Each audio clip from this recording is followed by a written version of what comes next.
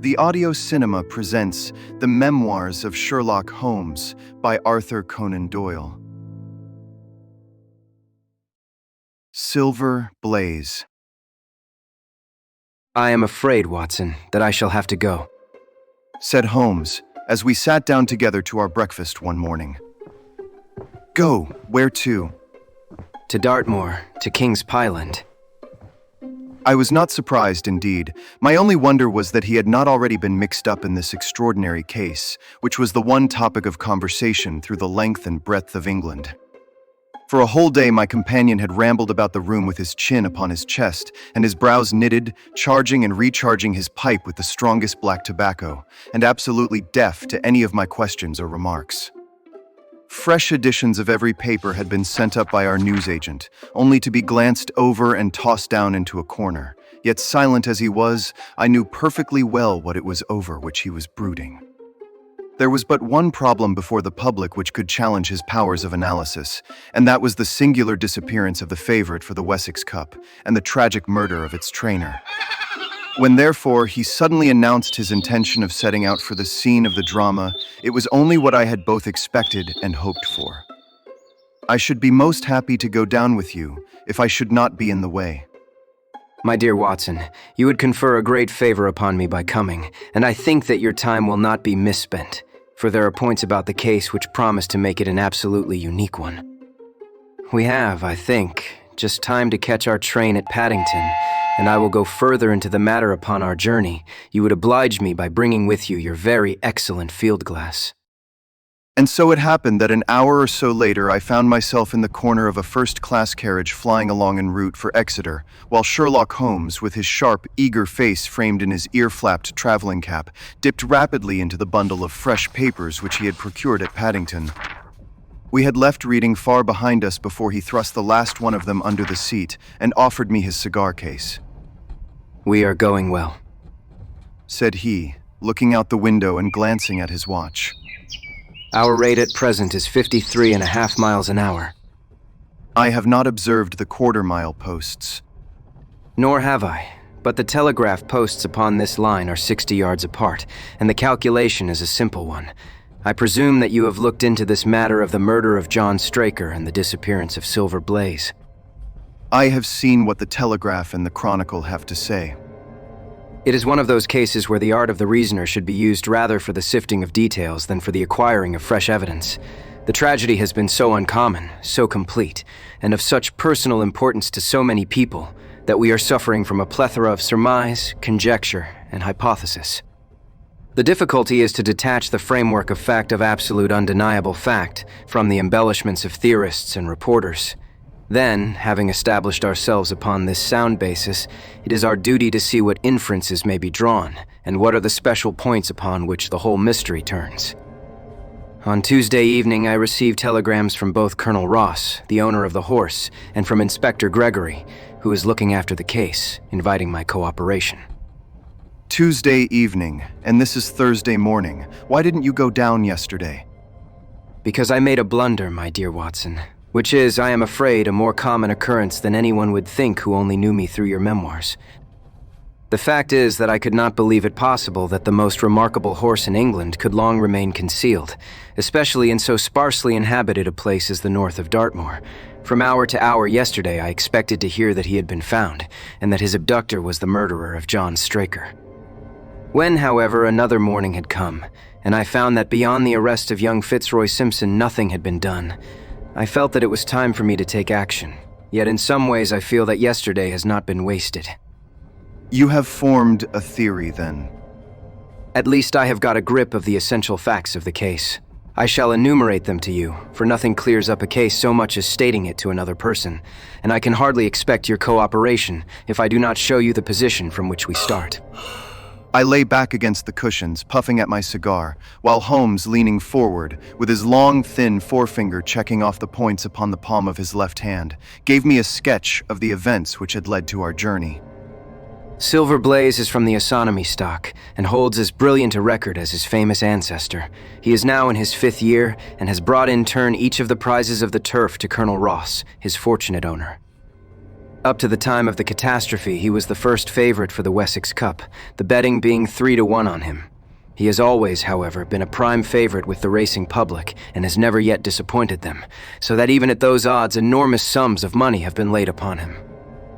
It is obvious, therefore, that there were many people who had the strongest interest in preventing Silver Blaze from being there at the fall of the flag next Tuesday. And the fact was, of course, appreciated at King's Pyland, where the Colonel's training stable is situated. Every precaution was taken to guard the favorite. The trainer, John Straker, is a retired jockey who rode in Colonel Ross's colors before he became too heavy for the weighing chair.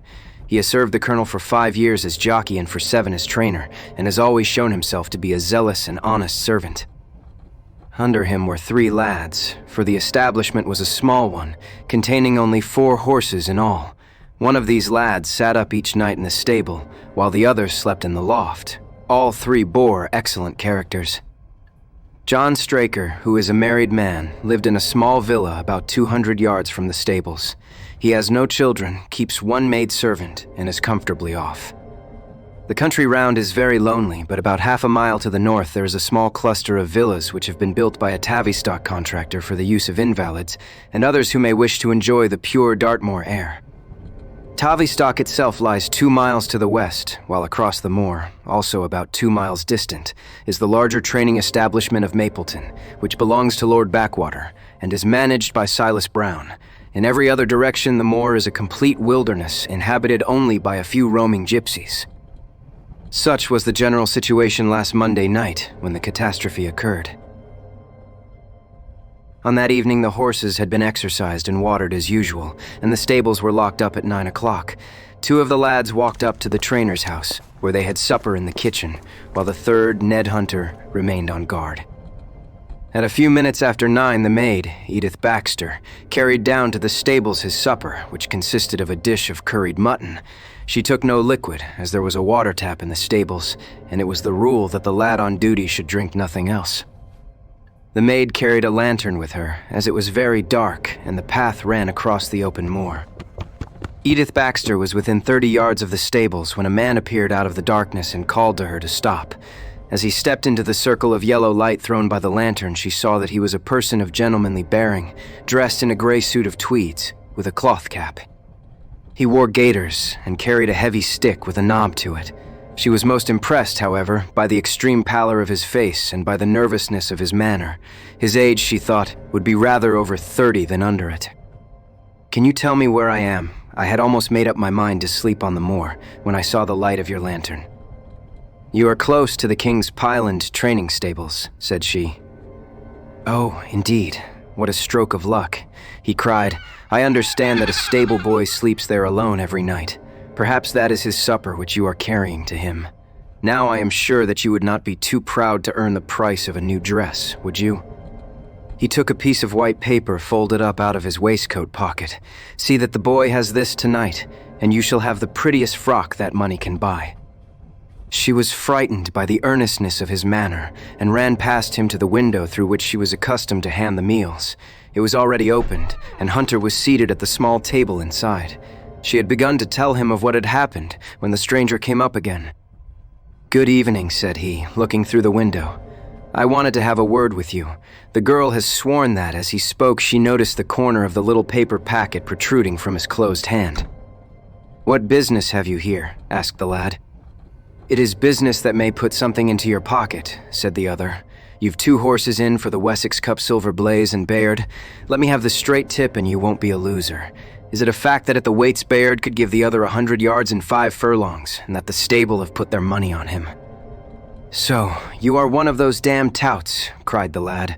"I'll show you how we serve them in King's Pyland." He sprang up and rushed across the stable to unloose the dog. The girl fled away to the house, but as she ran, she looked back and saw that the stranger was leaning through the window.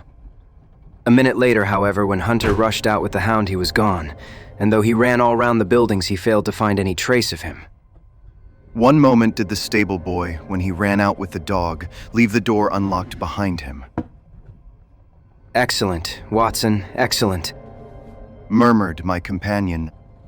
The importance of the point struck me so forcibly that I sent a special wire to Dartmoor yesterday to clear the matter up. The boy locked the door before he left it.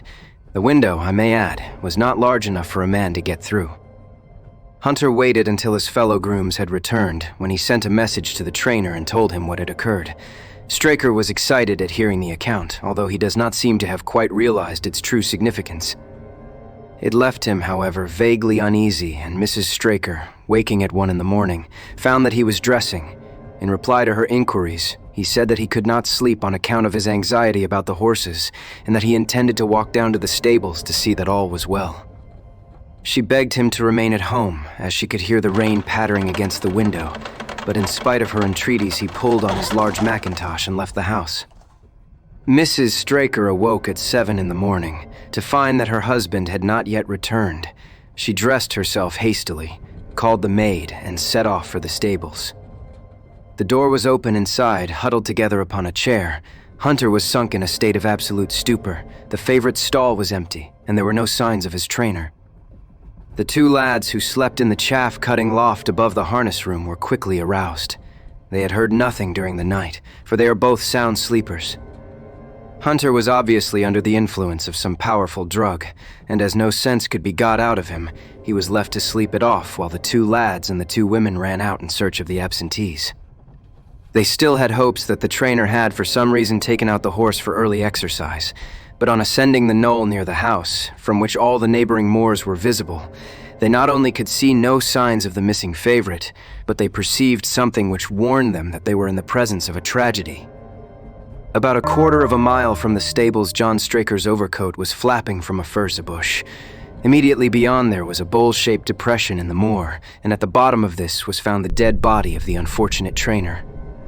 His head had been shattered by a savage blow from some heavy weapon, and he was wounded on the thigh, where there was a long, clean cut inflicted evidently by some very sharp instrument.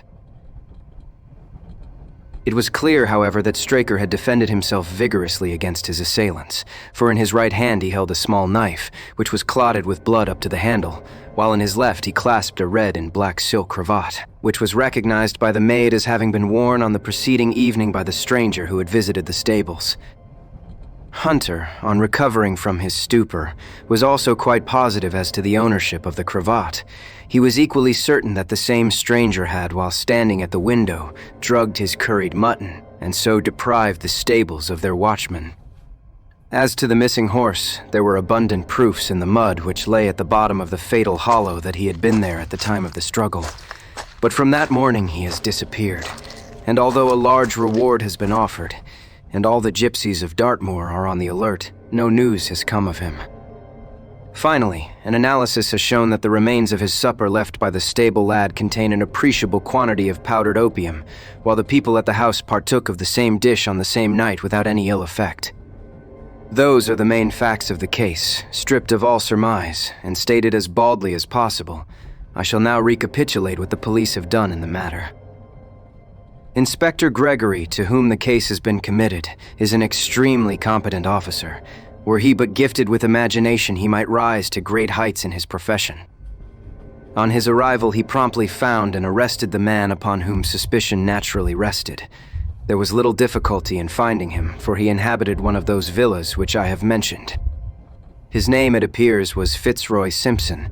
He was a man of excellent birth and education, who had squandered a fortune upon the turf, and who lived now by doing a little quiet and genteel book-making in the sporting clubs of London. An examination of his betting book shows that bets to the amount of £5,000 had been registered by him against the favorite. On being arrested, he volunteered the statement that he had come down to Dartmoor in the hope of getting some information about the King's Pyland horses, and also about Desborough, the second favorite, which was in charge of Silas Brown at the Mappleton stables. He did not attempt to deny that he had acted as described upon the evening before, but declared that he had no sinister designs and had simply wished to obtain first-hand information.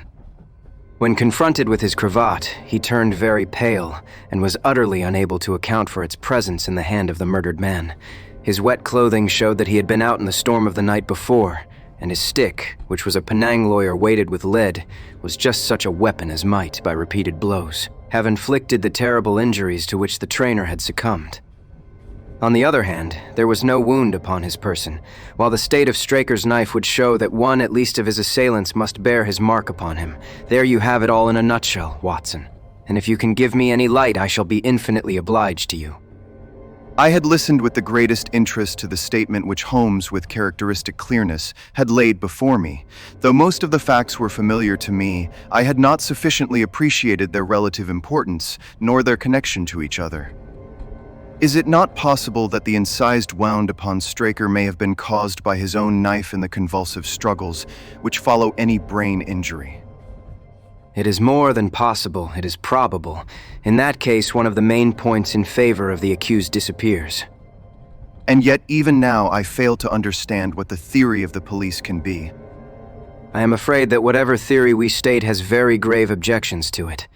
The police imagine, I take it, that this Fitzroy Simpson, having drugged the lad, and having in some way obtained a duplicate key, opened the stable door and took out the horse, with the intention, apparently, of kidnapping him altogether. His bridle is missing, so that Simpson must have put this on. Then, having left the door open behind him, he was leading the horse away over the moor, when he was either met or overtaken by the trainer. A row naturally ensued. Simpson beat out the trainer's brains with his heavy stick without receiving any injury from the small knife which Straker used in self-defense, and then the thief either led the horse on to some secret hiding place, or else it may have bolted during the struggle and be now wandering out on the moors. That is the case as it appears to the police, and improbable as it is. All other explanations are more improbable still. However, I shall very quickly test the matter when I am once upon the spot, and until then I cannot really see how we can get much further than our present position. It was evening before we reached the little town of Tavistock, which lies, like the boss of a shield, in the middle of the huge circle of Dartmoor. Two gentlemen were awaiting us in the station, the one a tall, fair man with lion-like hair and beard and curiously penetrating light blue eyes, the other a small, alert person, very neat and dapper in a frock coat and gaiters, with trim little side whiskers and an eyeglass. The latter was Colonel Ross, the well-known sportsman, the other Inspector Gregory, a man who was rapidly making his name in the English detective service. I am delighted that you have come down, Mr. Holmes. The inspector here has done all that could possibly be suggested, but I wish to leave no stone unturned in trying to avenge poor Straker and in recovering my horse. Have there been any fresh developments? I am sorry to say that we have made very little progress. We have an open carriage outside, and as you would no doubt like to see the place before the light fails, we might talk it over as we drive. A minute later, we were all seated in a comfortable landau, and were rattling through the quaint old Devonshire city. Inspector Gregory was full of his case, and poured out a stream of remarks, while Holmes threw in an occasional question or interjection. Colonel Ross leaned back with his arms folded and his hat tilted over his eyes, while I listened with interest to the dialogue of the two detectives. Gregory was formulating his theory, which was almost exactly what Holmes had foretold in the train. The net is drawn pretty close round Fitzroy Simpson, and I believe myself that he is our man.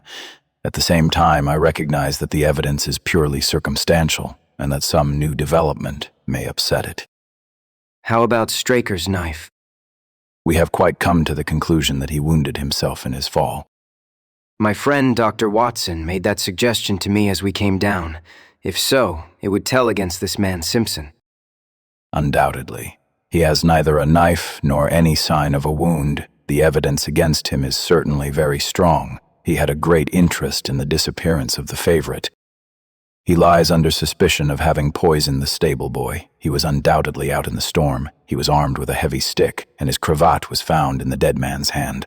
I really think we have enough to go before a jury. A clever counsel would tear it all to rags. Why should he take the horse out of the stable? If he wished to injure it, why could he not do it there? Has a duplicate key been found in his possession? What chemist sold him the powdered opium? Above all, where could he, a stranger to the district, hide a horse, and such a horse as this? What is his own explanation as to the paper which he wished the maid to give to the stable boy? He says that it was a 10-pound note. One was found in his purse. But your other difficulties are not so formidable as they seem. He is not a stranger to the district. He has twice lodged at Tavistock in the summer. The opium was probably brought from London. The key, having served its purpose, would be hurled away. The horse may be at the bottom of one of the pits or old mines upon the moor.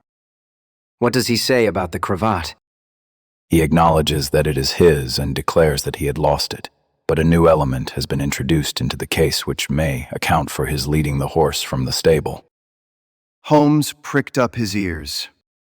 We have found traces which show that a party of gypsies encamped on Monday night within a mile of the spot where the murder took place. On Tuesday, they were gone. Now, presuming that there was some understanding between Simpson and these gypsies, might he not have been leading the horse to them when he was overtaken, and may they not have him now? It is certainly possible. The moor is being scoured for these gypsies. I have also examined every stable and outhouse in Tavistock, and for a radius of 10 miles. There is another training stable quite close, I understand. Yes, and that is a factor which we must certainly not neglect. As Desborough, their horse, was second in the betting, they had an interest in the disappearance of the favorite. Silas Brown, the trainer, is known to have had large bets upon the event, and he was no friend to poor Straker. We have, however, examined the stables, and there is nothing to connect him with the affair. And nothing to connect this man Simpson with the interests of the Mappleton stables? Nothing at all. Holmes leaned back in the carriage, and the conversation ceased. A few minutes later, our driver pulled up at a neat little red brick villa with overhanging eaves which stood by the road.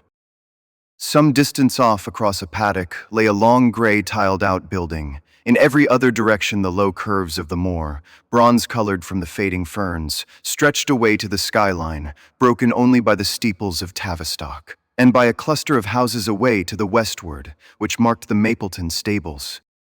We all sprang out with the exception of Holmes, who continued to lean back with his eyes fixed upon the sky in front of him, entirely absorbed in his own thoughts. It was only when I touched his arm that he roused himself with a violent start and stepped out of the carriage. "Excuse me," said he, turning to Colonel Ross, who had looked at him in some surprise. "I was daydreaming." There was a gleam in his eyes and a suppressed excitement in his manner which convinced me, used as I was to his ways, that his hand was upon a clue, though I could not imagine where he had found it. Perhaps you would prefer at once to go on to the scene of the crime, Mr. Holmes. I think that I should prefer to stay here a little and go into one or two questions of detail. Straker was brought back here, I presume. Yes, he lies upstairs. The inquest is tomorrow. He has been in your service some years, Colonel Ross. I have always found him an excellent servant. I presume that you made an inventory of what he had in his pockets at the time of his death, Inspector. I have the things themselves in the sitting room, if you would care to see them. I should be very glad. We all filed into the front room and sat round the central table, while the inspector unlocked a square tin box and laid a small heap of things before us. There was a box of Vestas, 2 inches of tallow candle, an ADP briar root pipe, a pouch of sealskin with half an ounce of long-cut Cavendish, a silver watch with a gold chain, 5 sovereigns in gold, an aluminium pencil case, a few papers, and an ivory handled knife with a very delicate, inflexible blade marked Weiss and Company, London. This is a very singular knife, said Holmes, lifting it up and examining it minutely. I presume, as I see blood stains upon it, that it is the one which was found in the dead man's grasp. Watson, this knife is surely in your line. It is what we call a cataract knife. I thought so. A very delicate blade devised for very delicate work. A strange thing for a man to carry with him upon a rough expedition, especially as it would not shut in his pocket. The tip was guarded by a disc of cork which we found beside his body. His wife tells us that the knife had lain upon the dressing table and that he had picked it up as he left the room. It was a poor weapon, but perhaps the best that he could lay his hands on at the moment. Very possible. How about these papers? 3 of them are receipted hay dealers' accounts. One of them is a letter of instructions from Colonel Ross. This other is a milliner's account for £37.15 made out by Madame Lesurrier of Bond Street to William Derbyshire. Mrs. Straker tells us that Derbyshire was a friend of her husband's. and that occasionally his letters were addressed here. Madame Derbyshire had somewhat expensive tastes. 22 guineas is rather heavy for a single costume. However, there appears to be nothing more to learn, and we may now go down to the scene of the crime. As we emerged from the sitting room, a woman who had been waiting in the passage took a step forward and laid her hand upon the inspector's sleeve. Her face was haggard and thin and eager, stamped with the print of a recent horror. "Have you got them? Have you found them?" she panted. "No, Mrs. Straker, but Mr. Holmes here has come from London to help us, and we shall do all that is possible." Surely I met you in Plymouth at a garden party some little time ago, Mrs. Straker. "No, sir, you are mistaken." Dear me, why I could have sworn to it. You wore a costume of dove-colored silk with ostrich feather trimming. "I never had such a dress, sir," answered the lady. That quite settles it. And with an apology, he followed the inspector outside. A short walk across the moor took us to the hollow in which the body had been found. At the brink of it was the furze bush upon which the coat had been hung. There was no wind that night, I understand. None, but very heavy rain. In that case, the overcoat was not blown against the furze bush, but placed there. Yes, it was laid across the bush. You fill me with interest. I perceive that the ground has been trampled up a good deal. No doubt many feet have been here since Monday night. A piece of matting has been laid here at the side, and we have all stood upon that. Excellent. In this bag I have one of the boots which Straker wore, one of Fitzroy Simpson's shoes, and a cast horseshoe of silver blaze. My dear Inspector, you surpass yourself. Holmes took the bag, and descending into the hollow, he pushed the matting into a more central position. Then, stretching himself upon his face and leaning his chin upon his hands, he made a careful study of the trampled mud in front of him. Hullo, what is this? It was a wax vesta half-burned, which was so coated with mud that it looked at first like a little chip of wood. I cannot think how I came to overlook it. It was invisible, buried in the mud. I only saw it because I was looking for it. What? You expected to find it? I thought it not unlikely. He took the boots from the bag and compared the impressions of each of them with marks upon the ground. Then he clambered up to the rim of the hollow and crawled about among the ferns and bushes. I am afraid that there are no more tracks. I have examined the ground very carefully for 100 yards in each direction. Indeed. I should not have the impertinence to do it again after what you say, but I should like to take a little walk over the moor before it grows dark, that I may know my ground tomorrow, and I think that I shall put this horseshoe into my pocket for luck. Colonel Ross, who had shown some signs of impatience at my companion's quiet and systematic method of work, glanced at his watch. "I wish you would come back with me, Inspector. There are several points on which I should like your advice, and especially as to whether we do not owe it to the public to remove our horse's name from the entries for the cup." Certainly not. I should let the name stand. "I am very glad to have had your opinion, sir. You will find us at poor Straker's house when you have finished your walk, and we can drive together into Tavistock." He turned back with the inspector, while Holmes and I walked slowly across the moor. The sun was beginning to sink behind the stables of Mapleton, and the long, sloping plain in front of us was tinged with gold, deepening into rich, ruddy browns, where the faded ferns and brambles caught the evening light. But the glories of the landscape were all wasted upon my companion, who was sunk in the deepest thought. It is this way, Watson. We may leave the question of who killed John Straker for the instant, and confine ourselves to finding out what has become of the horse. Now, supposing that he broke away during or after the tragedy, where could he have gone to? The horse is a very gregarious creature. If left to himself, his instincts would have been either to return to King's Pyland or go over to Mapleton. Why should he run wild upon the moor? He would surely have been seen by now. And why should gypsies kidnap him? These people always clear out when they hear of trouble, for they do not wish to be pestered by the police. They could not hope to sell such a horse. They would run a great risk and gain nothing by taking him. Surely that is clear. Where is he, then? I have already said that he must have gone to King's Pyland or to Mapleton. He is not at King's Pyland. Therefore he is at Mapleton. Let us take that as a working hypothesis and see what it leads us to. This part of the moor, as the inspector remarked, is very hard and dry, but it falls away towards Mapleton, and you can see from here that there is a long hollow over yonder which must have been very wet on Monday night. If our supposition is correct, then the horse must have crossed that, and there's the point where we should look for his tracks. We had been walking briskly during this conversation, and a few more minutes brought us to the hollow in question. At Holmes' request, I walked down the bank to the right, and he to the left, but I had not taken 50 paces before I heard him give a shout and saw him waving his hand to me. The track of a horse was plainly outlined in the soft earth in front of him, and the shoe which he took from his pocket exactly fitted the impression. See the value of imagination. It is the one quality which Gregory lacks. We imagined what might have happened, acted upon the supposition, and find ourselves justified. Let us proceed. We crossed the marshy bottom and passed over a quarter of a mile of dry, hard turf. Again the ground sloped, and again we came on the tracks. Then we lost them for half a mile, but only to pick them up once more quite close to Mapleton. It was Holmes who saw them first, and he stood pointing with a look of triumph upon his face. A man's track was visible beside the horse's. The horse was alone before. Quite so. It was alone before. Hullo, what is this?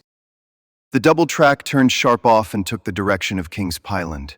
Holmes whistled, and we both followed along after it. His eyes were on the trail, but I happened to look a little to one side and saw to my surprise the same tracks coming back again in the opposite direction.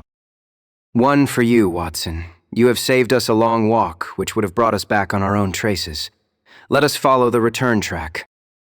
We had not to go far. It ended at the paving of asphalt which led up to the gates of the Mapleton stables. As we approached, a groom ran out from them. "We don't want any loiterers about here." I only wish to ask a question. Should I be too early to see your master, Mr. Silas Brown, if I were to call at 5 o'clock tomorrow morning? "Bless you, sir. If anyone is about, he will be, for he is always the first stirring. But here he is, sir, to answer your questions for himself. No, sir, no. It is as much as my place is worth to let him see me touch your money. Afterwards, if you like." As Sherlock Holmes replaced the half-crown which he had drawn from his pocket, a fierce-looking elderly man strode out from the gate with a hunting crop swinging in his hand. "What is this, Dawson? No gossiping. Go about your business. And you, what the devil do you want here?" 10 minutes talk with you, my good sir. "I've no time to talk to every gadabout. We want no strangers here. Be off, or you may find a dog at your heels." Holmes leaned forward and whispered something in the trainer's ear. He started violently and flushed to the temples. "It is a lie, an infernal lie." Very good. Shall we argue about it here in public or talk it over in your parlor? "Oh, come in if you wish to." I shall not keep you more than a few minutes, Watson. Now, Mr. Brown, I am quite at your disposal. It was 20 minutes, and the reds had all faded into grays before Holmes and the trainer reappeared. Never have I seen such a change as had been brought about in Silas Brown in that short time. His face was ashy pale, beads of perspiration shone upon his brow, and his hands shook until the hunting crop wagged like a branch in the wind. His bullying, overbearing manner was all gone too, and he cringed along at my companion's side like a dog with its master. "Your instructions will be done. It shall all be done," There must be no mistake, said Holmes, looking round at him. The other winced as he read the menace in his eyes. "Oh no, there shall be no mistake. It shall be there. Should I change it first or not?" No, don't. I shall write to you about it. No tricks now, or... "Oh, you can trust me. You can trust me." Yes, I think I can. Well, you shall hear from me tomorrow. He turned upon his heel, disregarding the trembling hand which the other held out to him, and we set off for King's Pyland. A more perfect compound of the bully, coward, and sneak than Master Silas Brown I have seldom met with. "He has the horse, then?" He tried to bluster out of it, but I described to him so exactly what his actions had been upon that morning that he is convinced that I was watching him. Of course, you observe the peculiarly square toes in the impressions, and that his own boots exactly corresponded to them. Again, of course, no subordinate would have dared to do such a thing. I described to him how, when according to his custom he was the first down, he perceived a strange horse wandering over the moor. How he went out to it, and his astonishment at recognizing, from the white forehead which has given the favorite its name, that chance had put in his power the only horse which could beat the one upon which he had put his money. Then I described how his first impulse had been to lead him back to King's Pyland, and how the devil had shown him how he could hide the horse until the race was over, and how he had led it back and concealed it at Mapleton. When I told him every detail, he gave it up and thought only of saving his own skin. But his stables had been searched. Oh, an old horse-faker like him has many a dodge. But are you not afraid to leave the horse in his power now, since he has every interest in injuring it? My dear fellow, he will guard it as the apple of his eye. He knows that his only hope of mercy is to produce it safe. Colonel Ross did not impress me as a man who would be likely to show much mercy in any case.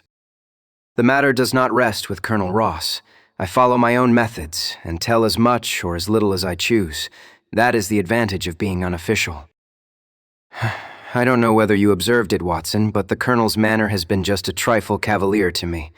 I am inclined now to have a little amusement at his expense. Say nothing to him about the horse.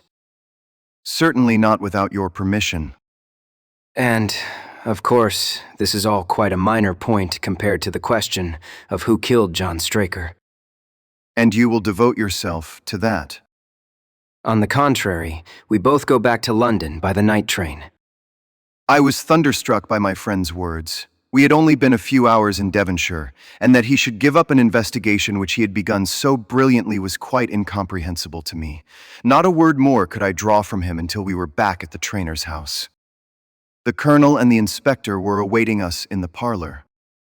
My friend and I returned to town by the night express. We have had a charming little breath of your beautiful Dartmoor air. The inspector opened his eyes, and the colonel's lip curled in a sneer. So you despair of arresting the murderer of poor Straker? There are certainly grave difficulties in the way. I have every hope, however, that your horse will start upon Tuesday, and I beg that you will have your jockey in readiness. Might I ask for a photograph of Mr. John Straker? The inspector took one from an envelope and handed it to him. My dear Gregory, you anticipate all my wants. If I might ask you to wait here for an instant, I have a question which I should like to put to the maid. I must say that I am rather disappointed in our London consultant. I do not see that we are any further than when he came, said Colonel Ross bluntly as my friend left the room. At least you have his assurance that your horse will run. Yes, I have his assurance. I should prefer to have the horse. I was about to make some reply in defense of my friend when he entered the room again. Now, gentlemen, I am quite ready for Tavistock. As we stepped into the carriage, one of the stable lads held the door open for us. A sudden idea seemed to occur to Holmes, for he leaned forward and touched the lad upon the sleeve. You have a few sheep in the paddock. Who attends to them? I do, sir. Have you noticed anything amiss with them of late? Well, sir, not of much account, but 3 of them have gone lame, sir. I could see that Holmes was extremely pleased, for he chuckled and rubbed his hands together. A long shot, Watson, a very long shot. Gregory, let me recommend to your attention this singular epidemic among the sheep. Drive on, coachman. Colonel Ross still wore an expression which showed the poor opinion which he had formed of my companion's ability, but I saw by the inspector's face that his attention had been keenly aroused. You consider that to be important? Exceedingly so. Is there any point to which you would wish to draw my attention? To the curious incident of the dog in the nighttime. The dog did nothing in the nighttime.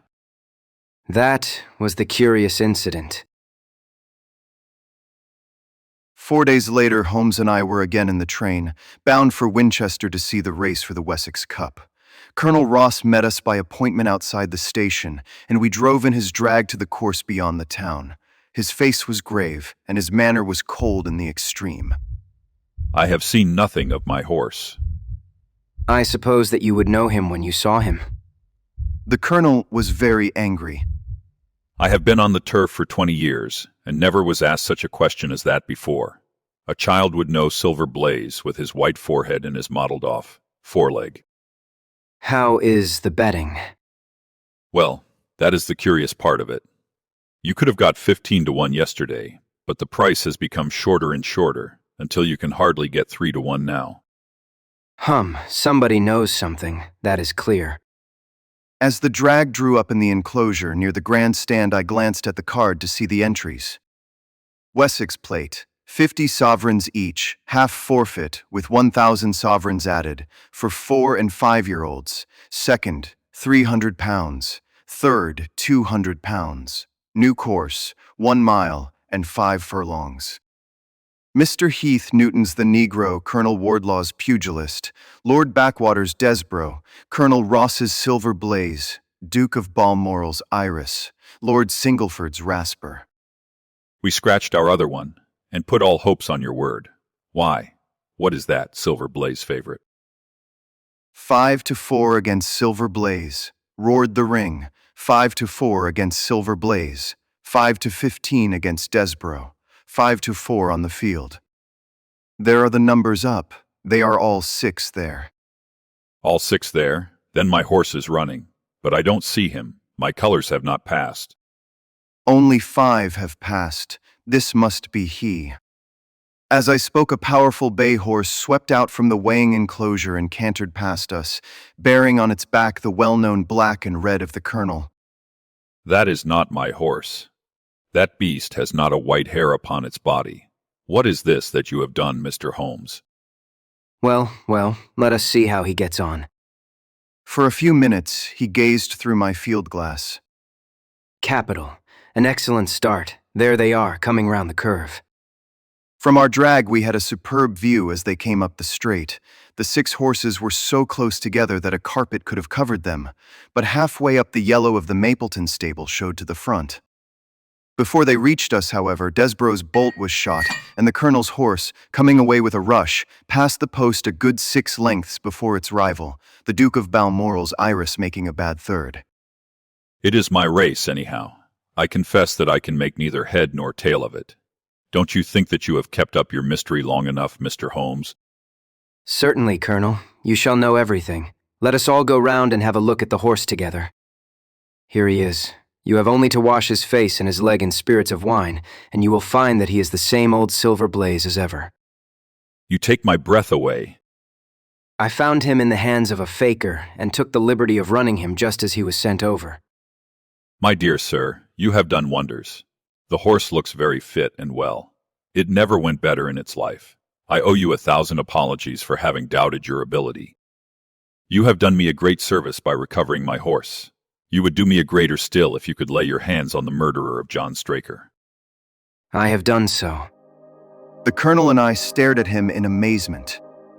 You have got him. Where is he then? He is here. Here? Where? In my company at the present moment. The colonel flushed angrily. I quite recognize that I am under obligations to you, Mr. Holmes, but I must regard what you have just said as either a very bad joke or an insult. I assure you that I have not associated you with the crime, Colonel. The real murderer is standing immediately behind you. He stepped past and laid his hand upon the glossy neck of the thoroughbred. The horse! Cried both the colonel and myself. Yes, the horse. And it may lessen his guilt if I say that it was done in self-defense, and that John Straker was a man who was entirely unworthy of your confidence. But there goes the bell, and as I stand to win a little on this next race, I shall defer a lengthy explanation until a more fitting time. We had the corner of a Pullman car to ourselves that evening as we whirled back to London, and I fancy that the journey was a short one to Colonel Ross as well as to myself, as we listened to our companion's narrative of the events which had occurred at the Dartmoor training stables upon the Monday night, and the means by which he had unraveled them. I confess that any theories which I had formed from the newspaper reports were entirely erroneous, and yet there were indications there, had they not been overlaid by other details which concealed their true import. I went to Devonshire with the conviction that Fitzroy Simpson was the true culprit, although, of course, I saw that the evidence against him was by no means complete. It was while I was in the carriage, just as we reached the trainer's house, that the immense significance of the curried mutton occurred to me, You may remember that I was distrait and remained sitting after you had all alighted. I was marveling in my own mind how I could possibly have overlooked so obvious a clue. I confess that even now I cannot see how it helps us. It was the first link in my chain of reasoning. Powdered opium is by no means tasteless. The flavor is not disagreeable, but it is perceptible. Were it mixed with any ordinary dish, the eater would undoubtedly detect it, would probably eat no more. A curry was exactly the medium which would disguise this taste. By no possible supposition could this stranger, Fitzroy Simpson, have caused curry to be served in the trainer's family that night. And it is surely too monstrous a coincidence to suppose that he happened to come along with powdered opium upon the very night when a dish happened to be served which would disguise the flavor. That is unthinkable. Therefore, Simpson becomes eliminated from the case, and our attention centers upon Straker and his wife, the only two people who could have chosen curried mutton for supper that night. The opium was added after the dish was set aside for the stable boy, for the others had the same for supper with no ill effects. Which of them, then, had access to that dish without the maid seeing them? Before deciding that question, I had grasped the significance of the silence of the dog, for one true inference invariably suggests others. The Simpson incident had shown me that a dog was kept in the stables, and yet, though someone had been in and had fetched out a horse, he had not barked enough to arouse the two lads in the loft. Obviously, the midnight visitor was someone whom the dog knew well. I was already convinced, or almost convinced, that John Straker went down to the stables in the dead of the night and took out Silver Blaze. For what purpose? For a dishonest one, obviously. Or why should he drug his own stable boy? And yet I was at a loss to know why. There have been cases before now where trainers have made sure of great sums of money by laying against their own horses through agents and then preventing them from winning by fraud. Sometimes it is a pulling jockey, sometimes it is some surer and subtler means. What was it here? I hoped that the contents of his pockets might help me to form a conclusion. And they did so. You cannot have forgotten the singular knife which was found in the dead man's hand, a knife which certainly no sane man would choose for a weapon. It was, as Dr. Watson told us, a form of knife which is used for the most delicate operations known in surgery.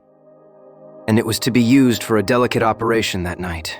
You must know, with your wide experience of turf matters, Colonel Ross, that it is possible to make a slight nick upon the tendons of a horse's ham, and to do it subcutaneously so as to leave absolutely no trace. A horse so treated would develop a slight lameness, which would be put down to a strain in exercise or a touch of rheumatism, but never to foul play. Villain, scoundrel. We have here the explanation of why John Straker wished to take the horse out onto the moor. So spirited a creature would have certainly roused the soundest of sleepers when it felt the prick of the knife. It was absolutely necessary to do it in the open air. I have been blind. Of course, that was why he needed the candle and struck the match. Undoubtedly, but in examining his belongings, I was fortunate enough to discover not only the method of the crime, but even its motives. As a man of the world, Colonel, you know that men do not carry other people's bills about in their pockets. We have most of us quite enough to do to settle our own. I at once concluded that Straker was leading a double life and keeping a second establishment. The nature of the bill showed that there was a lady in the case, and one who had expensive tastes. Liberal as you are with your servants, one can hardly expect that they can buy 20 guinea walking dresses for their ladies. I questioned Mrs. Straker as to the dress without her knowing it, and having satisfied myself that it had never reached her, I made a note of the milliner's address, and felt that by calling there with Straker's photograph I could easily dispose of the mythical Derbyshire. From that time on all was plain. Straker had led out the horse to a hollow where his light would be invisible. Simpson in his flight had dropped his cravat, and Straker had picked it up, with some idea, perhaps that he might use it in securing the horse's leg. Once in the hollow, he had got behind the horse and had struck a light, but the creature, frightened at the sudden glare, and with the strange instinct of animals feeling that some mischief was intended, had lashed out, and the steel shoe had struck Straker full on the forehead. He had already, in spite of the rain, taken off his overcoat in order to do his delicate task, and so, as he fell, his knife gashed his thigh. Do I make it clear? Wonderful, wonderful. You might have been there. My final shot was, I confess, a very long one. It struck me that, So astute a man as Straker would not undertake this delicate tendon nicking without a little practice. What could he practice on? My eyes fell upon the sheep, and I asked a question which, rather to my surprise, showed that my surmise was correct. When I returned to London, I called upon the milliner, who had recognized Straker as an excellent customer of the name of Derbyshire, who had a very dashing wife with a strong partiality for expensive dresses. I have no doubt that this woman had plunged him over head and ears in debt, and so led him into this miserable plot. You have explained all but one thing. Where was the horse? It bolted, and was cared for by one of your neighbors. We must have an amnesty in that direction, I think.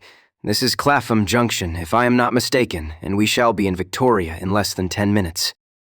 If you care to smoke a cigar in our rooms, Colonel, I shall be happy to give you any other details which might interest you.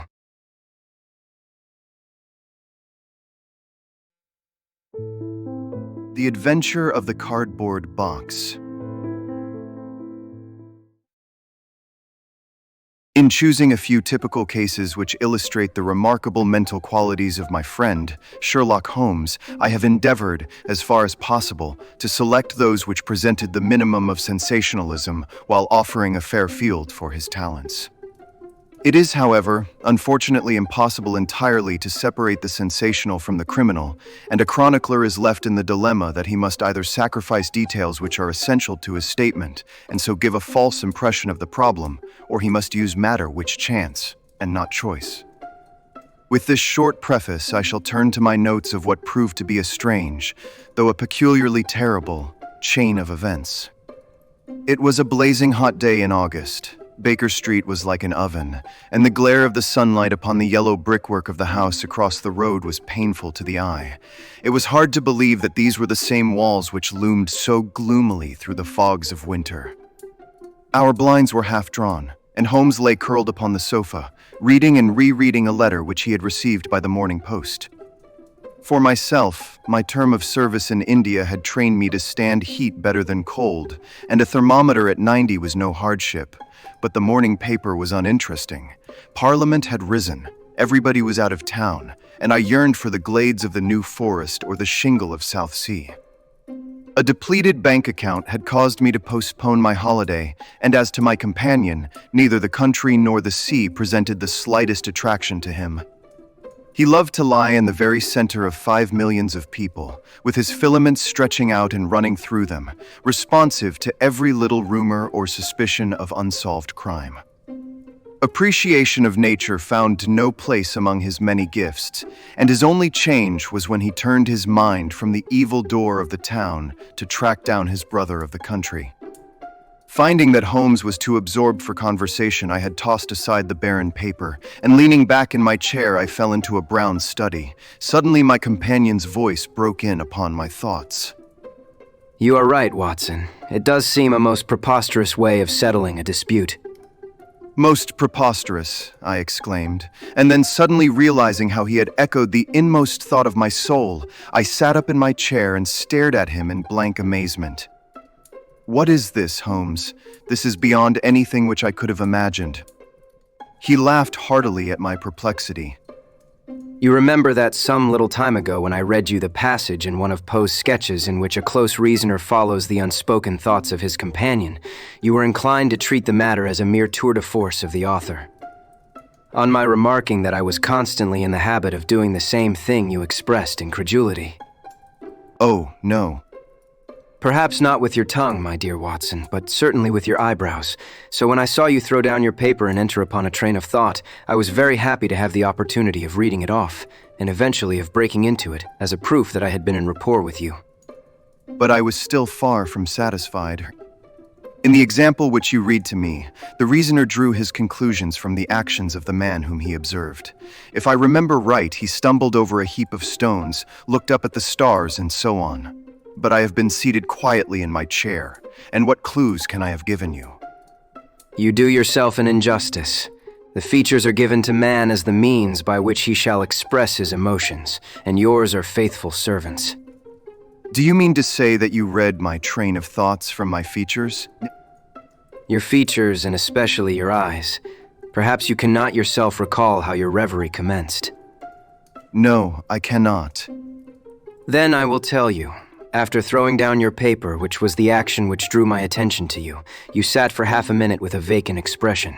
Then your eyes fixed themselves upon your newly framed picture of General Gordon, and I saw by the alteration in your face that a train of thought had been started. But it did not lead very far. Your eyes flashed across to the unframed portrait of Henry Ward Beecher which stands upon the top of your books. Then you glanced up at the wall, and of course your meaning was obvious. You were thinking that if the portrait were framed, it would just cover that bare space and correspond with Gordon's picture over there. You have followed me wonderfully. So far, I could hardly have gone astray. But now your thoughts went back to Beecher, and you looked hard across as if you were studying the character in his features. Then your eyes ceased to pucker, but you continued to look across, and your face was thoughtful. You were recalling the incidents of Beecher's career. I was well aware that you could not do this without thinking of the mission which he undertook on behalf of the North at the time of the Civil War, for I remember your expressing your passionate indignation at the way in which he was received by the more turbulent of our people. You felt so strongly about it that I knew you could not think of Beecher without thinking of that also. When a moment later I saw your eyes wander away from the picture, I suspected that your mind had now turned to the Civil War. And when I observed that your lips set, your eyes sparkled, and your hands clenched, I was positive that you were indeed thinking of the gallantry which was shown by both sides in that desperate struggle. But then, again your face grew sadder, you shook your head. You were dwelling upon the sadness and horror and useless waste of life. Your hands stole towards your own old wound, and a smile quivered on your lips, which showed me that the ridiculous side of this method of settling international questions had forced itself upon your mind. At this point, I agreed with you that it was preposterous, and was glad to find that all my deductions had been correct. Absolutely. And now that you have explained it, I confess that I am as amazed as before. It was very superficial, my dear Watson, I assure you. I should not have intruded it upon your attention had you not shown some incredulity the other day. But I have in my hands here a little problem which may prove to be more difficult of solution than my small essay in thought reading. Have you observed in the paper a short paragraph referring to the remarkable contents of a packet sent through the post to Miss Cushing of Croydon? No, I saw nothing. Then you must have overlooked it. Just toss it over to me. Here it is, under the financial column. Perhaps you would be good enough to read it aloud. I picked up the paper which he had thrown back to me and read the paragraph indicated. It was headed, "A Gruesome Packet." Miss Susan Cushing, living at Cross Street, Croydon, has been made the victim of what must be regarded as a peculiarly revolting practical joke unless some more sinister meaning should prove to be attached to the incident. At 2 o'clock yesterday afternoon, a small packet, wrapped in brown paper, was handed in by the postman. A cardboard box was inside, which was filled with coarse salt. On emptying this, Miss Cushing was horrified to find 2 human ears, apparently quite freshly severed. The box had been sent by parcel post from Belfast upon the morning before. There is no indication as to the sender, and the matter is the more mysterious as Miss Cushing, who is a maiden lady of 50, has led a most retired life, and has so few acquaintances or correspondents that it is a rare event for her to receive anything through the post. Some years ago, however, when she resided at Penge, she let apartments in her house to 3 young medical students, whom she was obliged to get rid of on account of their noisy and irregular habits. The police are of opinion that this outrage may have been perpetrated upon Miss Cushing by these youths, who owed her a grudge and who hoped to frighten her by sending her these relics of the dissecting rooms. Some probability is lent to the theory by the fact that one of these students came from the north of Ireland, and to the best of Miss Cushing's belief, from Belfast. In the meantime, the matter is being actively investigated, Mr. Lestrade, one of the very smartest of our detective officers, being in charge of the case. So much for the Daily Chronicle, now for our friend Lestrade. I had a note from him this morning in which he says, I think that this case is very much in your line. We have every hope of clearing the matter up, but we find a little difficulty in getting anything to work upon. We have, of course, wired to the Belfast post office, but a large number of parcels were handed in upon that day, and they have no means of identifying this particular one or of remembering the sender. The box is a half-pound box of honeydew tobacco and does not help us in any way. The medical student theory still appears to me to be the most feasible, but if you should have a few hours to spare, I should be very happy to see you out here. I shall be either at the house or in the police station all day. What say you, Watson? Can you rise superior to the heat and run down to Croydon with me on the off chance of a case for your annals? I was longing for something to do. You shall have it then. Ring for our boots and tell them to order a cab. I'll be back in a moment when I have changed my dressing gown and filled my cigar case. A shower of rain fell while we were in the train, and the heat was far less oppressive in Croydon than in town. Holmes had sent on a wire so that Lestrade, as wiry, as dapper, and as ferret, like as ever, was waiting for us at the station. A walk of 5 minutes took us to Cross Street, where Miss Cushing resided.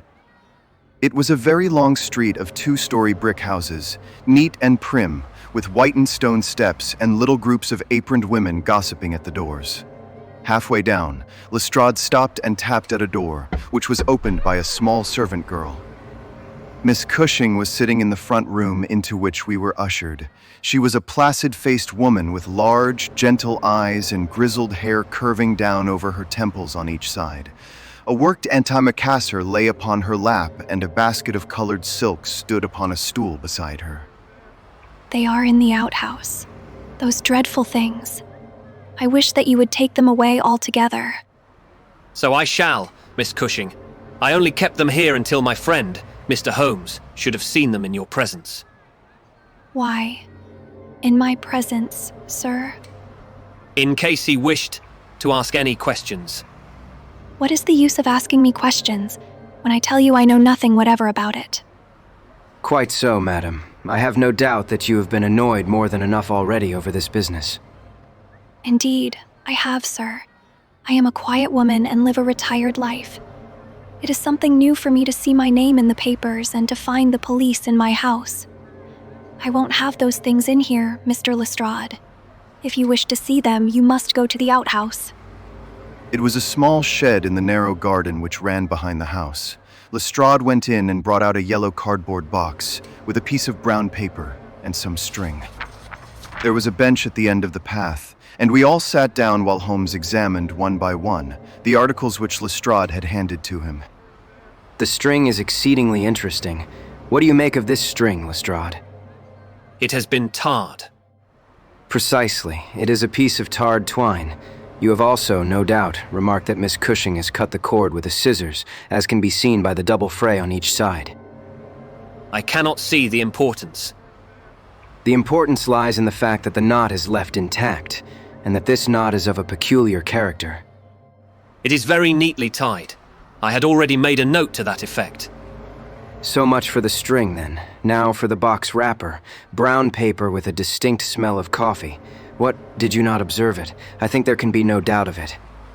Address printed in rather straggling characters, Miss S. Cushing, Croy Street, Croydon, done with a broad-pointed pen, probably a J, and with very inferior ink.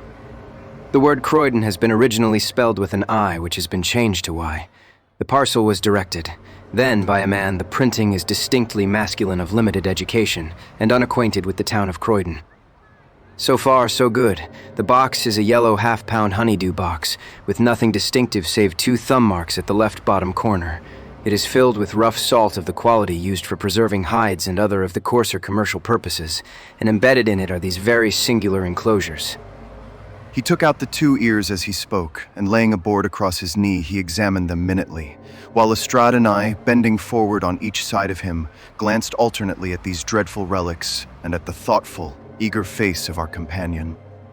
Finally, he returned them to the box once more and sat for a while in deep meditation. You have observed, of course, that the ears are not a pair. Yes, I have noticed that. But if this were the practical joke of some students from the dissecting rooms, it would be as easy for them to send 2 odd ears as a pair. Precisely, but this is not a practical joke. You are sure of it? The presumption is strongly against it. Bodies in the dissecting rooms are injected with preservative fluid. These ears bear no signs of this. They are fresh, too. They have been cut off with a blunt instrument, which would hardly happen if a student had done it. Again, carbolic or rectified spirits would be the preservatives which would suggest themselves to the medical mind, certainly not rough salt. I repeat that there is no practical joke here, but that we are investigating a serious crime. A vague thrill ran through me as I listened to my companion's words and saw the stern gravity which had hardened his features. This brutal preliminary seemed to shadow forth some strange and inexplicable horror in the background. Lestrade, however, shook his head like a man who is only half convinced. There are objections to the joke theory, no doubt, but there are much stronger reasons against the other. We know that this woman has led a most quiet and respectable life at Penge, and here for the last 20 years. She has hardly been away from her home for a day during that time.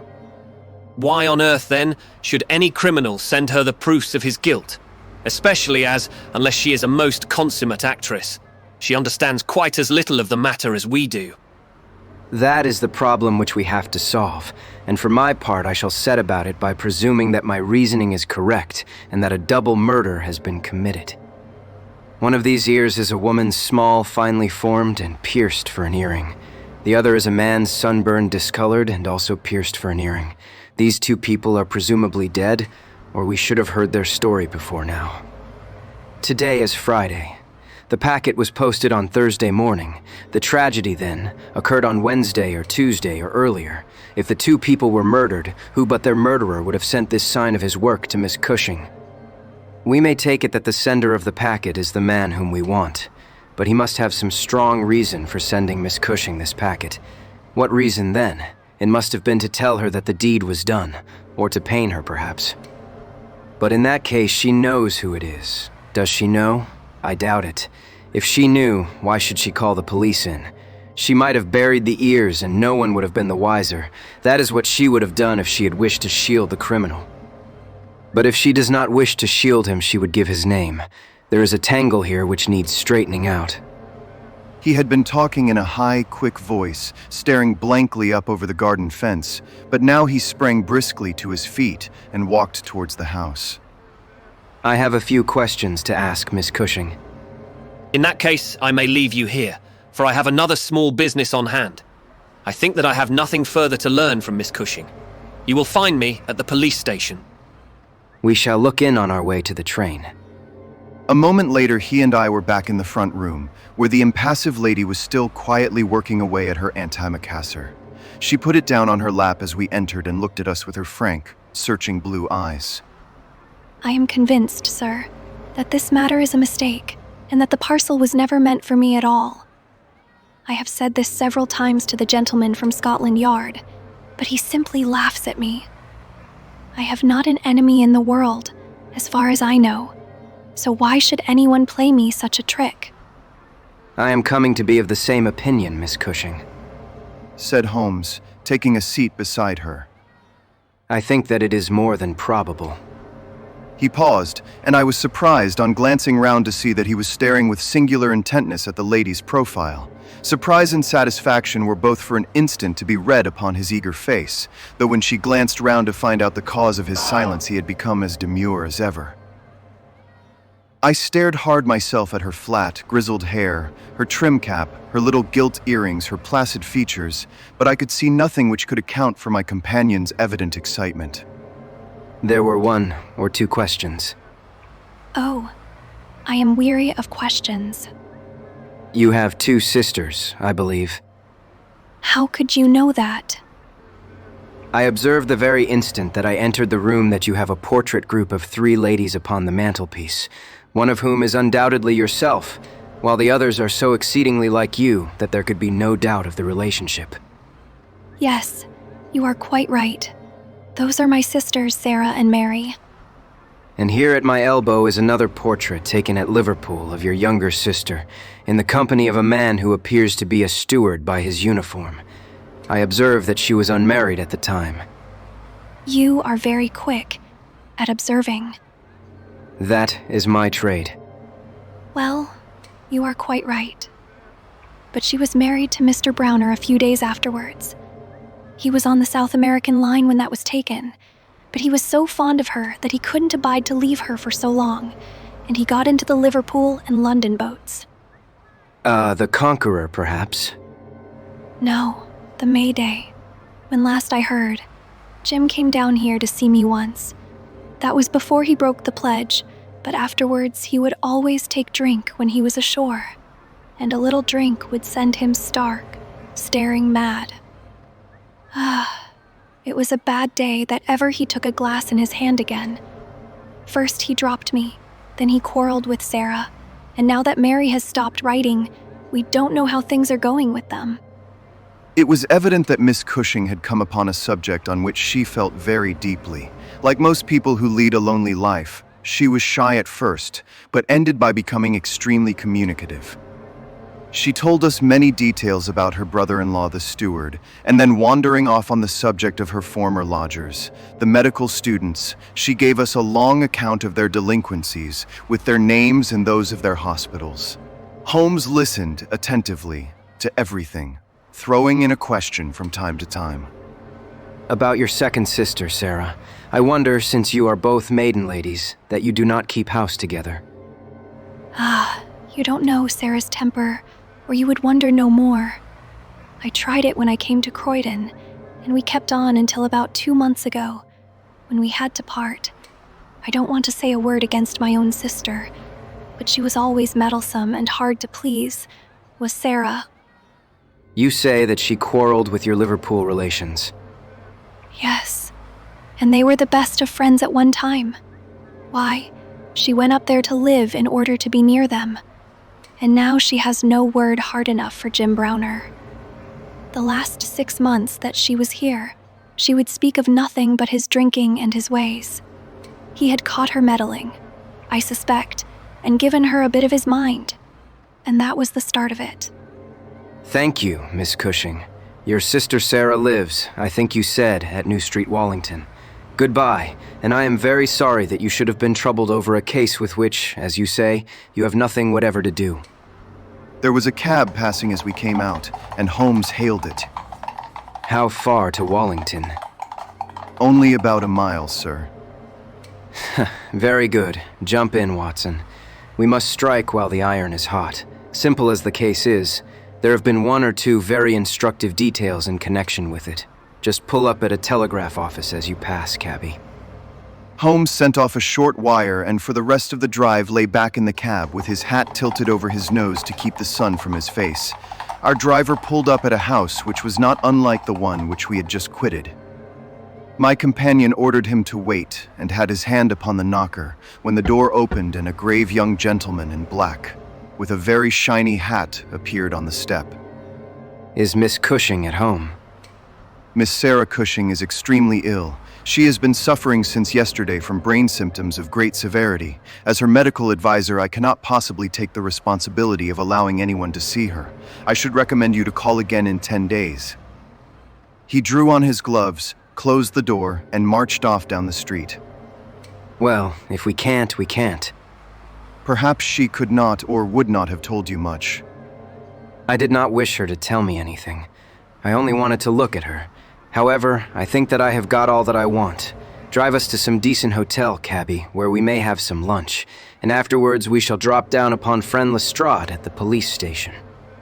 We had a pleasant little meal together, during which Holmes would talk about nothing but violins, narrating with great exultation how he had purchased his own Stradivarius, which was worth at least 500 guineas at a Jew broker's in Tottenham Court Road for 55 shillings.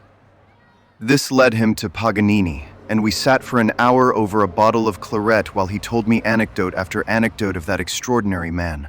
The afternoon was far advanced, and the hot glare had softened into a mellow glow before we found ourselves at the police station. Lestrade was waiting for us at the door. A telegram for you, Mr. Holmes. It is the answer. He tore it open, glanced his eyes over it, and crumpled it into his pocket. That is all right. Have you found out anything? I have found out everything. What? You are joking. I was never more serious in my life. A shocking crime has been committed, and I think I have now laid bare every detail of it. And the criminal? Holmes scribbled a few words upon the back of one of his visiting cards and threw it over to Lestrade. That is the name. You cannot effect an arrest until tomorrow night at the earliest. I should prefer that you do not mention my name at all in connection with the case, as I choose to be only associated with those crimes which present some difficulty in their solution. Come on, Watson. We strode off together to the station, leaving Lestrade still staring with a delighted face at the card which Holmes had thrown him. The case is one where, as in the investigations which you have chronicled under the names of A Study in Scarlet and of the Sign of Four, we have been compelled to reason backward from effects to causes. I have written to Lestrade asking him to supply us with the details which are now wanting, and which he will only get after he has secured his man. That he may be safely trusted to do, for although he is absolutely devoid of reason, he is as tenacious as a bulldog when he once understands what he has to do, and indeed, it is just this tenacity which has brought him to the top at Scotland Yard. Your case is not complete, then? It is fairly complete in essentials. We know who the author of the revolting business is, although one of the victims still escapes us. Of course, you have formed your own conclusions. I presume that this Jim Browner, the steward of a Liverpool boat, is the man whom you suspect. Oh, it is more than a suspicion. And yet, I cannot see anything save very vague indications. On the contrary, to my mind, nothing could be more clear. Let me run over the principal steps. We approach the case, you remember, with an absolutely blank mind, which is always an advantage. We had formed no theories. We were simply there to observe and to draw inferences from our observations. What did we see first? A very placid and respectable lady who seemed quite innocent of any secret, and a portrait which showed me that she had 2 younger sisters. It instantly flashed across my mind that the box might have been meant for one of these. I set the idea aside as one which could be disproved or confirmed at our leisure. Then we went to the garden, as you remember, and we saw the very singular contents of the little yellow box. The string was of the quality which is used by sailmakers aboard ship, and at once a whiff of the sea was perceptible in our investigation. When I observed that the knot was one which is popular with sailors, that the parcel had been posted at a port, and that the male ear was pierced for an earring which is so much more common among sailors than landsmen, I was quite certain that all the actors in the tragedy were to be found among our seafaring classes. When I came to examine the address of the packet, I observed that it was to Miss S. Cushing. Now, the oldest sister would, of course, be Miss Cushing, and although her initial was S, it might belong to one of the others as well. In that case, we should have to commence our investigation from a fresh basis altogether. I therefore went into the house with the intention of clearing up this point. I was about to assure Miss Cushing that I was convinced that a mistake had been made when you may remember that I came suddenly to a stop. The fact was that I had just seen something which filled me with surprise, and at the same time narrowed the field of our inquiry immensely. As a medical man, you are aware, Watson, that there is no part of the body which varies so much as the human ear. Each ear is as a rule quite distinctive and differs from all other ones. In last year's anthropological journal you will find 2 short monographs from my pen upon this subject. I had, therefore, examined the ears in the box with the eyes of an expert, and had carefully noted their anatomical peculiarities. Imagine my surprise, then, when on looking at Miss Cushing I perceived that her ear corresponded exactly with the female ear which I had just inspected. The matter was entirely beyond coincidence. There was the same shortening of the pinna, the same broad curve of the upper lobe, the same convolution of the inner cartilage. In all essentials, it was the same ear. Of course, I at once saw the enormous importance of the observation. It was evident that the victim was a blood relation and probably a very close one. I began to talk to her about her family, and you remember that she at once gave us some exceedingly valuable details. In the first place, her sister's name was Sarah, and her address had until recently been the same, so that it was quite obvious how the mistake had occurred and for whom the packet was meant. Then we heard of this steward, married to the 3rd sister, and learned that he had at one time been so intimate with Miss Sarah that she had actually gone up to Liverpool to be near the Browners, but a quarrel had afterwards divided them. This quarrel had put a stop to all communications for some months, so that if Browner had occasion to address a packet to Miss Sarah, he would undoubtedly have done so to her old address. And now the matter had begun to straighten itself out wonderfully. We had learned of the existence of this steward, an impulsive man, of strong passions. You remember that he threw up what must have been a very superior berth in order to be nearer to his wife, subject, too, to occasional fits of hard drinking. We had reason to believe that his wife had been murdered, and that a man, presumably a seafaring man, had been murdered at the same time. Jealousy, of course, at once suggests itself as the motive for the crime. And why should these proofs of the deed be sent to Miss Sarah Cushing? Probably because during her residence in Liverpool she had some hand in bringing about the events which led to the tragedy. You will observe that this line of boats calls at Belfast, Dublin, and Waterford, so that presuming that Browner had committed the deed and had embarked at once upon his steamer, the Mayday, Belfast would be the first place at which he could post his terrible packet. A second solution was at this stage obviously possible, and although I thought it exceedingly unlikely, I was determined to elucidate it before going further. An unsuccessful lover might have killed Mr. and Mrs. Browner, and the male ear might have belonged to the husband. There were many grave objections to this theory, but it was conceivable. I therefore sent off a telegram to my friend Algar of the Liverpool force and asked him to find out if Mrs. Browner were at home and if Browner had departed in the Mayday. Then we went on to Wallington to visit Miss Sarah. I was curious in the first place to see how far the family ear had been reproduced in her. Then, of course, she might give us very important information, but I was not sanguine that she would. She must have heard of the business the day before, since all Croydon was ringing with it, and she alone could have understood for whom the packet was meant. If she had been willing to help justice, she would probably have communicated with the police already. However, it was clearly our duty to see her, so we went. We found that the news of the arrival of the packet for her illness dated from that time had such an effect upon her as to bring on brain fever.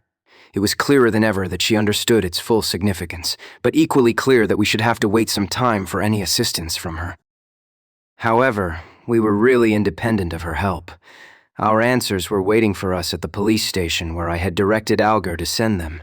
Nothing could be more conclusive. Mrs. Browner's house had been closed for more than 3 days, and the neighbors were of opinion that she had gone south to see her relatives.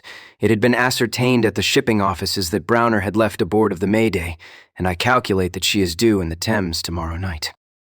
When he arrives, he will be met by the obtuse but resolute Lestrade, and I have no doubt that we shall have all our details filled in. Sherlock Holmes was not disappointed in his expectations.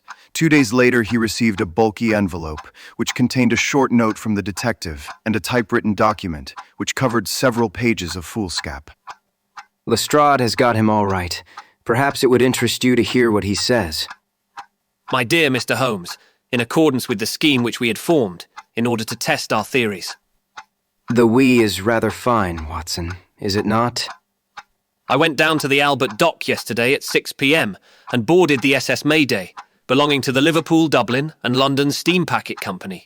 On inquiry, I found that there was a steward on board of the name of James Browner, and that he had acted during the voyage in such an extraordinary manner that the captain had been compelled to relieve him of his duties.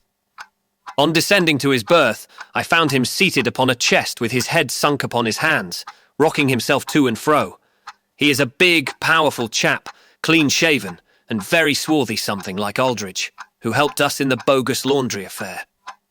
He jumped up when he heard my business, and I had my whistle to my lips to call a couple of river police, who were round the corner, but he seemed to have no heart in him, and he held out his hands quietly enough for the darbies. We brought him along to the cells, and his box as well, for we thought there might be something incriminating, but, bar a big sharp knife such as most sailors have, we got nothing for our trouble. However, we find that we shall want no more evidence, for on being brought before the inspector at the station, he asked leave to make a statement, which was, of course, taken down, just as he made it by our shorthand man. We had 3 copies typewritten, one of which I enclose. The affair proves, as I always thought it would, to be an extremely simple one, but I am obliged to you for assisting me in my investigation. With kind regards, yours very truly, G. Lestrade. The investigation really was a very simple one, but I don't think it struck him in that light when he first called us in. However, let us see what Jim Browner has to say for himself. This is his statement as made before Inspector Montgomery at the Shadwell police station, and it has the advantage of being verbatim. Have I anything to say? Yes, I have a deal to say. I have to make a clean breast of it all. You can hang me, or you can leave me alone. I don't care a plug which you do. I tell you, I've not shut an eye in sleep since I did it, and I don't believe I ever will again until I get past all waking. Sometimes it is his face, but most generally it is hers. I am never without one or the other before me. He looks frowning and black-like, but she has a kind of surprise upon her face. The white lamb.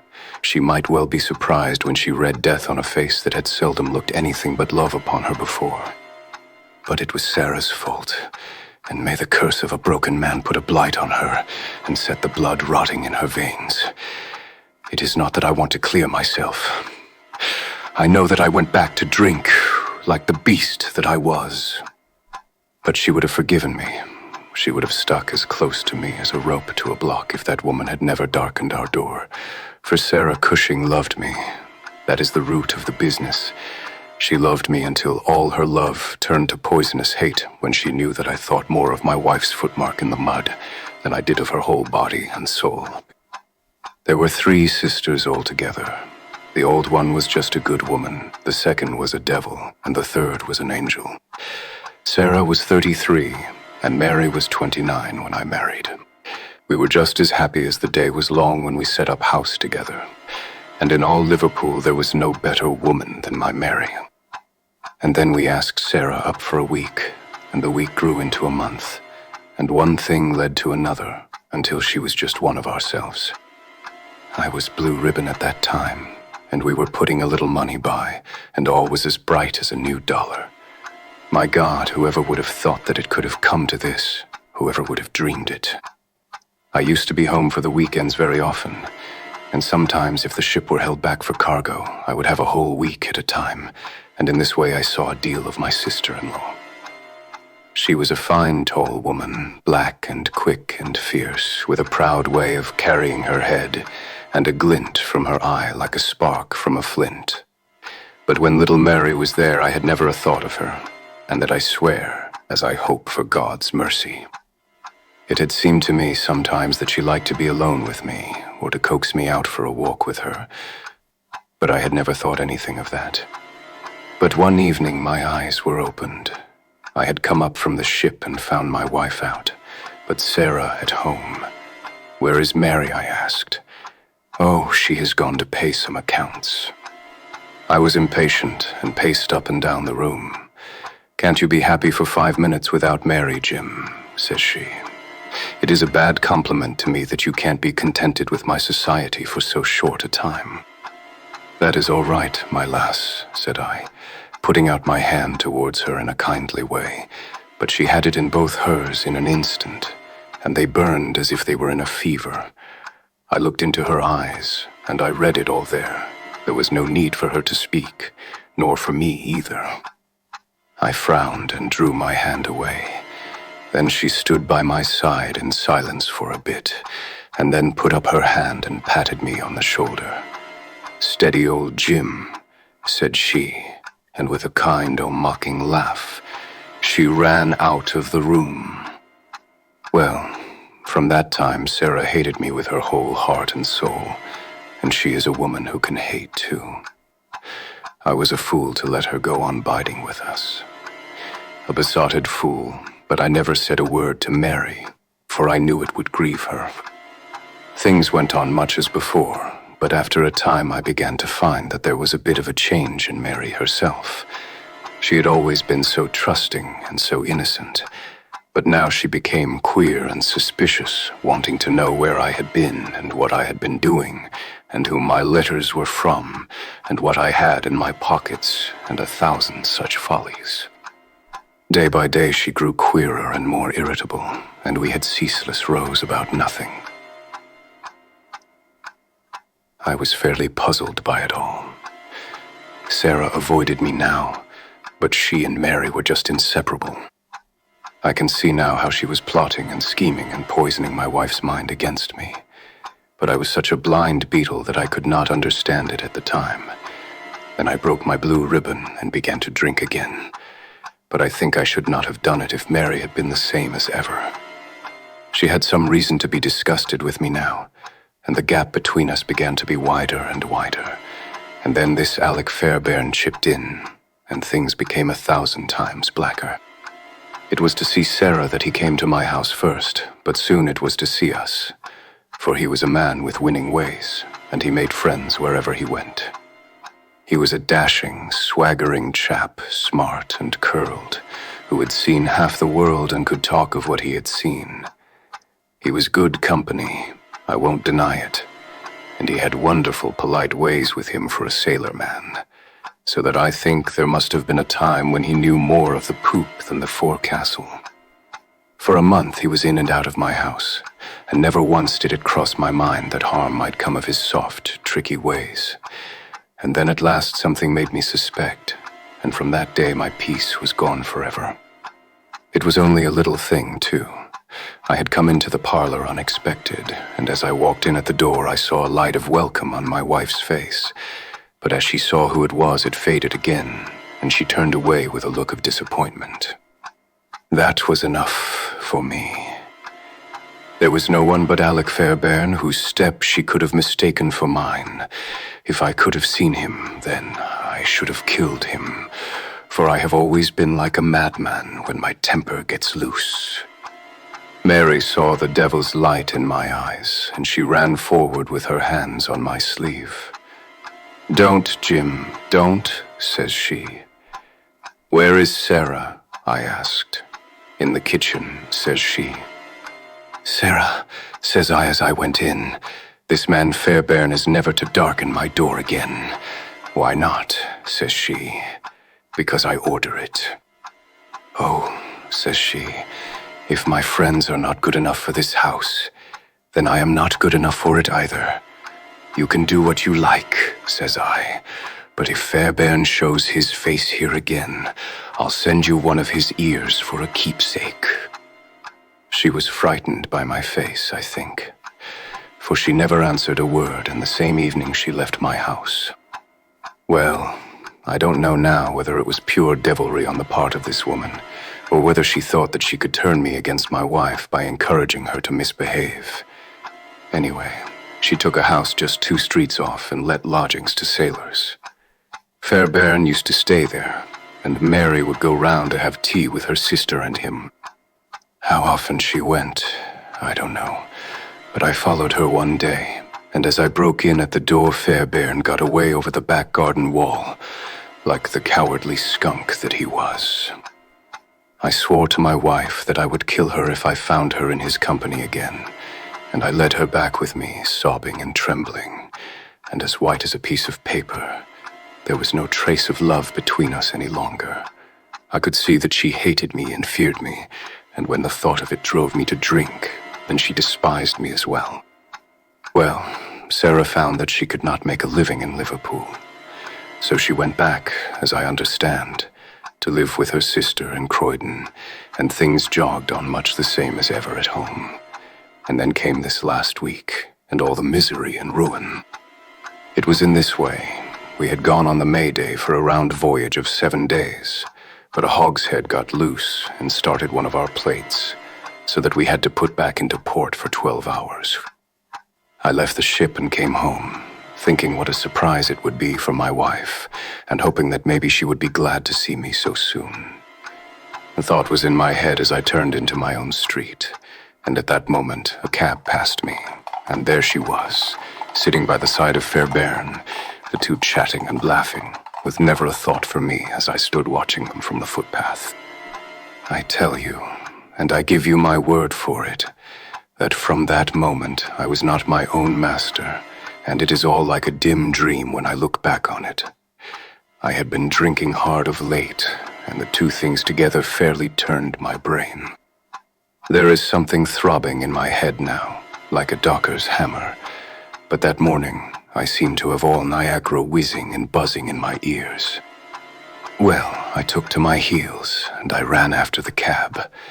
I had a heavy oak stick in my hand, and I tell you I saw red from the first.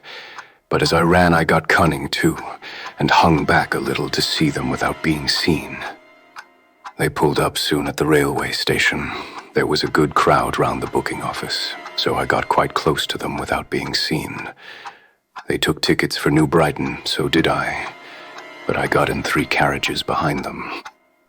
When we reached it, they walked along the parade, and I was never more than 100 yards from them.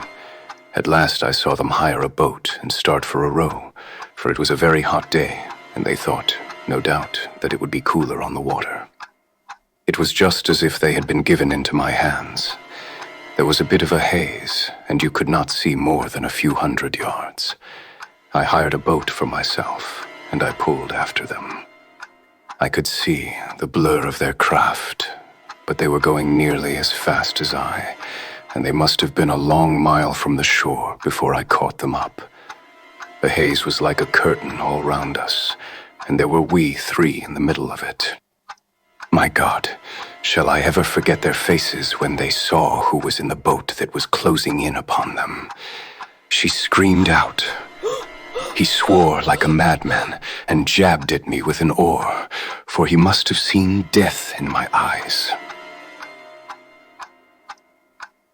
I got past it and got one in with my stick that crushed his head like an egg. I would have spared her perhaps for all my madness, but she threw her arms round him, crying out to him and calling him Alec. I struck again, and she lay stretched beside him. I was like a wild beast then that had tasted blood. If Sarah had been there, by the Lord, she should have joined them. I pulled out my knife, and well, there. I've said enough. It gave me a kind of savage joy when I thought how Sarah would feel when she had such signs as these of what her meddling had brought about. Then I tied the bodies into the boat, stove a plank, and stood by until they had sunk. I knew very well that the owner would think that they had lost their bearings in the haze and had drifted off out to sea. I cleaned myself up, got back to land, and joined my ship without a soul having a suspicion of what had passed. That night I made up the packet for Sarah Cushing, and next day I sent it from Belfast. There you have the whole truth of it. You can hang me, or do what you like with me, but you cannot punish me as I have been punished already. I cannot shut my eyes, but I see those two faces staring at me as they stared when my boat broke through the haze. I killed them quick, but they are killing me slow, and if I have another night of it, I shall be either mad or dead before morning. You won't put me alone into a cell, sir. For pity's sake, don't, and may you be treated in your day of agony as you treat me now. What is the meaning of it, Watson? What object is served by this circle of misery and violence and fear? It must tend to some end, or else our universe is ruled by chance, which is unthinkable. But what end? There is the great standing perennial problem to which human reason is as far from an answer as ever.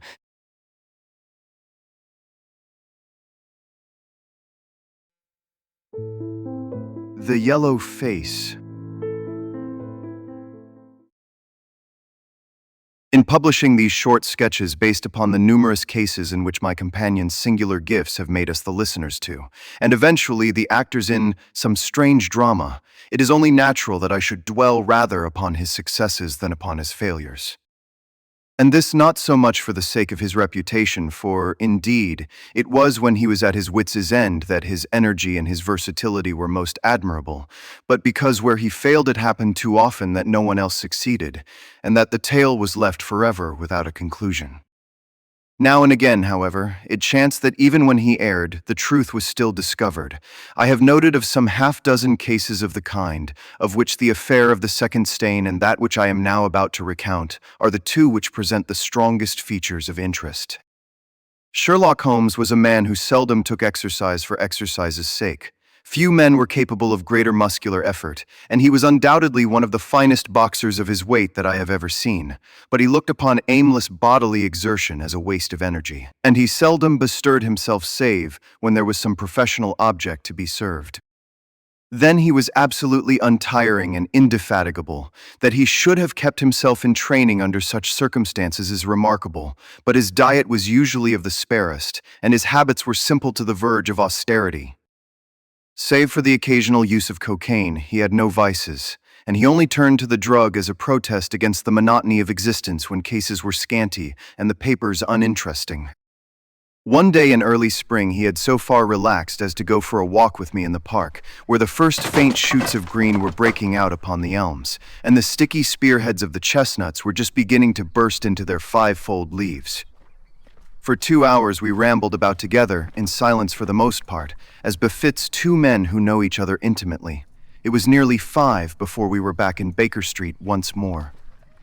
"Beg pardon, sir. There has been a gentleman here asking for you, sir." So much for afternoon walks. Has this gentleman gone then? "Yes, sir."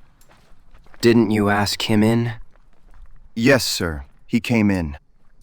How long did he wait? "Half an hour, sir. He was a very restless gentleman, sir. A walk-in and a stamp-in, all the time he was here. I was waitin' outside the door, sir, and I could hear him. At last he outs into the passage, and he cries, 'Is that man never going to come?' Those were his very words, sir. 'You'll only need to wait a little longer,' says I. 'Then I'll wait in the open air, for I feel half choked,' says he. 'I'll be back before long,' and with that he ups and he outs, and all I could say wouldn't hold him back." Well, you did your best. It is very annoying, though, Watson. I was badly in need of a case, and this looks, from the man's impatience, as if it were of importance. Halloa, that is not your pipe on the table. He must have left his behind him, a nice old briar with a good long stem of what the tobacconists call amber. I wonder how many real amber mouthpieces there are in London. Some people think that a fly in it is a sign. Well, he must have been disturbed in his mind to leave a pipe behind him, which he evidently values highly. "How do you know that he values it highly?" Well, I should put the original cost of the pipe at 7 and 6 pence. Now it has, you see, been twice mended, once in the wooden stem and once in the amber. Each of these mends, done, as you observe, with silver bands, must have cost more than the pipe did originally. The man must value the pipe highly when he prefers to patch it up rather than buy a new one with the same money. "Anything else?" For Holmes was turning the pipe about in his hand and staring at it in his peculiar pensive way. He held it up and tapped on it with his long, thin forefinger, as a professor might who was lecturing on a bone. Pipes are occasionally of extraordinary interest. Nothing has more individuality, save perhaps watches and bootlaces. The indications here, however, are neither very marked nor very important. The owner is obviously a muscular man, left-handed, with an excellent set of teeth, careless in his habits, and with no need to practice economy. My friend threw out the information in a very offhand way, but I saw that he cocked his eye at me to see if I had followed his reasoning. "You think a man must be well-to-do if he smokes a 7-shilling pipe?" This is Grosvenor mixture at 8 pence an ounce. As he might get an excellent smoke for half the price, he has no need to practice economy. "And the other points?"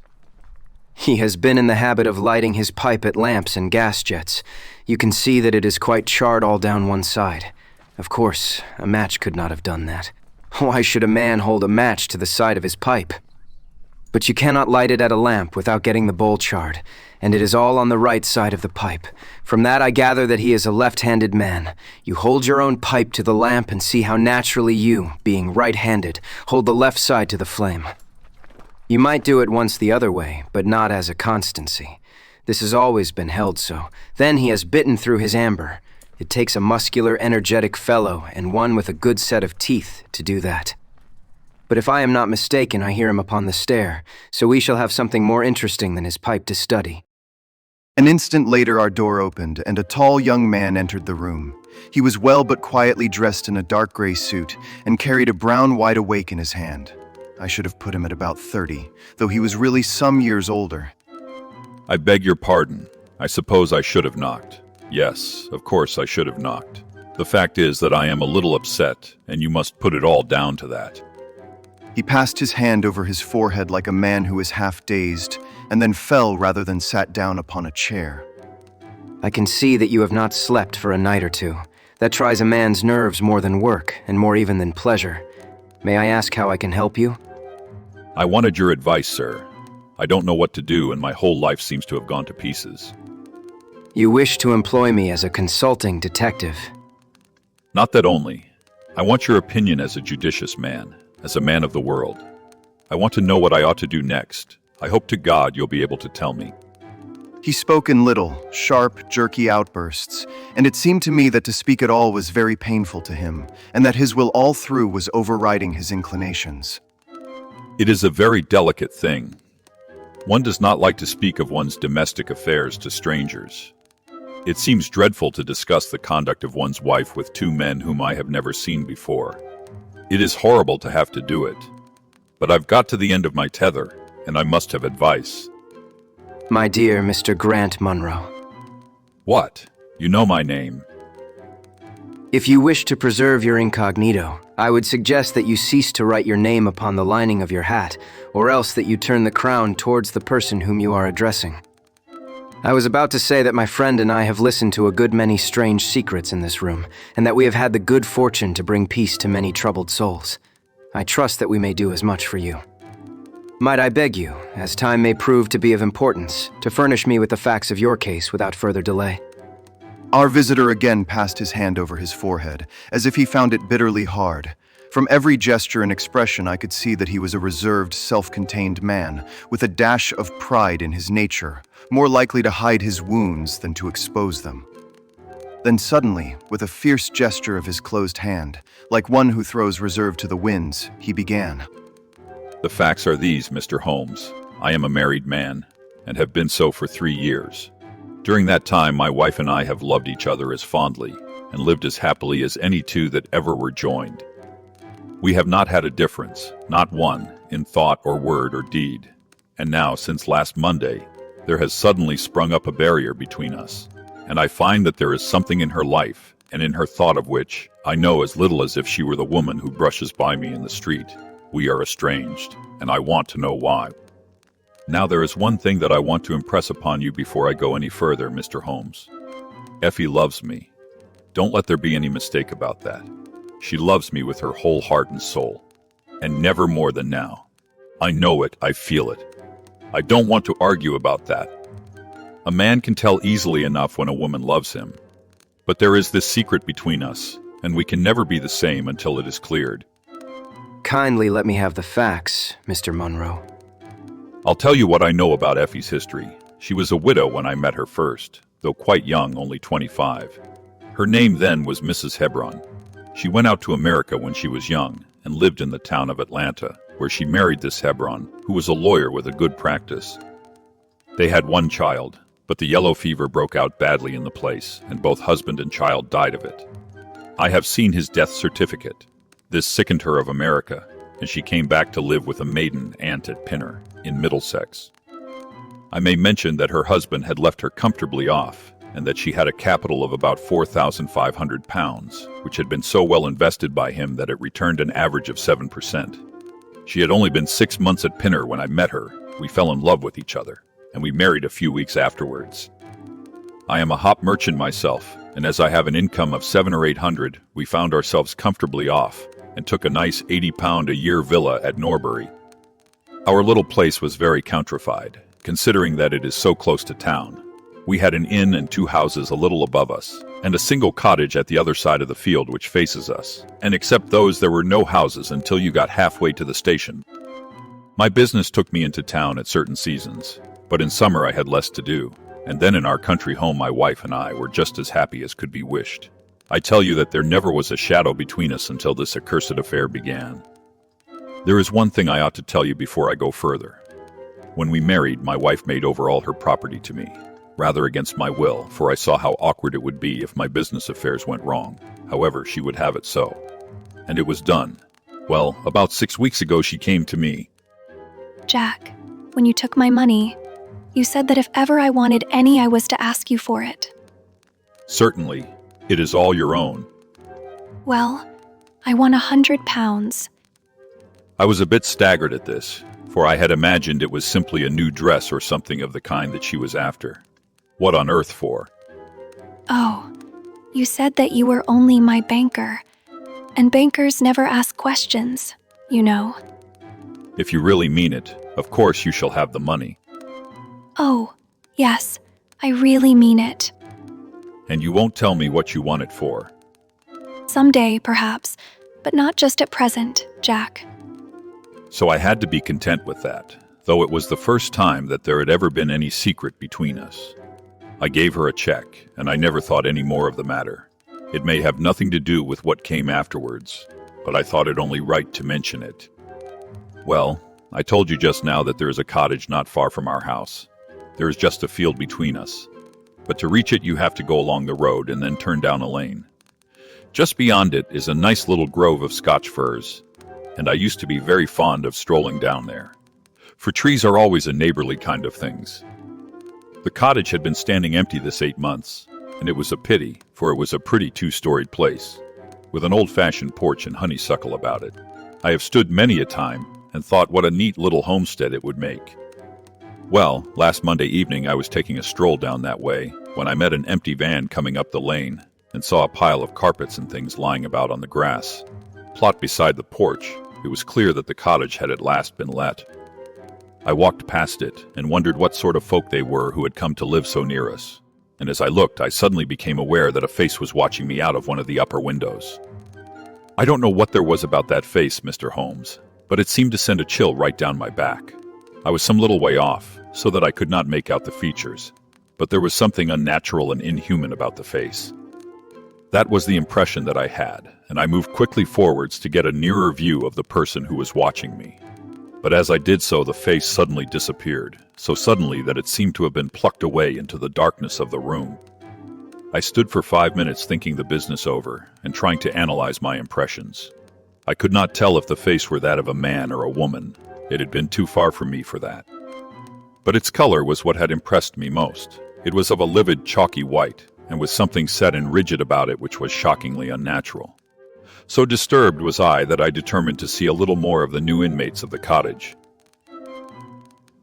I approached and knocked at the door, which was instantly opened by a tall, gaunt woman with a harsh, forbidding face. What may you be wanting? I am your neighbor over yonder. I see that you have only just moved in, so I thought that if I could be of any help to you in any...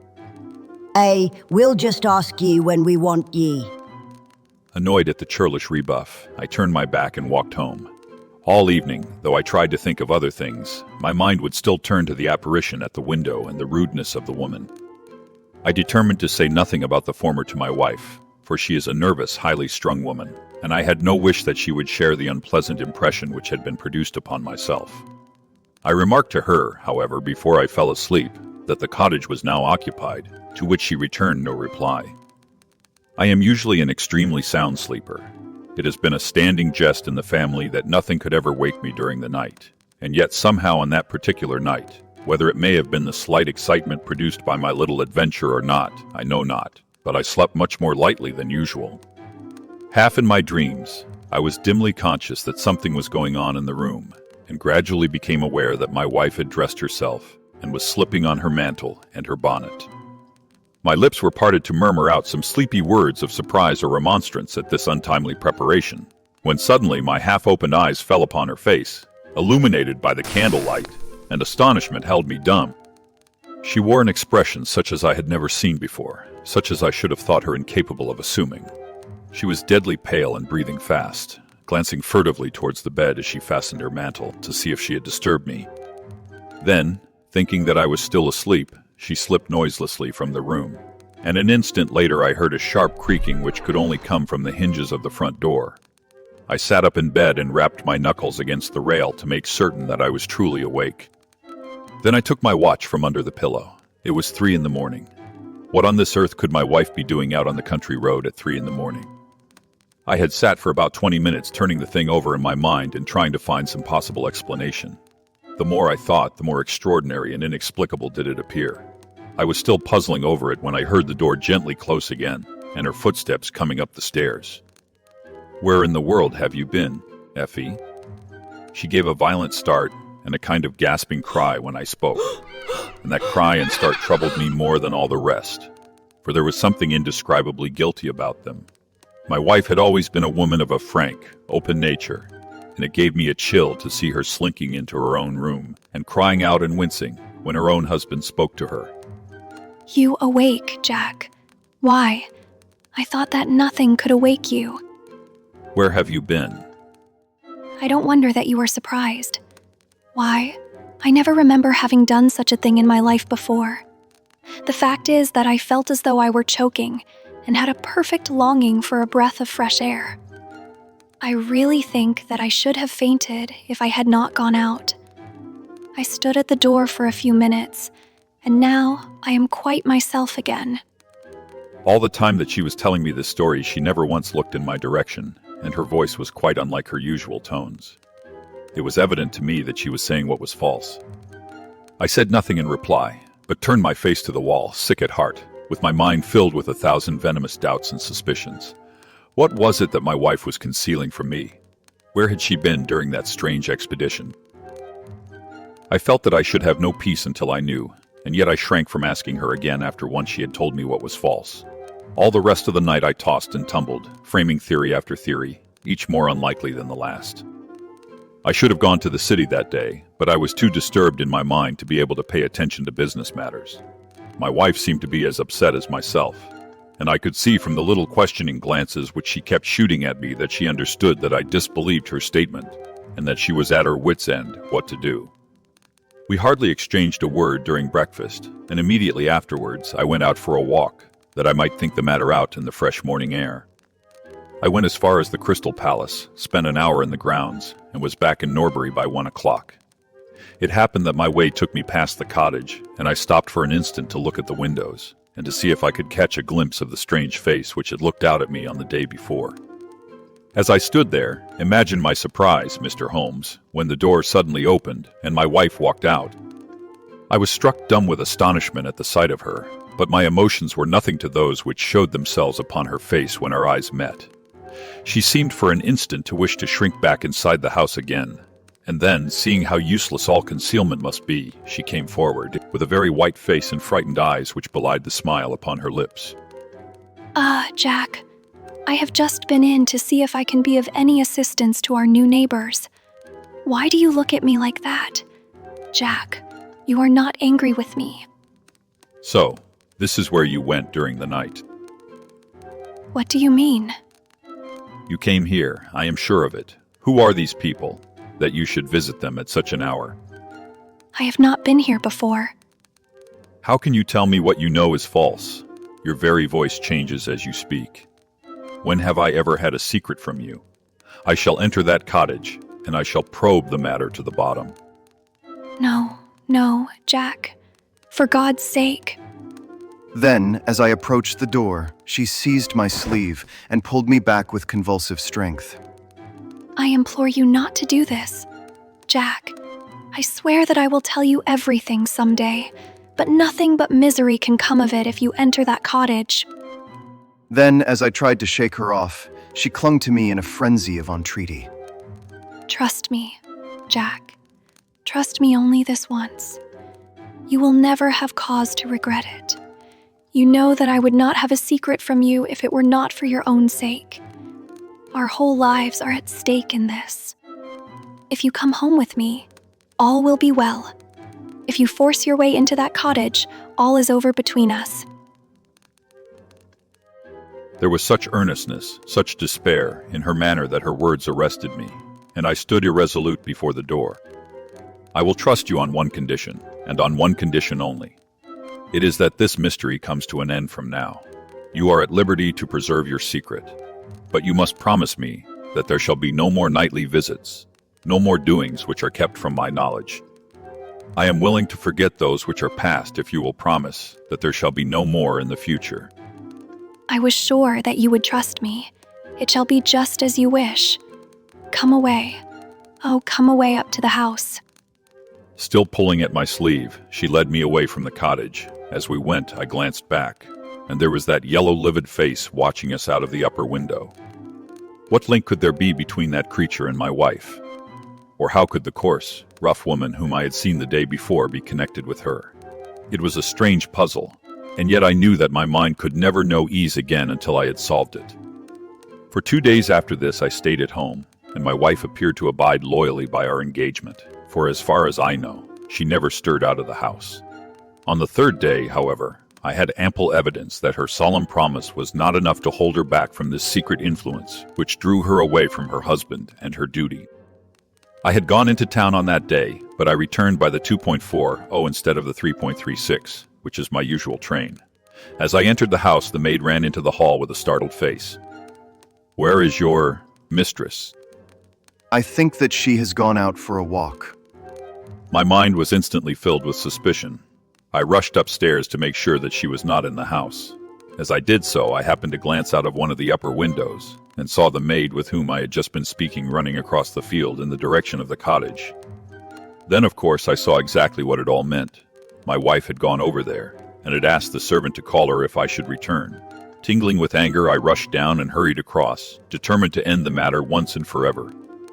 I saw my wife and the maid hurrying back along the lane, but I did not stop to speak with them. In the cottage lay the secret which was casting a shadow over my life. I vowed that, come what might, it should be a secret no longer. I did not even knock when I reached it, but turned the handle and rushed into the passage. It was all still and quiet upon the ground floor. In the kitchen, a kettle was singing on the fire, and a large black cat lay coiled up in the basket, but there was no sign of the woman whom I had seen before. I ran into the other room, but it was equally deserted. Then I rushed up the stairs, only to find 2 other rooms empty and deserted at the top. There was no one at all in the whole house. The furniture and pictures were of the most common and vulgar description, save in the one chamber at the window of which I had seen the strange face. That was comfortable and elegant, and all my suspicions rose into a fierce bitter flame when I saw that on the mantelpiece stood a copy of a full-length photograph of my wife, which had been taken at my request only 3 months ago. I stayed long enough to make certain that the house was absolutely empty. Then I left it, feeling a weight at my heart such as I had never had before. My wife came out into the hall as I entered my house, but I was too hurt and angry to speak with her, and pushing past her, I made my way into my study. She followed me, however, before I could close the door. I am sorry that I broke my promise, Jack, but if you knew all the circumstances, I am sure that you would forgive me. Tell me everything, then. I cannot. Jack, I cannot. Until you tell me who it is that has been living in that cottage, and who it is to whom you have given that photograph, there can never be any confidence between us. And breaking away from her, I left the house. That was yesterday, Mr. Holmes, and I have not seen her since, nor do I know anything more about this strange business. It is the first shadow that has come between us, and it has so shaken me that I do not know what I should do for the best. Suddenly this morning it occurred to me that you were the man to advise me, so I have hurried to you now, and I place myself unreservedly in your hands. If there is any point which I have not made clear, pray question me about it, but above all, tell me quickly what I am to do, for this misery is more than I can bear. Holmes and I had listened with the utmost interest to this extraordinary statement, which had been delivered in the jerky, broken fashion of a man who is under the influence of extreme emotions. My companion sat silent for some time, with his chin upon his hand, lost in thought. Tell me, could you swear that this was a man's face which you saw at the window? Each time that I saw it, I was some distance away from it, so that it is impossible for me to say. You appear, however, to have been disagreeably impressed by it. It seemed to be of an unnatural color, and to have a strange rigidity about the features. When I approached, it vanished with a jerk. How long is it since your wife asked you for £100? Nearly 2 months. Have you ever seen a photograph of her first husband? No, there was a great fire at Atlanta very shortly after his death, and all her papers were destroyed. And yet she had a certificate of death. You say that you saw it. Yes, she got a duplicate after the fire. Did you ever meet anyone who knew her in America? Number. Did she ever talk of revisiting the place? Number. Or get letters from it? Number. Thank you. I should like to think over the matter a little now. If the cottage is now permanently deserted, we may have some difficulty. If, on the other hand, as I fancy is more likely, the inmates were warned of your coming and left before you entered yesterday, then they may be back now, and we should clear it all up easily. Let me advise you, then, to return to Norbury and to examine the windows of the cottage again.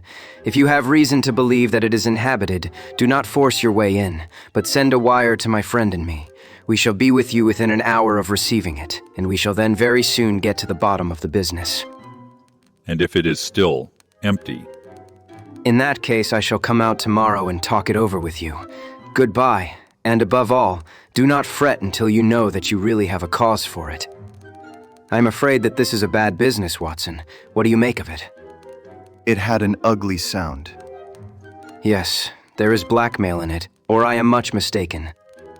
And who is the blackmailer? Well, it must be the creature who lives in the only comfortable room in the place and has her photograph above his fireplace. Upon my word, Watson, there is something very attractive about that livid face at the window, and I would not have missed the case for worlds. You have a theory. Yes, a provisional one, but I shall be surprised if it does not turn out to be correct. This woman's first husband is in that cottage. Why do you think so? How else can we explain her frenzied anxiety that her second one should not enter it? The facts, as I read them, are something like this. This woman was married in America. Her husband developed some hateful qualities, or shall we say that he contracted some loathsome disease and became a leper or an imbecile. She flies from him at last, returns to England, changes her name, and starts her life, as she thinks, afresh. She has been married 3 years and believes that her position is quite secure, having shown her husband the death certificate of some man whose name she has assumed, when suddenly her whereabouts is discovered by her first husband. We may suppose by some unscrupulous woman who has attached herself to the invalid. They write to the wife and threaten to come and expose her. She asks for £100 and endeavors to buy them off. They come in spite of it, and when the husband mentions casually to the wife that there are newcomers in the cottage, she knows in some way that they are her pursuers. She waits until her husband is asleep, and then she rushes down to endeavor to persuade them to leave her in peace. Having no success, she goes again next morning, and her husband meets her, as he has told us. As she comes out, she promises him then not to go there again. But 2 days afterwards, the hope of getting rid of those dreadful neighbors was too strong for her, and she made another attempt, taking down with her the photograph which had probably been demanded from her. In the midst of this interview, the maid rushed in to say that the master had come home, on which the wife, knowing that he would come straight down to the cottage, hurried the inmates out at the back door into the grove of fir trees, probably, which was mentioned as standing near. In this way, he found the place deserted. I shall be very much surprised, however, if it is still so when he reconnoiters it this evening. What do you think of my theory? It is all surmise.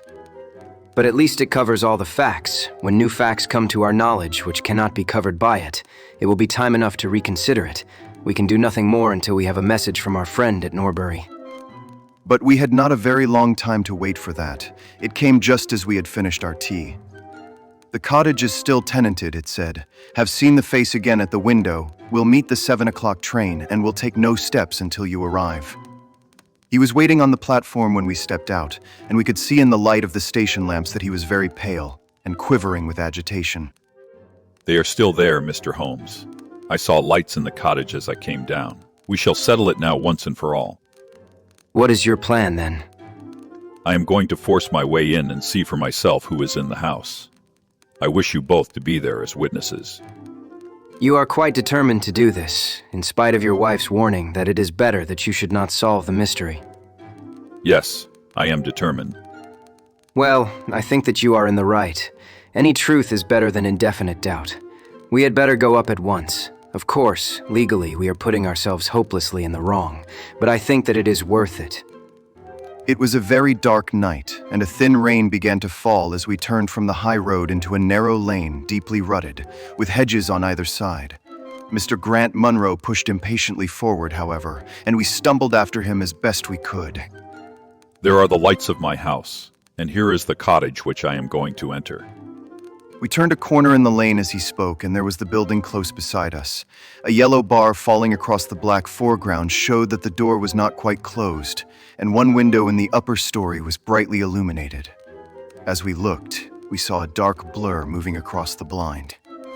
There is that creature. You can see for yourselves that someone is there. Now follow me, and we shall soon know all. We approached the door, but suddenly a woman appeared out of the shadow and stood in the golden track of the lamplight. I could not see her face in the darkness, but her arms were thrown out in an attitude of entreaty. For God's sake, don't jack. I had a presentiment that you would come this evening. Think better of it, dear. Trust me again, and you will never have cause to regret it. I have trusted you too long, Effie. Leave go of me. I must pass you. My friends and I are going to settle this matter once and forever. He pushed her to one side, and we followed closely after him. As he threw the door open, an old woman ran out in front of him and tried to bar his passage, but he thrust her back, and an instant afterwards we were all upon the stairs. Grant Munro rushed into the lighted room at the top, and we entered at his heels. It was a cozy, well-furnished apartment, with 2 candles burning upon the table and 2 upon the mantelpiece. In the corner, stooping over a desk, there sat what appeared to be a little girl. Her face was turned away as we entered, but we could see that she was dressed in a red frock and that she had long white gloves on. As she whisked round to us, I gave a cry of surprise and horror. The face which she turned towards us was of the strangest livid tint, and the features were absolutely devoid of any expression. An instant later, the mystery was explained. Holmes, with a laugh, passed his hand behind the child's ear. A mask peeled off from her countenance, and there was a little coal-black negress, with all her white teeth flashing in amusement at our amazed faces. I burst out laughing, out of sympathy with her merriment, but Grant Munro stood staring, with his hand clutching his throat. My God, what can be the meaning of this? I will tell you the meaning of it.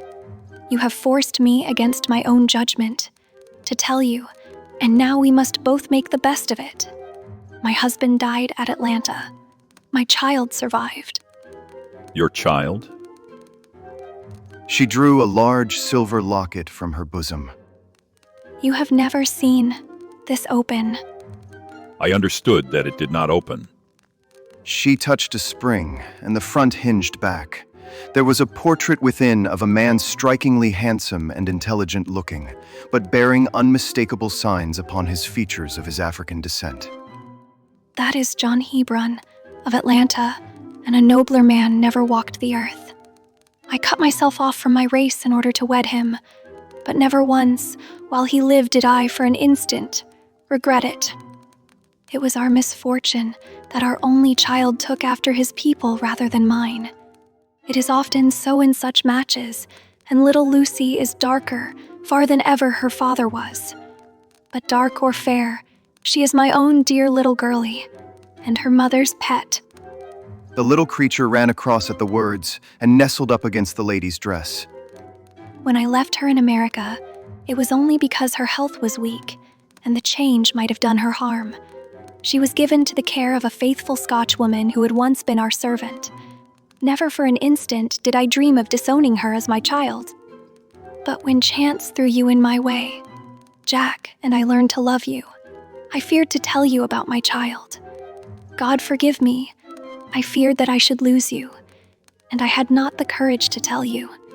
I had to choose between you, and in my weakness I turned away from my own little girl. For 3 years I have kept her existence a secret from you, but I heard from the nurse, and I knew that all was well with her. At last, however, there came an overwhelming desire to see the child once more. I struggled against it, but in vain. Though I knew the danger, I determined to have the child over, if it were but for a few weeks. I sent £100 to the nurse, and I gave her instructions about this cottage so that she might come as a neighbor, without my appearing to be in any way connected with her. I pushed my precautions so far as to order her to keep the child in the house during the daytime, and to cover up her little face and hands, so that even those who might see her at the window should not gossip about there being a black child in the neighborhood.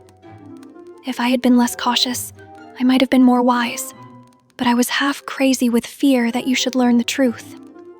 It was you who told me first that the cottage was occupied. I should have waited for the morning, but I could not sleep for excitement, and so at last I slipped out, knowing how difficult it is to awake you. But you saw me go, and that was the beginning of my troubles. Next day you had my secret at your mercy, but you nobly refrained from pursuing your advantage. 3 days later, however, the nurse and child only just escaped from the back door as you rushed in at the front one. And now tonight you at last know all, and I ask you what is to become of us, my child and me. She clasped her hands and waited for an answer.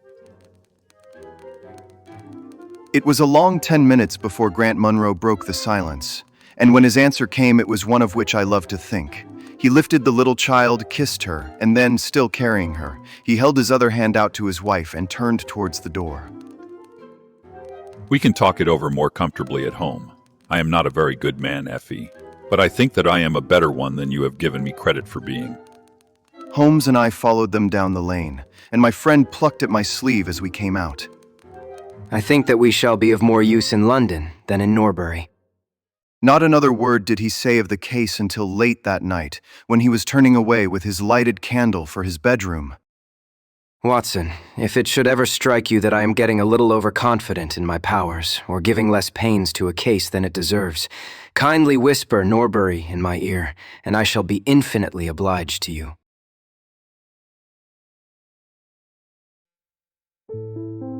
The Stockbroker's Clerk. Shortly after my marriage, I had bought a connection in the Paddington district. Old Mr. Farquhar, from whom I purchased it, had at one time an excellent general practice, but his age and an affliction of the nature of St. Vitus's dance from which he suffered had very much thinned it. The public not unnaturally goes on the principle that he who would heal others must himself be whole, and looks askance at the curative powers of the man whose own case is beyond the reach of his drugs.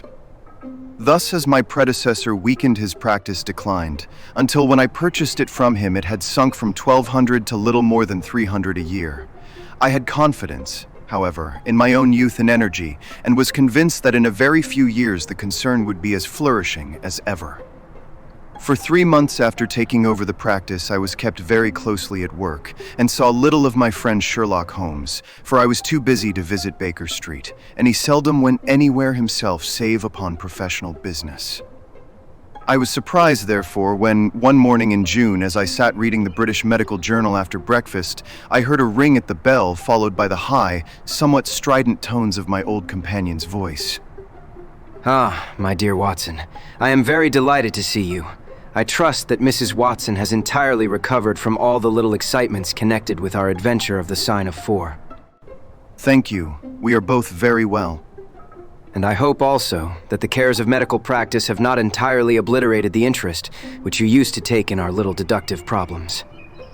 On the contrary, it was only last night that I was looking over my old notes and classifying some of our past results. I trust that you don't consider your collection closed. Not at all. I should wish nothing better than to have some more of such experiences. Today, for example? Yes, today, if you like. And as far off as Birmingham? Certainly, if you wish it. And the practice? I do my neighbor's when he goes. He is always ready to work off the debt. Nothing could be better. I perceive that you have been unwell lately. Summer colds are always a little trying. I was confined to the house by a severe chill for 3 days last week. I thought, however, that I had cast off every trace of it. So you have. You look remarkably robust. How, then, did you know of it? My dear fellow, you know my methods. You deduced it, then? Certainly. And from what? From your slippers. I glanced down at the new patent leathers which I was wearing. How on earth? But Holmes answered my question before it was asked. Your slippers are new. You could not have had them more than a few weeks. The soles which you are at this moment presenting to me are slightly scorched. For a moment, I thought they might have got wet and been burned in the drying. But near the instep there is a small circular wafer of paper with the shopman's hieroglyphics upon it. Damp would of course have removed this. You had then been sitting with your feet outstretched to the fire, which a man would hardly do even in so wet a June as this if he were in his full health. Like all Holmes's reasoning, the thing seemed simplicity itself when it was once explained. He read the thought upon my features, and his smile had a tinge of bitterness. I am afraid that I rather give myself away when I explain. Results without causes are much more impressive. You are ready to come to Birmingham, then? Certainly. What is the case? You shall hear it all in the train. My client is outside in a four-wheeler. Can you come at once? In an instant. I scribbled a note to my neighbor, rushed upstairs to explain the matter to my wife, and joined Holmes upon the doorstep. Your neighbor is a doctor? Yes, He bought a practice as I did. An old, established one. Just the same as mine. Both have been ever since the houses were built. Ah, then you got hold of the best of the two. I think I did, but how do you know? By the steps, my boy. Yours are worn 3 inches deeper than his. But this gentleman in the cab is my client, Mr. Hall Pycroft. Allow me to introduce you to him. Whip your horse up, cabby, for we have only just time to catch our train. The man whom I found myself facing was a well-built, fresh-complexioned young fellow, with a frank, honest face and a slight, crisp, yellow mustache. He wore a very shiny top hat and a neat suit of sober black, which made him look what he was, a smart young city man. His round, ruddy face was naturally full of cheeriness, but the corners of his mouth seemed to me to be pulled down in a half-comical distress. It was not, however, until we were all in a first-class carriage and well started upon our journey to Birmingham that I was able to learn what the trouble was which had driven him to Sherlock Holmes. We have a clear run here of 70 minutes. I want you, Mr. Hall Pycroft, to tell my friend your very interesting experience exactly as you have told it to me, or with more detail if possible. It will be of use to me to hear the succession of events again. It is a case, Watson, which may prove to have something in it, or may prove to have nothing, but which, at least, presents those unusual and outright features which are as dear to you as they are to me. Now, Mr. Pycroft, I shall not interrupt you again. Our young companion looked at me with a twinkle in his eye. The worst of the story is that I show myself up as such a confounded fool. Of course it may work out all right, and I don't see that I could have done otherwise. But if I have lost my crib and get nothing in exchange, I shall feel what a soft Johnny I have been. I am not very good at telling a story, Dr. Watson, but it is like this with me. I used to have a billet at Coxon and Woodhouse of Draper's Gardens, but they were let in early in the spring through the Venezuelan loan, as no doubt you remember, and came a nasty cropper. I had been with them 5 years, and old Coxon gave me a ripping good testimonial when the smash came. But of course we clerks were all turned adrift, the 27 of us. I tried here and tried there, but there were lots of other chaps on the same lay as myself, and it was a perfect frost for a long time. I had been taking £3 a week at Coxon's, and I had saved about 70 of them. But I soon worked my way through that and out at the other end. I was fairly at the end of my tether at last, and could hardly find the stamps to answer the advertisements or the envelopes to stick them to. I had worn out my boots, paddling up office stairs, and I seemed just as far from getting a billet as ever. At last I saw a vacancy at Mawson and Williams, the great stockbroking firm in Lombard Street. I dare say Essie is not much in your line, but I can tell you that this is about the richest house in London. The advertisement was to be answered by letter only. I sent in my testimonial and application, but without the least hope of getting it. Back came an answer by return saying that if I would appear next Monday, I might take over my new duties at once, provided that my appearance was satisfactory. No one knows how these things are worked. Some people say that the manager just plunges his hand into the heap and takes the first that comes. Anyhow, it was my innings that time, and I don't ever wish to feel better pleased. The screw was £1 a week rise, and the duties just about the same as at Coxon's. And now I come to the queer part of the business. I was in diggings out Hampstead Way, 17, Potter's Terrace. Well, I was sitting doing a smoke that very evening, after I had been promised the appointment, when up came my landlady with a card which had Arthur Pinner, financial agent, printed upon it. I had never heard the name before and could not imagine what he wanted with me, but of course, I asked her to show him up. In he walked, a middle-sized, dark-haired, dark-eyed, black-bearded man, with a touch of the sheeny about his nose. He had a brisk kind of way with him and spoke sharply like a man who knew the value of time. Mr. Hall Pycroft, I believe. Yes, sir. Lately engaged at Coxon and Woodhouse's. Yes, sir. And now on the staff of Mawson's. Quite so. Well, the fact is that I have heard some really extraordinary stories about your financial ability. You remember Parker, who used to be Coxon's manager? He can never say enough about it. Of course, I was pleased to hear this. I had always been pretty sharp in the office, but I had never dreamed that I was talked about in the city in this fashion. You have a good memory. Pretty fair. Have you kept in touch with the market while you have been out of work? Yes, I read the stock exchange list every morning. Now that shows real application. That is the way to prosper. You won't mind my testing you, will you? Let me see. 106 1/4 to 105 7/8. And New Zealand consolidated. 104. And British Broken Hills. 7 to 7 and 6. Wonderful. This quite fits in with all that I had heard. My boy, you are very much too good to be a clerk at Mawson's. This outburst rather astonished me, as you can think. Well, other people don't think quite so much of me as you seem to do, Mr. Pinner. I had a hard enough fight to get this berth, and I am very glad to have it. Pooh, man, you should soar above it. You are not in your true sphere. Now, I'll tell you how it stands with me. What I have to offer is little enough when measured by your ability, but when compared with Mawson's, it is light to dark. Let me see. When do you go to Mawson's? On Monday. Haha, I think I would risk a little sporting flutter that you don't go there at all. Not go to Mawson's. No, sir. By that day, you will be the business manager of the Franco-Midland Hardware Company, Limited, with 134 branches in the towns and villages of France, not counting one in Brussels and one in San Remo. This took my breath away. I never heard of it. Very likely not. It has been kept very quiet, for the capital was all privately subscribed, and it is too good a thing to let the public into.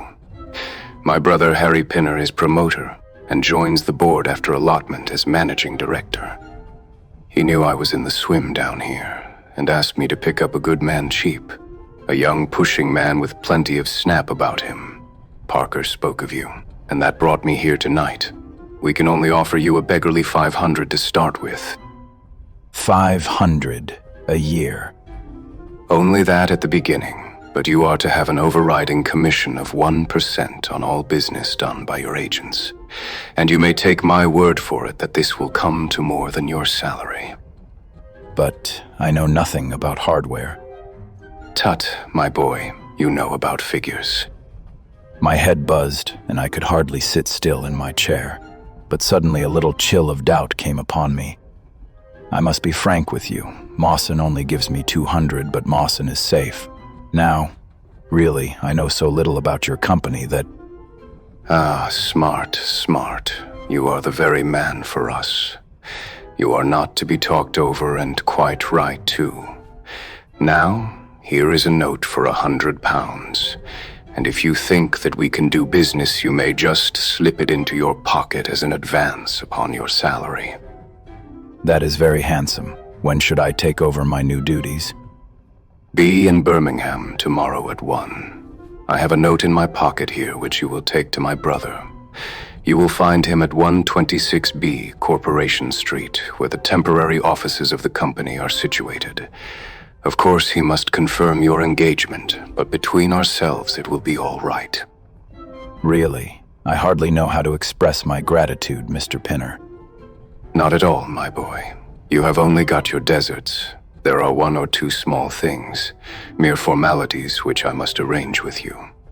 You have a bit of paper beside you there. Kindly write upon it.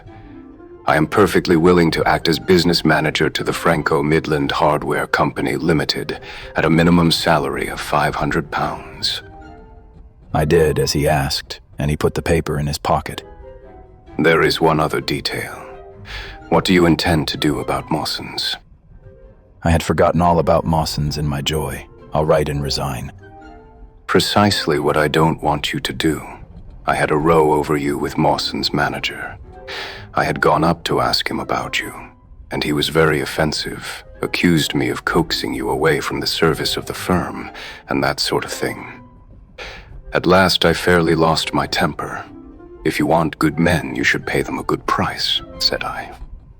He would rather have our small price than your big one, said he. I'll lay you a 5, said I. that when he has my offer, you'll never so much as hear from him again. Done, said he. We picked him out of the gutter, and he won't leave us so easily. Those were his very words. The impudent scoundrel. I've never so much as seen him in my life. Why should I consider him in any way? I shall certainly not write if you would rather I didn't. Good. That is a promise. Well, I am delighted to have got so good a man for my brother. Here is your advance of £100, and here is the letter. Make a note of the address, 126B, Corporation Street, and remember that 1 o'clock tomorrow is your appointment. Good night, and may you have all the fortune that you deserve. That is just about all that passed between us, as near as I can remember. You can imagine, Dr. Watson, how pleased I was at such an extraordinary bit of good fortune. I sat up half the night hugging myself over it, and next day I was off to Birmingham in a train that would take me in plenty time for my appointment. I took my things to a hotel in New Street, and then I made my way to the address which had been given me. It was a quarter of an hour before my time, but I thought that would make no difference. 126B was a passage between two large shops which led to a winding stone stair, from which there were many flats, let as offices to companies or professional men. The names of the occupants were painted at the bottom on the wall, but there was no such name as the Franco-Midland Hardware Company Limited. I stood for a few minutes with my heart in my boots, wondering whether the whole thing was an elaborate hoax or not, when up came a man and addressed me. He was very like the chap I had seen the night before, the same figure and voice, but he was clean-shaven, and his hair was lighter. Are you Mr. Hall Pycroft? Yes. Oh, I was expecting you, but you are a trifle before your time. I had a note from my brother this morning in which he sang your praises very loudly. I was just looking for the offices when you came. We have not got our name up yet, for we only secured these temporary premises last week. Come up with me, and we will talk the matter over. I followed him to the top of a very lofty stair, and there, right under the slates, were a couple of empty, dusty little rooms, uncarpeted and uncurtained, into which he led me. I had thought of a great office with shining tables and rows of clerks, such as I was used to, and I dare say I stared rather straight at the two deal chairs and one little table, which with a ledger and a wastepaper basket made up the whole furniture. Don't be disheartened, Mr. Pycroft. Rome was not built in a day, and we have lots of money at our backs, though we don't cut much dash yet in offices. Pray sit down and let me have your letter. I gave it to him, and he read it over very carefully. You seem to have made a vast impression upon my brother Arthur, and I know that he is a pretty shrewd judge. He swears by London, you know, and I by Birmingham. But this time I shall follow his advice. Pray consider yourself definitely engaged. What are my duties? You will eventually manage the great depot in Paris, which will pour a flood of English crockery into the shops of 134 agents in France. The purchase will be completed in a week, and meanwhile, you will remain in Birmingham and make yourself useful. How? For answer, he took a big red book out of a drawer. This is a directory of Paris, with the trades after the names of the people. I want you to take it home with you, and to mark off all the hardware sellers with their addresses. It would be of the greatest use to me to have them. Surely there are classified lists. Not reliable ones. Their system is different from ours. Stick at it, and let me have the lists by Monday at 12. Good day, Mr. Pycroft. If you continue to show zeal and intelligence, you will find the company a good master. I went back to the hotel with the big book under my arm and with very conflicting feelings in my breast. On the one hand, I was definitely engaged and had £100 in my pocket. On the other, the look of the offices, the absence of name on the wall, and other of the points which would strike a businessman had left a bad impression as to the position of my employers. However, come what might, I had my money, so I settled down to my task. All Sunday I was kept hard at work, and yet by Monday I had only got as far as H. I went round to my employer, found him in the same dismantled kind of room, and was told to keep at it until Wednesday, and then come again. On Wednesday it was still unfinished, so I hammered away until Friday, that is, yesterday, Then I brought it round to Mr. Harry Pinner. Thank you very much. I fear that I underrated the difficulty of the task. This list will be of very material assistance to me. It took some time. And now I want you to make a list of the furniture shops, for they all sell crockery. Very good. And you can come up tomorrow evening at 7 and let me know how you are getting on. Don't overwork yourself. A couple of hours at Day's Music Hall in the evening would do you no harm after your labors. He laughed as he spoke, and I saw with a thrill that his second tooth upon the left-hand side had been very badly stuffed with gold. Sherlock Holmes rubbed his hands with delight, and I stared with astonishment at our client. You may well look surprised, Dr. Watson, but it is this way. When I was speaking to the other chap in London, at the time that he laughed at my not going to Mawson's, I happened to notice that his tooth was stuffed in this very identical fashion. The glint of the gold in each case caught my eye, you see. When I put that with the voice and figure being the same, and only those things altered which might be changed by a razor or a wig, I could not doubt that it was the same man. Of course, you expect two brothers to be alike, but not that they should have the same tooth stuffed in the same way. He bowed me out, and I found myself in the street, hardly knowing whether I was on my head or my heels. Back I went to my hotel, put my head in a basin of cold water, and tried to think it out. Why had he sent me from London to Birmingham? Why had he got there before me? And why had he written a letter from himself to himself? It was altogether too much for me, and I could make no sense of it. And then suddenly it struck me that what was dark to me might be very light to Mr. Sherlock Holmes. I had just time to get up to town by the night train to see him this morning, and to bring you both back with me to Birmingham. There was a pause after the stockbroker's clerk had concluded his surprising experience. Then Sherlock Holmes cocked his eye at me, leaning back on the cushions with a pleased and yet critical face, like a connoisseur who has just taken his first sip of a Comet vintage. Rather fine, Watson, is it not? There are points in it which please me. I think that you will agree with me that an interview with Mr. Arthur Harry Pinner in the temporary offices of the Franco-Midland Hardware Company Limited would be a rather interesting experience for both of us. But how can we do it? Oh, easily enough. You are two friends of mine who are in want of a billet, and what could be more natural than that I should bring you both round to the managing director? Quite so, of course. I should like to have a look at the gentleman and see if I can make anything of his little game. What qualities have you, my friend, which would make your services so valuable, or is it possible that— He began biting his nails and staring blankly out of the window, and we hardly drew another word from him until we were in New Street. At 7 o'clock that evening we were walking, the three of us, down Corporation Street to the company's offices. It is no use our being at all before our time. He only comes there to see me, apparently, for the place is deserted up to the very hour he names. That is suggestive. By Jove, I told you so. That is he walking ahead of us there.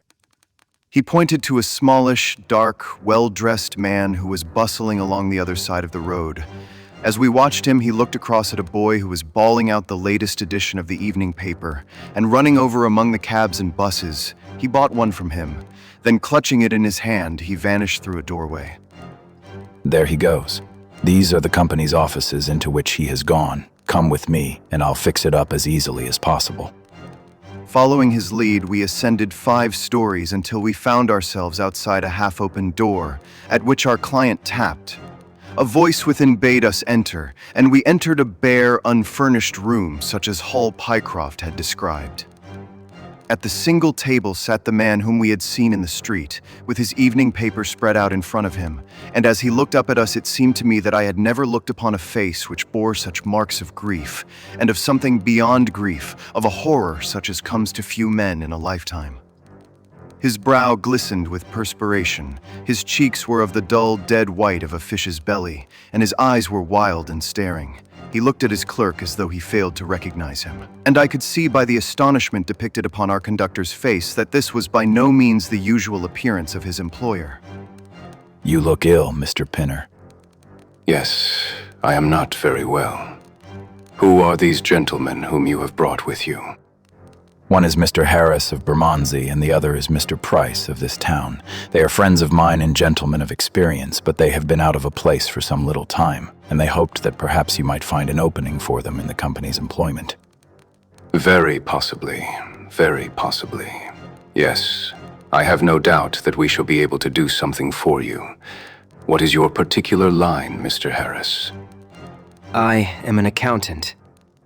Ah, yes. We shall want something of the sort. And you, Mr. Price? A clerk. I have every hope that the company may accommodate you.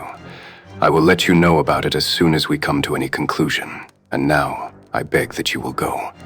For God's sake, leave me to myself. These last words were shot out of him, as though the constraint which he was evidently setting upon himself had suddenly and utterly burst asunder. Holmes and I glanced at each other, and Hall Pycroft took a step towards the table. You forget, Mr. Pinner, that I am here by appointment to receive some directions from you. Certainly, Mr. Pycroft, certainly. You may wait here a moment, and there is no reason why your friends should not wait with you. I will be entirely at your service in 3 minutes if I might trespass upon your patience so far. He rose with a very courteous air, and bowing to us, he passed out through a door at the farther end of the room, which he closed behind him. What now? Is he giving us the slip? Impossible. Why so? That door leads into an inner room. There is no exit. None. Is it furnished? It was empty yesterday. Then what on earth can he be doing? There is something which I don't understand in this manner. If ever a man was 3 parts mad with terror, that man's name is Pinner. What can have put the shivers on him? He suspects that we are detectives. That is it. He did not turn pale. He was pale when we entered the room. It is just possible that... His words were interrupted by a sharp rat-tat from the direction of the inner door. What the deuce is he knocking at his own door for? Again, and much louder, came the rat-tat-tat. We all gazed expectantly at the closed door. Glancing at Holmes, I saw his face turn rigid, and he leaned forward in intense excitement. Then suddenly came a low, guggling, gargling sound, and a brisk drumming upon woodwork. Holmes sprang frantically across the room and pushed at the door. It was fastened on the inner side. Following his example, we threw ourselves upon it with all our weight. One hinge snapped, then the other, and down came the door with a crash. Rushing over it, we found ourselves in the inner room. It was empty. But it was only for a moment that we were at fault. At one corner, the corner nearest the room which we had left, there was a second door. Holmes sprang to it and pulled it open. A coat and waistcoat were lying on the floor, and from a hook behind the door, with his own braces round his neck, was hanging the managing director of the Franco-Midland Hardware Company. His knees were drawn up, his head hung at a dreadful angle to his body, and the clatter of his heels against the door made the noise which had broken in upon our conversation. In an instant I had caught him round the waist, and held him up while Holmes and Pycroft untied the elastic bands which had disappeared between the livid creases of skin. Then we carried him into the other room, where he lay with a clay-colored face, puffing his purple lips in and out with every breath, a dreadful wreck of all that he had been but 5 minutes before. What do you think of him, Watson? I stooped over him and examined him. His pulse was feeble and intermittent, but his breathing grew longer, and there was a little shivering of his eyelids, which showed a thin white slit of ball beneath. It has been touch and go with him, but he'll live now. Just open that window and hand me the water carafe. I undid his collar, poured the cold water over his face, and raised and sank his arms until he drew a long, natural breath. It is only a question of time now. Holmes stood by the table, with his hands deep in his trousers pockets and his chin upon his breast. I suppose we ought to call the police in now, and yet I confess that I'd like to give them a complete case when they come. It is a blessed mystery to me. Whatever they wanted to bring me all the way up here for, and then... Pooh, all that is clear enough. It is this last sudden move. You understand the rest, then? I think that it is fairly obvious. What do you say, Watson? I shrugged my shoulders. I must confess that I am out of my depths. Oh, surely if you consider the events at first, they can only point to one conclusion. What do you make of them? Well, the whole thing hinges upon 2 points. The first is the making of Pycroft write a declaration by which he entered the service of this preposterous company. Do you not see how very suggestive that is? I am afraid I missed the point. Well, why did they want him to do it? Not as a business matter, for these arrangements are usually verbal, and there was no earthly business reason why this should be an exception. Don't you see, my young friend, that they were very anxious to obtain a specimen of your handwriting and had no other way of doing it? And why? Quite so. Why? When we answer that, we have made some progress with our little problem. Why? There can be only one adequate reason. Someone wanted to learn to imitate your writing and had to procure a specimen of it first. And now, if we pass on to the second point, we find that each throws light upon the other. That point is the request made by Pinner that you should not resign your place, but should leave the manager of this important business in the full expectation that a Mr. Hall Pycroft, whom he had never seen, was about to enter the office upon the Monday morning. My God, what a blind beetle I have been. Now you see the point about the handwriting. Suppose that someone turned up in your place who wrote a completely different hand from that in which you had applied for the vacancy. Of course the game would have been up. But in the interval, the rogue had learned to imitate you, and his position was therefore secure, as I presume that nobody in the office had ever set eyes upon you. Not a soul. Very good. Of course, it was of the utmost importance to prevent you from thinking better of it, and also to keep you from coming into contact with anyone who might tell you that your double was at work in Mawson's office. Therefore, they gave you a handsome advance on your salary and ran you off to the Midlands, where they gave you enough work to do to prevent your going to London, where you might have burst their little game up. That is all plain enough. But why should this man pretend to be his own brother? Well, that is pretty clear also. There are evidently only 2 of them in it. The other is impersonating you at the office. This one acted as your engager, and then found that he could not find you an employer without admitting a third person into his plot. That he was most unwilling to do. He changed his appearance as far as he could, and trusted that the likeness, which you could not fail to observe, would be put down to a family resemblance. But for the happy chance of the gold stuffing, your suspicions would probably never have been aroused. Good Lord, while I have been fooled in this way, what has this other Hall Pycroft been doing at Mawson's? What should we do, Mr. Holmes? Tell me what to do. We must wire to Mawson's. They shut at 12 on Saturdays. Never mind. There may be some doorkeeper or attendant. Ah, yes. They keep a permanent guard there on account of the value of the securities that they hold. I remember hearing it talked of in the city. Very good. We shall wire to him and see if all is well, and if a clerk of your name is working there. That is clear enough. But what is not so clear is why at sight of us one of the rogues should instantly walk out of the room and hang himself. The paper. The man was sitting up, blanched and ghastly, with returning reason in his eyes, and hands which rubbed nervously at the broad red band which still encircled his throat. The paper, of course. Idiot that I was. I thought so much of our visit that the paper never entered my head for an instant. To be sure, the secret must be there. He flattened it out upon the table, and a cry of triumph burst from his lips. Look at this, Watson. It is a London paper, an early edition of the Evening Standard. Here is what we want. Look at the headlines. Crime in the city, murder at Mawson and Williams, gigantic attempted robbery, capture of the criminal. Here, Watson, we are all equally anxious to hear it. So, kindly read it aloud to us.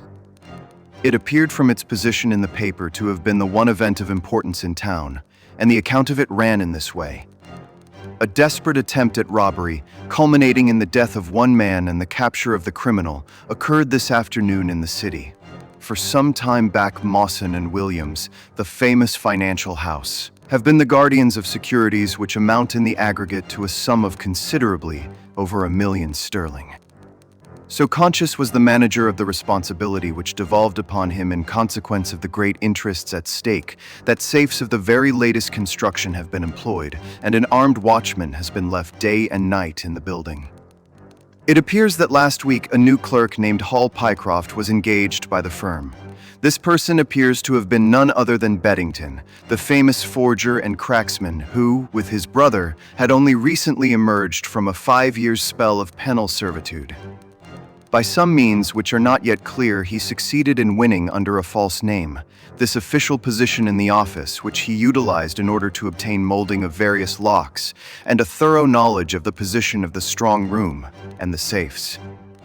It is customary at Mawson's for the clerks to leave at midday on Saturday. Sergeant Tewson of the city police was somewhat surprised, therefore, to see a gentleman with a carpet bag come down the steps at 20 minutes past 1. His suspicions being aroused, the sergeant followed the man, and with the aid of Constable Pollock succeeded, after a most desperate resistance, in arresting him. It was at once clear that a daring and gigantic robbery had been committed. Nearly £100,000 worth of American railway bonds, with a large amount of scrip in other mines and companies, was discovered in the bag. On examining the premises, the body of the unfortunate watchman was found doubled up and thrust into the largest of the safes, where it would not have been discovered until Monday morning had it not been for the prompt action of Sergeant Tewson. The man's skull had been shattered by a blow from a poker delivered from behind. There could be no doubt that Beddington had obtained entrance by pretending that he had left something behind him, and having murdered the watchman, rapidly rifled the large safe, and then made off with his booty. His brother, who usually works with him, has not appeared in this job as far as can at present be ascertained, although the police are making energetic inquiries as to his whereabouts. Well, we may save the police some little trouble in that direction. Human nature is a strange mixture, Watson. You see that even a villain and murderer can inspire such affection that his brother turns to suicide when he learns that his neck is forfeited. However, we have no choice as to our action. The doctor and I will remain on guard, Mr. Pycroft, if you will have the kindness to step out for the police. The Gloria Scott. I have some papers here, which I really think, Watson, that it would be worth your while to glance over. These are the documents in the extraordinary case of the Gloria Scott, and this is the message which struck Justice of the Peace Trevor dead with horror when he read it. He had picked from a drawer a little tarnished cylinder, and, undoing the tape, he handed me a short note scrawled upon a half sheet of slate-gray paper. "The supply of game for London is going steadily up," it ran. "Headkeeper Hudson, we believe, has been now told to receive all orders for flypaper and for preservation of your hen pheasant's life." As I glanced up from reading this enigmatical message, I saw Holmes chuckling at the expression upon my face. You look a little bewildered. I cannot see how such a message as this could inspire horror. It seems to me to be rather grotesque than otherwise. Very likely. Yet the fact remains that the reader, who was a fine, robust old man, was knocked clean down by it as if it had been the butt end of a pistol.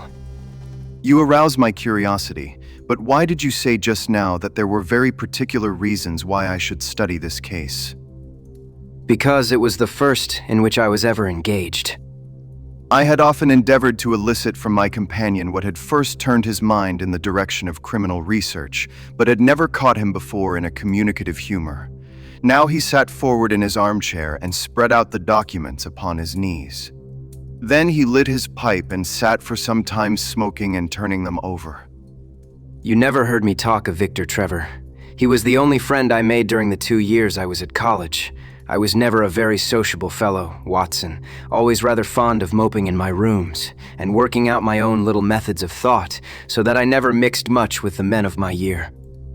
Bar fencing and boxing, I had few athletic tastes, and then my line of study was quite distinct from that of the other fellows, so that we had no points of contact at all. Trevor was the only man I knew, and that only through the accident of his bull terrier freezing onto my ankle one morning as I went down to chapel.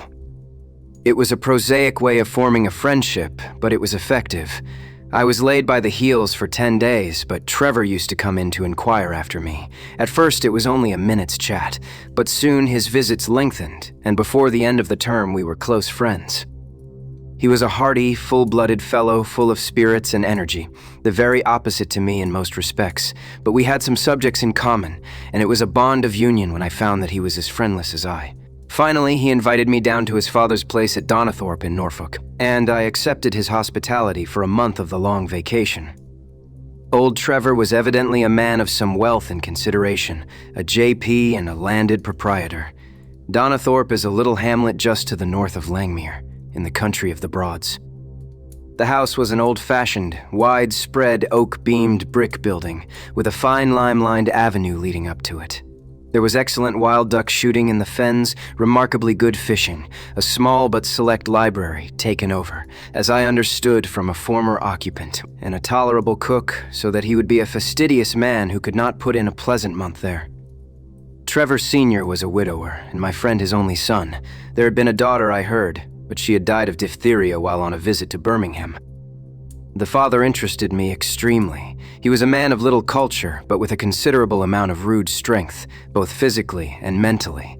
He knew hardly any books, but he had traveled far, had seen much of the world, and had remembered all that he had learned. In person, he was a thick-set, burly man with a shock of grizzled hair, a brown, weather-beaten face, and blue eyes which were keen to the verge of fierceness. Yet he had a reputation for kindness and charity on the countryside, and was noted for the leniency of his sentences from the bench.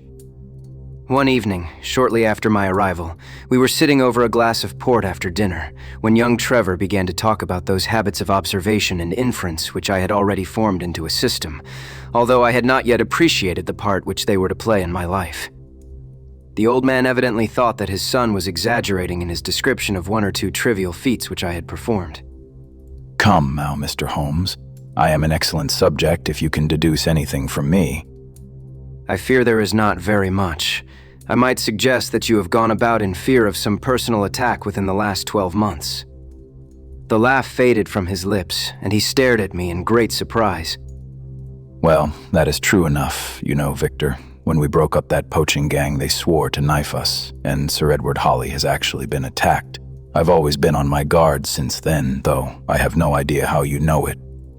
You have a very handsome stick. By the inscription I observed that you had not had it more than a year, but you have taken some pains to bore the head of it and pour melted lead into the hole so as to make it a formidable weapon.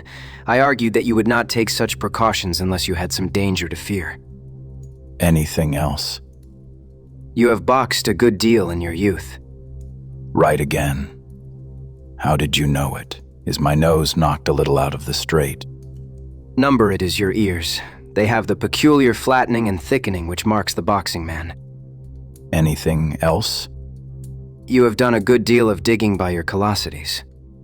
Made all my money at the gold fields. You have been in New Zealand. Right again. You have visited Japan. Quite true. And you have been most intimately associated with someone whose initials were Ja, and whom you afterwards were eager to entirely forget. Mr. Trevor stood slowly up, fixed his large blue eyes upon me with a strange wild stare, and then pitched forward with his face among the nutshells which strewed the cloth in a dead faint. You can imagine, Watson, how shocked both his son and I were. His attack did not last long, however, for when we undid his collar and sprinkled the water from one of the finger glasses over his face, he gave a gasp or two and sat up. Ah, boys, I hope I haven't frightened you. Strong as I look, there is a weak place in my heart, and it does not take much to knock me over. I don't know how you manage this, Mr. Holmes, but it seems to me that all the detectives of fact and of fancy would be children in your hands. That is your line of life, sir, and you may take the word of a man who has seen something of the world. And that recommendation, with the exaggerated estimate of my ability with which he prefaced it, was, if you will believe me, Watson, the very first thing which ever made me feel that a profession might be made out of what had up to that time been the merest hobby. At the moment, however, I was too much concerned at the sudden illness of my host to think of anything else. I hope that I have said nothing to pain you. Well, you certainly touched upon rather a tender point. Might I ask how you know and how much you know? He spoke now in a half-jesting fashion, but a look of terror still lurked at the back of his eyes. It is simplicity itself. When you bared your arm to draw that fish into the boat, I saw that jaw had been tattooed in the bend of the elbow. The letters were still legible, but it was perfectly clear from their blurred appearance, and from the staining of the skin round them, that efforts had been made to obliterate them. It was obvious, then, that those initials had once been very familiar to you, and that you had afterwards wished to forget them. What an eye you have. It is just as you say. But we won't talk of it. Of all ghosts, the ghosts of our old lovers are the worst. Come into the billiard room and have a quiet cigar. From that day, amid all his cordiality, there was always a touch of suspicion in Mr. Trevor's manner towards me. Even his son remarked it. You've given the governor such a turn that he'll never be sure again of what you know and what you don't know. He did not mean to show it, I am sure, but it was so strongly in his mind that it peeped out at every action. At last I became so convinced that I was causing him uneasiness that I drew my visit to a close. On the very day, however, before I left, an incident occurred which proved in the sequel to be of importance. We were sitting out upon the lawn on garden chairs, the three of us basking in the sun and admiring the view across the Broads, when a maid came out to say that there was a man at the door who wanted to see Mr. Trevor. What is his name? He would not give any. What does he want, then? He says that you know him and that he only wants a moment's conversation. Show him round here. An instant afterwards, there appeared a little wizened fellow with a cringing manner and a shambling style of walking. He wore an open jacket with a splotch of tar on the sleeve, a red and black check shirt, dungaree trousers, and heavy boots badly worn. His face was thin and brown and crafty, with a perpetual smile upon it, which showed an irregular line of yellow teeth, and his crinkled hands were half closed in a way that is distinctive of sailors. As he came slouching across the lawn, I heard Mr. Trevor make a sort of hiccoughing noise in his throat, and jumping out of his chair, he ran into the house. He was back in a moment, and I smelt a strong reek of brandy as he passed me. Well, my man, what can I do for you? The sailor stood looking at him with puckered eyes, and with the same loose-lipped smile upon his face. You don't know me. Why, dear me, it is surely Hudson. Hudson it is, sir. Why, it is 30 years and more since I saw you last. Here you are in your house, and me still picking my salt meat out of the harness cask. Tut, you will find that I have not forgotten old times. And, walking towards the sailor, he said something in a low voice. Go into the kitchen, and you will get food and drink. I have no doubt that I shall find you a situation. Thank you, sir. I am just off a 2-yearer in an 8-knot tramp, short-handed at that, and I wants a rest. I thought I'd get it either with Mr. Beddoes or with you. Ah, you know where Mr. Beddoes is.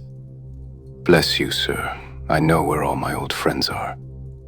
And he slouched off after the maid to the kitchen. Mr. Trevor mumbled something to us about having been shipmate with the man when he was going back to the diggings, and then, leaving us on the lawn, he went indoors. An hour later, when we entered the house, we found him stretched dead drunk upon the dining room sofa. The whole incident left a most ugly impression upon my mind, and I was not sorry next day to leave Donnithorpe behind me, for I felt that my presence must be a source of embarrassment to my friend. All this occurred during the first month of the long vacation. I went up to my London rooms, where I spent 7 weeks working out a few experiments in organic chemistry. One day, however, when the autumn was far advanced and the vacation drawing to a close, I received a telegram from my friend imploring me to return to Donnithorpe and saying that he was in great need of my advice and assistance. Of course, I dropped everything and set out for the north once more. He met me with the dog cart at the station, and I saw at a glance that the last 2 months had been very trying ones for him. He had grown thin and careworn, and had lost the loud, cheery manner for which he had been remarkable. The governor is dying. Impossible. What is the matter? Apoplexy. Nervous shock. He has been on the verge all day. I doubt if we shall find him alive. I was, as you may think, Watson, horrified at this unexpected news. What has caused it? That is the point. Jump in and we can talk it over while we drive. You remember that fellow who came upon the evening before you left us? Perfectly. Do you know who it was that we let into the house that day? I have no idea. It was the devil, Holmes. Yes, it was the devil himself. We have not had a peaceful hour since. Not one. The governor has never held up his head from that evening, and now the life has been crushed out of him and his heart broken, all through this accursed Hudson. What power had he, then? That is what I would give so much to know. The kindly, charitable, good old governor. How could he have fallen into the clutches of such a ruffian? But I am so glad that you have come, Holmes. I trust very much to your judgment and discretion, and I know that you will advise me for the best. We were dashing along the smooth white country road, with the long stretch of the Broads in front of us glimmering in the red light of the setting sun. From a grove upon our left, I could already see the high chimneys and the flagstaff, which marked the squire's dwelling. My father made the fellow gardener, and then, as that did not satisfy him, he was promoted to be butler. The house seemed to be at his mercy, and he wandered about and did what he chose in it. The maids complained of his drunken habits and his vile language. The dad raised their wages all round to recompense them for the annoyance. The fellow would take the boat and my father's best gun and treat himself to little shooting trips. And all this with such a sneering, leering, insolent face that I would have knocked him down 20 times over if he had been a man of my own age. I tell you, Holmes, I have had to keep a tight hold upon myself all this time, and now I am asking myself whether, if I had let myself go a little more, I might not have been a wiser man. Well, matters went from bad to worse with us, and this animal Hudson became more and more intrusive, until at last, on making some insolent reply to my father in my presence one day, I took him by the shoulders and turned him out of the room. He slunk away with a livid face and 2 venomous eyes which uttered more threats than his tongue could do. I don't know what passed between the poor dad and him after that, but the dad came to me next day and asked me whether I would mind apologizing to Hudson. I refused, as you can imagine, and asked my father how he could allow such a wretch to take such liberties with himself and his household. Ah, my boy, it is all very well to talk, but you don't know how I am placed. But you shall know, Victor. I'll see that you shall know, come what may. You wouldn't believe harm of your poor old father, would you, lad? He was very much moved, and shut himself up in the study all day, where I could see through the window that he was writing busily. That evening, there came what seemed to me to be a grand release, for Hudson told us that he was going to leave us. He walked into the dining room as we sat after dinner, and announced his intention in the thick voice of a half-drunken man. I've had enough of Norfolk. I'll run down to Mr. Beddoes in Hampshire. He'll be as glad to see me as you were, I dare say. You are not going away in an unkind spirit, Hudson, I hope. I've not had my apology. Victor, you will acknowledge that you have used this worthy fellow rather roughly. On the contrary, I think that we have both shown extraordinary patience towards him. Oh, you do you? Very good, mate. We'll see about that. He slouched out of the room, and half an hour afterwards left the house, leaving my father in a state of pitiable nervousness. Night after night I heard him pacing his room, and it was just as he was recovering his confidence that the blow did at last fall. And how? In a most extraordinary fashion, a letter arrived from my father yesterday evening, bearing the Fordingbridge postmark. My father read it, clapped both his hands to his head, and began running round the room in little circles like a man who has been driven out of his senses. When I at last drew him down onto the sofa, his mouth and eyelids were all puckered on one side, and I saw that he had a stroke. Dr. Fordham came over at once. We put him to bed, but the paralysis has spread. He has shown no sign of returning consciousness, and I think that we shall hardly find him alive. You horrify me, Trevor. What then could have been in this letter to cause so dreadful a result? Nothing. There lies the inexplicable part of it. The message was absurd and trivial. Ah, my God, it is as I feared. As he spoke, we came round the curve of the avenue and saw in the fading light that every blind in the house had been drawn down. As we dashed up to the door, my friend's face convulsed with grief. A gentleman in black emerged from it. When did it happen, Doctor? Almost immediately after you left. Did he recover consciousness? For an instant before the end. Any message for me? Only that the papers were in the back drawer of the Japanese cabinet. My friend ascended with the doctor to the chamber of death, while I remained in the study, turning the whole matter over and over in my head, and feeling as somber as ever I had done in my life. What was the past of this Trevor, pugilist, traveler, and gold digger, and how had he placed himself in the power of this acid-faced seaman? Why, too, should he faint at an allusion to the half-effaced initials upon his arm, and die of fright when he had a letter from Fordingbridge?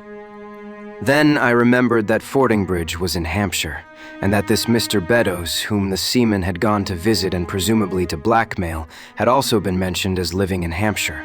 The letter, then, might either come from Hudson, the seaman, saying that he had betrayed the guilty secret which appeared to exist, or it might come from Beddoes, warning an old confederate that such a betrayal was imminent. So far it seemed clear enough. But then how could this letter be trivial and grotesque, as described by the son? He must have misread it. If so, it must have been one of those ingenious secret codes which mean one thing while they seem to mean another. I must see this letter. If there were a hidden meaning in it, I was confident that I could pluck it forth. For an hour I sat pondering over it in the gloom, until at last a weeping maid brought in a lamp, and close at her heels came my friend Trevor, pale but composed, with these very papers which lie upon my knee held in his grasp. He sat down opposite to me, drew the lamp to the edge of the table, and handed me a short note scribbled, as you see, upon a single sheet of grey paper. The supply of game for London is going steadily up, it ran. Headkeeper Hudson, we believe, has been now told to receive all orders for flypaper and for preservation of your hen pheasant's life. I dare say my face looked as bewildered as yours did just now when first I read this message. Then I reread it very carefully. It was evidently as I had thought, and some secret meaning must lie buried in this strange combination of words.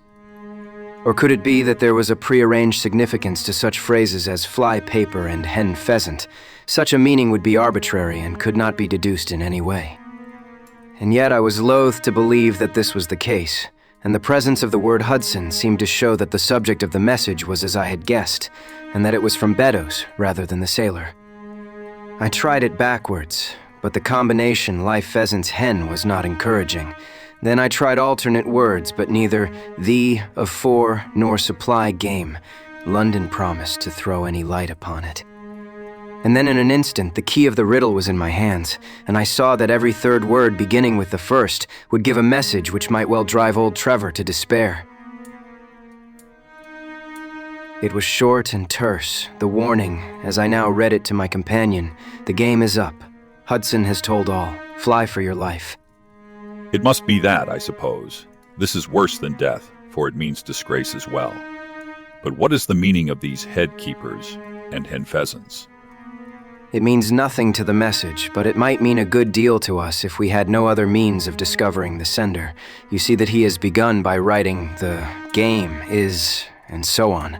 Afterwards he had to fulfill the prearranged cipher to fill in any two words in each space.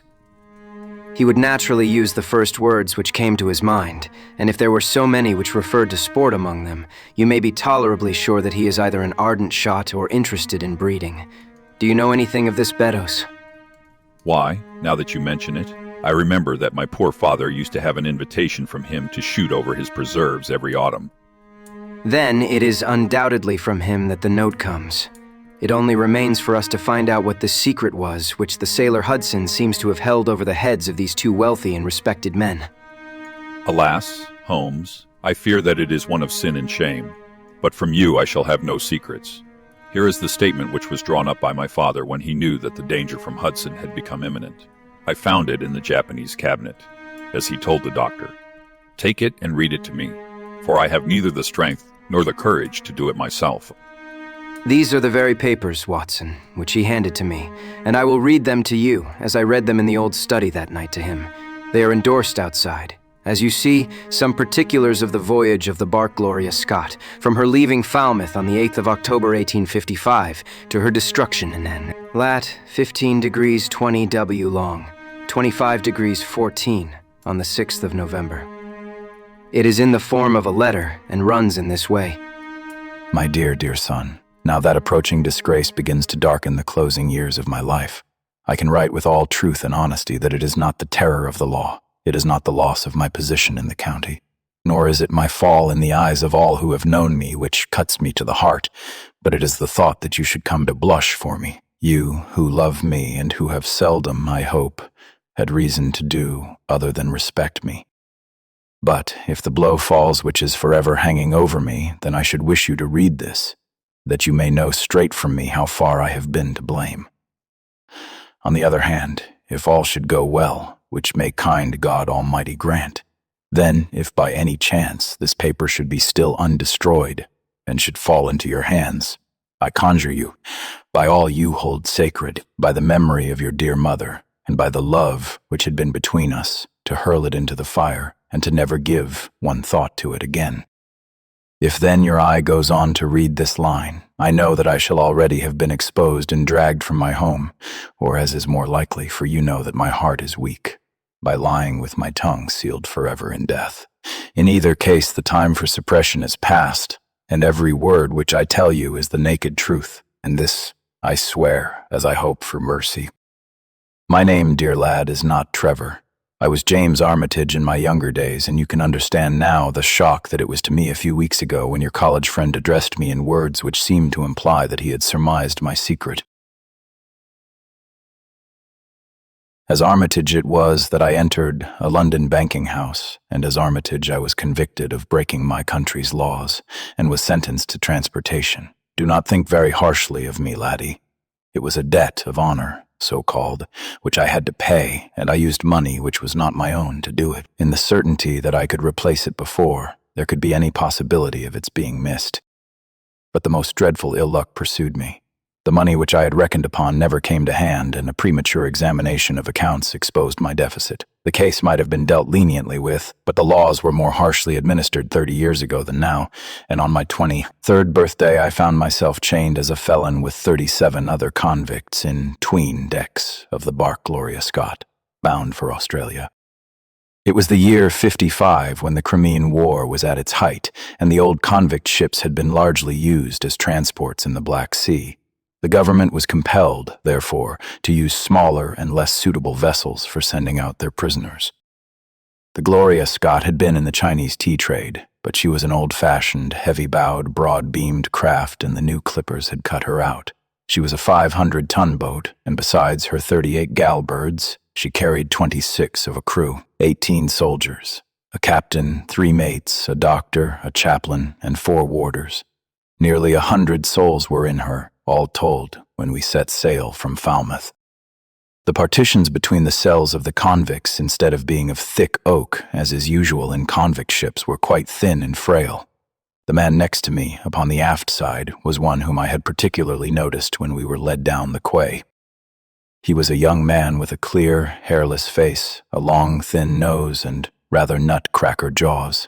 He carried his head very jauntily in the air, had a swaggering style of walking, and was, above all else, remarkable for his extraordinary height.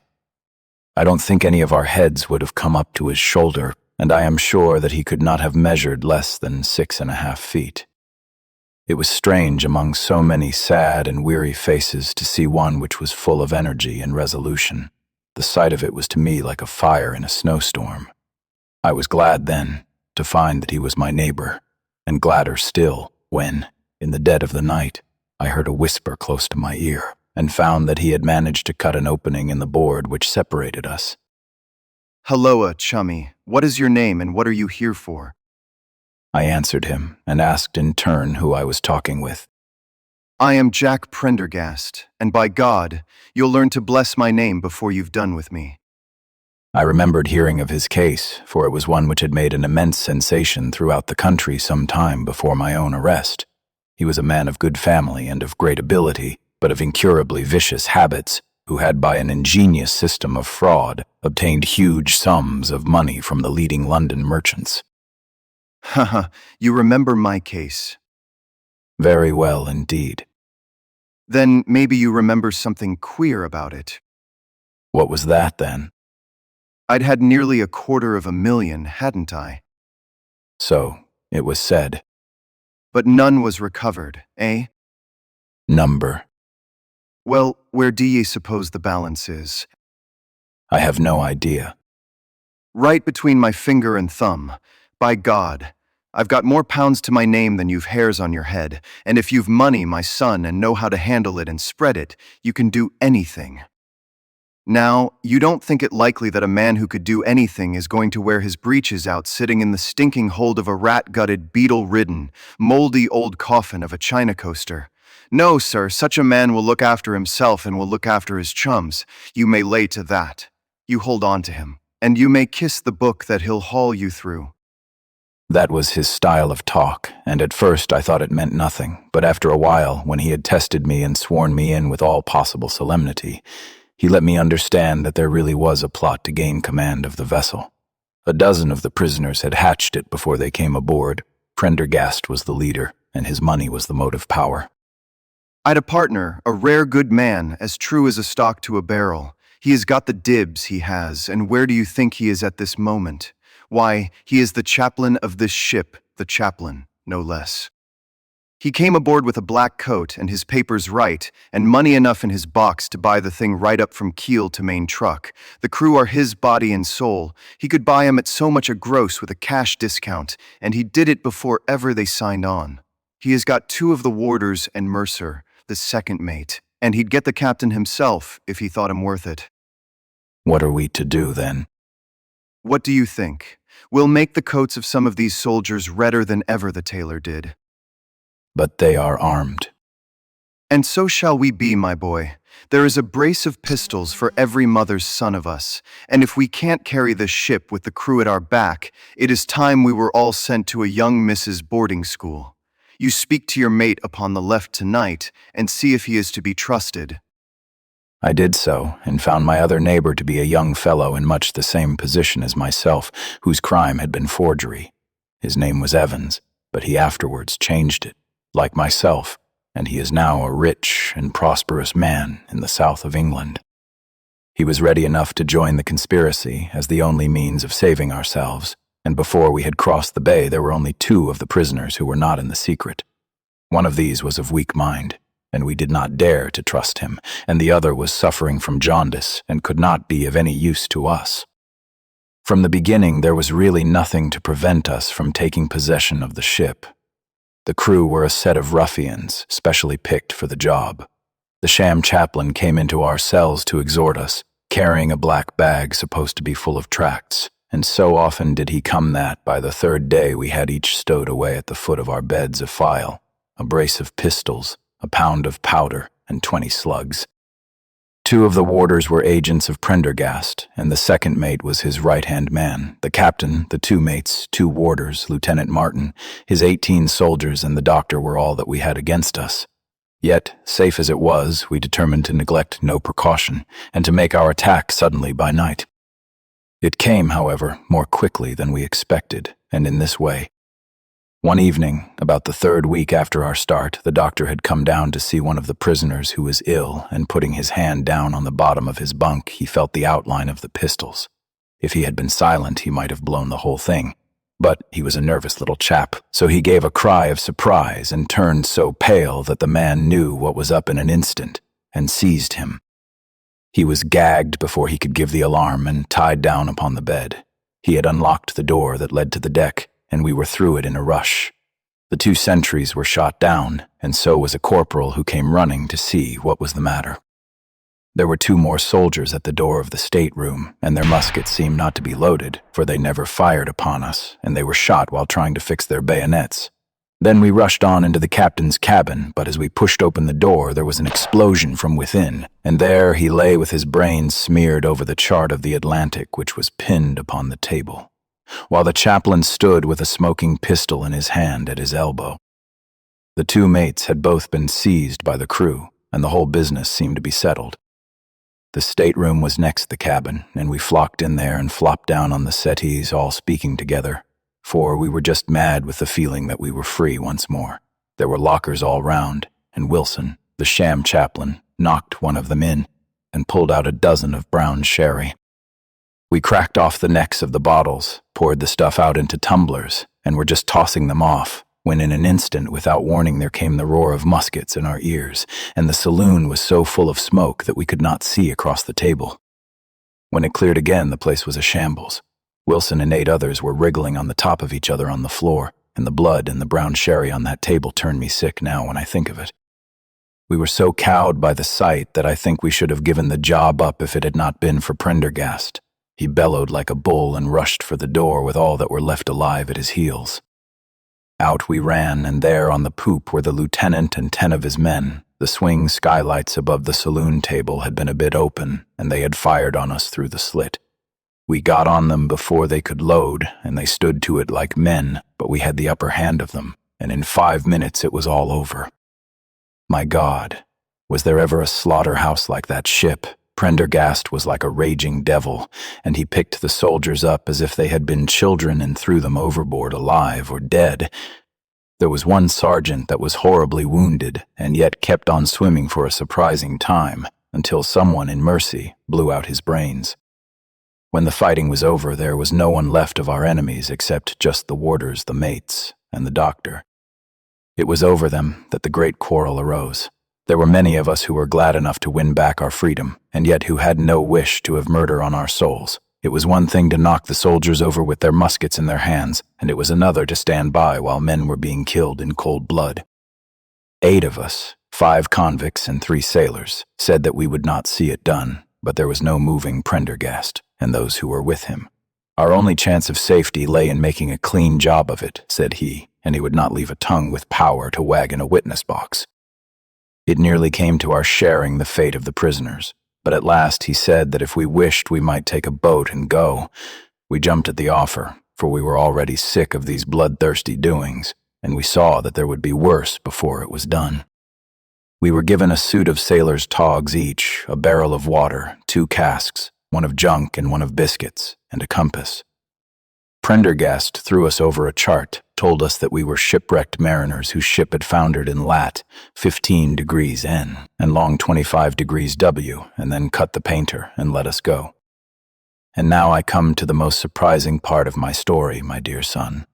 The seamen had hauled the foreyard aback during the rising, but now as we left them they brought it square again, and as there was a light wind from the north and east, the bark began to draw slowly away from us. Our boat lay, rising and falling, upon the long, smooth rollers, and Evans and I, who were the most educated of the party, were sitting in the sheets working out our position and planning what coast we should make for.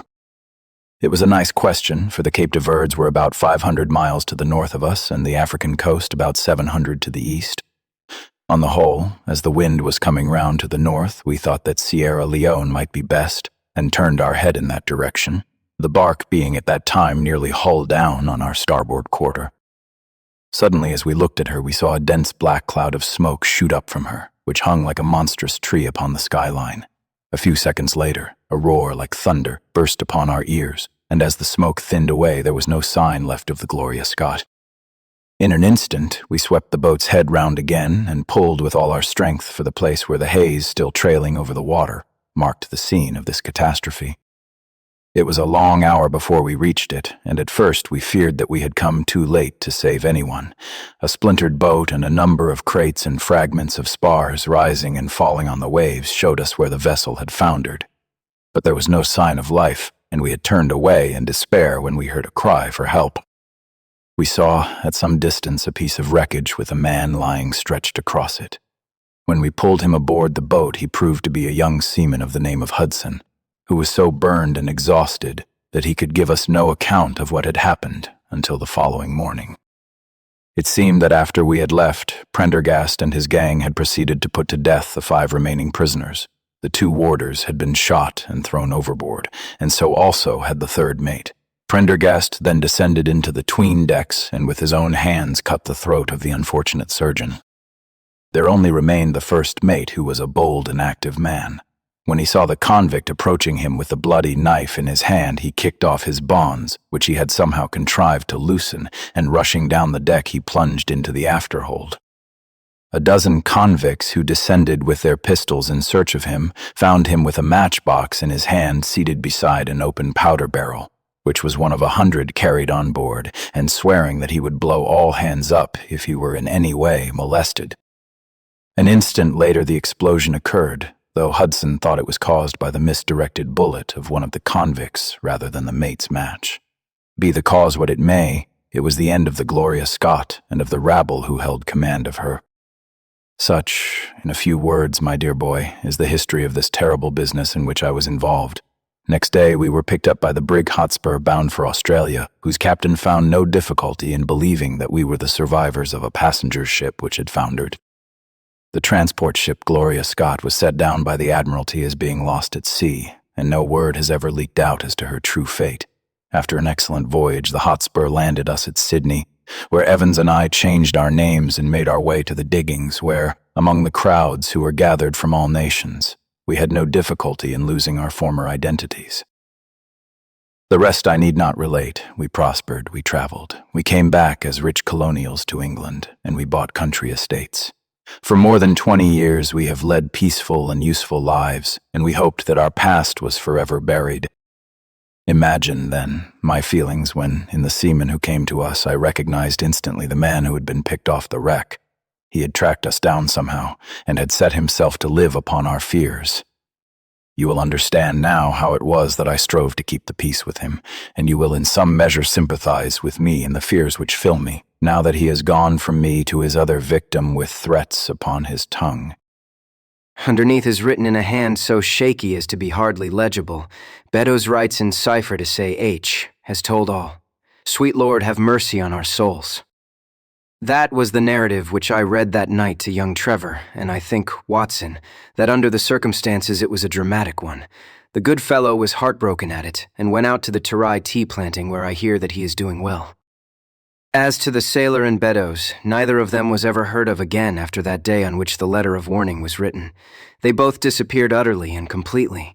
No complaint had been lodged with the police, so that Beddoes had mistaken a threat for a deed.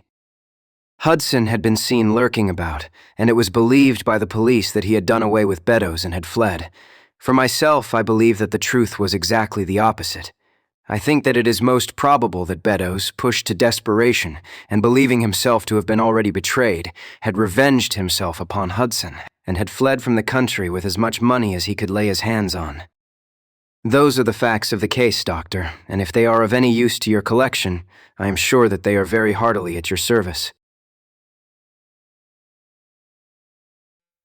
The Musgrave Ritual. An anomaly which often struck me in the character of my friend Sherlock Holmes was that, although in his methods of thought he was the neatest and most methodical of mankind, and although also he affected a certain quiet primness of dress, he was none the less in his personal habits one of the most untidy men that ever drove a fellow lodger to distraction. Not that I am in the least conventional in that respect myself. The rough-and-tumble work in Afghanistan, coming on the top of a natural bohemianism of disposition, has made me rather more lax than befits a medical man. But with me there is a limit, and when I find a man who keeps his cigars in the coal scuttle, his tobacco in the toe end of a Persian slipper, and his unanswered correspondence transfixed by a jackknife into the very center of his wooden mantelpiece, then I begin to give myself virtuous airs. I have always held, too, that pistol practice should be distinctly an open-air pastime, and when Holmes, in one of his queer humors, would sit in an armchair with his hair trigger and 100 boxer cartridges, and proceed to adorn the opposite wall with a patriotic VR done in bullet pox, I felt strongly that neither the atmosphere nor the appearance of our room was improved by it. Our chambers were always full of chemicals and of criminal relics which had a way of wandering into unlikely positions, and of turning up in the butter dish or in even less desirable places. But his papers were my great crux. He had a horror of destroying documents, especially those which were connected with his past cases, and yet it was only once in every year or two that he would muster energy to docket and arrange them, for, as I have mentioned somewhere in these incoherent memoirs, the outbursts of passionate energy when he performed the remarkable feats with which his name is associated were followed by reactions of lethargy, during which he would lie about with his violin and his books, hardly moving save from the sofa to the table. Thus, month after month his papers accumulated, until every corner of the room was stacked with bundles of manuscript, which were on no account to be burned, and which could not be put away save by their owner. One winter's night, as we sat together by the fire, I ventured to suggest to him that, as he had finished pasting extracts into his commonplace book, he might employ the next 2 hours in making our room a little more habitable. He could not deny the justice of my request, so with a rather rueful face he went off to his bedroom, from which he returned presently pulling a large tin box behind him. This he placed in the middle of the floor, and squatting down upon a stool in front of it, he threw back the lid. I could see that it was already a third full of bundles of paper tied up with red tape into separate packages. There are cases enough here, Watson. I think that if you knew all that I had in this box, you would ask me to pull some out instead of putting others in.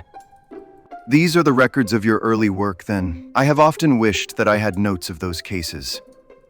Yes, my boy. These were all done prematurely before my biographer had come to glorify me. He lifted bundle after bundle in a tender, caressing sort of way. They are not all successes, Watson, but there are some pretty little problems among them. Here is the record of the Tarleton murders, and the case of Vanbury, the wine merchant, and the adventure of the old Russian woman, and the singular affair of the aluminium crutch, as well as a full account of Ricoletti of the clubfoot and his abominable wife. And here, now, this really is something a little researching. He dived his arm down to the bottom of the chest and brought up a small wooden box with a sliding lid, such as children's toys are kept in. From within he produced a crumpled piece of paper, an old-fashioned brass key, a peg of wood with a ball of string attached to it, and 3 rusty old discs of metal. Well, my boy, what do you make of this lot? He asked, smiling at my expression. It is a curious collection. Very curious, and the story that hangs round it will strike you as being more curious still. These relics have a history, then. So much so that they are history. What do you mean by that? Sherlock Holmes picked them up one by one and laid them along the edge of the table. Then he reseated himself in his chair and looked them over with a gleam of satisfaction in his eyes. These are all that I have left to remind me of the adventure of the Musgrave Ritual. I had heard him mention the case more than once, though I had never been able to gather the details. I should be so glad if you would give me an account of it. And leave the litter as it is. Your tidiness won't bear much strain after all, Watson. But I should be glad that you should add this case to your annals, for there are points in it which make it quite unique in the criminal records of this, or, I believe, of any other country. A collection of my trifling achievements would certainly be incomplete which contain no account of this very singular business. You may remember how the affair of the Gloria Scott, and my conversation with the unhappy man whose fate I told you of, first turned my attention in the direction of the profession which has become my life's work. You see me now when my name has become known far and wide, and when I am generally recognized both by the public and by the official force as being a final court of appeal in doubtful cases. Even when you knew me first, at the time of the affair which you have commemorated in, a study in scarlet, I had already established a considerable, though not a very lucrative, connection. You can hardly realize, then, how difficult I found it at first, and how long I had to wait before I succeeded in making any headway. When I first came up to London, I had rooms in Montague Street, just round the corner from the British Museum, and there I waited, filling in my too abundant leisure time by studying all those branches of science, which might make me more efficient. Now and again, cases came in my way, principally through the introduction of old fellow students, for during my last years at the university, there was a good deal of talk there about myself and my methods. The third of these cases was that of the Musgrave Ritual, and it is to the interest which was aroused by that singular chain of events, and the large issues which proved to be at stake, that I trace my first stride towards the position which I now hold. Reginald Musgrave had been in the same college as myself, and I had some slight acquaintance with him. He was not generally popular among the undergraduates, though it always seemed to me that what was set down as pride was really an attempt to cover extreme natural diffidence. In appearance, he was a man of exceedingly aristocratic type, thin, high-nosed, and large-eyed, with languid and yet courtly manners. He was indeed a scion of one of the very oldest families in the kingdom, though his branch was a cadet one, which had separated from the northern Musgraves sometime in the 16th century, and had established itself in western Sussex, where the manor house of Hurlstone is perhaps the oldest inhabited building in the county. Something of his birthplace seemed to cling to the man, and I never looked at his pale, keen face or the poise of his head without associating him with grey archways and mullioned windows and all the venerable wreckage of a feudal keep. Once or twice we drifted into talk, and I can remember that more than once he expressed a keen interest in my methods of observation and inference.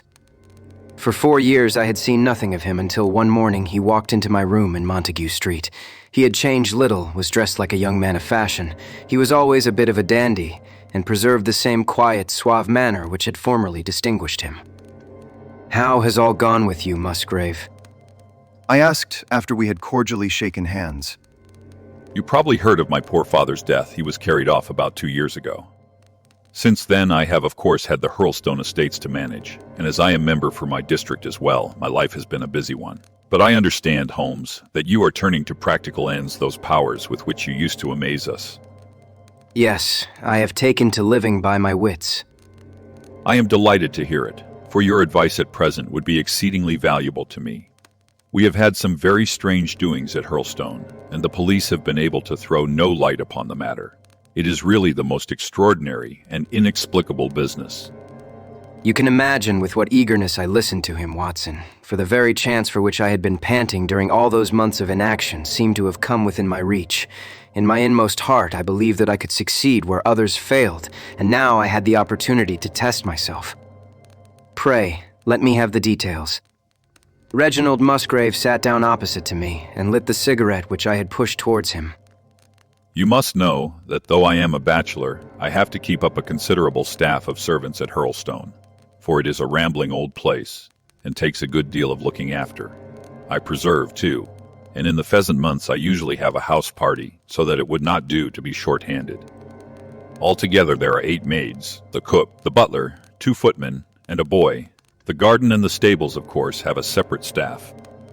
Of these servants, the one who had been longest in our service was Brunton the butler.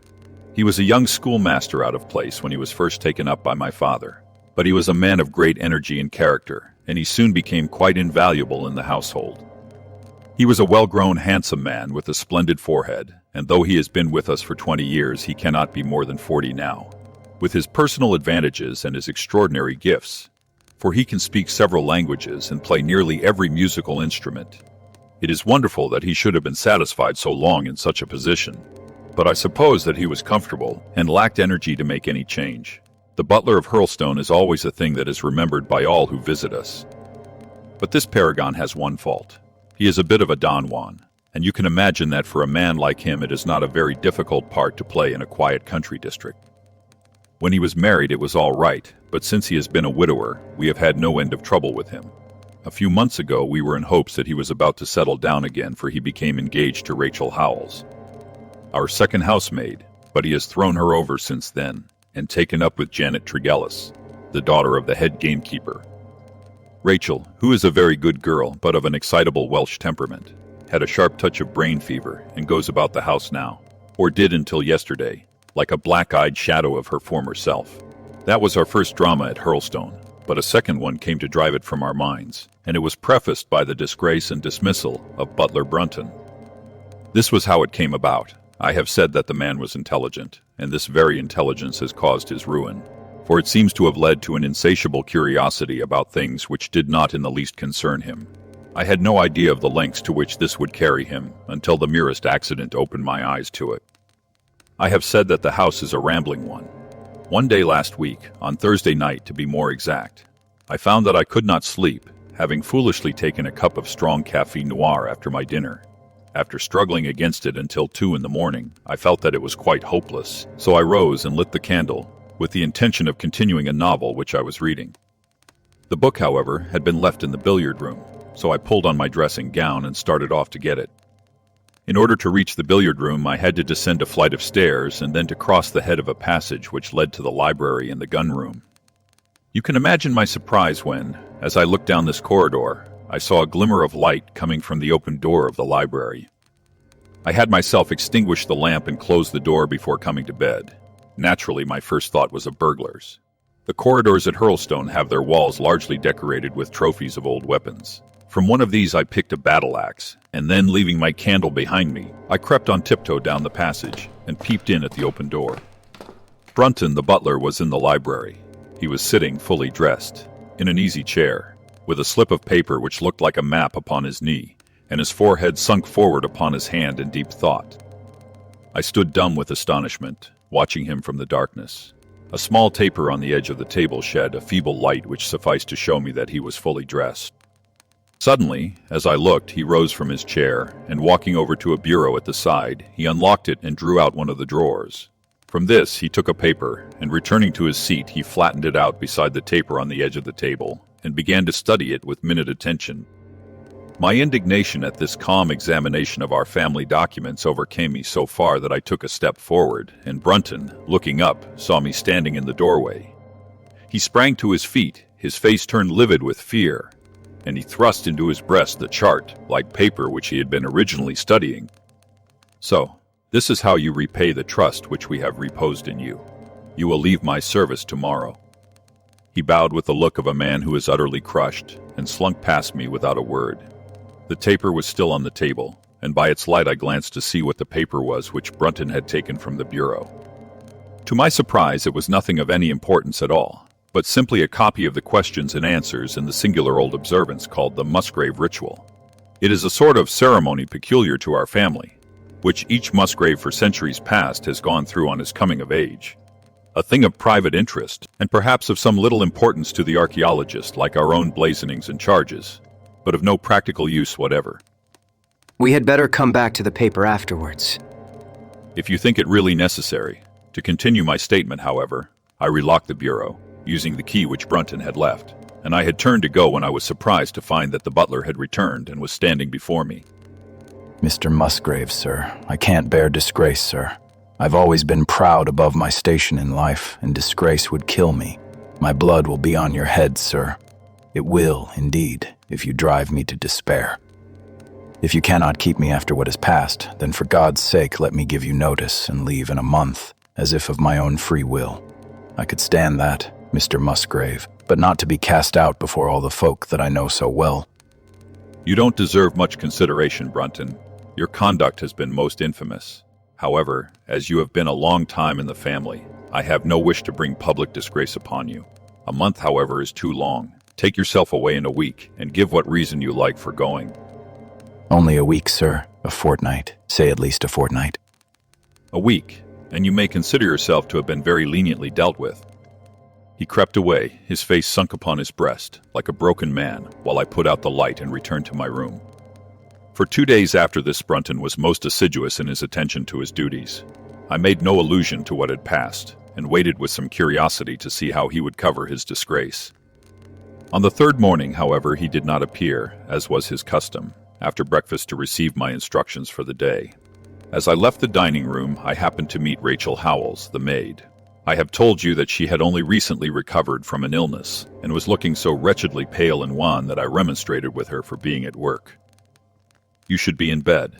Come back to your duties when you are stronger." She looked at me with so strange an expression that I began to suspect that her brain was affected. I am strong enough, Mr. Musgrave. "We will see what the doctor says. You must stop work now, and when you go downstairs just say that I wish to see Brunton." The butler is gone. "Gone? Gone where?" He is gone. No one has seen him. He is not in his room. Oh yes, he is gone. He is gone. She fell back against the wall with shriek after shriek of laughter, while I, horrified at this sudden hysterical attack, rushed to the bell to summon help. The girl was taken to her room, still screaming and sobbing, while I made inquiries about Brunton. There was no doubt about it that he had disappeared. His bed had not been slept in. He had been seen by no one since he had retired to his room the night before. And yet it was difficult to see how he could have left the house, as both windows and doors were found to be fastened in the morning.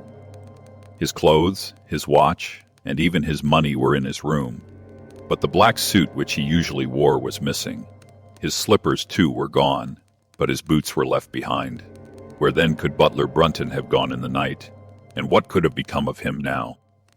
Of course, we searched the house from cellar to garret, but there was no trace of him. It is, as I have said, a labyrinth of an old house, especially the original wing, which is now practically uninhabited, but we ransacked every room and cellar without discovering the least sign of the missing man. It was incredible to me that he could have gone away leaving all his property behind him, and yet where could he be? I called in the local police, but without success.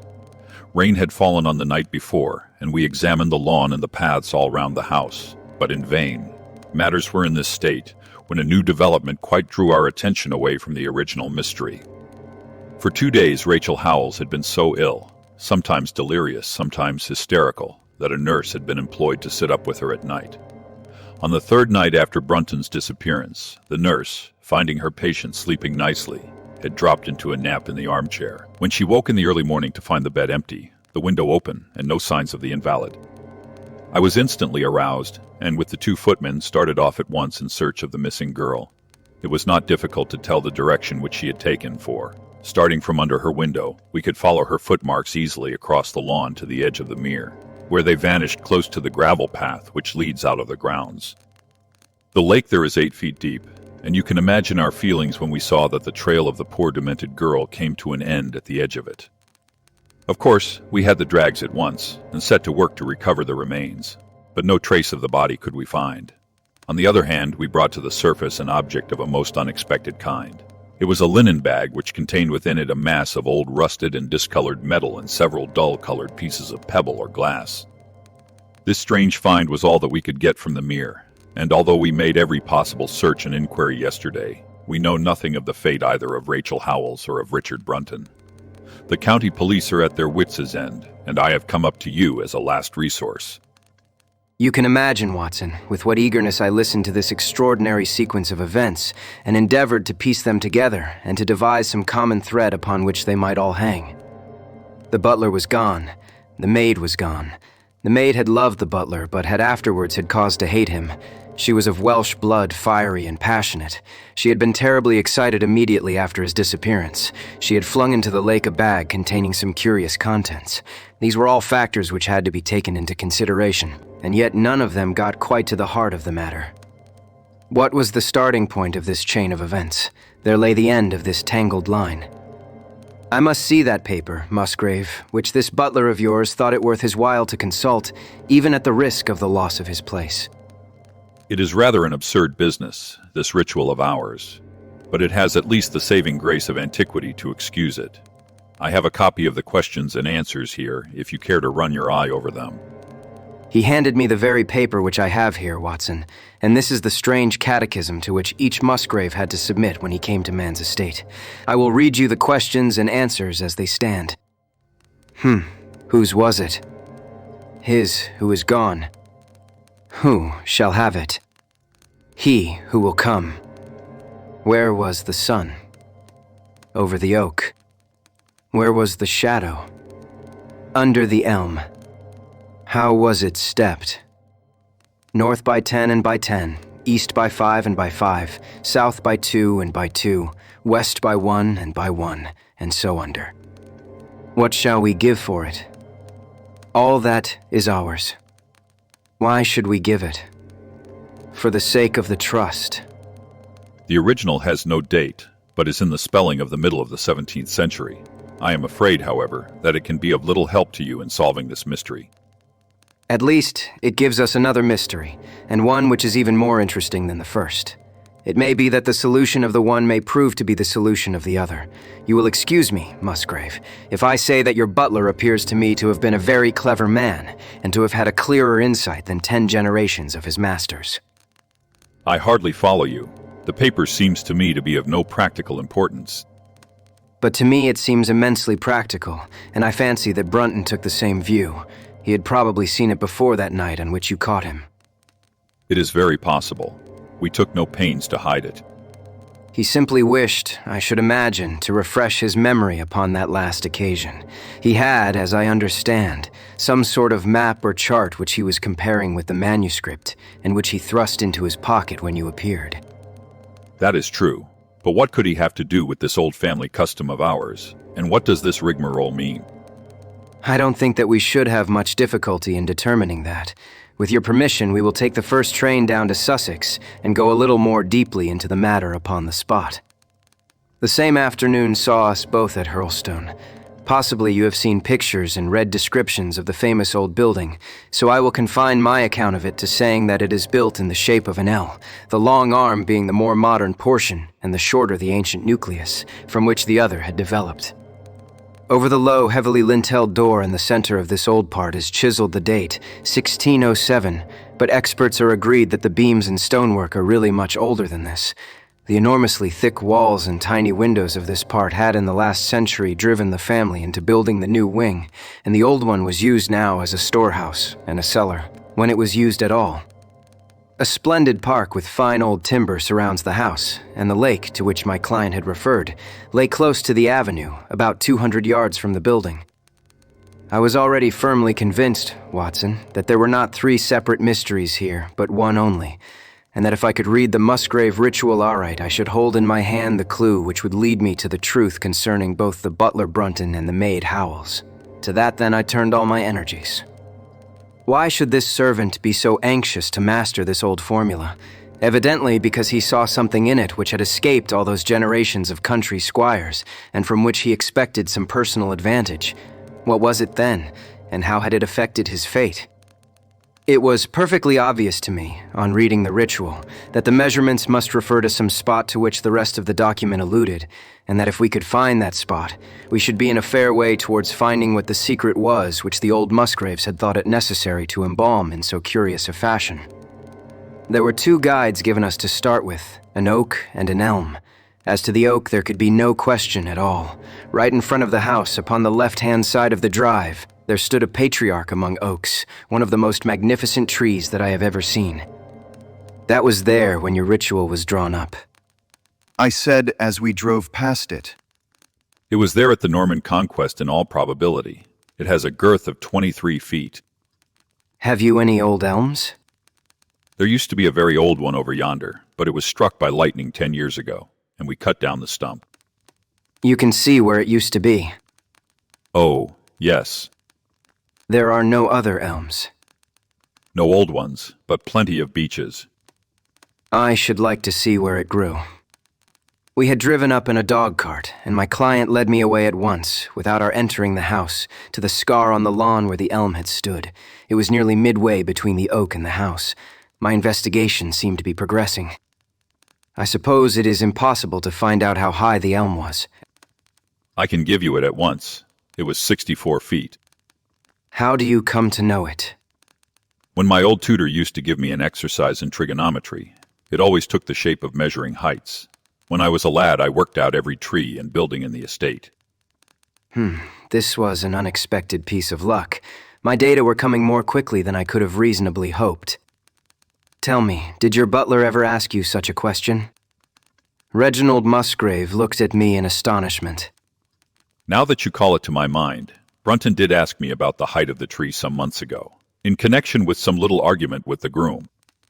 This was excellent news, Watson, for it showed me that I was on the right road.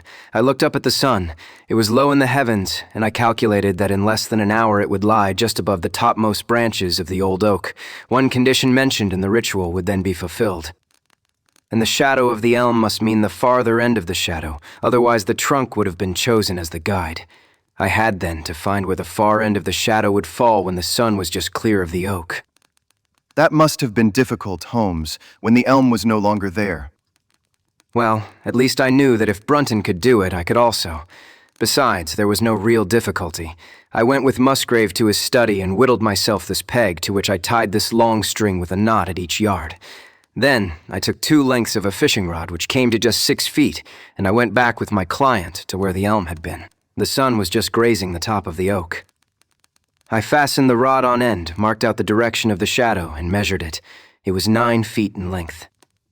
Of course, the calculation now was a simple one. If a rod of 6 feet threw a shadow of 9, a tree of 64 feet would throw one of 96, and the line of the one would of course be the line of the other. I measured out the distance, which brought me almost to the wall of the house, and I thrust a peg into the spot. You can imagine my exultation, Watson, when within 2 inches of my peg I saw a conical depression in the ground. I knew that it was the mark made by Brunton in his measurements, and that I was still upon his trail. From this starting point I proceeded to step, having first taken the cardinal points by my pocket compass. 10 steps with each foot took me along parallel with the wall of the house, and again I marked my spot with a peg. Then I carefully paced off 5 to the east and 2 to the south. It brought me to the very threshold of the old door. 2 steps to the west meant now that I was to go 2 paces down the stone-flagged passage, and this was the place indicated by the ritual. Never have I felt such a cold chill of disappointment, Watson. For a moment it seemed to me that there must be some radical mistake in my calculations. The setting sun shone full upon the passage floor, and I could see that the old, foot-worn gray stones with which it was paved were firmly cemented together. and had certainly not been moved for many a long year. Brunton had not been at work here. I tapped upon the floor, but it sounded the same all over, and there was no sign of any crack or crevice. But fortunately, Musgrave, who had begun to appreciate the meaning of my proceedings and who was now as excited as myself, took out his manuscript to check my calculation. And under. You have omitted the and under. I had thought that it meant that we were to dig, but now, of course, I saw at once that I was wrong. There is a cellar under this, then? Yes, and as old as the house. Down here, through this door. We went down a winding stone stair, and my companion, striking a match, lit a large lantern which stood on a barrel in the corner. In an instant, it was obvious that we had at last come upon the true place, and that we had not been the only people to visit the spot recently. It had been used for the storage of wood, but the billets, which had evidently been littered over the floor, were now piled at the sides, so as to leave a clear space in the middle. In this space lay a large and heavy flagstone with a rusted iron ring in the center to which a thick shepherd's check muffler was attached. By Jove, that is Brunton's muffler. I have seen it on him, and could swear to it. What has the villain been doing here? At my suggestion, a couple of the county police were summoned to be present, and I then endeavored to raise the stone by pulling on the cravat.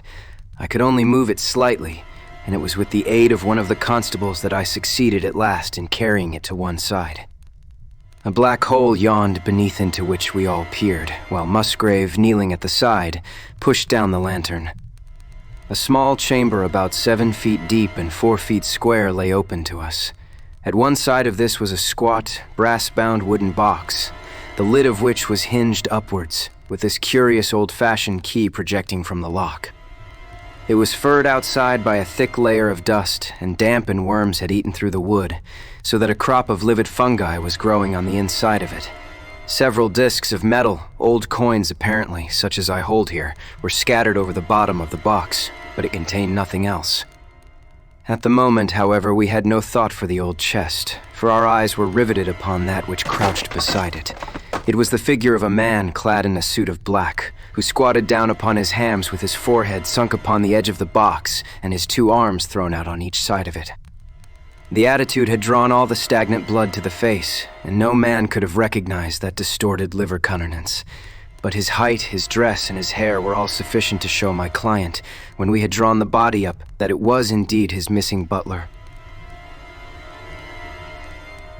He had been dead some days, but there was no wound or bruise upon his person to show how he had met his dreadful end. When his body had been carried from the cellar, we found ourselves still confronted with a problem which was almost as formidable as that with which we had started. I confess that so far, Watson, I had been disappointed in my investigation. I had reckoned upon solving the matter when once I had found the place referred to in the ritual, but now I was there, and was apparently as far as ever from knowing what it was which the family had concealed with such elaborate precautions. It is true that I had thrown a light upon the fate of Brunton, but now I had to ascertain how that fate had come upon him, and what part had been played in the matter by the woman who had disappeared. I sat down upon a keg in the corner and thought the whole matter carefully over. You know my methods in such cases, Watson. I put myself in the man's place, and, having first gauged his intelligence, I try to imagine how I should myself have proceeded under the same circumstances. In this case, the matter was simplified by Brunton's intelligence being quite first-rate, so that it was unnecessary to make any allowance for the personal equation, as the astronomers have dubbed it. He knew that something valuable was concealed. He had spotted the place. He found that the stone which covered it was just too heavy for a man to move unaided. What would he do next? He could not get help from outside, even if he had someone whom he could trust, without the unbarring of doors and considerable risk of detection. It was better, if he could, to have his helpmate inside the house. But whom could he ask? This girl had been devoted to him. A man always finds it hard to realize that he may have finally lost a woman's love, however badly he may have treated her. He would try by a few attentions to make his peace with the girl Howells, and then would engage her as his accomplice. Together they would come at night to the cellar, and their united force would suffice to raise the stone. So far I could follow their actions, as if I had actually seen them. But for 2 of them, and one a woman, it must have been heavy work the raising of that stone. A burly Sussex policeman and I had found it no light job. What would they do to assist them? Probably what I should have done myself. I rose and examined carefully the different billets of wood which were scattered round the floor. Almost at once I came upon what I expected. One piece, about 3 feet in length, had a very marked indentation at one end, while several were flattened at the sides as if they had been compressed by some considerable weight. Evidently, as they had dragged the stone up, they had thrust the chunks of wood into the chink, until at last, when the opening was large enough to crawl through, they would hold it open by a billet placed lengthwise, which might very well become indented at the lower end, since the whole weight of the stone would press it down onto the edge of this other slab. So far, I was still on safe ground. And now how was I to proceed to reconstruct this midnight drama? Clearly only one could fit into the hole, and that one was Brunton. The girl must have waited above. Brunton then unlocked the box, handed up the contents, presumably, since they were not to be found. And then what happened? What smoldering fire of vengeance had suddenly sprung into flame in this passionate Celtic woman's soul when she saw the man who had wronged her perhaps, far more than we suspected, in her power? Was it a chance that the wood had slipped and that the stone had shut Brunton into what had become his sepulchre? Had she only been guilty of silence as to his fate? Or had some sudden blow from her hand dashed the support away and sent the slab crashing down into its place?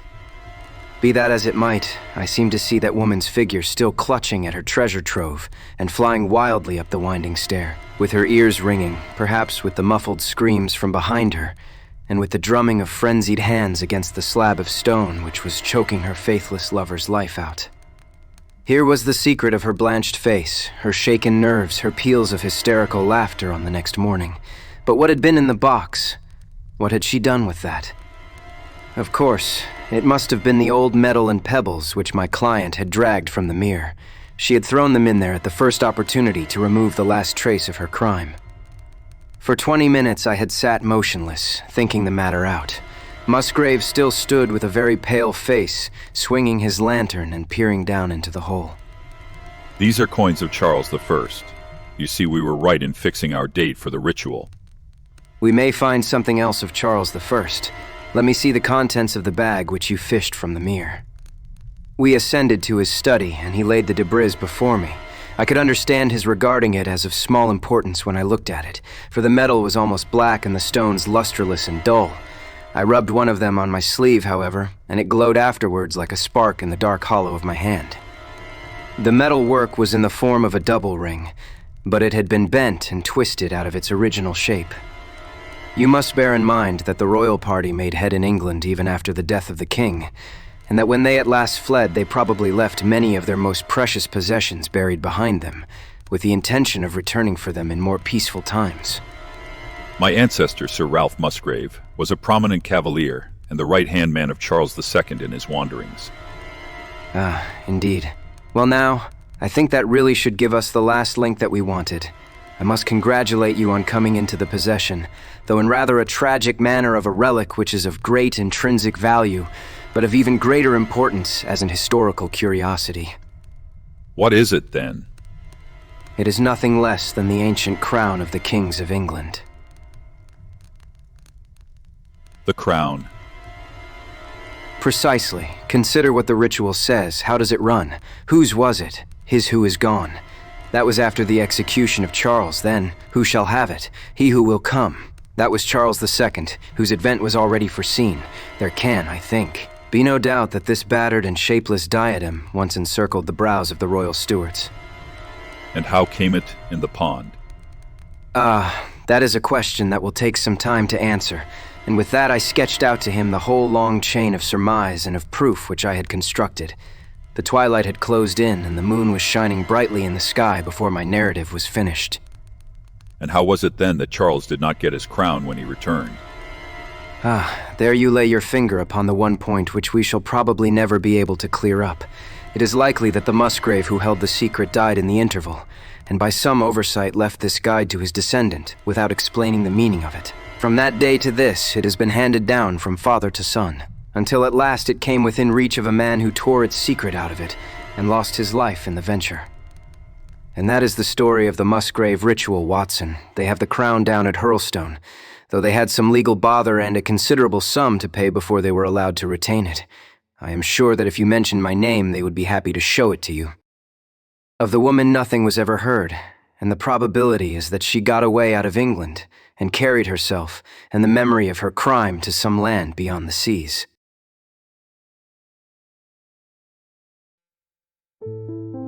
The Reigate Squires. It was some time before the health of my friend Mr. Sherlock Holmes recovered from the strain caused by his immense exertions in the spring of '87. The whole question of the Netherlands Sumatra Company and of the colossal schemes of Baron Maupertuis are too recent in the minds of the public, and are too intimately concerned with politics and finance to be fitting subjects for this series of sketches. They led, however, in an indirect fashion to a singular and complex problem, which gave my friend an opportunity of demonstrating the value of a fresh weapon among the many with which he waged his lifelong battle against crime. On referring to my notes, I see that it was upon the 14th of April that I received a telegram from Lyons, which informed me that Holmes was lying ill in the Hotel Dulong. Within 24 hours I was in his sick room, and was relieved to find that there was nothing formidable in his symptoms. Even his iron constitution, however, had broken down under the strain of an investigation which had extended over 2 months, during which period he had never worked less than 15 hours a day, and had more than once, as he assured me, kept to his task for 5 days at a stretch.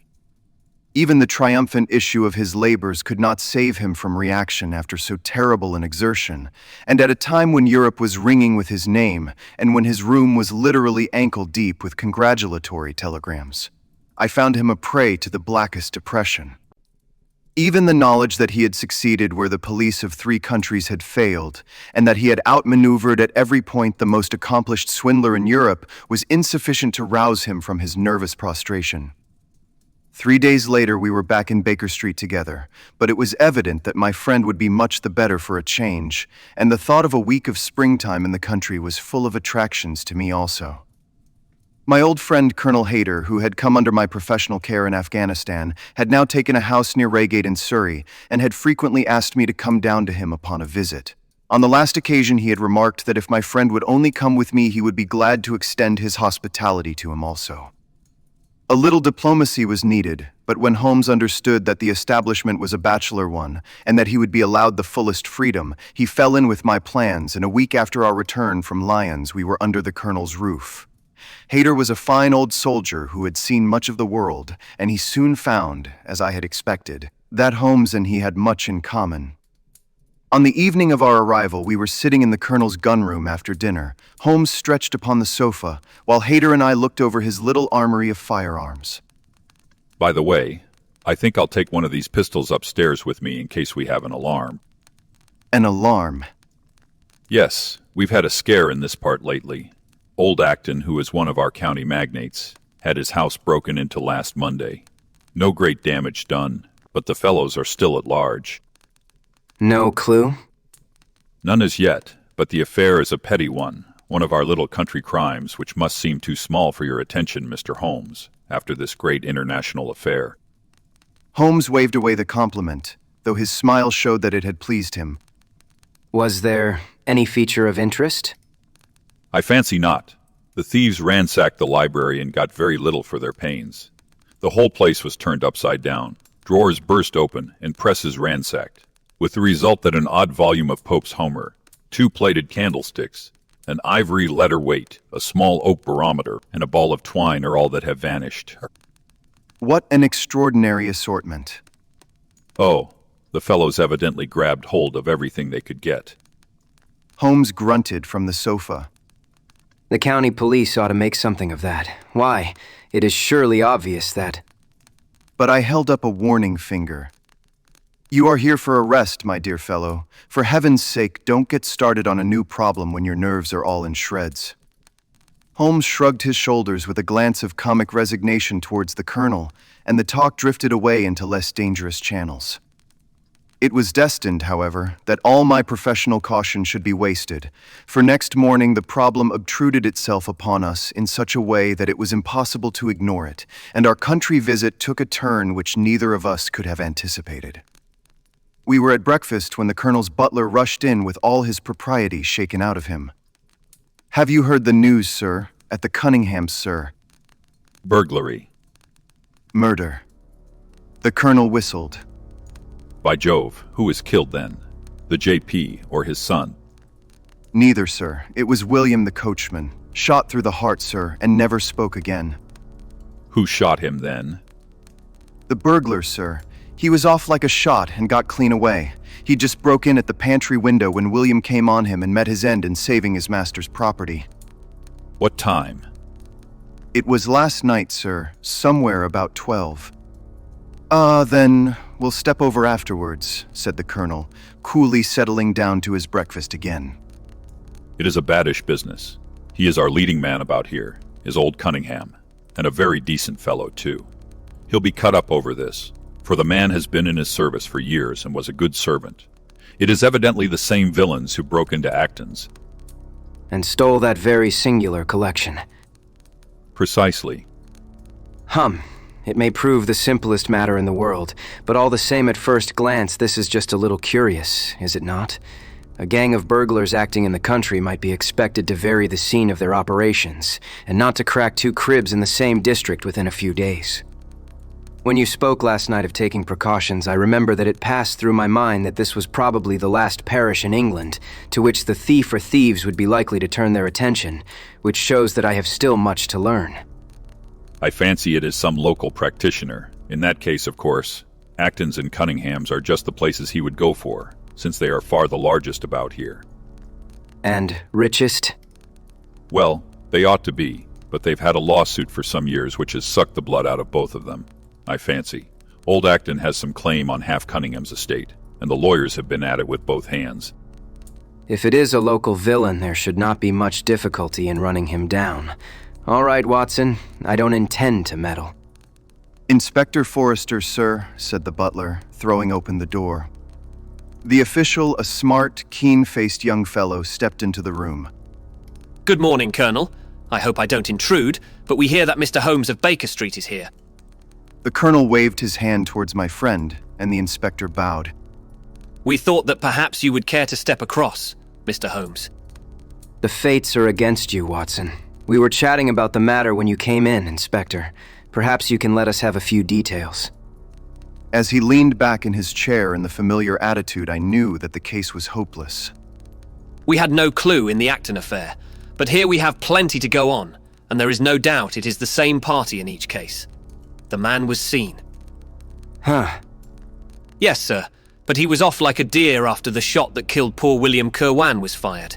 Mr. Cunningham saw him from the bedroom window, and Mr. Alec Cunningham saw him from the back passage. It was 11:45 when the alarm broke out.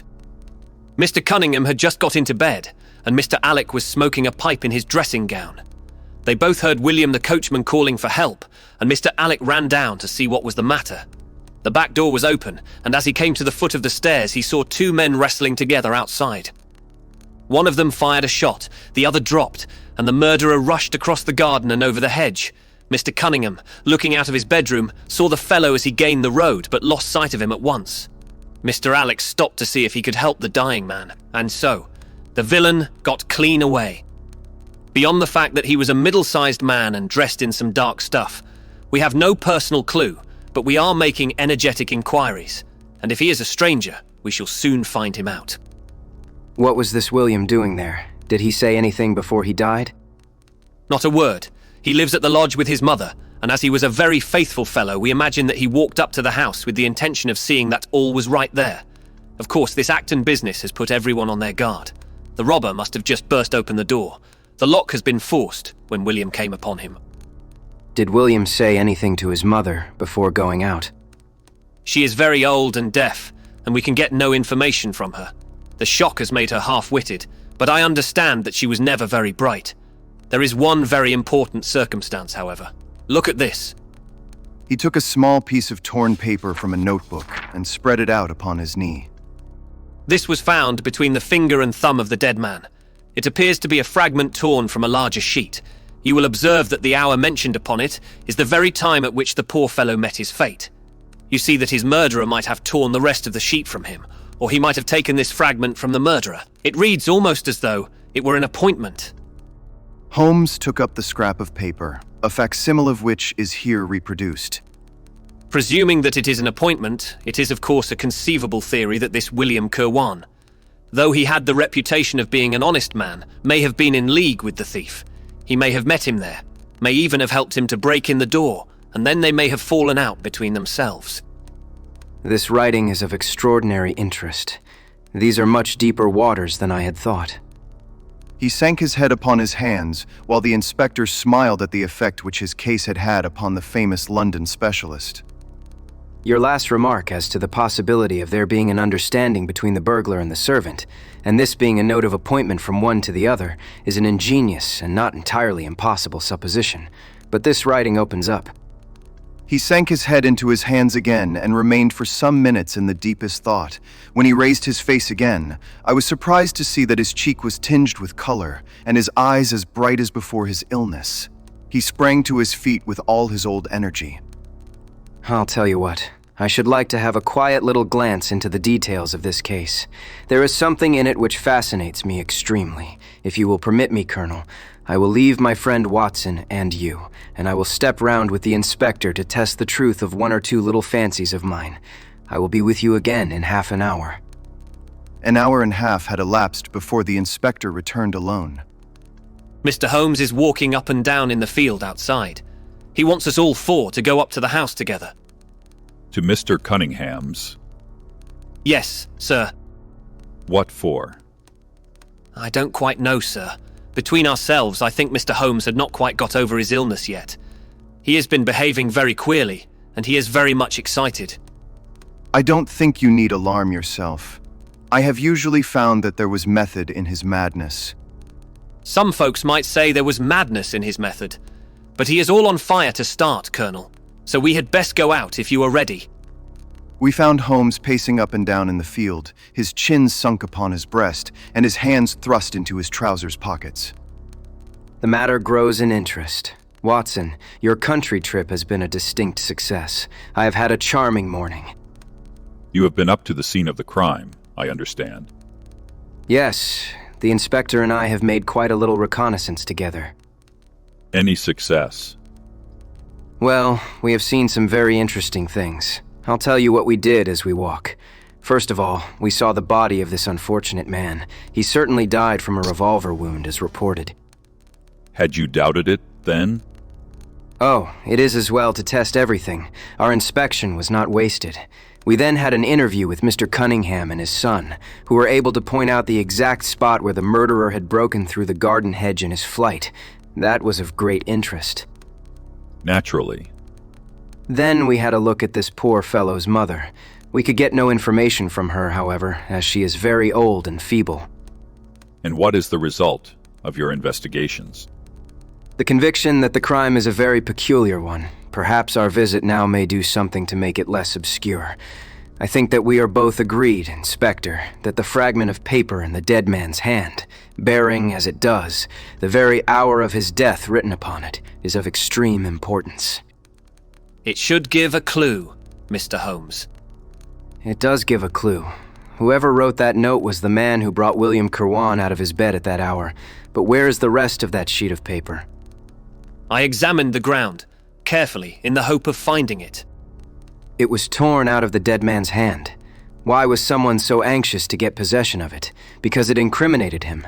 And what would he do with it? Thrust it into his pocket, most likely, never noticing that a corner of it had been left in the grip of the corpse. If we could get the rest of that sheet, it is obvious that we should have gone a long way towards solving the mystery.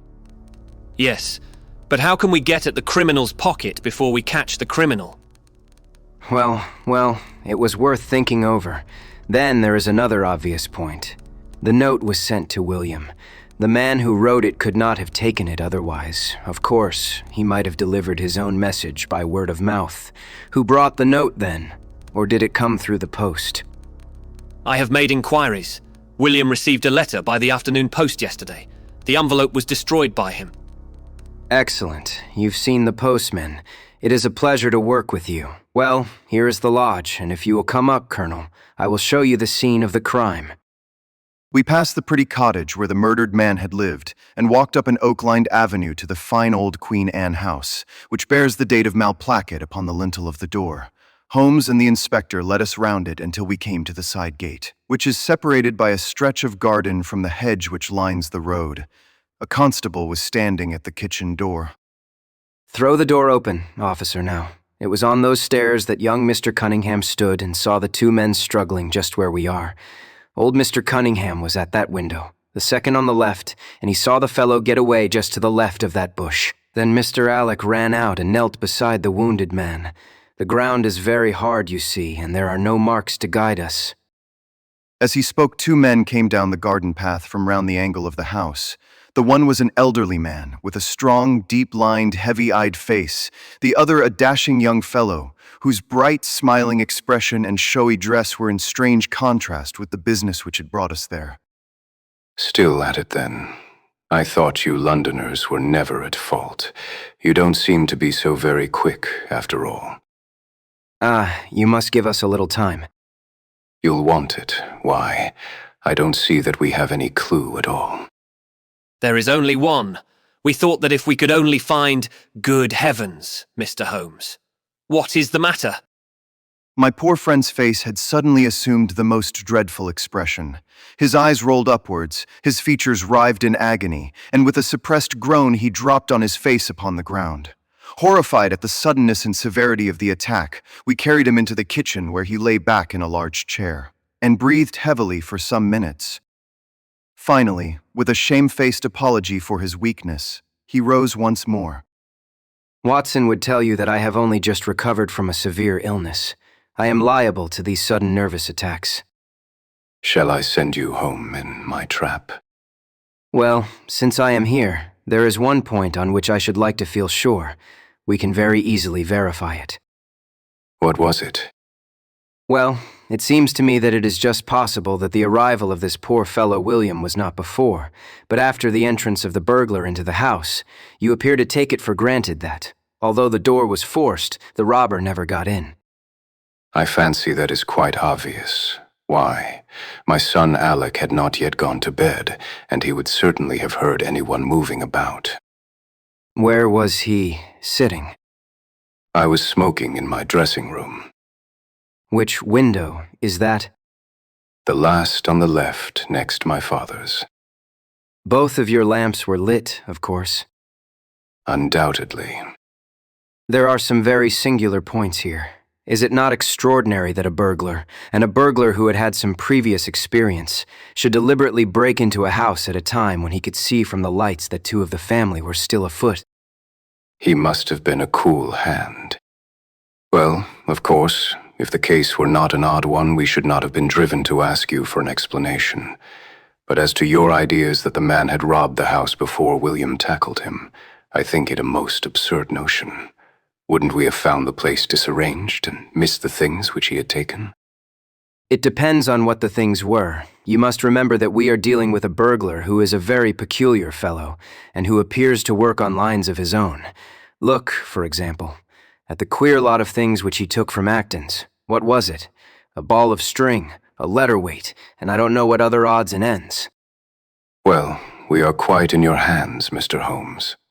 Anything which you or the inspector may suggest will most certainly be done. In the first place, I should like you to offer a reward, coming from yourself, for the officials may take a little time before they would agree upon the sum, and these things cannot be done too promptly. I have jotted down the form here, if you would not mind signing it. £50 was quite enough, I thought. I would willingly give 500. This is not quite correct, however. He added, glancing over the document. I wrote it rather hurriedly. You see, you begin, whereas at about 1:45 on Tuesday morning an attempt was made, and so on. It was at 11:45, as a matter of fact. I was pained at the mistake, for I knew how keenly Holmes would feel any slip of the kind. It was his specialty to be accurate as to fact, but his recent illness had shaken him, and this one little incident was enough to show me that he was still far from being himself. He was obviously embarrassed for an instant, while the inspector raised his eyebrows, and Alec Cunningham burst into a laugh. The old gentleman corrected the mistake, however, and handed the paper back to Holmes. Get it printed as soon as possible. I think your idea is an excellent one. Holmes put the slip of paper carefully away into his pocketbook. And now, it really would be a good thing that we should all go over the house together and make certain that this rather erratic burglar did not, after all, carry anything away with him. Before entering, Holmes made an examination of the door which had been forced. It was evident that a chisel or strong knife had been thrust in, and the lock forced back with it. We could see the marks in the wood where it had been pushed in. You don't use bars, then? We have never found it necessary. You don't keep a dog? Yes, but he is chained on the other side of the house. When do the servants go to bed? About 10. I understand that William was usually in bed also at that hour. Yes. It is singular that on this particular night he should have been up. Now, I should be very glad if you would have the kindness to show us over the house, Mr. Cunningham. A stone-flagged passage with the kitchens branching away from it, led by a wooden staircase directly to the first floor of the house. It came out upon the landing opposite to a second, more ornamental stair which came up from the front hall. Out of this landing opened the drawing room and several bedrooms, including those of Mr. Cunningham and his son. Holmes walked slowly, taking keen note of the architecture of the house. I could tell from his expression that he was on a hot scent, and yet I could not in the least imagine in what direction his inferences were leading him. My good sir, this is surely very unnecessary. That is my room at the end of the stairs, and my son's is the one beyond it. I leave it to your judgment whether it was possible for the thief to have come up here without disturbing us. You must try round and get on a fresh scent, I fancy. Still, I must ask you to humor me a little further. I should like, for example, to see how far the windows of the bedrooms command the front. This, I understand, is your son's room. He pushed open the door. And that, I presume, is the dressing room in which he sat smoking when the alarm was given. Where does the window of that look out to? He stepped across the bedroom, pushed open the door, and glanced round the other chamber. I hope that you are satisfied now. Thank you. I think I have seen all that I wished. Then, if it is really necessary, we can go into my room. If it is not too much trouble. The JP shrugged his shoulders and led the way into his own chamber, which was a plainly furnished and commonplace room. As we moved across it in the direction of the window, Holmes fell back until he and I were the last of the group. Near the foot of the bed stood a dish of oranges and a carafe of water. As we passed it, Holmes, to my unutterable astonishment, leaned over in front of me and deliberately knocked the whole thing over. The glass smashed into 1,000 pieces, and the fruit rolled about into every corner of the room. You've done it now, Watson. A pretty mess you've made of the carpet. I stooped in some confusion and began to pick up the fruit, understanding. For some reason, my companion desired me to take the blame upon myself. The others did the same and set the table on its legs again. Halloa! Where is he got to? Holmes had disappeared. Wait here an instant.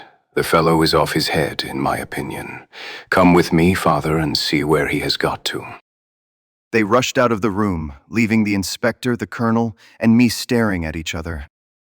'Pon my word, I am inclined to agree with Master Alec. It may be the effect of this illness, but it seems to me that... His words were cut short by a sudden scream of help, help, murder.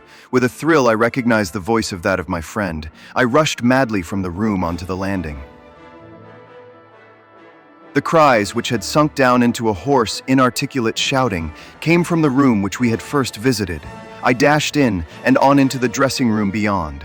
The two Cunninghams were bending over the prostrate figure of Sherlock Holmes, the younger clutching his throat with both hands, while the elder seemed to be twisting one of his wrists. In an instant, the three of us had torn them away from him, and Holmes staggered to his feet, very pale and evidently greatly exhausted. Arrest these men, Inspector. On what charge? That of murdering their coachman, William Kirwan. Oh, come now, Mr. Holmes. I am sure you don't really mean to. Tut, man, look at their faces. Never certainly have I seen a plainer confession of guilt upon human countenances. The older man seemed numbed and dazed with a heavy, sullen expression upon his strongly marked face. The son, on the other hand, had dropped all that jaunty, dashing style which had characterized him, and the ferocity of a dangerous wild beast gleamed in his dark eyes and distorted his handsome features. The inspector said nothing, but, stepping to the door, he blew his whistle. 2 of his constables came at the call. I have no alternative, Mr. Cunningham. I trust that this may all prove to be an absurd mistake, but you can see that. Would you drop it? He struck out with his hand, and a revolver which the younger man was in the act of cocking clattered down upon the floor. Keep that. You will find it useful at the trial, but this is what we really wanted. He held up a little crumpled piece of paper. The remainder of the sheet. Precisely. And where was it? Where I was sure it must be. I'll make the whole matter clear to you presently. I think, Colonel, that you and Watson might return now, and I will be with you again in an hour at the furthest. The inspector and I must have a word with the prisoners, but you will certainly see me back at luncheon time. Sherlock Holmes was as good as his word. For about 1 o'clock he rejoined us in the Colonel's smoking room. He was accompanied by a little elderly gentleman, who was introduced to me as the Mr. Acton whose house had been the scene of the original burglary. I wished Mr. Acton to be present while I demonstrated this small matter to you, for it is natural that he should take a keen interest in the details. I am afraid, my dear Colonel, that you must regret the hour that you took in such a stormy petrel as I am. On the contrary, I consider it the greatest privilege to have been permitted to study your methods of working. I confess that they quite surpass my expectations, and that I am utterly unable to account for your result. I have not yet seen the vestige of a clue. I am afraid that my explanation may disillusionize you, but it has always been my habit to hide none of my methods, either from my friend Watson, or from anyone who might take an intelligent interest in them. But first, as I am rather shaken by the knocking about which I had in the dressing room, I think that I shall help myself to a dash of your brandy, Colonel. My strength has been rather tried of late. I trust that you had no more of those nervous attacks. Sherlock Holmes laughed heartily. We will come to that in its turn. I will lay an account of the case before you in its due order, showing you the various points which guided me in my decision. Pray interrupt me if there is any inference which is not perfectly clear to you. It is of the highest importance in the art of detection to be able to recognize, out of a number of facts, which are incidental and which vital. Otherwise, your energy and attention must be dissipated instead of being concentrated. Now, in this case, there was not the slightest doubt in my mind from the first that the key of the whole matter must be looked for in the scrap of paper in the dead man's hand. Before going into this, I would draw your attention to the fact that if Alec Cunningham's narrative was correct, and if the assailant, after shooting William Kirwan, had instantly fled, then it obviously could not be he who tore the paper from the dead man's hand.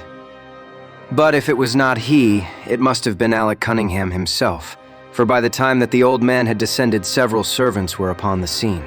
The point is a simple one, but the inspector had overlooked it because he had started with the supposition that these county magnates had had nothing to do with the matter.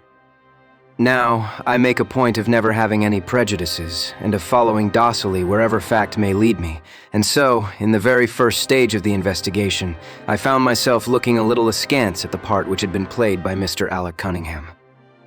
And now I made a very careful examination of the corner of paper which the inspector had submitted to us. It was at once clear to me that it formed part of a very remarkable document. Here it is. Do you not now observe something very suggestive about it? It has a very irregular look. My dear sir, there cannot be the least doubt in the world that it has been written by 2 persons doing alternate words. When I draw your attention to the strong T's of ad and to, and ask you to compare them with the weak ones of quarter and 12, you will instantly recognize the fact. A very brief analysis of these 4 words would enable you to say with the utmost confidence that the learn and the maybe are written in the stronger hand, and the what in the weaker. By Jove, it is as clear as day. Why on earth should 2 men write a letter in such a fashion?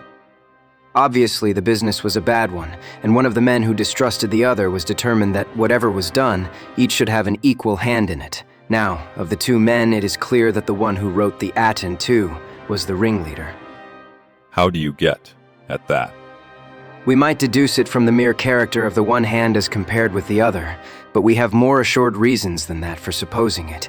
If you examine this scrap with attention, you will come to the conclusion that the man with the stronger hand wrote all his words first, leaving blanks for the other to fill up.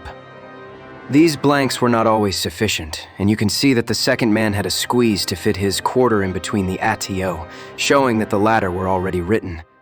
The man who wrote all his words first is undoubtedly the man who planned the affair. Excellent. But very superficial. We come now, however, to a point which is of importance. You may not be aware that the deduction of a man's age from his writing is one which has been brought to considerable accuracy by experts. In normal cases, one can place a man in his true decade with tolerable confidence.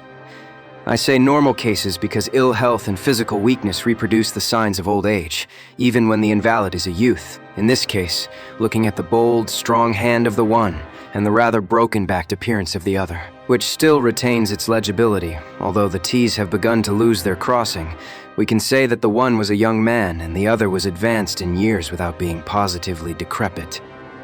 Excellent, cried Mr. Acton again. There is a further point, however, which is subtler and of greater interest. There is something in common between these hands.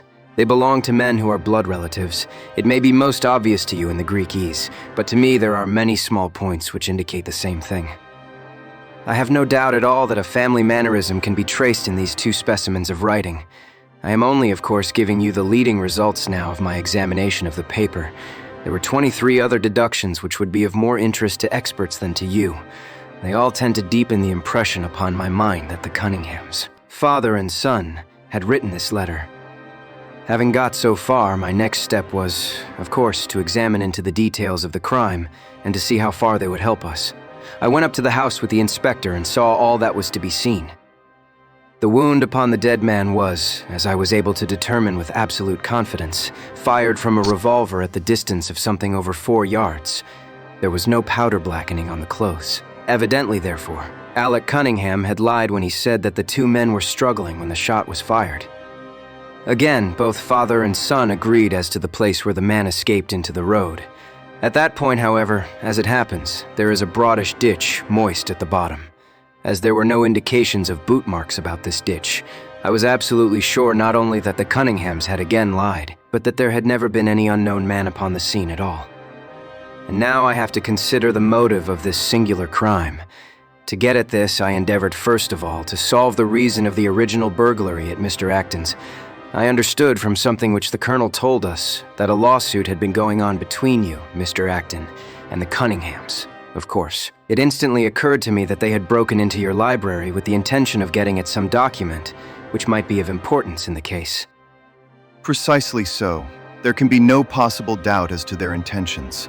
I have the clearest claim upon half of their present estate, and if they could have found a single paper which, fortunately, was in the strong box of my solicitors, they would undoubtedly have crippled our case.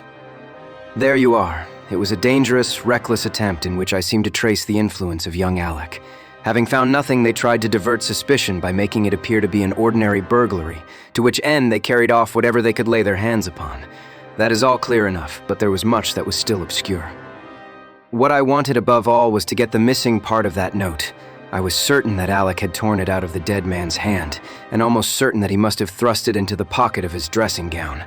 Where else could he have put it? The only question was whether it was still there. It was worth an effort to find out, and for that object we all went up to the house. The Cunninghams joined us, as you doubtless remember, outside the kitchen door. It was, of course, of the very first importance that they should not be reminded of the existence of this paper. Otherwise, they would naturally destroy it without delay.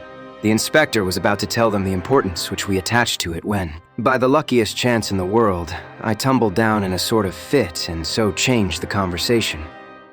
Good heavens. Do you mean to say all our sympathy was wasted and your fit an imposture? Speaking professionally, it was admirably done. I cried, looking in amazement at this man who was forever confounding me with some new phase of his astuteness. It is an art which is often useful. When I recovered, I managed, by a device which had perhaps some little merit of ingenuity, to get old Cunningham to write the word 12, so that I might compare it with the 12 upon the paper. Oh, what an ass I have been. I could see that you were commiserating me over my weakness. I was sorry to cause you the sympathetic pain which I know that you felt. We then went upstairs together, and having entered the room and seen the dressing gown hanging up behind the door, I contrived by upsetting a table to engage their attention for the moment, and slipped back to examine the pockets.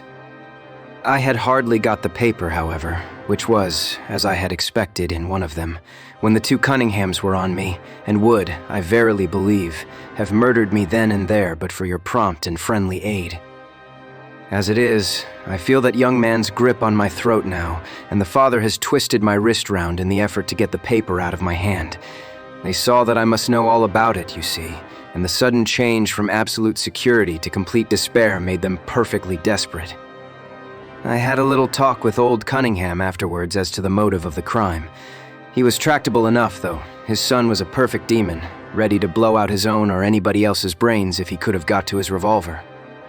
When Cunningham saw that the case against him was so strong, he lost all heart and made a clean breast of everything. It seems that William had secretly followed his two masters on the night when they made their raid upon Mr. Acton's, and having thus got them into his power, proceeded, under threats of exposure, to levy blackmail upon them. Mr. Alec, however, was a dangerous man to play games of that sort with. It was a stroke of positive genius on his part to see in the burglary scare which was convulsing the countryside an opportunity of plausibly getting rid of the man whom he feared. William was decoyed up and shot, and had they only got the whole of the note and paid a little more attention to detail in the accessories, it is very possible that suspicion might never have been aroused. And the note? Sherlock Holmes placed the subjoined paper before us. If you will only come round at 11:45 to the East Gate, you will learn what will very much surprise you and maybe be of the greatest service to you and also to Annie Morrison. But say nothing to anyone upon the matter. It is very much the sort of thing that I expected. Of course, we do not yet know what the relations may have been between Alec Cunningham, William Kirwan, and Annie Morrison. The results shows that the trap was skillfully baited. I am sure that you cannot fail to be delighted with the traces of heredity shown in the P's and in the tails of the G's. The absence of the I dots in the old man's writing is also most characteristic. Watson, I think our quiet rest in the country has been a distinct success, and I shall certainly return much invigorated to Baker Street tomorrow. The Crooked Man.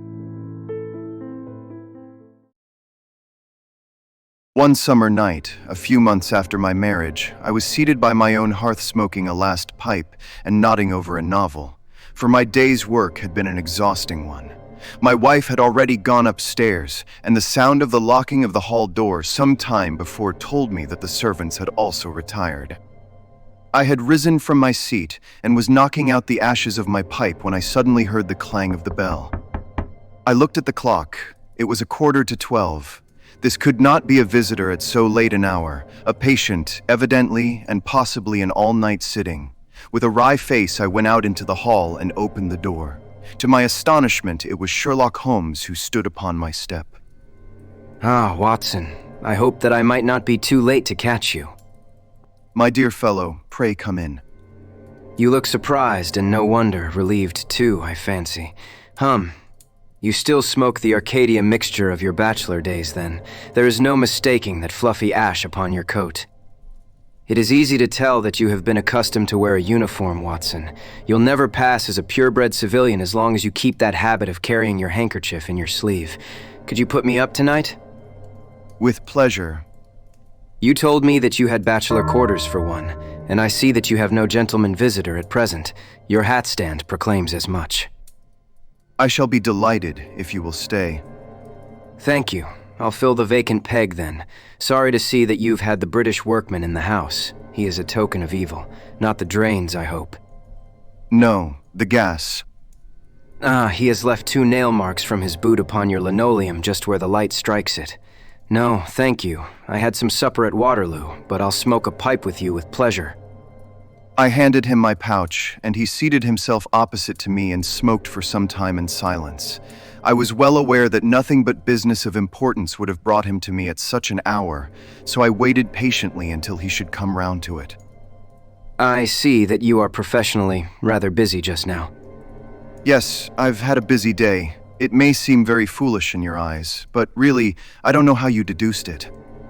Holmes chuckled to himself. I have the advantage of knowing your habits, my dear Watson.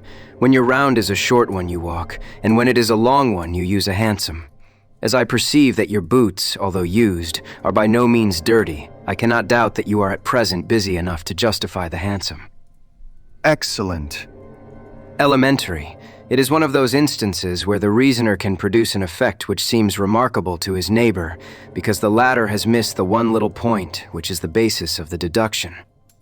The same may be said, my dear fellow, for the effect of some of these little sketches of yours, which is entirely meretricious, depending as it does upon your retaining in your own hands some factors in the problem which are never imparted to the reader.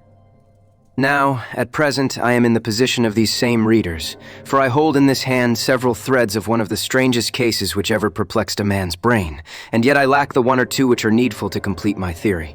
But I'll have them, Watson, I'll have them. His eyes kindled and a slight flush sprang into his thin cheeks, for an instant only.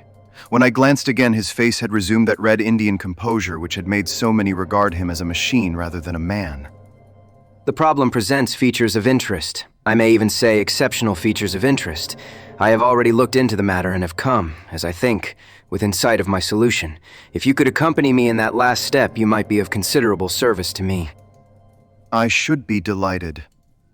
Could you go as far as Aldershot tomorrow? I have no doubt Jackson would take my practice. Very good. I want to start by the 11.10 from Waterloo. That would give me time. Then, if you are not too sleepy, I will give you a sketch of what has happened, and of what remains to be done. I was sleepy before you came. I am quite wakeful now.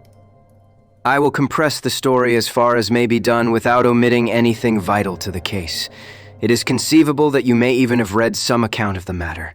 It is the supposed murder of Colonel Barclay of the Royal Mallows at Aldershot, which I am investigating. I have heard nothing of it. It has not excited much attention yet, except locally. The facts are only 2 days old. Briefly, they are these. The Royal Mallows is, as you know, one of the most famous Irish regiments in the British Army. It did wonders both in the Crimea and the Mutiny, and has since that time distinguished itself upon every possible occasion. It was commanded up to Monday night by James Barclay, a gallant veteran who started as a full private, was raised to commissioned rank for his bravery at the time of the Mutiny, and so lived to command the regiment in which he had once carried a musket. Colonel Barclay had married at the time when he was a sergeant, and his wife, whose maiden name was Miss Nancy Devoy, was the daughter of a former color sergeant in the same corps. There was, therefore, as can be imagined, some little social friction when the young couple found themselves in their new surroundings. They appear, however, to have quickly adapted themselves, and Mrs. Barclay has always, I understand, been as popular with the ladies of the regiment as her husband was with his brother officers. I may add that she was a woman of great beauty, and that even now, when she has been married for upwards of 30 years, she is still of a striking and queenly appearance. Colonel Barclay's family life appears to have been a uniformly happy one. Major Murphy, to whom I owe most of my facts, assures me that he has never heard of any misunderstanding between the pair. On the whole, he thinks that Barclay's devotion to his wife was greater than his wife's to Barclay. He was acutely uneasy if he were absent from her for a day. She, on the other hand, though devoted and faithful, was less obtrusively affectionate, but they were regarded in the regiment as the very model of a middle-aged couple. There was absolutely nothing in their mutual relations to prepare people for the tragedy which was to follow. Colonel Barclay himself seems to have had some singular traits in his character. He was a dashing, jovial old soldier in his usual mood, but there were occasions on which he seemed to show himself capable of considerable violence and vindictiveness. This side of his nature, however, appears never to have been turned towards his wife. Another fact which had struck Major Murphy and 3 out of 5 of the other officers with whom I conversed was the singular sort of depression which came upon him at times. As the Major expressed it, the smile had often been struck from his mouth, as if by some invisible hand, when he has been joining the gaieties and chaff of the mess table. For days on end, when the mood was on him, he has been sunk in the deepest gloom. This, and a certain tinge of superstition, were the only unusual traits in his character which his brother officers had observed. The latter peculiarity took the form of a dislike to being left alone, especially after dark. This puerile feature in a nature which was conspicuously manly had often given rise to comment and conjecture. The 1st Battalion of the Royal Mallows has been stationed at Aldershot for some years. The married officers live out of barracks, and the colonel has during all this time occupied a villa called Lachine, about half a mile from the North Camp. The house stands in its own grounds, but the west side of it is not more than 30 yards from the high road. A coachman and 2 maids formed the staff of servants. These, with their master and mistress, were the sole occupants of Lachine, for the Barclays had no children, nor was it usual for them to have resident visitors. Now for the events at Lachine between 9 and 10 on the evening of last Monday. Mrs. Barclay was, it appears, a member of the Roman Catholic Church, and had interested herself very much in the establishment of the Guild of St. George, which was formed in connection with the Watt Street Chapel for the purpose of supplying the poor with cast-off clothing. A meeting of the Guild had been held that evening at 8, and Mrs. Barclay had hurried over her dinner in order to be present at it. When leaving the house, she was heard by the coachman to make some commonplace remark to her husband, and to assure him that she would be back before very long. She then called for Miss Morrison, a young lady who lives in the next villa, and the two went off together to their meeting. It lasted 40 minutes, and at 9:15, Mrs. Barclay returned home, having left Miss Morrison at her door as she passed. There is a room which is used as a morning room at Lachine. This faces the road and opens by a large glass folding door onto the lawn. The lawn is 30 yards across and is only divided from the highway by a low wall with an iron rail above it. It was into this room that Mrs. Barclay went upon her return. The blinds were not down, for the room was seldom used in the evening. But Mrs. Barclay herself lit the lamp and then rang the bell, asking Jane Stewart, the housemaid, to bring her a cup of tea, which was quite contrary to her usual habits. The colonel had been sitting in the dining room, but hearing that his wife had returned, he joined her in the morning room. The coachman saw him cross the hall and enter it. He was never seen again alive. The tea which had been ordered was brought up at the end of 10 minutes, but the maid, as she approached the door, was surprised to hear the voices of her master and mistress in furious altercation. She knocked without receiving any answer, and even turned the handle, but only to find that the door was locked upon the inside. Naturally enough, she ran down to tell the cook, and the 2 women with the coachman came up into the hall and listened to the dispute which was still raging. They all agreed that only 2 voices were to be heard, those of Barclay and of his wife. Barclay's remarks were subdued and abrupt, so that none of them were audible to the listeners. The ladies, on the other hand, were most bitter, and when she raised her voice could be plainly heard, "You coward," she repeated over and over again. "What can be done now? What can be done now? Give me back my life. I will never so much as breathe the same air with you again. You coward, you coward." Those were scraps of her conversation, ending in a sudden dreadful cry in the man's voice, with a crash and a piercing scream from the woman. Convinced that some tragedy had occurred, the coachman rushed to the door and strove to force it, while scream after scream issued from within. He was unable, however, to make his way in, and the maids were too distracted with fear to be of any assistance to him. A sudden thought struck him, however, and he ran through the hall door and round to the lawn upon which the long French windows open. One side of the window was open, which I understand was quite usual in the summertime, and he passed without difficulty into the room. His mistress had ceased to scream and was stretched insensible upon a couch, while with his feet tilted over the side of an armchair and his head upon the ground near the corner of the fender was lying the unfortunate soldier stone dead in a pool of his own blood. Naturally, the coachman's first thought, on finding that he could do nothing for his master, was to open the door. But here an unexpected and singular difficulty presented itself. The key was not in the inner side of the door, nor could he find it anywhere in the room. He went out again, therefore, through the window, and having obtained the help of a policeman and of a medical man, he returned. The lady against whom naturally the strongest suspicion rested was removed to her room, still in a state of insensibility. The colonel's body was then placed upon the sofa, and a careful examination made of the scene of the tragedy. The injury from which the unfortunate veteran was suffering was found to be a jagged cut some 2 inches long at the back part of his head, which had evidently been caused by a violent blow from a blunt weapon. Nor was it difficult to guess what that weapon may have been. Upon the floor, close to the body, was lying a singular club of hard-carved wood with a bone handle. The colonel possessed a varied collection of weapons brought from the different countries in which he had fought, and it is conjectured by the police that his club was among his trophies. The servants deny having seen it before, but among the numerous curiosities in the house, it is possible that it may have been overlooked. Nothing else of importance was discovered in the room by the police, save the inexplicable fact that neither upon Mrs. Barclay's person nor upon that of the victim, nor in any part of the room was the missing key to be found. The door had eventually to be opened by a locksmith from Aldershot. That was the state of things, Watson, when upon the Tuesday morning I, at the request of Major Murphy, went down to Aldershot to supplement the efforts of the police.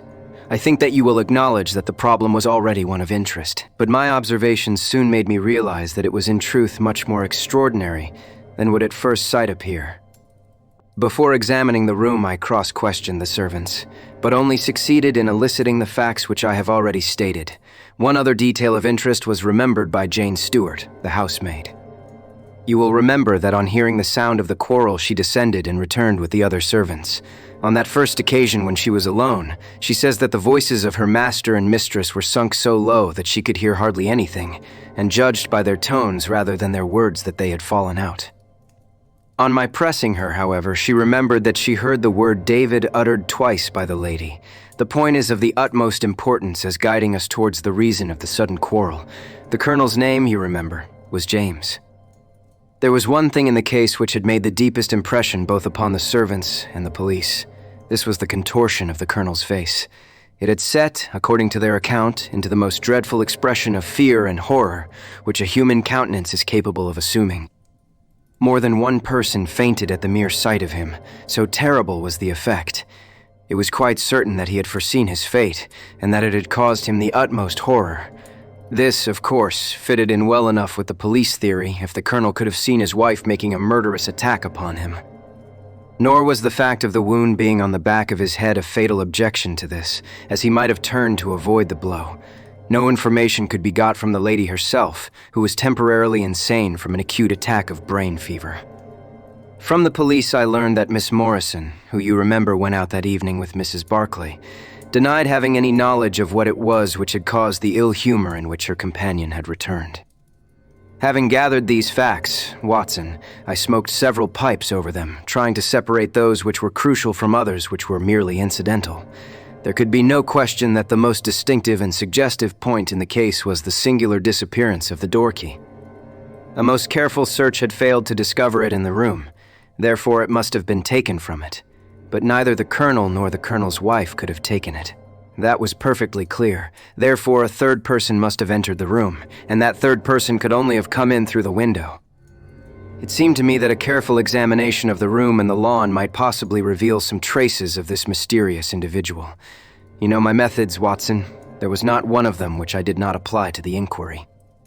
And it ended by my discovering traces, but very different ones from those which I had expected. There had been a man in the room, and he had crossed the lawn coming from the road. I was able to obtain 5 very clear impressions of his footmarks, one in the roadway itself at the point where he had climbed the low wall 2 on the lawn, and 2 very faint ones upon the stained boards near the window where he had entered. He had apparently rushed across the lawn, for his toe marks were much deeper than his heels, but it was not the man who surprised me. It was his companion. His companion. Holmes pulled a large sheet of tissue paper out of his pocket and carefully unfolded it upon his knee. What do you make of that? The paper was covered with the tracings of the footmarks of some small animal. It had 5 well-marked footpads, an indication of long nails, and the whole print might be nearly as large as a dessert spoon. It is a dog. Did you ever hear of a dog running up a curtain? I found distinct traces that this creature had done so. A monkey, then.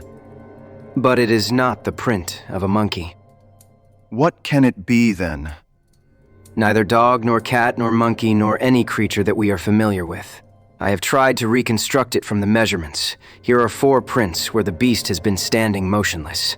You see that it is no less than 15 inches from 4 foot to hind. Add to that the length of neck and head, and you get a creature not much less than 2 feet long, probably more if there is any tail. But now observe this other measurement. The animal has been moving, and we have the length of its stride. In each case, it is only about 3 inches. You have an indication, you see, of a long body with very short legs attached to it.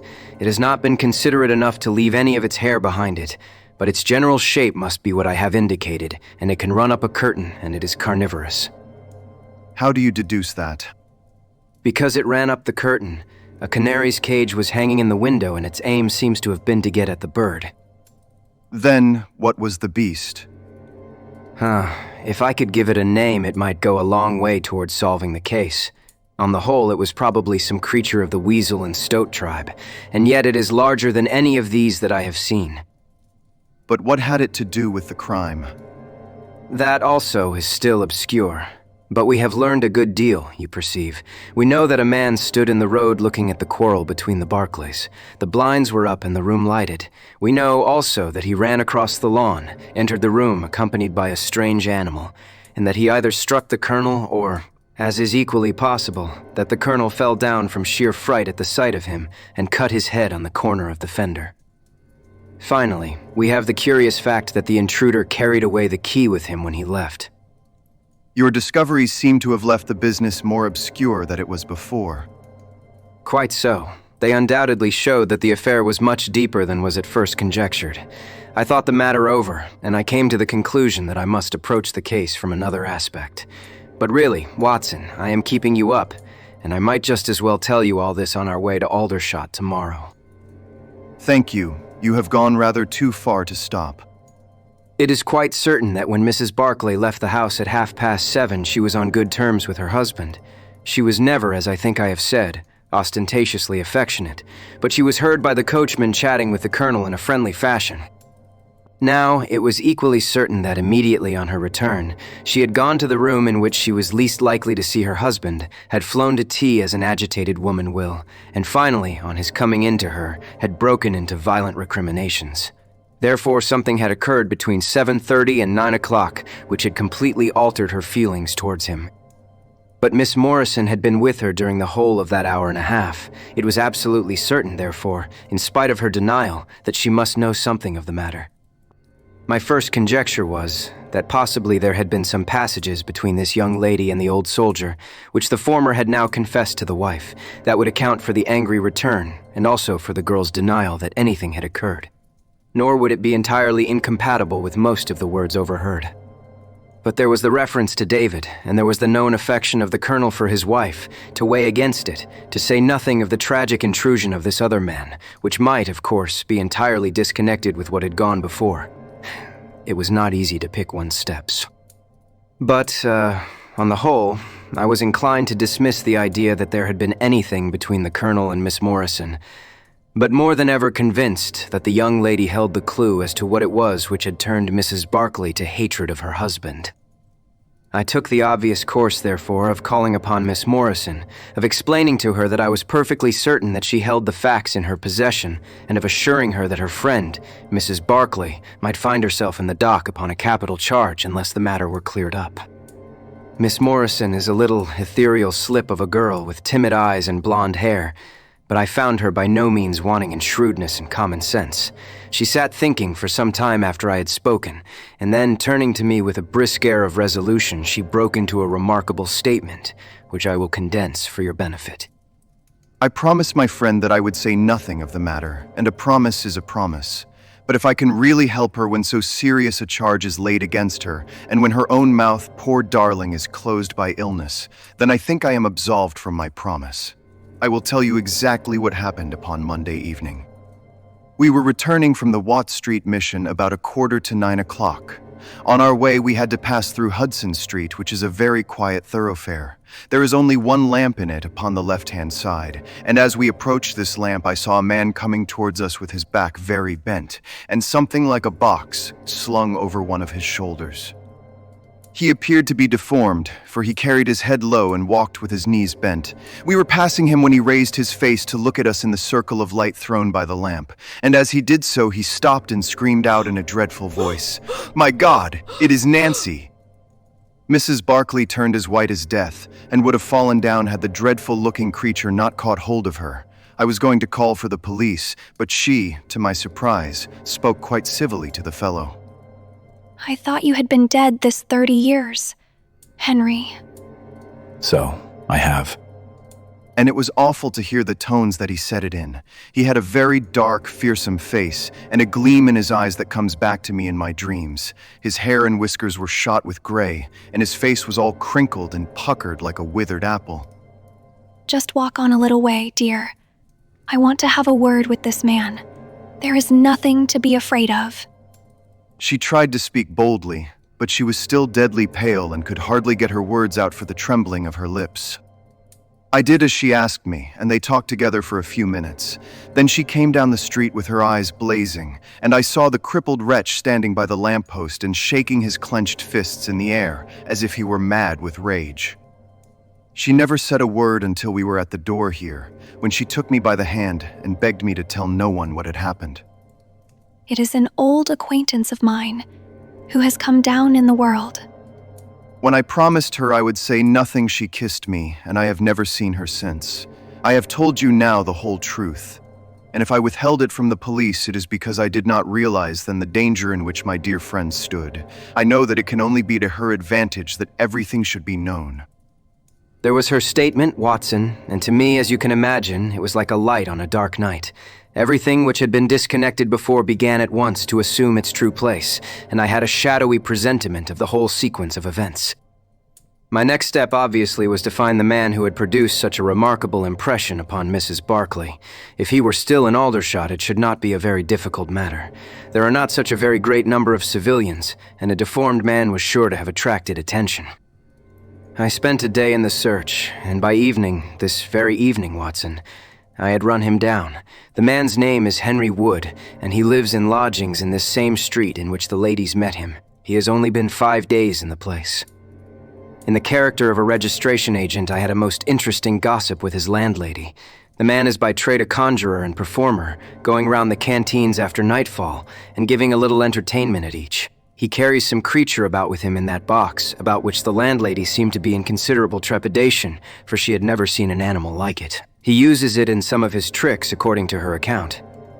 So much the woman was able to tell me, and also that it was a wonder the man lived, seeing how twisted he was, and that he spoke in a strange tongue sometimes, and that for the last 2 nights she had heard him groaning and weeping in his bedroom. He was all right, as far as money went, but in his deposit he had given her what looked like a bad florin. She showed it to me. Watson, and it was an Indian rupee. So now, my dear fellow, you see exactly how we stand and why it is I want you. It is perfectly plain that after the ladies parted from this man, he followed them at a distance, that he saw the quarrel between husband and wife through the window, that he rushed in, and that the creature which he carried in his box got loose. That is all very certain, but he is the only person in this world who can tell us exactly what happened in that room. And you intend to ask him? Most certainly, but in the presence of a witness. And I am the witness. If you will be so good, if he can clear the matter up, well and good. If he refuses, we have no alternative but to apply for a warrant. But how do you know he'll be there when we return? You may be sure that I took some precautions. I have one of my Baker Street boys mounting guard over him who would stick to him like a burr, go where he might. We shall find him in Hudson Street tomorrow, Watson. And meanwhile, I should be the criminal myself if I kept you out of bed any longer.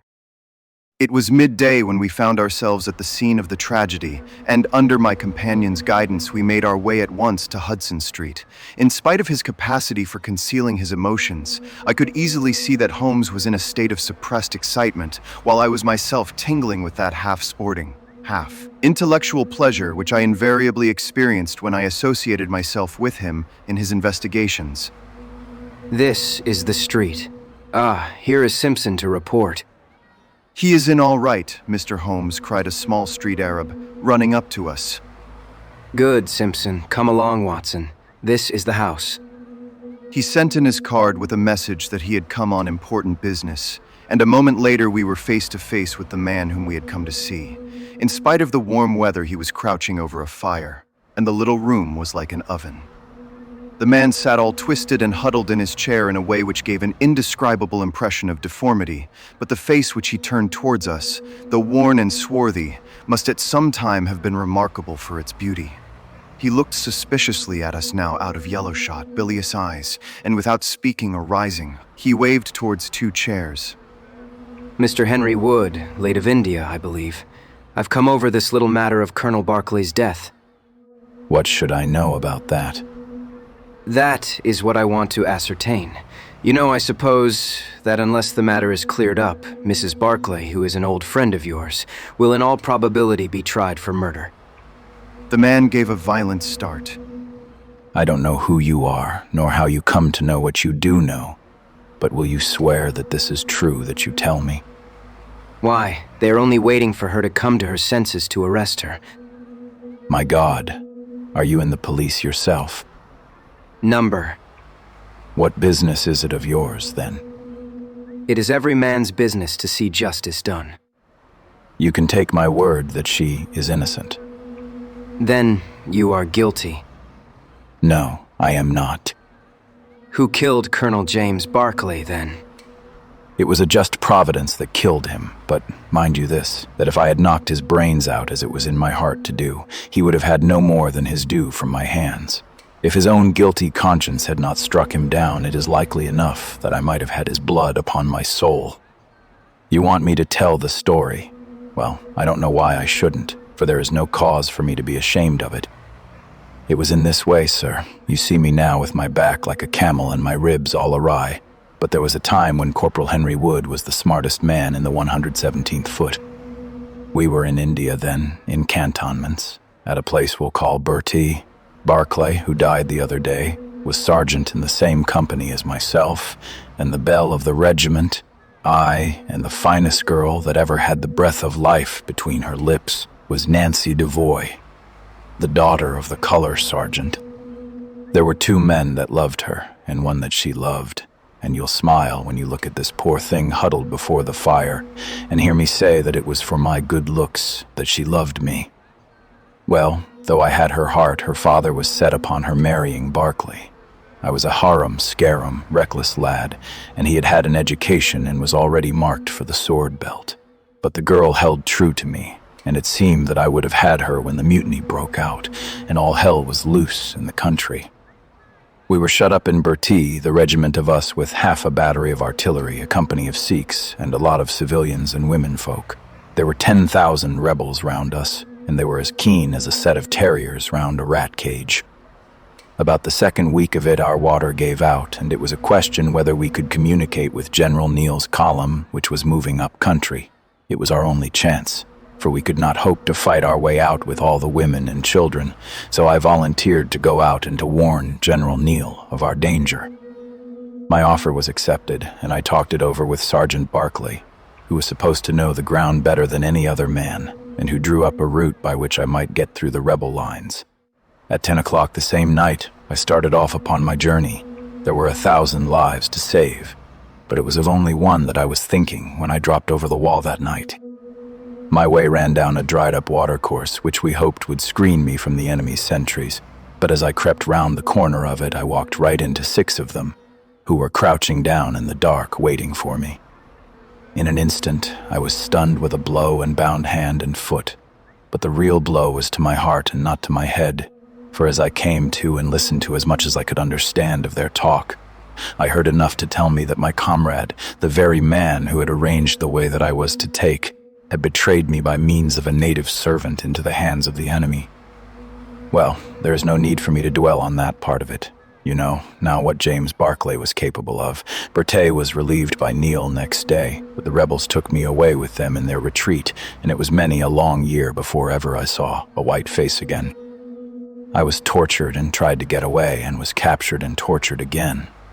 You can see for yourselves the state in which I was left. Some of them that fled into Nepal took me with them, and then afterwards I was up past Darjeeling. The hill folk up there murdered the rebels who had me, and I became their slave for a time until I escaped. But instead of going south, I had to go north until I found myself among the Afghans. There I wandered about for many a year, and at last came back to the Punjab, where I lived mostly among the natives, and picked up a living by the conjuring tricks that I had learned. What use was it for me, a wretched cripple, to go back to England or to make myself known to my old comrades? Even my wish for revenge would not make me do that. I had rather that Nancy and my old pals should think of Harry Wood as having died with a straight back than see him living and crawling with a stick like a chimpanzee. They never doubted that I was dead, and I meant that they never should. I heard that Barclay had married Nancy and that he was rising rapidly in the regiment, but even that did not make me speak. But when one gets old, one has a longing for home. For years I've been dreaming of the bright green fields and the hedges of England. At last I determined to see them before I died. I saved enough to bring me across, and then I came here where the soldiers are, for I know their ways and how to amuse them, and so earn enough to keep me. Your narrative is most interesting. I have already heard of your meeting with Mrs. Barclay and your mutual recognition. You then, as I understand, followed her home and saw through the window an altercation between her husband and her, in which she doubtless cast his conduct to you in his teeth. Your own feelings overcame you, and you ran across the lawn and broke in upon them. I did, sir, and at the sight of me he looked as I have never seen a man look before, and over he went with his head on the fender, but he was dead before he fell. I read death on his face as plain as I can read that text over the fire. The bare sight of me was like a bullet through his guilty heart. And then? Then Nancy fainted, and I caught up the key of the door from her hand, intending to unlock it and get help. But as I was doing it, it seemed to me better to leave it alone and get away, for the thing might look black against me, and anyway my secret would be out if I were taken. In my haste, I thrust the key into my pocket and dropped my stick while I was chasing Teddy, who had run up the curtain when I got him into his box, from which he had slipped. I was off as fast as I could run. Who is Teddy? The man leaned over and pulled up the front of a kind of hutch in the corner. In an instant out there slipped a beautiful reddish-brown creature, thin and lithe, with the legs of a stoat, a long, thin nose, and a pair of the finest red eyes that ever I saw in an animal's head. It is a mongoose.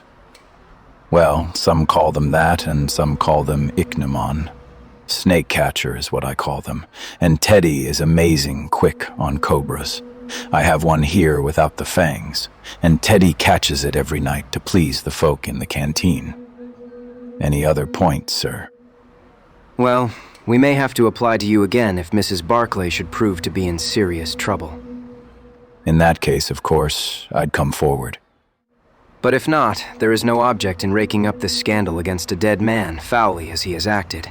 You have at least the satisfaction of knowing that for 30 years of his life, his conscience bitterly reproached him for this wicked deed. Ah, there goes Major Murphy on the other side of the street. Goodbye, Wood. I want to learn if anything has happened since yesterday. We were in time to overtake the Major before he reached the corner. "Ah, Holmes," he said, "I suppose you have heard that all this fuss has come to nothing." What then? The inquest is just over. The medical evidence showed conclusively that death was due to apoplexy. You see, it was quite a simple case after all. Oh, remarkably superficial. Come, Watson, I don't think we shall be wanted in Aldershot anymore. "There is one thing," said I, as we walked down to the station. "If the husband's name was James and the other was Henry, what was this talk about David?" That one word, my dear Watson, should have told me the whole story had I been the ideal reasoner which you are so fond of depicting. It was evidently a term of reproach. Of reproach? Yes, David strayed a little occasionally, you know, and on one occasion in the same direction as Sergeant James Barclay. You remember the small affair of Uriah and Bathsheba. My biblical knowledge is a trifle rusty, I fear, but you will find the story in the 1st or 2nd of Samuel.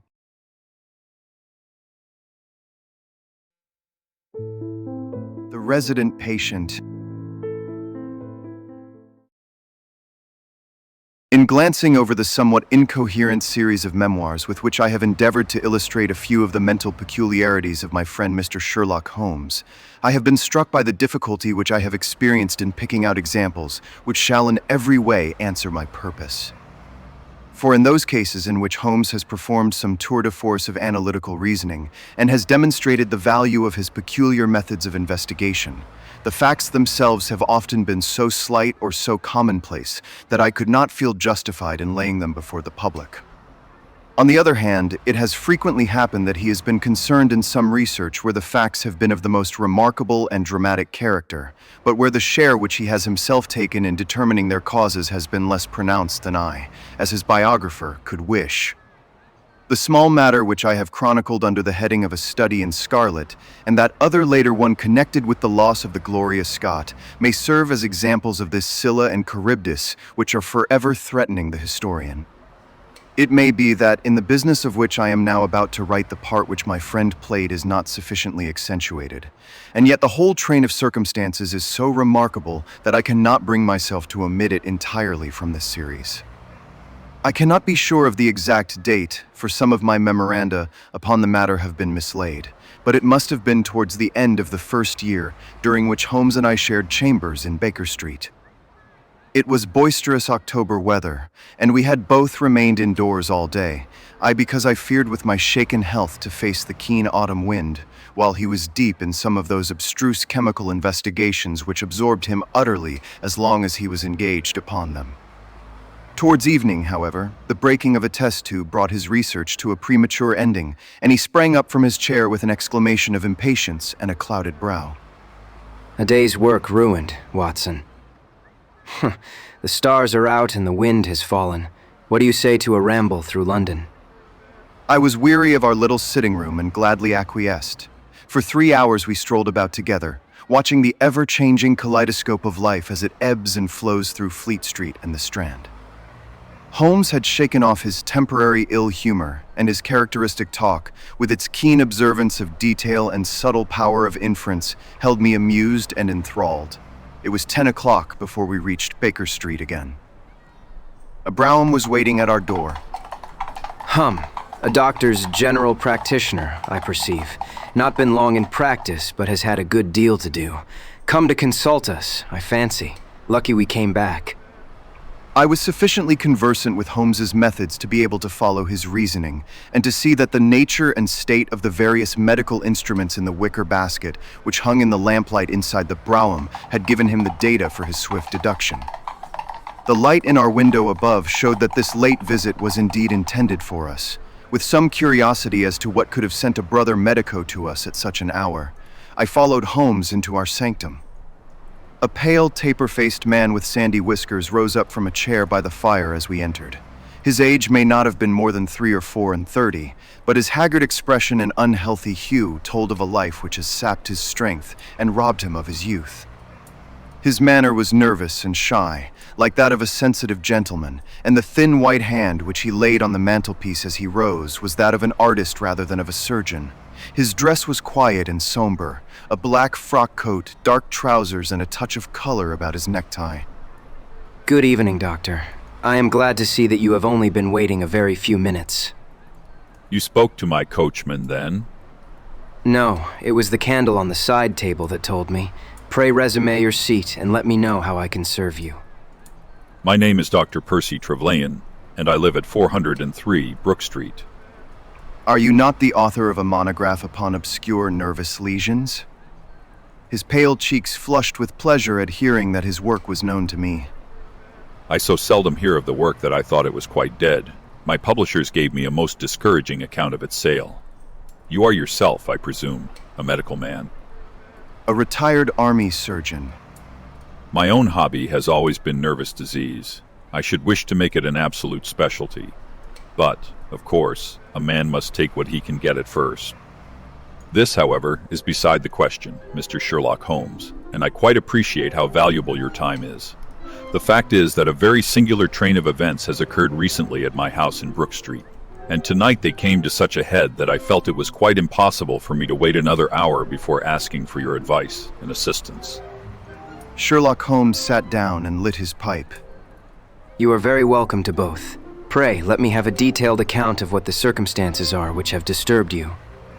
1 or 2 of them are so trivial that really I am almost ashamed to mention them. But the matter is so inexplicable, and the recent turn which it has taken is so elaborate, that I shall lay it all before you, and you shall judge what is essential and what is not. I am compelled to begin with, to say something of my own college career.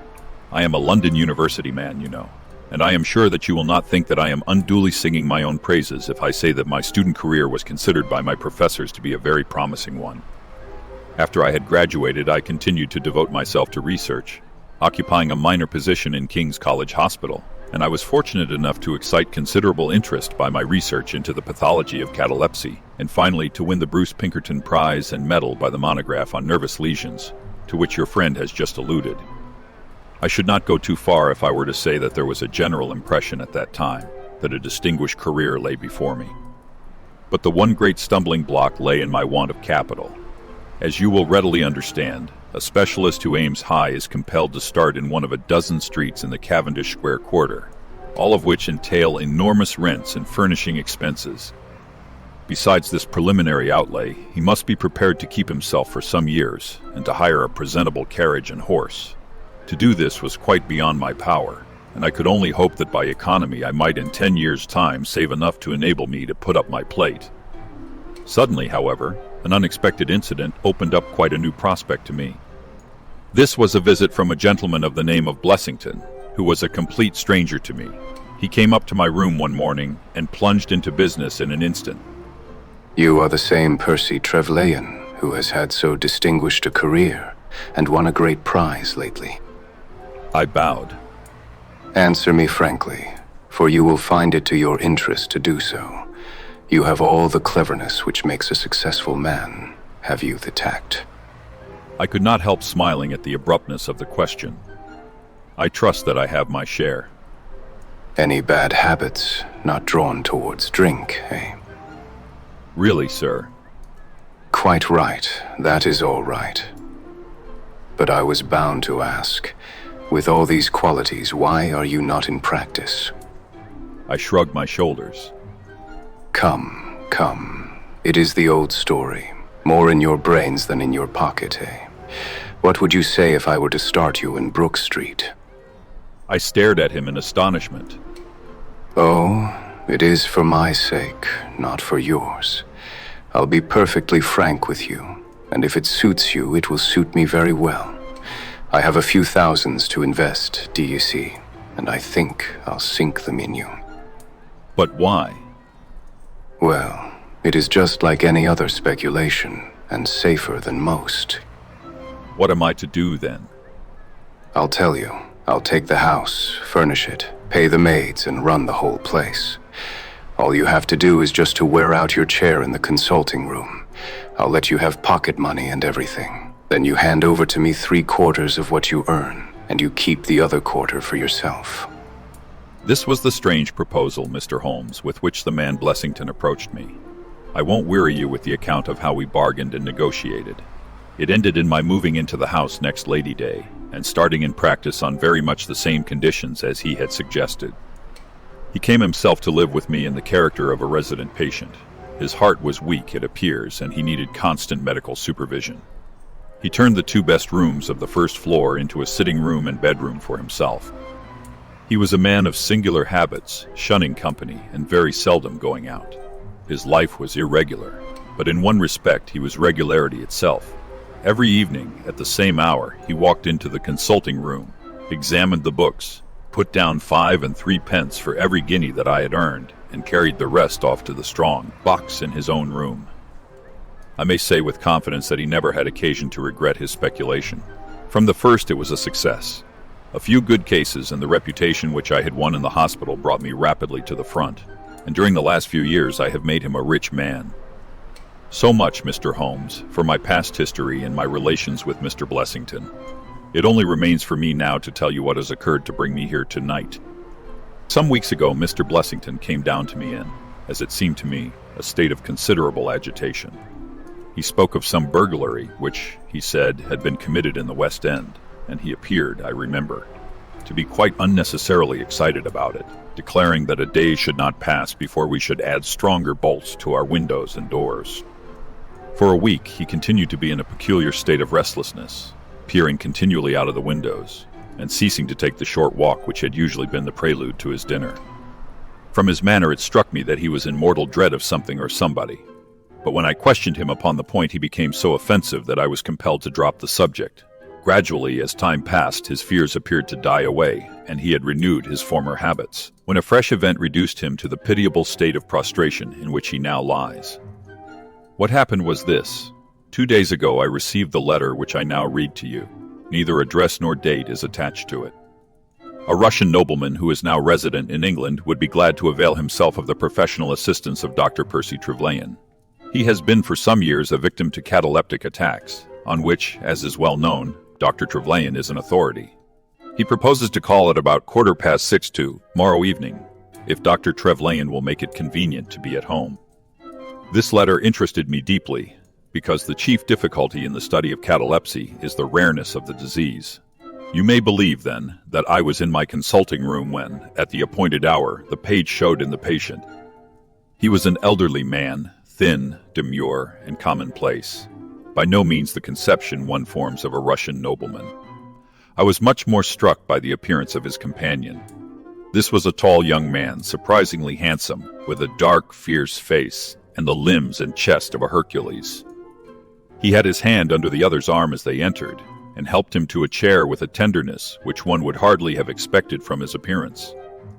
Dr. Trevelyan continued to recount what the young man had said to him. "You will excuse my coming in, doctor," said he to me, speaking English with a slight lisp. "This is my father, and his health is a matter of the most overwhelming importance to me." I was touched by this filial anxiety. "You would perhaps care to remain during the consultation," said I. "Not for the world," he cried with a gesture of horror. "It is more painful to me than I can express. If I were to see my father in one of these dreadful seizures, I am convinced that I should never survive it.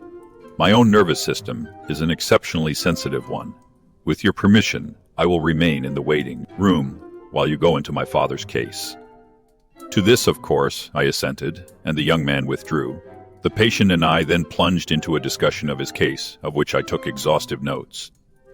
He was not remarkable for intelligence, and his answers were frequently obscure, which I attributed to his limited acquaintance with our language. Suddenly, however, as I sat writing, he ceased to give any answer at all to my inquiries, and on my turning towards him I was shocked to see that he was sitting bolt upright in his chair, staring at me with a perfectly blank and rigid face. He was again in the grip of his mysterious malady. My first feeling, as I have just said, was one of pity and horror. My second, I fear, was rather one of professional satisfaction. I made notes of my patient's pulse and temperature, tested the rigidity of his muscles, and examined his reflexes. There was nothing markedly abnormal in any of these conditions, which harmonized with my former experiences. I had obtained good results in such cases by the inhalation of nitrite of amyl, and the present seemed an admirable opportunity of testing its virtues. The bottle was downstairs in my laboratory, so leaving my patient seated in his chair, I ran down to get it. There was some little delay in finding it, 5 minutes, let us say, and then I returned. Imagine my amazement to find the room empty and the patient gone. Of course, my first act was to run into the waiting room. The son had gone also. The hall door had been closed, but not shut. My page who admits patients is a new boy, and by no means quick. He waits downstairs and runs up to show patients out when I ring the consulting room bell. He had heard nothing, and the affair remained a complete mystery. Mr. Blessington came in from his walk shortly afterwards, but I did not say anything to him upon the subject, for to tell the truth, I have got in the way of late of holding as little communication with him as possible. Well, I never thought that I should see anything more of the Russian and his son, so you can imagine my amazement when, at the very same hour this evening, they both came marching into my consulting room, just as they had done before. "I feel that I owe you a great many apologies for my abrupt departure yesterday, doctor," said my patient. "I confess that I was very much surprised at it," said I. "Well, the fact is," he remarked, "that when I recover from these attacks, my mind is always very clouded as to all that has gone before. I woke up in a strange room, as it seemed to me, and made my way out into the street in a sort of dazed way when you were absent." "And I," said the son, seeing my father pass the door of the waiting room, naturally thought that the consultation had come to an end. It was not until we had reached home that I began to realize the true state of affairs. "Well," said I, laughing, "there is no harm done except that you puzzled me terribly, so if you, sir, would kindly step into the waiting room, I shall be happy to continue our consultation, which was brought to so abrupt an ending." For half an hour or so I discussed that old gentleman's symptoms with him, and then, having prescribed for him, I saw him go off upon the arm of his son. I have told you that Mr. Blessington generally chose this hour of the day for his exercise. He came in shortly afterwards and passed upstairs. An instant later I heard him running down, and he burst into my consulting room like a man who is mad with panic. "Who has been in my room?" "No one," said I. "It is a lie. Come up and look." I passed over the grossness of his language as he seemed half out of his mind with fear. When I went upstairs with him, he pointed to several footprints upon the light carpet. "Do you mean to say those are mine?" They were certainly very much larger than any which he could have made, and were evidently quite fresh. It rained hard this afternoon, as you know, and my patients were the only people who called. It must have been the case, then, that the man in the waiting room had, for some unknown reason, while I was busy with the other, ascended to the room of my resident patient. Nothing had been touched or taken, but there were the footprints to prove that the intrusion was an undoubted fact. Mr. Blessington seemed more excited over the matter than I should have thought possible, though of course it was enough to disturb anybody's peace of mind. He actually sat crying in an armchair, and I could hardly get him to speak coherently. It was his suggestion that I should come round to you, and of course I at once saw the propriety of it, for certainly the incident is a very singular one, though he appears to completely overrate its importance. If you would only come back with me in my brougham, you would at least be able to soothe him, though I can hardly hope that you will be able to explain this remarkable occurrence. Sherlock Holmes had listened to this long narrative with an intentness which showed me that his interest was keenly aroused. His face was as impassive as ever, but his lids had drooped more heavily over his eyes, and his smoke had curled up more thickly from his pipe to emphasize each curious episode in the doctor's tale. As our visitor concluded, Holmes sprang up without a word, handed me my hat, picked his own from the table, and followed Dr. Trevelyan to the door. Within a quarter of an hour, we had been dropped at the door of the physician's residence in Brook Street, one of those somber, flat-faced houses which one associates with a West End practice. A small page admitted us, and we began at once to ascend the broad, well-carpeted stair. But a singular interruption brought us to a standstill. The light at the top was suddenly whisked out, and from the darkness came a reedy, quivering voice. I have a pistol. I give you my word that I'll fire if you come any nearer. This really grows outrageous, Mr. Blessington. Oh, then it is you, Doctor. But those other gentlemen, are they what they pretend to be? We were conscious of a long scrutiny out of the darkness. Yes, it is all right. You can come up, and I am sorry if my precautions have annoyed you. He relit the stair gas as he spoke, and we saw before us a singular-looking man whose appearance, as well as his voice, testified to his jangled nerves. He was very fat, but had apparently at some time been much fatter, so that the skin hung about his face in loose pouches, like the cheeks of a bloodhound. He was of a sickly color, and his thin, sandy hair seemed to bristle up with the intensity of his emotion. In his hand he held a pistol, but he thrust it into his pocket as we advanced. Good evening, Mr. Holmes. I am sure I am very much obliged to you for coming round. No one ever needed your advice more than I do. I suppose that Dr. Trevelyan has told you of this most unwarrantable intrusion into my rooms. Quite so. Who are these two men, Mr. Blessington, and why do they wish to molest you? Well, of course, it is hard to say that. You can hardly expect me to answer that, Mr. Holmes. Do you mean that you don't know? Come in here, if you please. Just have the kindness to step in here. He led the way into his bedroom, which was large and comfortably furnished. You see that, said he, pointing to a big black box at the end of his bed. I have never been a very rich man, Mr. Holmes. Never made but one investment in my life, as Dr. Trevelyan would tell you. But I don't believe in bankers. I would never trust a banker, Mr. Holmes. Between ourselves, what little I have is in that box. So you can understand what it means to me when unknown people force themselves into my rooms. Holmes looked at Blessington in his questioning way and shook his head. I cannot possibly advise you if you try to deceive me. But I have told you everything. Holmes turned on his heel with a gesture of disgust. Good night, Dr. Trevelyan. And no advice for me. My advice to you, sir, is to speak the truth. A minute later, we were in the street and walking for home. We had crossed Oxford Street and were halfway down Harley Street before I could get a word from my companion. Sorry to bring you out on such a fool's errand, Watson. It is an interesting case, too, at the bottom of it. I can make little of it. Well, it is quite evident that there are two men, more, perhaps, but at least two, who are determined for some reason to get at this fellow Blessington. I have no doubt in my mind that both on the first and on the second occasion that young man penetrated to Blessington's room, while his confederate, by an ingenious device, kept the doctor from interfering. And the catalepsy. A fraudulent imitation, Watson. though I should hardly dare to hint as much to our specialist. It is a very easy complaint to imitate. I have done it myself. And then, by the purest chance, Blessington was out on each occasion. Their reason for choosing so unusual an hour for a consultation was obviously to ensure that there should be no other patient in the waiting room. It just happened, however, that this hour coincided with Blessington's constitutional, which seems to show that they were not very well acquainted with his daily routine. Of course, if they had been merely after plunder, they would at least have made some attempt to search for it. Besides, I can read in a man's eye when it is his own skin that he is frightened for.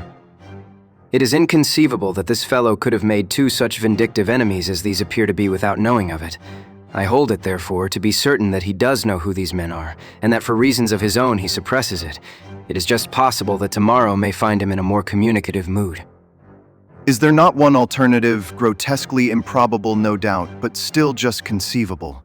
Might the whole story of the cataleptic Russian and his son be a concoction of Dr. Trevelyan's, who has, for his own purposes, been in Blessington's rooms? I saw in the gaslight that Holmes wore an amused smile at this brilliant departure of mine. My dear fellow, it was one of the first solutions which occurred to me, but I was soon able to corroborate the doctor's tale. This young man has left prints upon the stair carpet, which made it quite superfluous for me to ask to see those which he had made in the room. When I tell you that his shoes were square-toed instead of being pointed like Blessington's, and were quite an inch and a third longer than the doctor's, you will acknowledge that there can be no doubt as to his individuality. But we may sleep on it now, for I shall be surprised if we do not hear something further from Brook Street in the morning. Sherlock Holmes's prophecy was soon fulfilled, and in a dramatic fashion. At 7:30 next morning, in the first glimmer of daylight, I found him standing by my bedside in his dressing gown. There is a brougham waiting for us, Watson. What is the matter then? The Brook Street business. Any fresh news? Tragic, but ambiguous. Look at this, a sheet from a notebook with, "For God's sake, come at once, PT," scrawled upon it in pencil. Our friend, the doctor, was hard put to it when he wrote this. Come along, my dear fellow, for it is an urgent call. In a quarter of an hour or so, we were back at the physician's house. He came running out to meet us with a face of horror. Oh, such a business. What then? Blessington has committed suicide. Holmes whistled. Yes, he hanged himself during the night. We had entered, and the doctor had preceded us into what was evidently his waiting room. I really hardly know what I am doing. The police are already upstairs. It has shaken me most dreadfully. When did you find it out? He has a cup of tea taken into him early every morning. When the maid entered, about 7, there the unfortunate fellow was hanging in the middle of the room. He had tied his cord to the hook on which the heavy lamp used to hang, and he had jumped off from the top of the very box that he showed us yesterday. Holmes stood for a moment in deep thought. With your permission, I should like to go upstairs and look into the matter. We both ascended, followed by the doctor. It was a dreadful sight which met us as we entered the bedroom door. I have spoken of the impression of flabbiness which this man Blessington conveyed. As he dangled from the hook, it was exaggerated and intensified until he was scarce human in his appearance. The neck was drawn out like a plucked chicken's, making the rest of him seem the more obese and unnatural by the contrast. He was clad only in his long nightdress, and his swollen ankles and ungainly feet protruded starkly from beneath it. Beside him stood a smart-looking police inspector, who was taking notes in a pocketbook. Ah, Mr. Holmes, I am delighted to see you. Good morning, Lanner. You won't think me an intruder, I am sure. Have you heard of the events which led up to this affair? Yes, I heard something of them. Have you formed any opinion? As far as I can see, the man has been driven out of his senses by fright. The bed has been well slept in, you see. There is his impression deep enough. It is about 5 in the morning, you know. That suicides are most common. That would be about his time for hanging himself. It seems to have been a very deliberate affair. I should say that he has been dead about 3 hours, judging by the rigidity of the muscles. Noticed anything peculiar about the room? Found a screwdriver and some screws on the washhand stand. Seems to have smoked heavily during the night too. Here are 4 cigar ends that I picked out of the fireplace. Have you got his cigar holder? No, I have seen none. His cigar case, then? Yes, it was in his coat pocket. Holmes opened it and smelled the single cigar which it contained. Oh, this is a Havana, and these others are cigars of the peculiar sort which are imported by the Dutch from their East Indian colonies. They are usually wrapped in straw, you know, and are thinner for their length than any other brand. He picked up the four ends and examined them with his pocket lens. 2 of these have been smoked from a holder, and 2 without. 2 have been cut by a not very sharp knife, and 2 have had the ends bitten off by a set of excellent teeth. This is no suicide, Mr. Lanner. It is a very deeply planned and cold-blooded murder. Impossible. And why? Why should anyone murder a man in so clumsy a fashion as by hanging him? That is what we have to find out. How could they get in? Through the front door. It was barred in the morning. Then it was barred after them. How do you know? I saw their traces. Excuse me a moment, and I may be able to give you some further information about it. He went over to the door, and turning the lock, he examined it in his methodical way. Then he took out the key, which was on the inside, and inspected that also. The bed, the carpet, the chairs, the mantelpiece, the dead body, and the rope were each in turn examined, until at last he professed himself satisfied. And with my aid and that of the inspector, cut down the wretched object, and laid it reverently under a sheet. How about this rope? It is cut off this. He was morbidly nervous of fire, and always kept this beside him, so that he might escape by the window in case the stairs were burning. That must have saved them trouble. Yes, the actual facts are very plain, and I shall be surprised if by the afternoon I cannot give you the reasons for them as well. I will take this photograph of Blessington, which I see upon the mantelpiece, as it may help me in my inquiries. But you have told us nothing. Oh, there can be no doubt as to the sequence of events. There were 3 of them in it. The young man, the old man, and a third, to whose identity I have no clue. The first 2, I need hardly remark, are the same who masqueraded as the Russian count and his son, so we can give a very full description of them. They were admitted by a confederate inside the house. If I might offer you a word of advice, Inspector, it would be to arrest the page, who, as I understand, has only recently come into your service, Doctor. The young imp cannot be found. The maid and the cook have just been searching for him. Holmes shrugged his shoulders. He has played a not unimportant part in this drama. The 3 men having ascended the stairs, which they did on tiptoe, the elder man first, the younger man second, and the unknown man in the rear.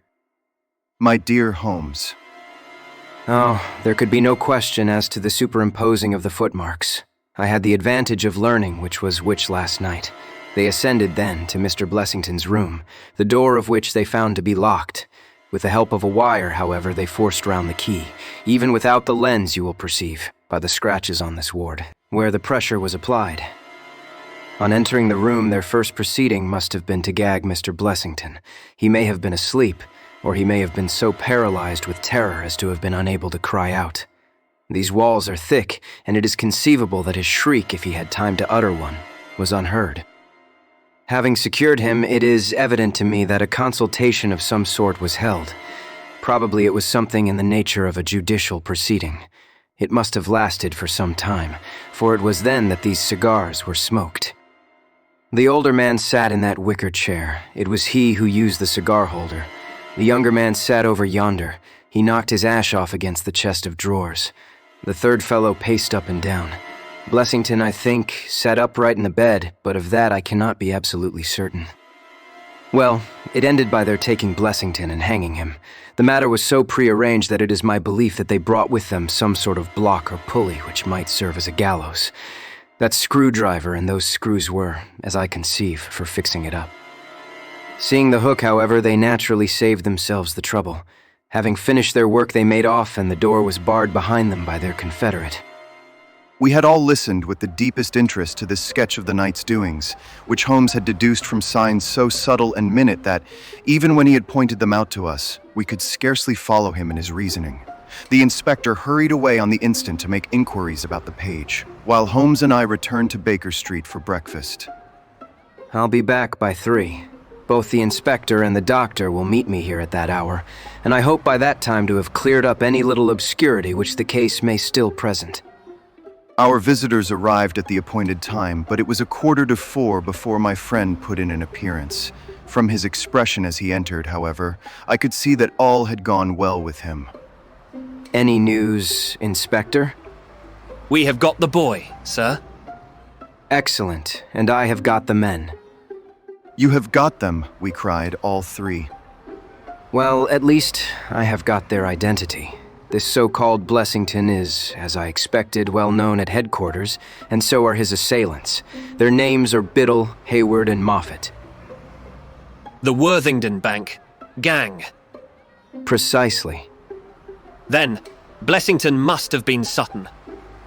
Exactly. Why? That makes it as clear as crystal. But Trevelyan and I looked at each other in bewilderment. You must surely remember the great Worthington Bank business.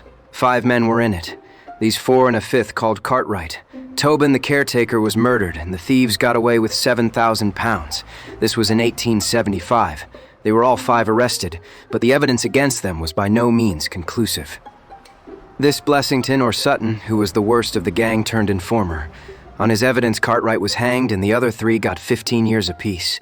When they got out the other day, which was some years before their full term, they set themselves, as you perceive, to hunt down the traitor and to avenge the death of their comrade upon him. Twice they tried to get at him and failed. A 3rd time, you see, it came off. Is there anything further which I can explain, Dr. Trevelyan?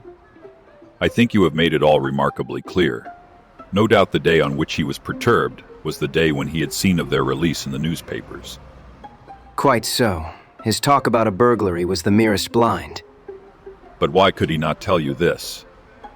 Well, my dear sir, knowing the vindictive character of his old associates, he was trying to hide his own identity from everybody as long as he could. His secret was a shameful one, and he could not bring himself to divulge it. However, wretch as he was still living under the shield of British law, and I have no doubt, Inspector, that you will see that, though that shield may fail to guard, the sword of justice is still there to avenge. Such were the singular circumstances in connection with the resident patient and the Brook Street doctor. From that night, nothing has been seen of the 3 murderers by the police, and it is surmised at Scotland Yard that they were among the passengers of the ill-fated steamer Nora Crana, which was lost some years ago with all hands upon the Portuguese coast, some leagues to the north of Oporto. The proceedings against the page broke down for want of evidence, and the Brook Street mystery, as it was called, has never until now been fully dealt with in any public print. The Greek Interpreter. During my long and intimate acquaintance with Mr. Sherlock Holmes, I had never heard him refer to his relations, and hardly ever to his own early life. This reticence upon his part had increased the somewhat inhuman effect which he produced upon me, until sometimes I found myself regarding him as an isolated phenomenon, a brain without a heart, as deficient in human sympathy as he was preeminent in intelligence. His aversion to women and his disinclination to form new friendships were both typical of his unemotional character, but not more so than his complete suppression of every reference to his own people.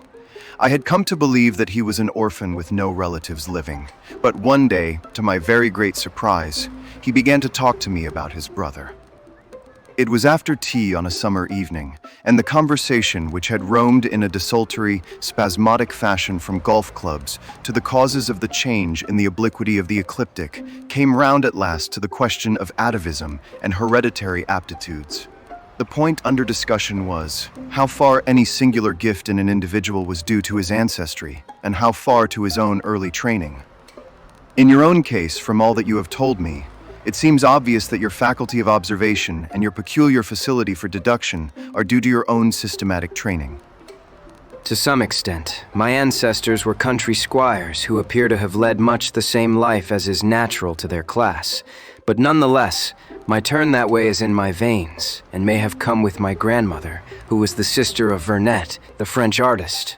Art in the blood is liable to take the strangest forms. But how do you know that it is hereditary? Because my brother Mycroft possesses it in a larger degree than I do. This was news to me indeed. If there were another man with such singular powers in England, how was it that neither police nor public had heard of him? I put the question with a hint that it was my companion's modesty which made him acknowledge his brother as his superior. Holmes laughed at my suggestion. My dear Watson, I cannot agree with those who rank modesty among the virtues. To the logician, all things should be seen exactly as they are, and to underestimate one's self is as much a departure from truth as to exaggerate one's own powers. When I say, therefore, that Mycroft has better powers of observation than I, you may take it that I am speaking the exact and literal truth. Is he your junior? 7 years my senior. How comes it that he is unknown? Oh, he is very well known in his own circle. Where then? Well, in the Diogenes Club, for example. I had never heard of the institution, and my face must have proclaimed as much, for Sherlock Holmes pulled out his watch. The Diogenes Club is the queerest club in London, and Mycroft one of the queerest men. He is always there from 5:45 to 8:20. It is 6 now. So if you care for a stroll this beautiful evening, I shall be very happy to introduce you to 2 curiosities. 5 minutes later, we were in the street, walking towards Regent Circus. You wonder why it is that Mycroft does not use his powers for detective work. He is incapable of it. But I thought you said... I said that he was my superior in observation and deduction. If the art of the detective began and ended in reasoning from an armchair, my brother would be the greatest criminal agent that ever lived. But he has no ambition and no energy. He will not even go out of his way to verify his own solutions, and would rather be considered wrong than take the trouble to prove himself right.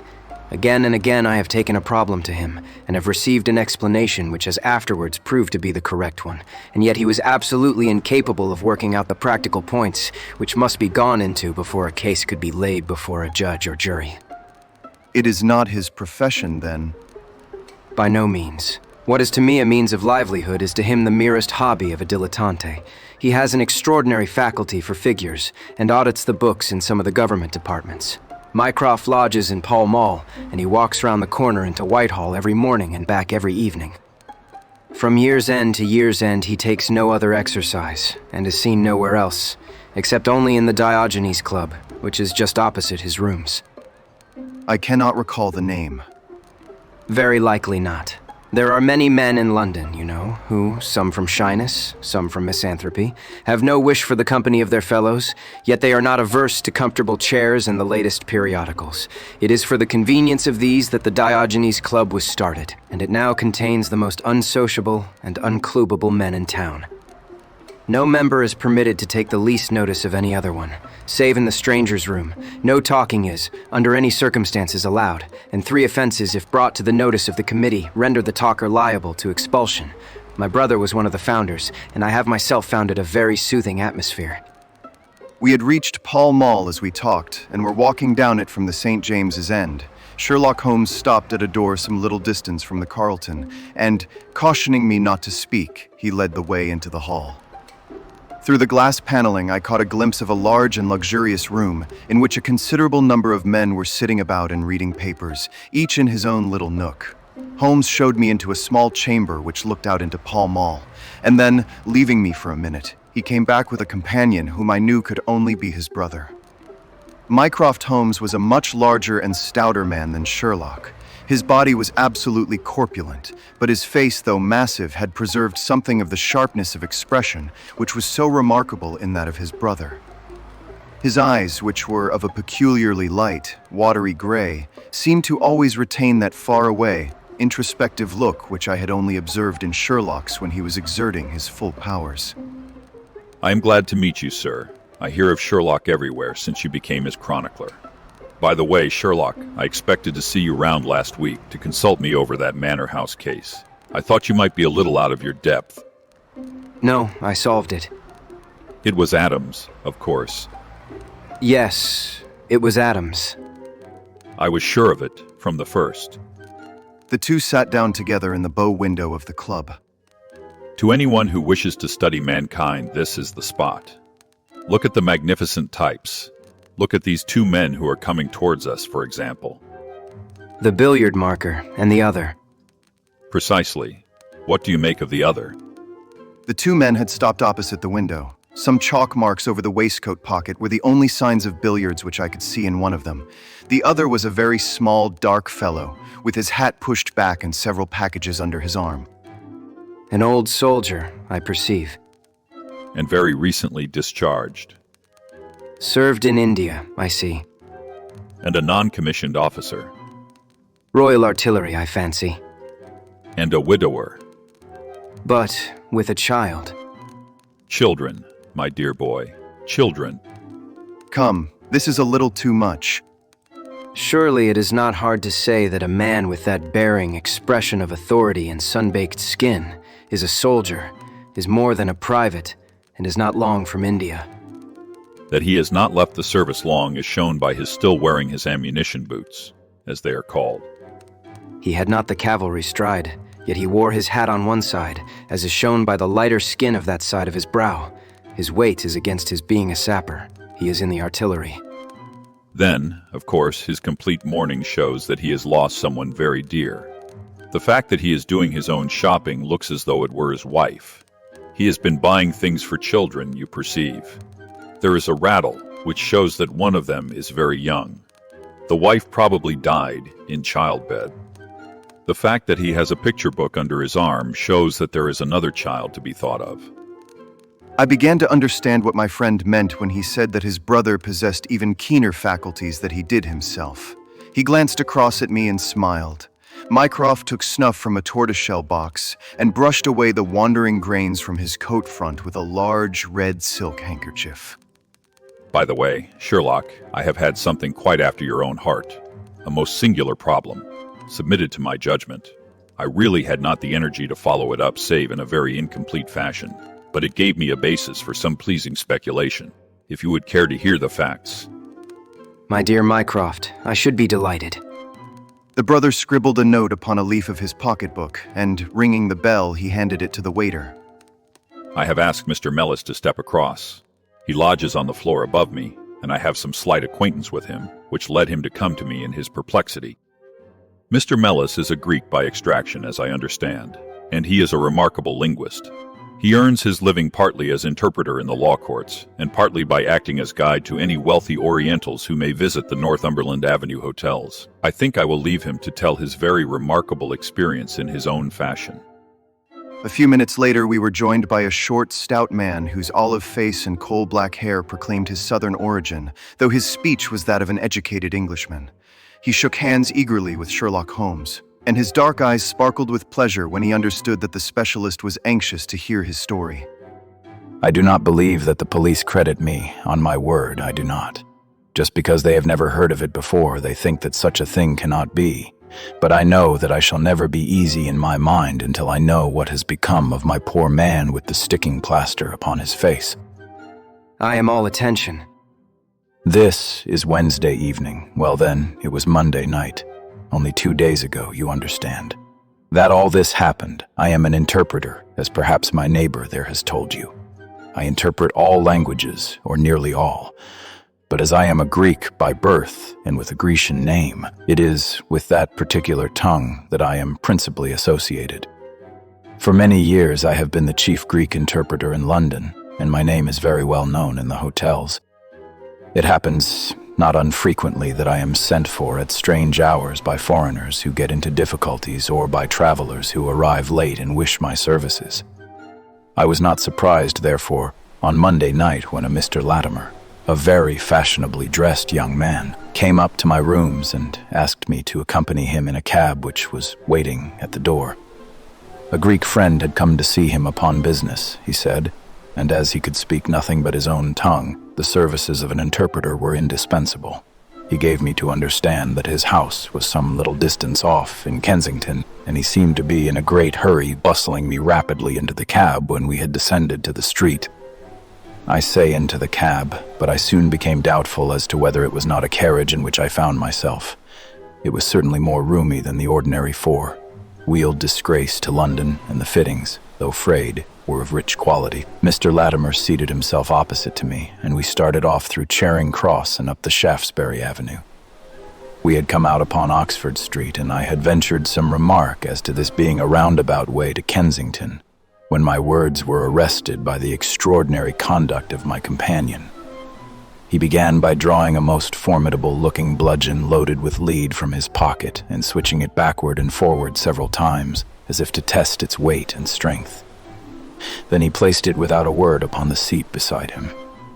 Having done this, he drew up the windows on each side, and I found to my astonishment that they were covered with paper so as to prevent my seeing through them. I am sorry to cut off your view, Mr. Mellis. The fact is that I have no intention that you should see what the place is to which we are driving. It might possibly be inconvenient to me if you could find your way there again. As you can imagine, I was utterly taken aback by such an address. My companion was a powerful, broad-shouldered young fellow, and apart from the weapon, I should not have had the slightest chance in a struggle with him. This is very extraordinary conduct, Mr. Latimer. You must be aware that what you are doing is quite illegal. It is somewhat of a liberty, no doubt, but we'll make it up to you. I must warn you, however, Mr. Mellis, that if at any time tonight you attempt to raise an alarm or do anything which is against my interests, you will find it a very serious thing. I beg you to remember that no one knows where you are, and that, whether you are in this carriage or in my house, you are equally in my power. His words were quiet, but he had a rasping way of saying them which was very menacing. I sat in silence, wondering what on earth could be his reason for kidnapping me in this extraordinary fashion. Whatever it might be, it was perfectly clear that there was no possible use in my resisting, and that I could only wait to see what might befall. For nearly 2 hours we drove without my having the least clue as to where we were going. Sometimes the rattle of the stones told of a paved causeway, and at others our smooth, silent course suggested asphalt. But save by this variation in sound, there was nothing at all which could, in the remotest way, help me to form a guess as to where we were. The paper over each window was impenetrable to light, and a blue curtain was drawn across the glasswork in front. It was 7:15 when we left Pall Mall, and my watch showed me that it was 10 minutes to 9 when we at last came to a standstill. My companion let down the window, and I caught a glimpse of a low, arched doorway with a lamp burning above it. As I was hurried from the carriage, it swung open, and I found myself inside the house with a vague impression of a lawn and trees on each side of me as I entered. Whether these were private grounds, however, or bona fide country was more than I could possibly venture to say. There was a colored gas lamp inside, which was turned so low that I could see little save that the hall was of some size and hung with pictures. In the dim light, I could make out that the person who had opened the door was a small, mean-looking, middle-aged man with rounded shoulders. As he turned towards us, the glint of the light showed me that he was wearing glasses. Is this Mr. Mellis, Harold? Yes. Well done, well done. No ill will, Mr. Mellis, I hope. But we could not get on without you. If you deal fair with us, you'll not regret it. But if you try any tricks, God help you. He spoke in a nervous, jerky fashion, and with little giggling laughs in between, but somehow he impressed me with fear more than the other. What do you want with me? Only to ask a few questions of a Greek gentleman who is visiting us, and to let us have the answers. But say no more than you are told to say, or you had better never have been born. As he spoke, he opened a door and showed the way into a room which appeared to be very richly furnished, but again the only light was afforded by a single lamp half turned down. The chamber was certainly large, and the way in which my feet sank into the carpet as I stepped across it told me of its richness. I caught glimpses of velvet chairs, a high white marble mantelpiece, and what seemed to be a suit of Japanese armor at one side of it. There was a chair just under the lamp, and the elderly man motioned that I should sit in it. The younger had left us, but he suddenly returned through another door, leading with him a gentleman clad in some sort of loose dressing gown who moved slowly towards us. As he came into the circle of dim light which enables me to see him more clearly, I was thrilled with horror at his appearance. He was deadly pale and terribly emaciated, with the protruding, brilliant eyes of a man whose spirit was greater than his strength. But what shocked me more than any signs of physical weakness was that his face was grotesquely crossed with sticking plaster, and that one large pad of it was fastened over his mouth. Have you the slate, Harold? Are his hands loose? Now then, give him the pencil. You are to ask the questions, Mr. Mellis, and he will write the answers. Ask him first of all whether he is prepared to sign the papers. The man's eyes flashed fire. Never. He wrote in Greek upon the slate. On no condition, I asked at the bidding of our tyrant. Only if I see her married in my presence by a Greek priest whom I know. The man giggled in his venomous way. You know what awaits you then. I care nothing for myself. These are samples of the questions and answers which made up our strange, half-spoken, half-written conversation. Again and again, I had to ask him whether he would give in and sign the documents. Again and again, I had the same indignant reply. But soon a happy thought came to me. I took to adding on little sentences of my own to each question, innocent ones at first, to test whether either of our companions knew anything of the matter. And then, as I found that they showed no signs, I played a more dangerous game. Our conversation ran something like this. You can do no good by this obstinacy. Who are you? I care not. I am a stranger in London. Your fate will be upon your own head. How long have you been here? Let it be so. 3 weeks. The property can never be yours. What ails you? It shall not go to villains. They are starving me. You shall go free if you sign. What house is this? I will never sign. I do not know. You are not doing her any service. What is your name? Let me hear her say so. Cratides. You shall see her if you sign. Where are you from? Then I shall never see her. Athens. Another 5 minutes, Mr. Holmes, and I should have wormed out the whole story under their very noses. My very next question might have cleared the matter up, but at that instant the door opened and a woman stepped into the room. I could not see her clearly enough to know more than that she was tall and graceful, with black hair and clad in some sort of loose white gown. Harold, said she, speaking English with a broken accent.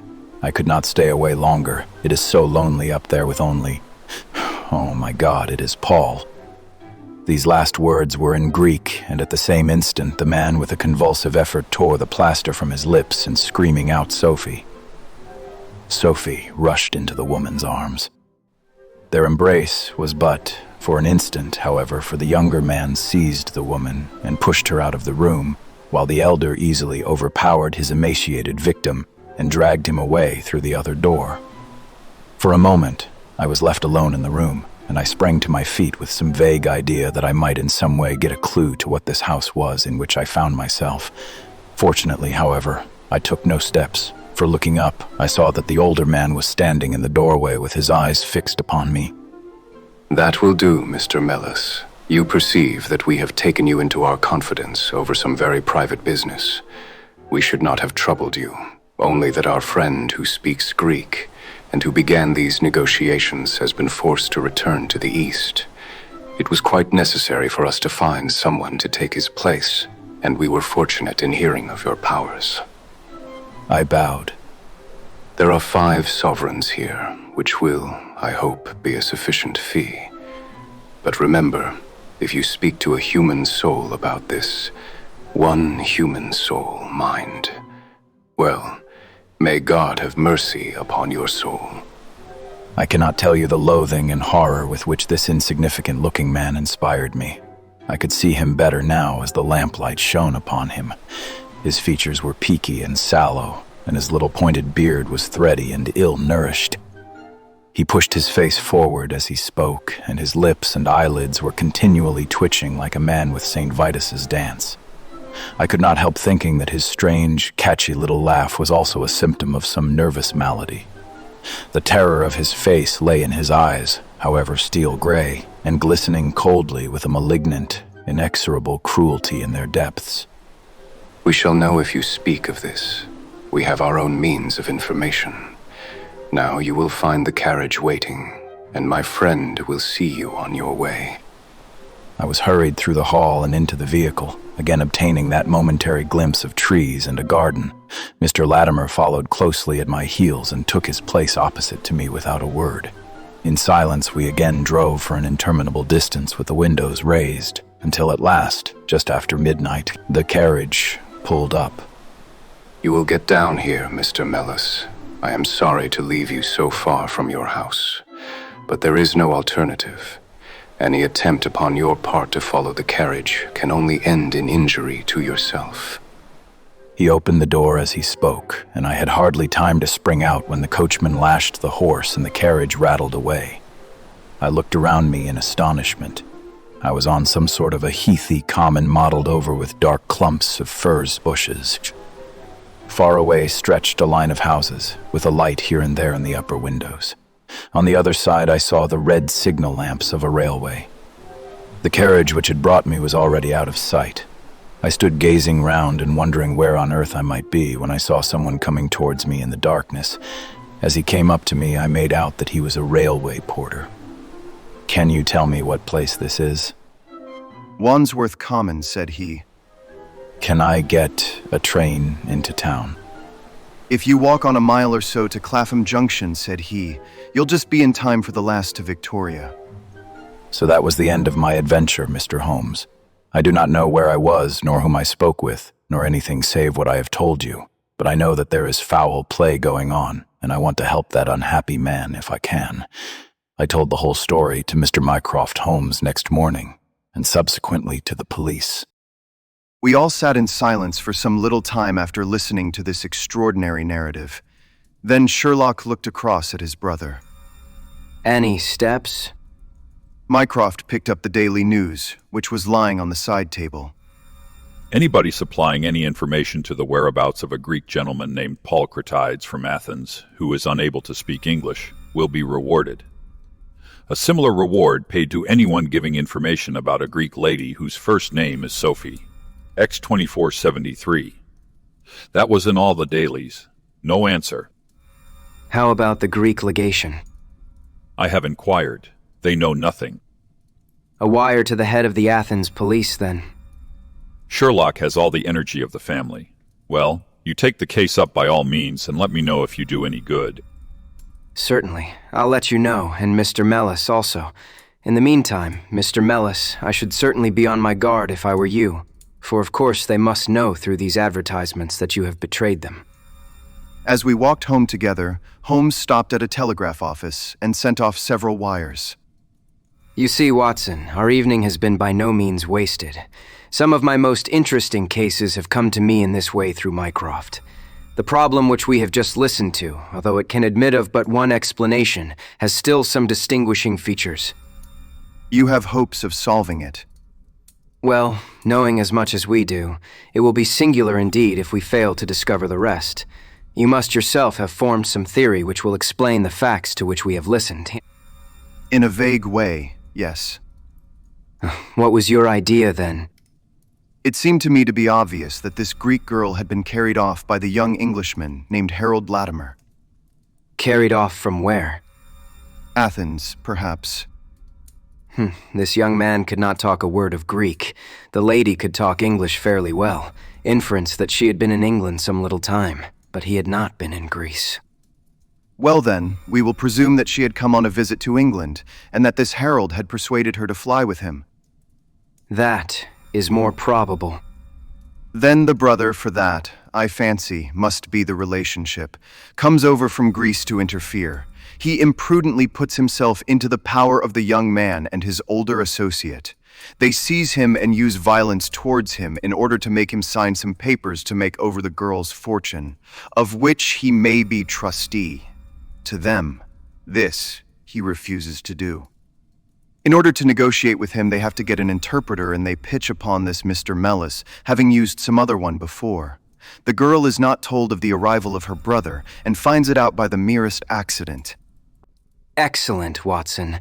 I really fancy that you are not far from the truth. You see that we hold all the cards, and we have only to fear some sudden act of violence on their part. If they give us time, we must have them. But how can we find where this house lies? Well, if our conjecture is correct, and the girl's name is or was Sophie Cratides, we should have no difficulty in tracing her. That must be our main hope, for the brother is, of course, a complete stranger. It is clear that some time has elapsed since this herald established these relations with the girl. Some weeks, at any rate, since the brother in Greece has had time to hear of it and come across.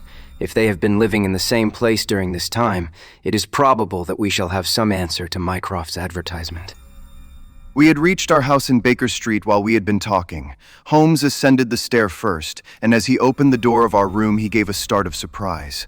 Looking over his shoulder, I was equally astonished. His brother Mycroft was sitting smoking in the armchair. Come in, Sherlock. Come in, sir.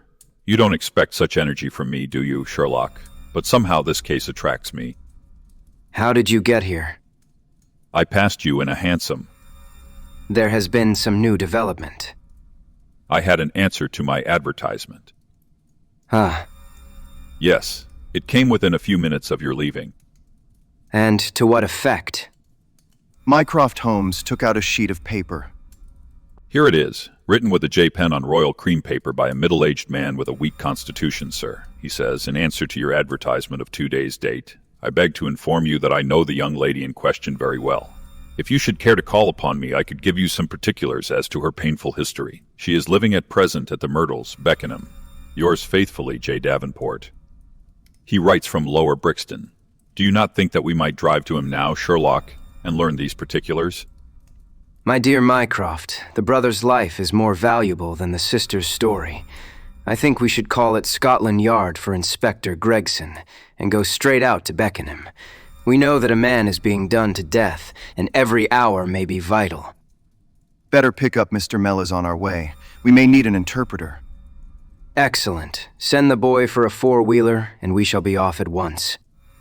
He opened the table drawer as he spoke, and I noticed that he slipped his revolver into his pocket. Yes, I should say, from what we have heard, that we are dealing with a particularly dangerous gang. It was almost dark before we found ourselves in Pall Mall at the rooms of Mr. Mellors. A gentleman had just called for him, and he was gone. Can you tell me where? I don't know, sir, answered the woman who had opened the door. I only know that he drove away with the gentleman in a carriage. Did the gentleman give a name? No, sir. He wasn't a tall, handsome, dark young man. Oh, no, sir. He was a little gentleman with glasses, thin in the face, but very pleasant in his ways, for he was laughing all the time that he was talking. Come along. This grows serious. He observed, as we drove to Scotland Yard. These men have got hold of Mellors again. He is a man of no physical courage, as they are well aware from their experience the other night. This villain was able to terrorize him the instant that he got into his presence. No doubt they want his professional services, but having used him, they may be inclined to punish him for what they will regard as his treachery. Our hope was that, by taking train, we might get to Beckenham as soon or sooner than the carriage. On reaching Scotland Yard, however, it was more than an hour before we could get Inspector Gregson and comply with the legal formalities which would enable us to enter the house. It was 9:45 before we reached London Bridge, and 5:30 before the four of us alighted on the Beckenham platform. A drive of half a mile brought us to the Myrtles, a large, dark house standing back from the road in its own grounds. Here we dismissed our cab and made our way up the drive together. The windows are all dark. The house seems deserted. Our birds are flown and the nest empty.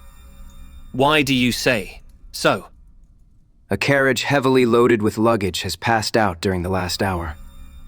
I saw the wheel tracks in the light of the gate lamp. But where does the luggage come in? You may have observed the same wheel tracks going the other way, but the outward-bound ones were very much deeper, so much so that we can say for a certainty that there was a very considerable weight on the carriage. You get a trifle beyond me there. It will not be an easy door to force, but we will try if we cannot make someone hear us.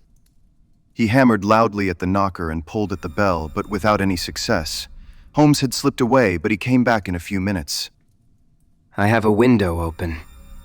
It is a mercy that you are on the side of the force and not against it, Mr. Holmes. Well, I think that under the circumstances we may enter without an invitation. One after the other we made our way into a large apartment, which was evidently that in which Mr. Mellors had found himself. The inspector had lit his lantern, and by its light we could see the two doors, the curtain, the lamp, and the suit of Japanese mail as he had described them.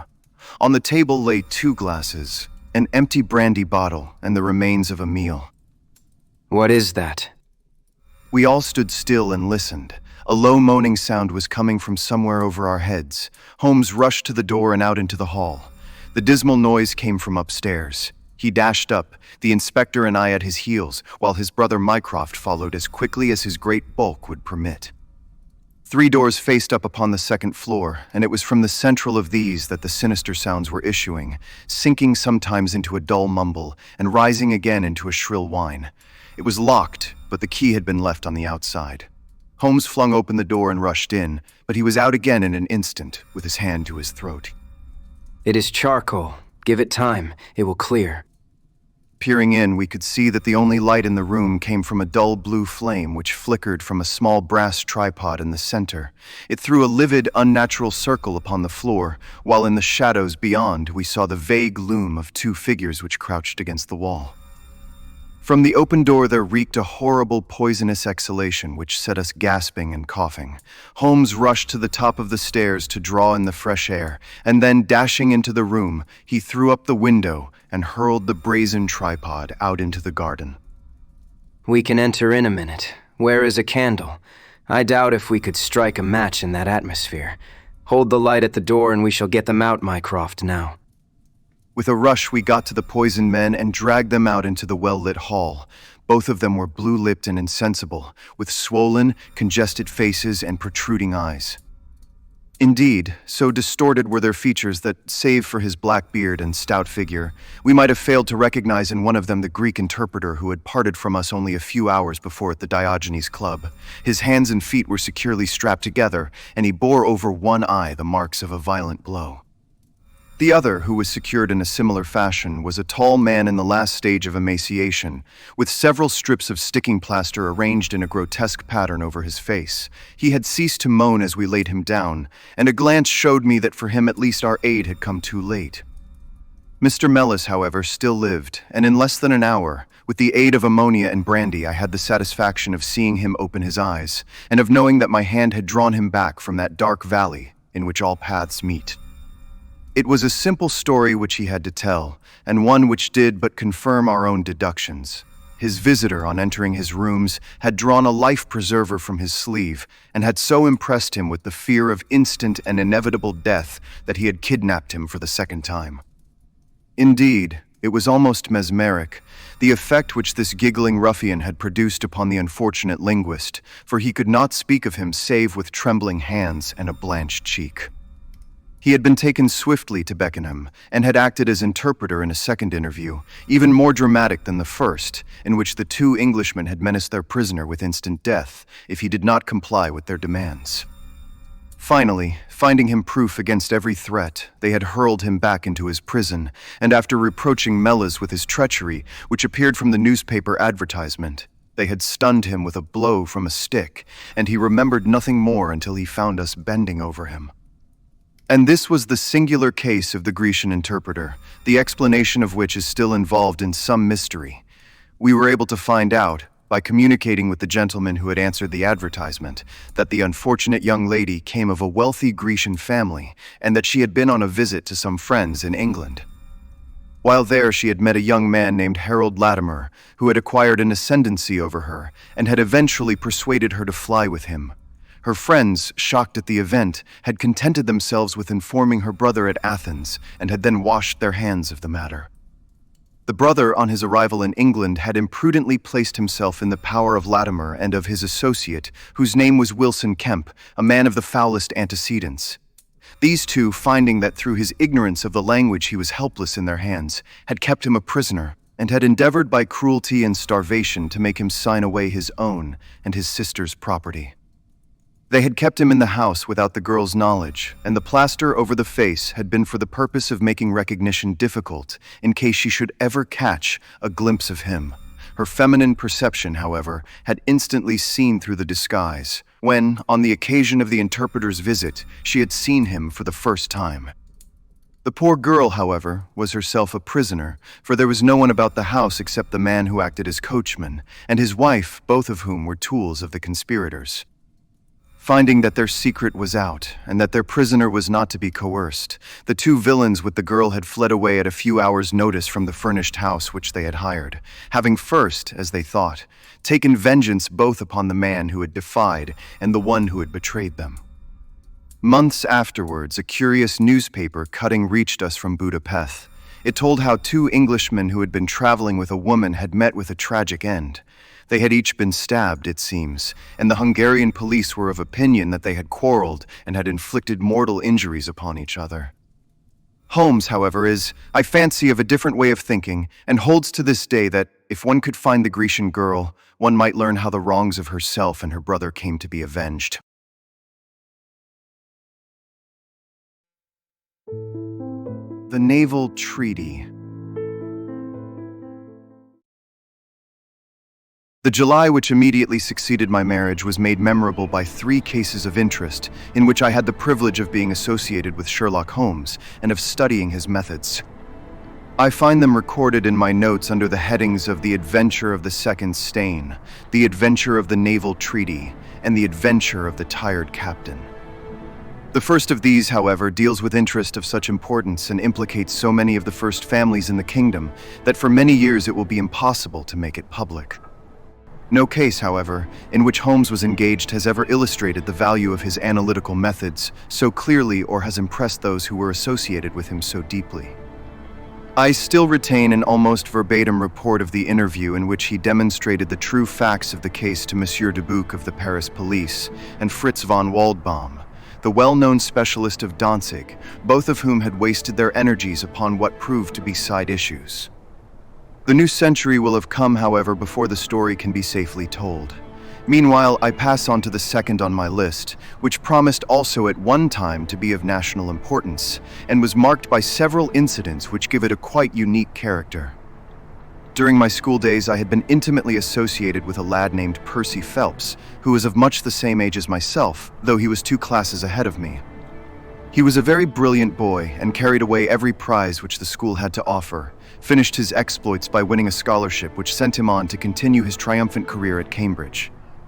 He was, I remember, extremely well connected, and even when we were all little boys together, we knew that his mother's brother was Lord Holdhurst, the great conservative politician.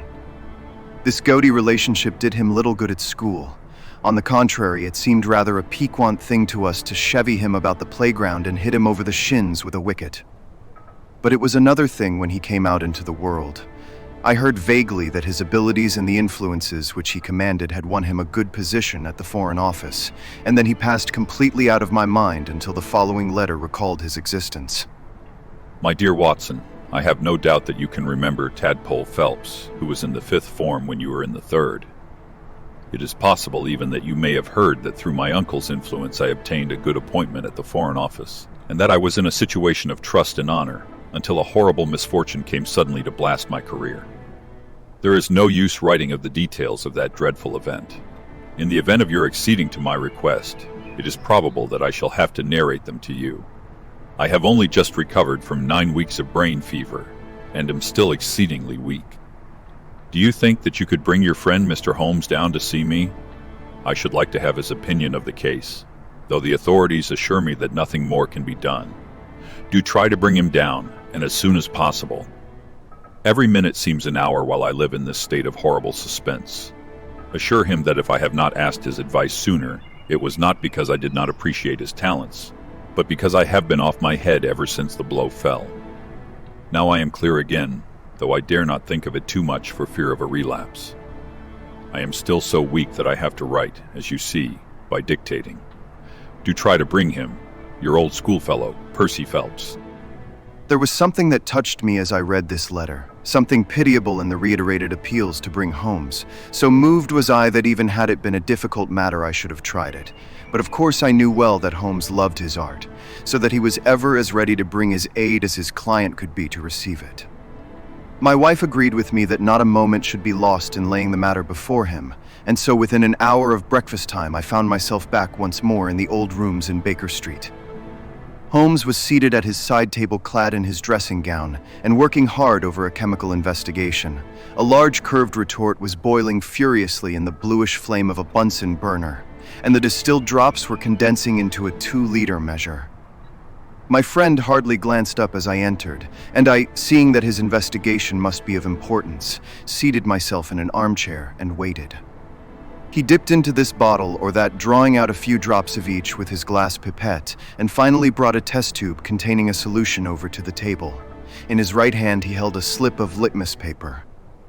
You come at a crisis, Watson. If this paper remains blue, all is well. If it turns red, it means a man's life. He dipped it into the test tube, and it flushed at once into a dull, dirty crimson. I thought as much. I will be at your service in an instant, Watson. You will find tobacco in the Persian slipper. He turned to his desk and scribbled off several telegrams which were handed over to the page boy. Then he threw himself down into the chair opposite and drew up his knees until his fingers clasped round his long, thin shins. A very commonplace little murder. You've got something better, I fancy. You are the stormy petrel of crime, Watson. What is it? I handed him the letter, which he read with the most concentrated attention. It does not tell us very much, does it? Hardly anything. And yet, the writing is of interest. But the writing is not his own. Precisely. It is a woman's. A man's, surely. No, a woman's, and a woman of rare character. You see, at the commencement of an investigation, it is something to know that your client is in close contact with someone who, for good or evil, has an exceptional nature. If you are ready, we will start at once for Woking and see this diplomatist who is in such evil case, and the lady to whom he dictates his letters. We were fortunate enough to catch an early train at Waterloo, and in a little under an hour we found ourselves among the fir woods and the heather of Woking. Briarbury proved to be a large detached house standing in extensive grounds within a few minutes' walk of the station. On sending in our cards, we were shown into an elegantly appointed drawing room, where we were joined in a few minutes by a rather stout man who received us with much hospitality. His age may have been nearer 40 than 30, but his cheeks were so ruddy and his eyes so merry that he still conveyed the impression of a plump and mischievous boy. I am so glad that you have come. Percy has been inquiring for you all morning. Poor old chap. He clings to any straw. His father and his mother asked me to see you, for the mere mention of the subject is very painful to them. We have had no details yet. I perceive that you are not yourself a member of the family. Our acquaintance looked surprised, and then glancing down, he began to laugh. Of course you saw the J.H. monogram, my locket. For a moment, I thought you had done something clever. Joseph Harrison is my name, and as Percy is to marry my sister Annie, I shall at least be a relation by marriage. You will find my sister in his room, for she has nursed him hand and foot this 2 months back. Perhaps we'd better go in at once, for I know how impatient he is. The chamber in which we were shown was on the same floor as the drawing room. It was furnished partly as a sitting and partly as a bedroom, with flowers arranged daintily in every nook and corner. A young man, very pale and worn, was lying upon a sofa near the open window, through which came the rich scent of the garden and the balmy summer air. A woman was sitting beside him, who rose as we entered. Shall I leave, Percy? He clutched her hand to detain her. How are you, Watson? I should never have known you under that mustache, and I dare say you would not be prepared to swear to me. This, I presume, is your celebrated friend, Mr. Sherlock Holmes. I introduced him in a few words, and we both sat down. The stout young man had left us, but his sister still remained with her hand in that of the invalid. She was a striking-looking woman, a little short and thick for symmetry, but with a beautiful olive complexion, large, dark, Italian eyes, and a wealth of deep black hair. Her rich tints made the white face of her companion the more worn and haggard by the contrast. I won't waste your time. I'll plunge into the matter without further preamble. I was a happy and successful man, Mr. Holmes, and on the eve of being married, when a sudden and dreadful misfortune wrecked all my prospects in life. I was, as Watson may have told you, in the Foreign Office, and through the influences of my uncle, Lord Holdhurst, I rose rapidly to a responsible position. When my uncle became foreign minister in this administration, he gave me several missions of trust, and as I always brought them to a successful conclusion, he came at last to have the utmost confidence in my ability and tact. Nearly 10 weeks ago, to be more accurate, on the 23rd of May, he called me into his private room, and after complimenting me on the good work which I had done, he informed me that he had a new commission of trust for me to execute. "This," said he, taking a gray roll of paper from his bureau, "is the original of that secret treaty between England and Italy of which, I regret to say, some rumors have already got into the public press. It is of enormous importance that nothing further should leak out. The French or the Russian embassy would pay an immense sum to learn the contents of these papers. They should not leave my bureau, were it not that it is absolutely necessary to have them copied. You have a desk in your office." "Yes, sir." "Then take the treaty and lock it up there. I shall give directions that you may remain behind when the others go, so that you may copy it at your leisure without fear of being overlooked.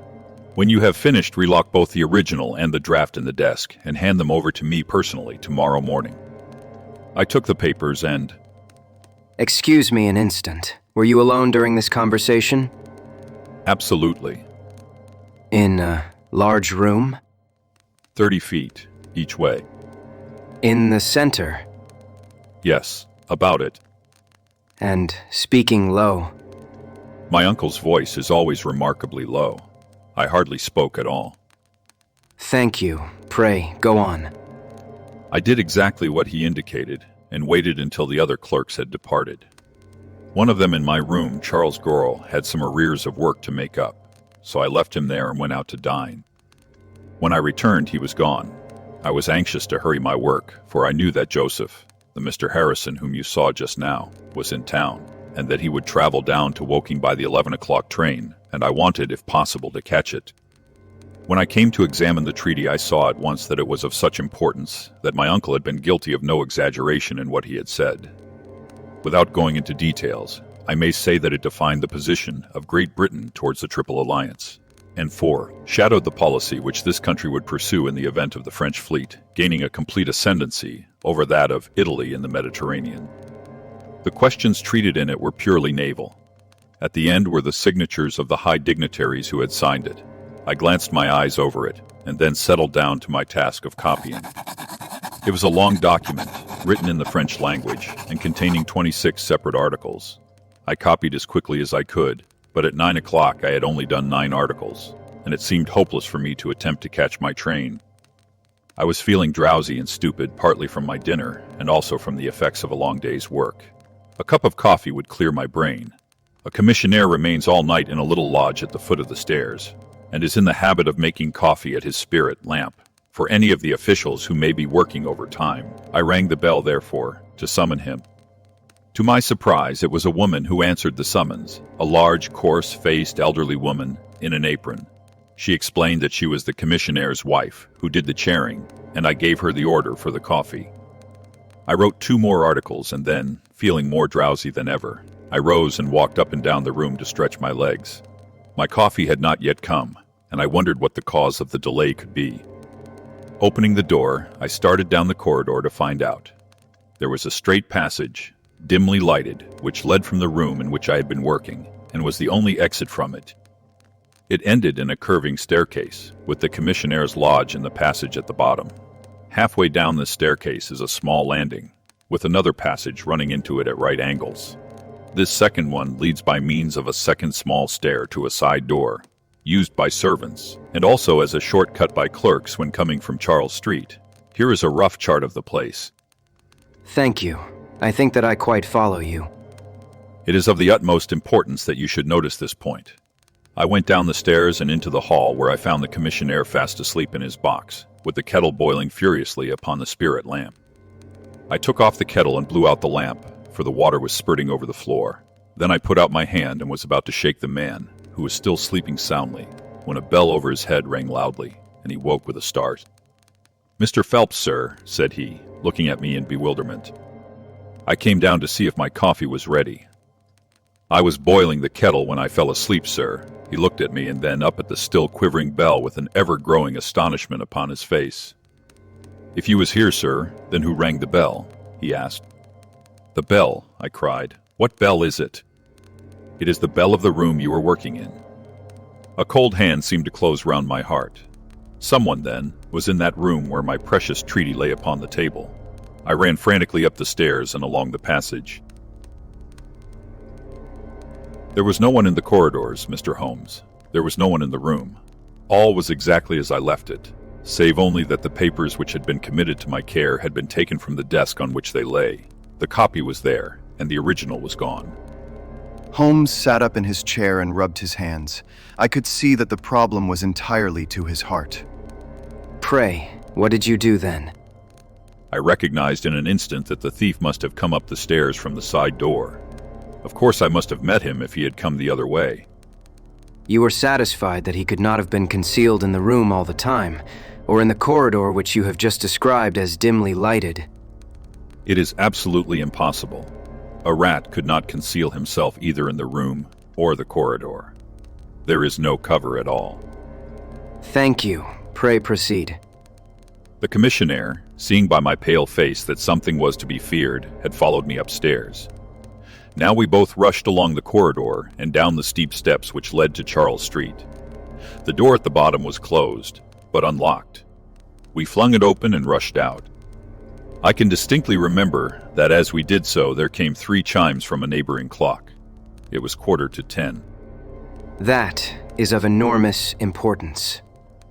The night was very dark, and a thin, warm rain was falling. There was no one in Charles Street, but a great traffic was going on, as usual, in Whitehall, at the extremity. We rushed along the pavement, bareheaded as we were, and at the far corner we found a policeman standing. "A robbery has been committed," I gasped. "A document of immense value has been stolen from the Foreign Office. Has anyone passed this way?" "I have been standing here for a quarter of an hour, sir," said he. "Only one person has passed during that time, a woman tall and elderly with a paisley shawl." "Ah, that is only my wife," cried the commissionaire. "Has no one else passed?" "No one." "Then it must be the other way that the thief took," cried the fellow, tugging at my sleeve. But I was not satisfied, and the attempts which he made to draw me away increased my suspicions. "Which way did the woman go?" I cried. "I don't know, sir. I noticed her pass, but I had no special reason for watching her. She seemed to be in a hurry." "How long ago was it?" "Oh, not very many minutes." "Within the last 5? "Well, it could not be more than 5. "You are only wasting your time, sir, and every minute now is of importance," cried the commissionaire. "Take my word for it that my old woman has nothing to do with it, and come down to the other end of the street. Well, if you won't, I will." And with that he rushed off in the other direction. But I was after him in an instant and caught him by the sleeve. "Where do you live?" said I. 16 Ivy Lane, Brixton," he answered. "But don't let yourself be drawn away upon a false scent, Mr. Phelps. Come to the other end of the street and let us see if we can hear of anything." Nothing was to be lost by following his advice. With the policeman we both hurried down, but only to find the street full of traffic, many people coming and going, but all only too eager to get to a place of safety upon so wet a night. There was no lounger who could tell us who had passed. Then we returned to the office and searched the stairs and the passage without result.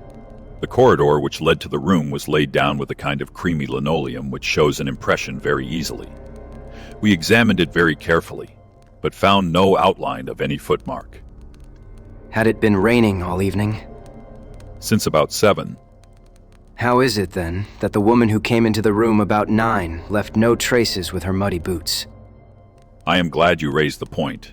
It occurred to me at the time. The charwomen are in the habit of taking off their boots at the commissionnaire's office and putting on list slippers. That is very clear. There were no marks, then. Though the night was a wet one, the chain of events is certainly one of extraordinary interest. What did you do next? We examined the room also. There is no possibility of a secret door, and the windows are quite 30 feet from the ground. Both of them were fastened on the inside. The carpet prevents any possibility of a trapdoor, and the ceiling is of the ordinary whitewashed kind. I will pledge my life that whoever stole my papers could only have come through the door. How about the fireplace? They used none. There is a stove. The bell rope hangs from the wire just to the right of my desk. Whoever rang it must have come right up to the desk to do it. But why should any criminal wish to ring the bell? It is a most insoluble mystery. Certainly the incident was unusual. What were your next steps? You examined the room, I presume, to see if the intruder had left any traces, any cigar end or dropped glove or hairpin or other trifle? There was nothing of the sort. No smell. Well, we never thought of that. A scent of tobacco would have been worth a great deal to us in such an investigation. I never smoke myself, so I think I should have observed it if there had been any smell of tobacco. There was absolutely no clue of any kind. The only tangible fact was that the commissionnaire's wife, Mrs. Tangy was the name, had hurried out of the place. He could give no explanation save that it was about the time when the woman always went home. The policeman and I agreed that our best plan would be to seize the woman before she could get rid of the papers, presuming that she had them. The alarm had reached Scotland Yard by this time, and Mr. Forbes, the detective, came round at once and took up the case with a great deal of energy. We hired a hansom, and in half an hour we were at the address which had been given to us. A young woman opened the door, who proved to be Mrs. Tangy's eldest daughter. Her mother had not come back yet, and we were shown into the front room to wait. About 10 minutes later, a knock came at the door, and here we made the one serious mistake for which I blame myself. Instead of opening the door ourselves, we allowed the girl to do so. We heard her say, "Mother, there are 2 men in the house waiting to see you." And an instant afterwards we heard the patter of feet rushing down the passage. Forbes flung open the door, and we both ran into the back room or kitchen, but the woman had got there before us. She stared at us with defiant eyes, and then suddenly recognizing me, an expression of absolute astonishment came over her face. "Why, if it isn't Mr. Phelps of the office," she cried. Come, who did you think we were when you ran away from us?" asked my companion. "I thought you were the brokers," said she. "We have had some trouble with a tradesman." "That is not quite good enough," answered Forbes. "We have reason to believe that you have taken a paper of importance from the Foreign Office, and that you ran in here to dispose of it. You must come back with us to Scotland Yard to be searched." It was in vain that she protested and resisted. A 4-wheeler was brought, and we all 3 drove back in it. We had first made an examination of the kitchen, and especially of the kitchen fire, to see whether she might have made away with the papers during the instant that she was alone. There were no signs, however, of any ashes or scraps. When we reached Scotland Yard, she was handed over at once to the female searcher. I waited in an agony of suspense until she came back with her report. There were no signs of the papers. Then for the first time the horror of my situation came in its full force. Hitherto I had been acting, and action had numbed thought. I had been so confident of regaining the treaty at once that I had not dared to think of what would be the consequence if I failed to do so. But now there was nothing more to be done, and I had leisure to realize my position. It was horrible. Watson there would tell you that I was a nervous, sensitive boy at school. It is my nature. I thought of my uncle and of his colleagues in the cabinet, of the shame which I had brought upon him, upon myself, upon everyone connected with me. What though I was the victim of an extraordinary accident? No allowance is made for accidents where diplomatic interests are at stake. I was ruined, shamefully, hopelessly ruined. I don't know what I did. I fancy I must have made a scene. I have a dim recollection of a group of officials who crowded round me, endeavoring to soothe me. One of them drove down with me to Waterloo and saw me into the Woking train.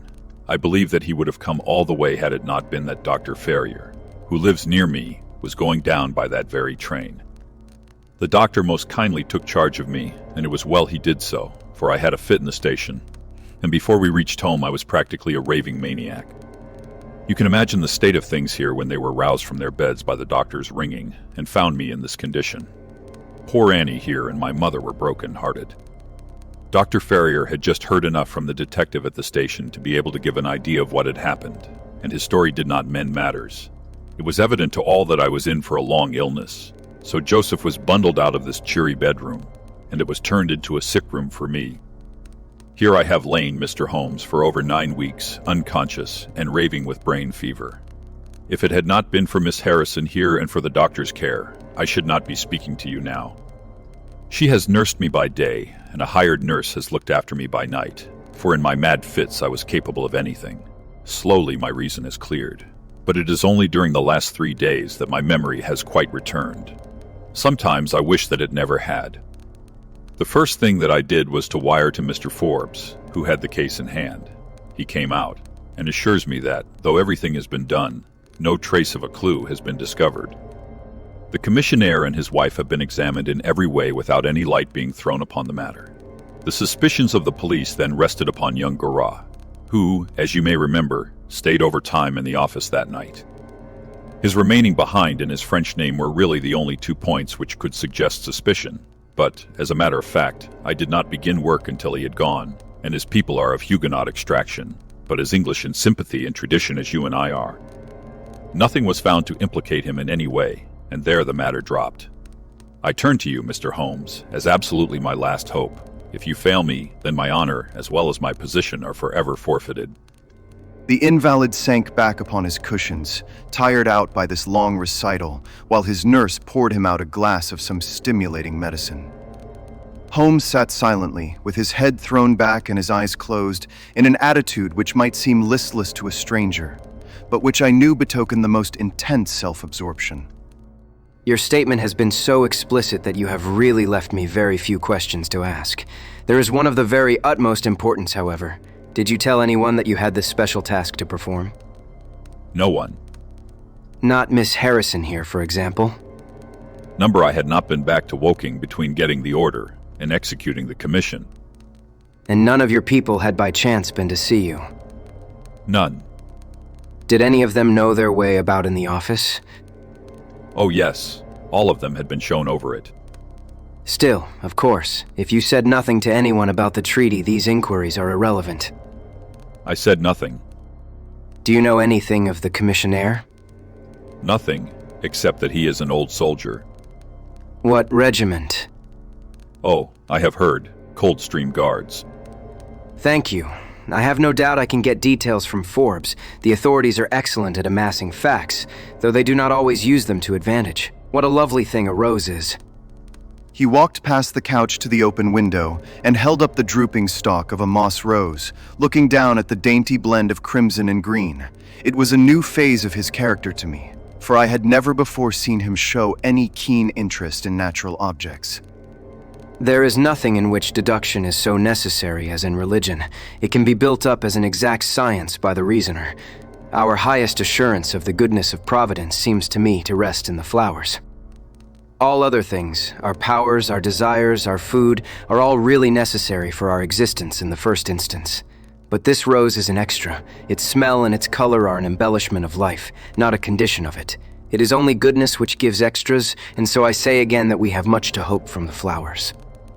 Percy Phelps and his nurse looked at Holmes during this demonstration with surprise and a good deal of disappointment written upon their faces. He had fallen into a reverie, with the moss rose between his fingers. It had lasted some minutes before the young lady broke in upon it. Do you see any prospect of solving this mystery, Mr. Holmes? Oh, the mystery. Well, it would be absurd to deny that the case is a very abstruse and complicated one, but I can promise you that I will look into the matter and let you know any points which may strike me. Do you see any clue? You have furnished me with 7, but, of course, I must test them before I can pronounce upon their value. You suspect someone? I suspect myself. What? Of coming to conclusions too rapidly. Then go to London and test your conclusions.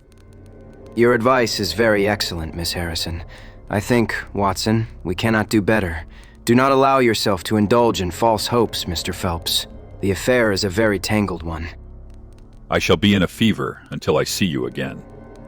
Well, I'll come out by the same train tomorrow, though it is more than likely that my report will be a negative one. God bless you for promising to come. It gives me fresh life to know that something is being done. By the way, I have had a letter from Lord Holdhurst. What did he say? He was cold, but not harsh. I dare say my severe illness prevented him from being that. He repeated that the matter was of the utmost importance, and added that no steps would be taken about my future, by which he means, of course, my dismissal, until my health was restored and I had an opportunity of repairing my misfortune. Well, that was reasonable and considerate. Come, Watson, for we have a good day's work before us in town. Mr. Joseph Harrison drove us down to the station, and we were soon whirling up in a Portsmouth train. Holmes was sunk in profound thought, and hardly opened his mouth until we had passed Clapham Junction. It is a very cheery thing to come into London by any of these lines which run high and allow you to look down upon the houses like this. I thought he was joking, for the view was sordid enough, but he soon explained himself. Look at those big isolated clumps of building rising up above the slates, like brick islands in a lead-colored sea. The board schools. Lighthouses, my boy. Beacons of the future, capsules with hundreds of bright little seeds in each, out of which will spring the wise, better England of the future. I suppose that man Phelps does not drink. I should not think so. Nor should I, but we are bound to take every possibility into account. The poor devil has certainly got himself into very deep water, and it is a question whether we shall ever be able to get him ashore. What did you think of Miss Harrison? A girl of strong character. Yes, but she is a good sort, or I am mistaken. She and her brother are the only children of an iron master somewhere up Northumberland way. He got engaged to her when traveling last winter, and she came down to be introduced to his people, with her brother as escort. Then came the smash, and she stayed on to nurse her lover, while brother Joseph, finding himself pretty snug, stayed on too. I've been making a few independent inquiries, you see, but today must be a day of inquiries. My practice. Oh, if you find your own cases more interesting than mine. I was going to say that my practice could get along very well for a day or two, since it is the slackest time in the year.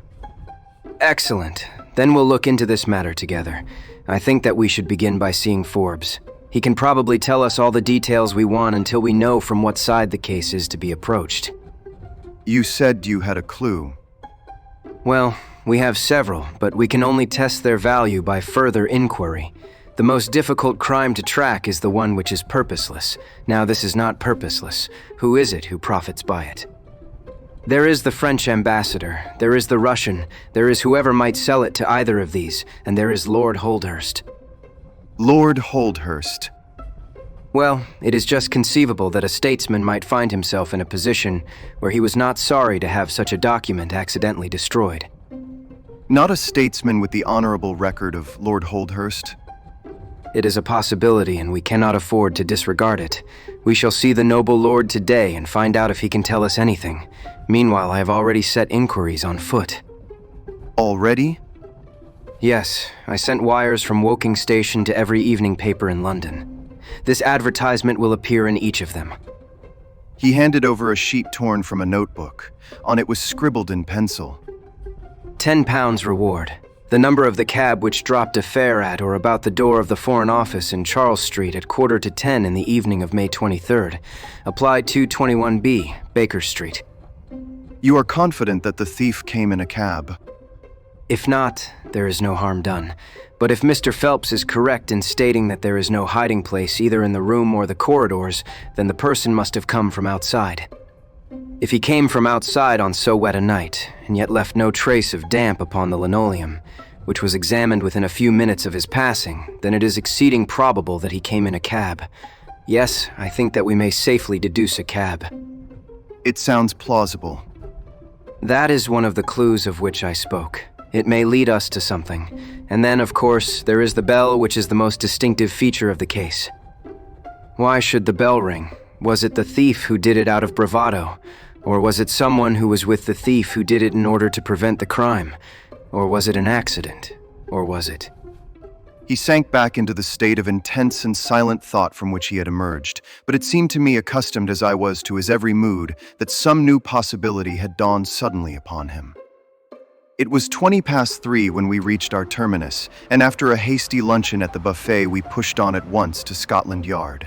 Holmes had already wired to Forbes, and we found him waiting to receive us.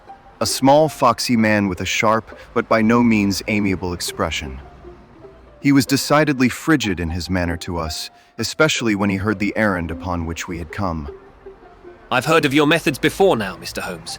You are ready enough to use all the information that the police can lay at your disposal, and then you try to finish the case yourself and bring discredit on them. On the contrary, out of my last 53 cases, my name has only appeared in 4, and the police have had all the credit in 49. I don't blame you for not knowing this, for you are young and inexperienced, but if you wish to get on in your new duties, you will work with me and not against me. I'd be very glad of a hint or two. I've certainly had no credit from the case so far. What steps have you taken? Tanguy, the commissionaire, has been shadowed. He left the guards with a good character, and we can find nothing against him. His wife is a bad lot, though. I fancy she knows more about this than appears. Have you shadowed her? We have set one of our women onto her. Mrs. Tanguy drinks, and our woman has been with her twice when she was well on, but she could get nothing out of her. I understand that they have had brokers in the house. Yes, but they were paid off. Where did the money come from? That was all right. His pension was due. They have not shown any sign of being in funds. What explanation did she give of having answered the bell when Mr. Phelps rang for the coffee? She said that her husband was very tired, and she wished to relieve him. Well, certainly that would agree with his being found a little later asleep in his chair. There is nothing against them then, but the woman's character. Did you ask her why she hurried away that night? Her haste attracted the attention of the police constable. She was later than usual, and wanted to get home. Did you point out to her that you and Mr. Phelps, who started at least 20 minutes after her, got home before her? She explains that by the difference between a bus and a hansom. Did she make it clear why, on reaching her house, she ran into the back kitchen? Because she had the money there with which to pay off the brokers. She has at least an answer for everything. Did you ask her whether in leaving she met anyone or saw anyone loitering about Charles Street? She saw no one but the constable. Well, you seem to have cross-examined her pretty thoroughly. What else have you done? The Clerk Goro has been shadowed all these 9 weeks, but without result. We can show nothing against him. Anything else? Well, we have nothing else to go upon. No evidence of any kind. Have you formed a theory about how that bell rang? Well, I must confess that it beats me. It was a cool hand, whoever it was, to go and give the alarm like that. Yes, it was a queer thing to do. Many thanks to you for what you have told me. If I can put the man into your hands, you shall hear from me. Come along, Watson. Where are we going to now? We are now going to interview Lord Holdhurst, the cabinet minister and future premier of England. We were fortunate in finding that Lord Holdhurst was still in his chambers in Downing Street, and on Holmes sending in his card, we were instantly shown up. The statesman received us with that old-fashioned courtesy for which he is remarkable, and seated us on the 2 luxuriant lounges on either side of the fireplace. Standing on the rug between us, with his slight, tall figure, his sharp features, thoughtful face, and curling hair prematurely tinged with gray, he seemed to represent that not too common type, a nobleman who is in truth noble. Your name is very familiar to me, Mr. Holmes, and of course I cannot pretend to be ignorant of the object of your visit. There has only been one occurrence in these offices which could call for your attention. In whose interest are you acting, may I ask? In that of Mr. Percy Phelps. Ah, my unfortunate nephew. You can understand that our kinship makes it the more impossible for me to screen him in any way. I fear that the incident must have a very prejudicial effect upon his career. But if the document is found? That, of course, would be different. I had 1 or 2 questions which I wish to ask you, Lord Holdhurst. I shall be happy to give you any information in my power. Was it in this room that you gave your instructions as to the copying of the document? It was. Then, you could hardly have been overheard. It is out of the question.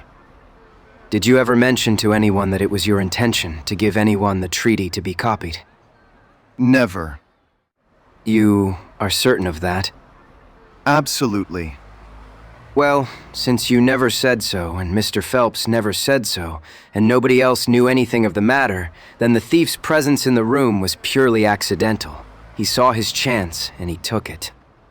The statesman smiled. You take me out of my province there, said he. There is another very important point which I wish to discuss with you. You feared, as I understand, that very grave results might follow from the details of this treaty becoming known. A shadow passed over the expressive face of the statesman. Very grave results indeed. And have they occurred? Not yet.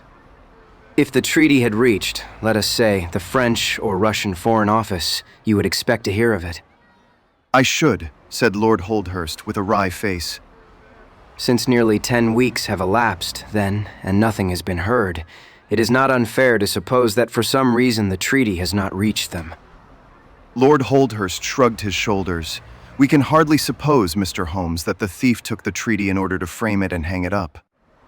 Perhaps he is waiting for a better price. If he waits a little longer, he will get no price at all. The treaty will cease to be secret in a few months. That is most important. Of course, it is a possible supposition that the thief has had a sudden illness. An attack of brain fever, for example, asked the statesman, flashing a swift glance at him. I did not say so. And now, Lord Holdhurst, we have already taken up too much of your valuable time, and we shall wish you good day. Every success to your investigation, be the criminal who it may, answered the nobleman, as he bowed us out the door. He is a fine fellow, but he has a struggle to keep up his position. He is far from rich and has many calls. You noticed, of course, that his boots had been resoled. Now, Watson, I won't detain you from your legitimate work any longer. I shall do nothing more today unless I have an answer to my cab advertisement. But I should be extremely obliged to you if you would come down with me to Woking tomorrow, by the same train which we took yesterday. I met him accordingly next morning, and we traveled down to Woking together. He had had no answer to his advertisement, he said, and no fresh light had been thrown upon the case. He had, when he so willed it, the utter immobility of countenance of a Red Indian, and I could not gather from his appearance whether he was satisfied or not. With the position of the case, his conversation, I remember, was about the Bertillon system of measurements, and he expressed his enthusiastic admiration of the French savant. We found our client still under the charge of his devoted nurse, but looking considerably better than before. He rose from the sofa and greeted us without difficulty when we entered. Any news? My report, as I expected, is a negative one. I have seen Forbes and I have seen your uncle, and I have set 1 or 2 trains of inquiry upon foot which may lead to something. You have not lost heart, then? By no means. God bless you for saying that. If we keep our courage and our patience, the truth must come out. We have more to tell you than you have for us. I hoped you might have something. Yes, we have had an adventure during the night, and one which might have proved to be a serious one. His expression grew very grave as he spoke, and a look of something akin to fear sprang up in his eyes. Do you know that I begin to believe that I am the unconscious center of some monstrous conspiracy, and that my life is aimed at as well as my honor? Ah. It sounds incredible, for I have not, as far as I know, an enemy in the world.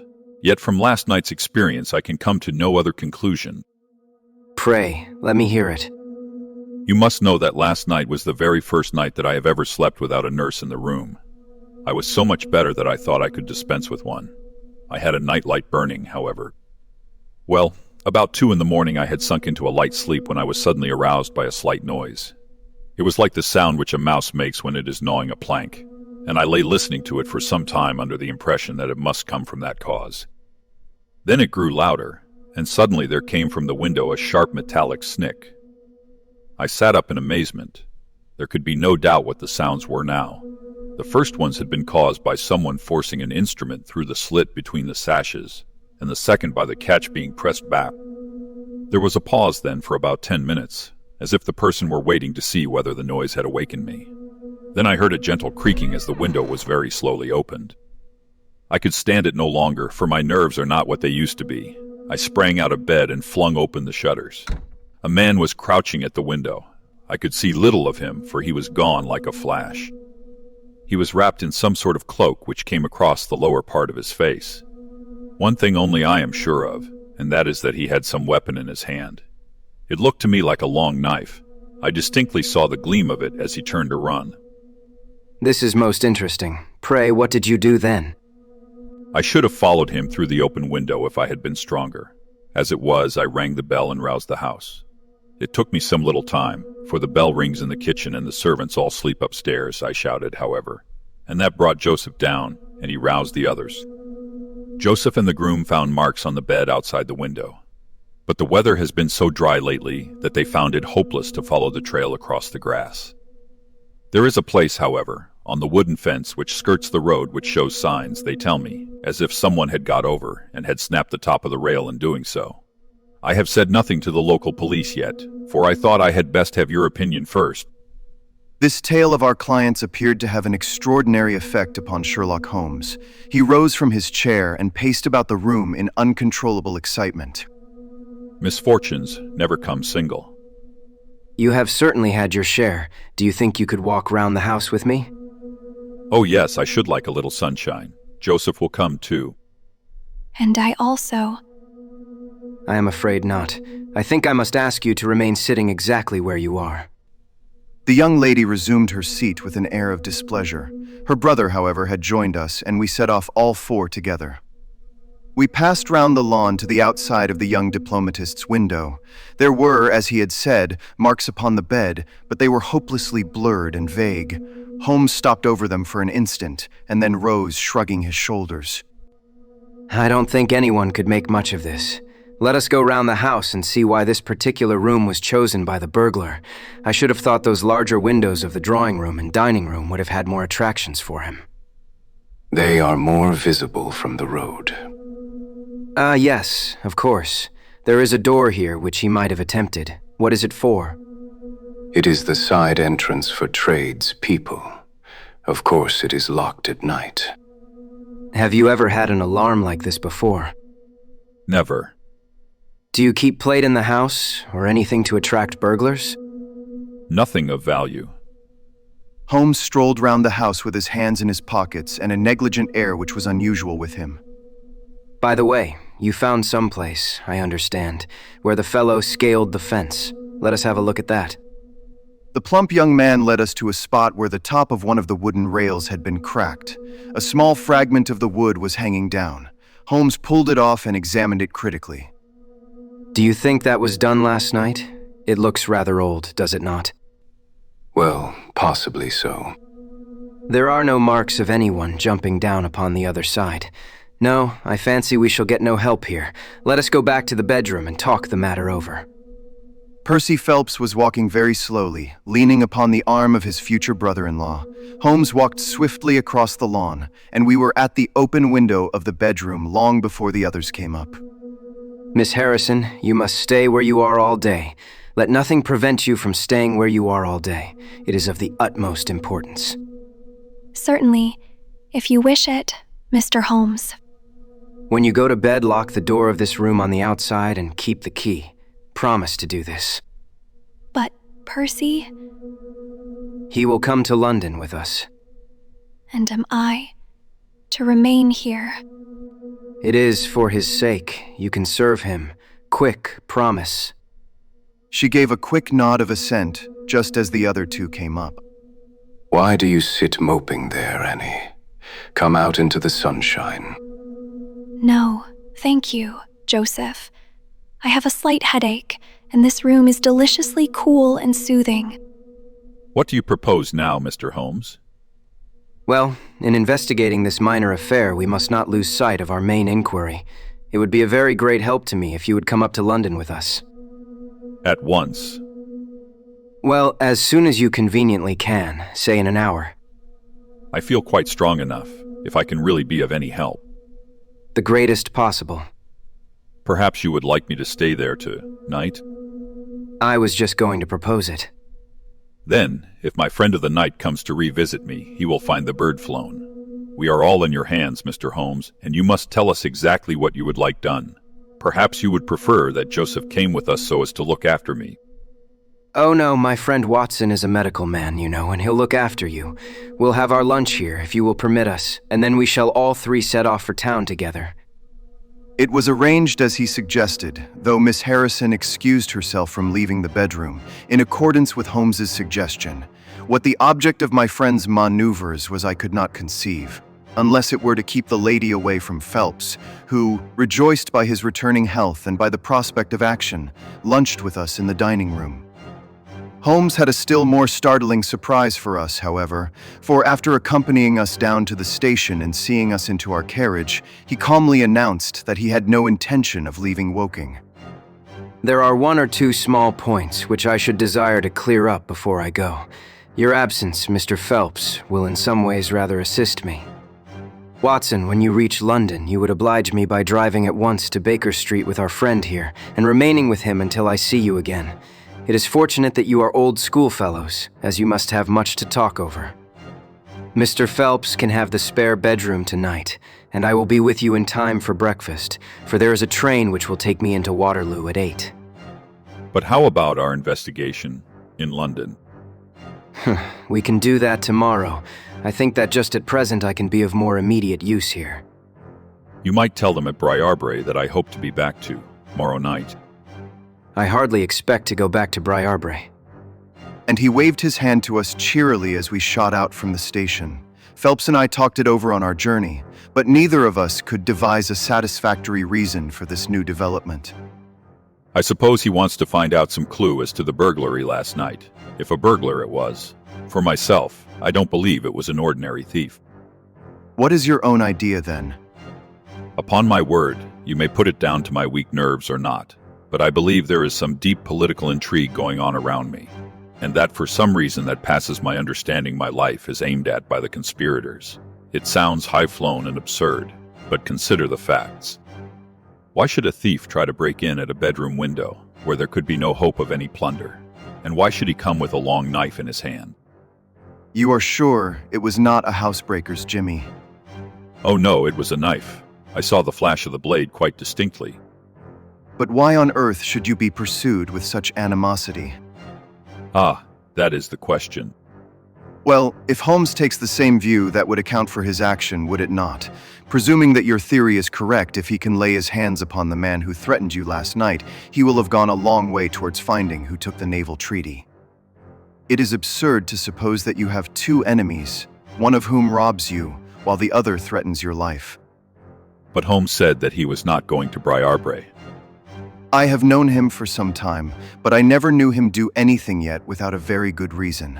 And with that, our conversation drifted off onto other topics. But it was a weary day for me. Phelps was still weak after his long illness, and his misfortune made him querulous and nervous. In vain I endeavored to interest him in Afghanistan, in India, in social questions, in anything which might take his mind out of the groove. He would always come back to his lost treaty, wondering, guessing, speculating as to what Holmes was doing, what steps Lord Holdhurst was taking, what news we should have in the morning. As the evening wore on, his excitement became quite painful. You have implicit faith in Holmes. I have seen him do some remarkable things. But he never brought light into anything quite so dark as this. Oh yes, I have known him solve questions which presented fewer clues than yours. But not where such large interests are at stake. I don't know that. To my certain knowledge, he has acted on behalf of 3 of the reigning houses of Europe in very vital matters. But you know him well, Watson. He is such an inscrutable fellow that I never quite know what to make of him. Do you think he is hopeful? Do you think he expects to make a success of it? He has said nothing. That is a bad sign.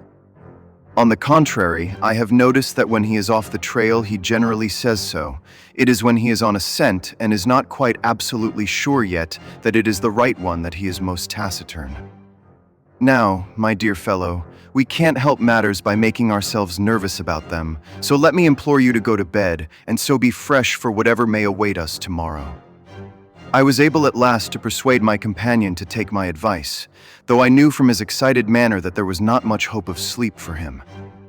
Indeed, his mood was infectious, for I lay tossing half the night myself, brooding over this strange problem, and inventing 100 theories, each of which was more impossible than the last.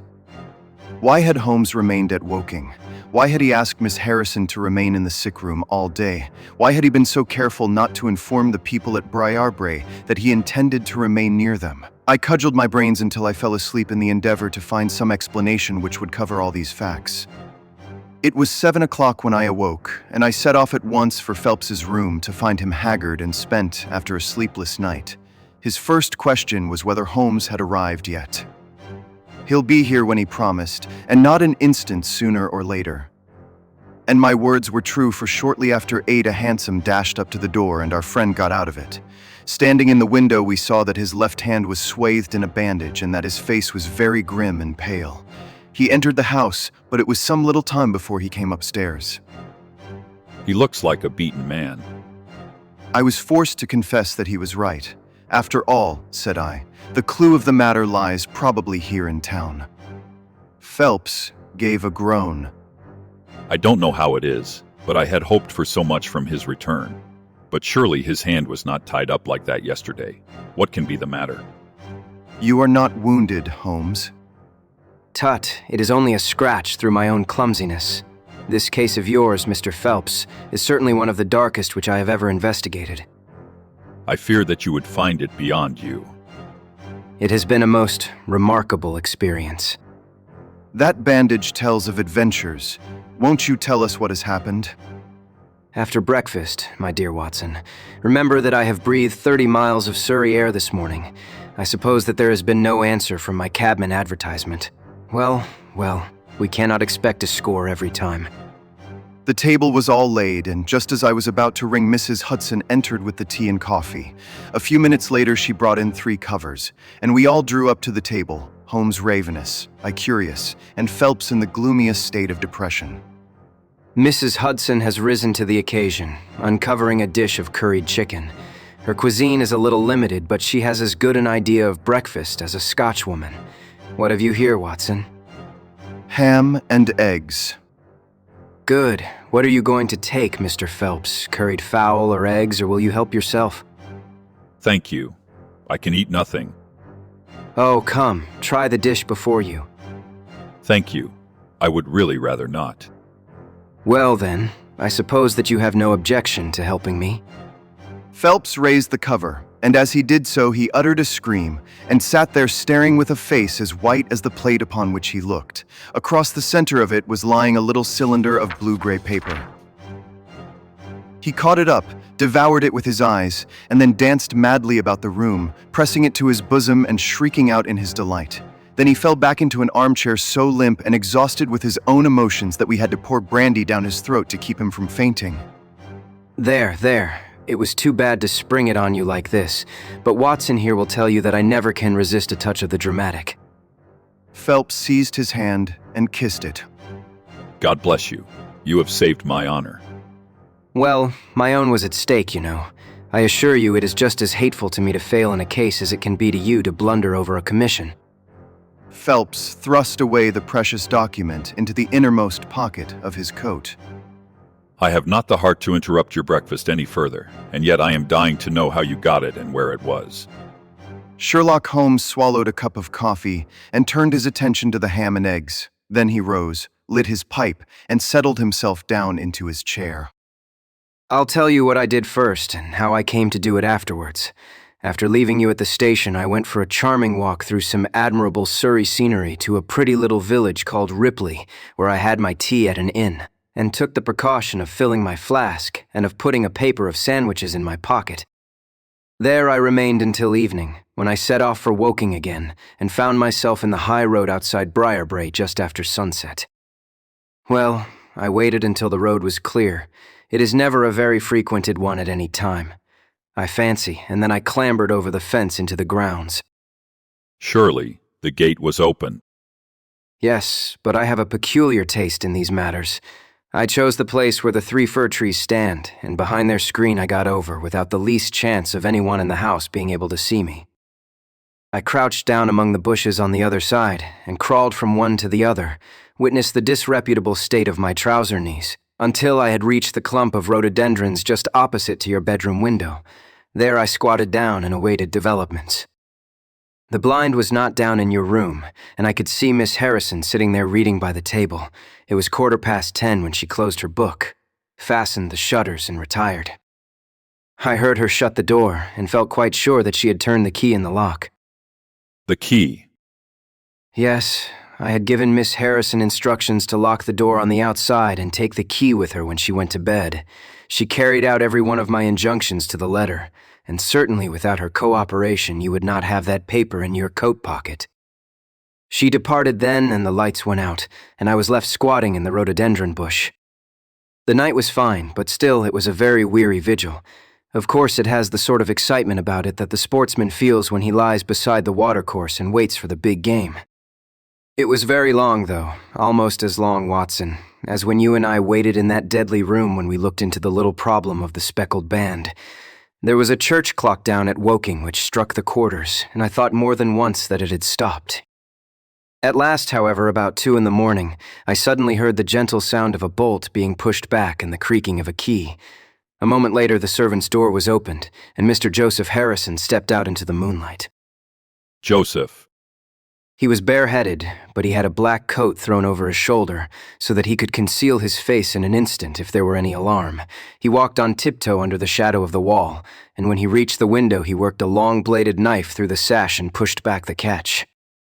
Then he flung open the window, and putting his knife through the crack in the shutters, he thrust the bar up and swung them open. From where I lay, I had a perfect view of the inside of the room and of every one of his movements. He lit the 2 candles which stood upon the mantelpiece, and then he proceeded to turn back the corner of the carpet in the neighborhood of the door. Presently he stopped and picked out a square piece of board, such as is usually left to enable plumbers to get at the joints of the gas pipes. This one covered, as a matter of fact, the T-joint which gives off the pipe which supplies the kitchen underneath. Out of this hiding place he drew that little cylinder of paper, pushed down the board, rearranged the carpet, blew out the candles, and walked straight into my arms as I stood waiting for him outside the window. Well, he has rather more viciousness than I gave him credit for, has Master Joseph. He flew at me with his knife, and I had to grasp him twice, and got a cut over the knuckles before I had the upper hand of him. He looked murder out of the only eye he could see with when we had finished, but he listened to reason and gave up the papers. Having got them, I let my man go, but I wired full particulars to Forbes this morning. If he is quick enough to catch his bird, well and good. But if, as I shrewdly suspect, he finds the nest empty before he gets there, why, all the better for the government. I fancy that Lord Holdhurst, for one, and Mr. Percy Phelps, for another, would very much rather that the affair never got as far as a police court. My God, do you tell me that during these long 10 weeks of agony, the stolen papers were within the very room with me all the time? So it was. And Joseph a villain and a thief. I am afraid Joseph's character is a rather deeper and more dangerous one than one might judge from his appearance. From what I have heard from him this morning, I gather that he has lost heavily in dabbling with stocks, and that he is ready to do anything on earth to better his fortunes. Being an absolutely selfish man, when a chance presented itself, he did not allow either his sister's happiness or your reputation to hold his hand. My head whirls. Your words have dazed me. The principal difficulty in your case lay in the fact of there being too much evidence. What was vital was overlaid and hidden by what was irrelevant. Of all the facts which were presented to us, we had to pick just those which we deemed to be essential, and then piece them together in their order, so as to reconstruct this very remarkable chain of events. I had already begun to suspect Joseph, from the fact that you had intended to travel home with him that night, and that therefore it was a likely enough thing that he should call for you, knowing the Foreign Office well, upon his way. When I heard that someone had been so anxious to get into the bedroom, in which no one but Joseph could have concealed anything, you told us in your narrative how you had turned Joseph out when you arrived with the doctor. My suspicions all changed to certainties, especially as the attempt was made on the first night upon which the nurse was absent, showing that the intruder was well acquainted with the ways of the house. How blind I have been. The facts of the case, as far as I have worked them out, are these. This Joseph Harrison entered the office through the Charles Street door, and knowing his way, he walked straight into your room the instant after you left it. Finding no one there, he promptly rang the bell, and at the instant that he did so, his eyes caught the paper upon the table.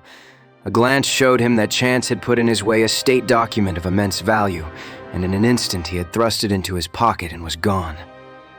A few minutes elapsed, as you remember, before the sleepy commissionaire drew your attention to the bell, and those were just enough to give the thief time to make his escape.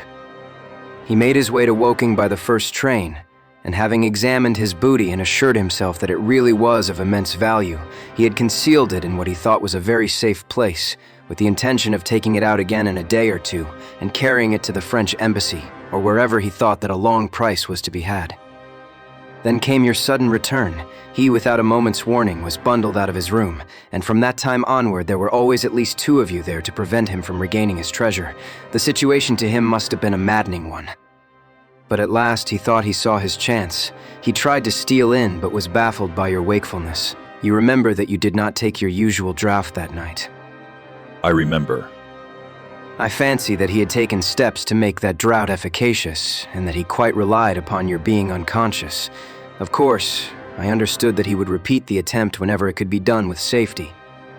Your leaving the room gave him the chance he wanted. I kept Miss Harrison in it all day so that he might not anticipate us. Then, having given him the idea that the coast was clear, I kept guard as I have described. I already knew that the papers were probably in the room, but I had no desire to rip up all the planking and skirting in search of them. I let him take them, therefore, from the hiding place, and so saved myself an infinity of trouble. Is there any other point which I can make clear? Why did he try the window on the first occasion when he might have entered by the door? In reaching the door, he would have to pass 7 bedrooms. On the other hand, he could get out onto the lawn with ease. Anything else? You do not think that he had any murderous intention. The knife was only meant as a tool. It may be so. I can only say for certain that Mr. Joseph Harrison is a gentleman to whose mercy I should be extremely unwilling to trust. The final problem. It is with a heavy heart that I take up my pen to write these the last words in which I shall ever record the singular gifts by which my friend Mr. Sherlock Holmes was distinguished. In an incoherent and, as I deeply feel, an entirely inadequate fashion, I have endeavored to give some account of my strange experiences in his company from the chance which first brought us together at the period of the study in scarlet, up to the time of his interference in the matter of the Naval Treaty. On interference, which had the unquestionable effect of preventing a serious international complication. It was my intention to have stopped there, and to have said nothing of that event which has created a void in my life, which the lapse of 2 years has done little to fill. My hand has been forced, however, by the recent letters in which Colonel James Moriarty defends the memory of his brother, and I have no choice but to lay the facts before the public exactly as they occurred. I alone know the absolute truth of the matter, and I am satisfied that the time has come when no good purpose is to be served by its suppression. As far as I know, there have been only 3 accounts in the public press: that in the Journal de Femme Femme on May 6, 1891, the Reuters dispatch in the English papers on May 7th, and finally the recent letter to which I have alluded. Of these, the first and second were extremely condensed, while the last is, as I shall now show, an absolute perversion of the facts. It lies with me to tell for the first time what really took place between Professor Moriarty and Mr. Sherlock Holmes. It may be remembered that after my marriage and my subsequent start in private practice, the very intimate relations which had existed between Holmes and myself became to some extent modified. He still came to me from time to time when he desired a companion in his investigation, but these occasions grew more and more seldom until I find that in the year 1890 there were only 3 cases of which I retain any record. During the winter of that year and the early spring of 1891, I saw in the papers that he had been engaged by the French government upon a matter of supreme importance, and I received 2 notes from Holmes, dated from Narbonne and from Nimes, from which I gathered that his stay in France was likely to be a long one. It was with some surprise, therefore, that I saw him walk into my consulting room upon the evening of the 24th of April. It struck me that he was looking even paler and thinner than usual.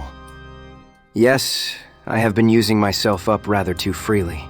I have been a little pressed of late. Have you any objection to my closing your shutters? The only light in the room came from the lamp upon the table at which I had been reading. Holmes edged his way round the wall and, flinging the shutters together, he bolted them securely. You are afraid of something. Well, I am. Of what? Of air guns. My dear Holmes, what do you mean?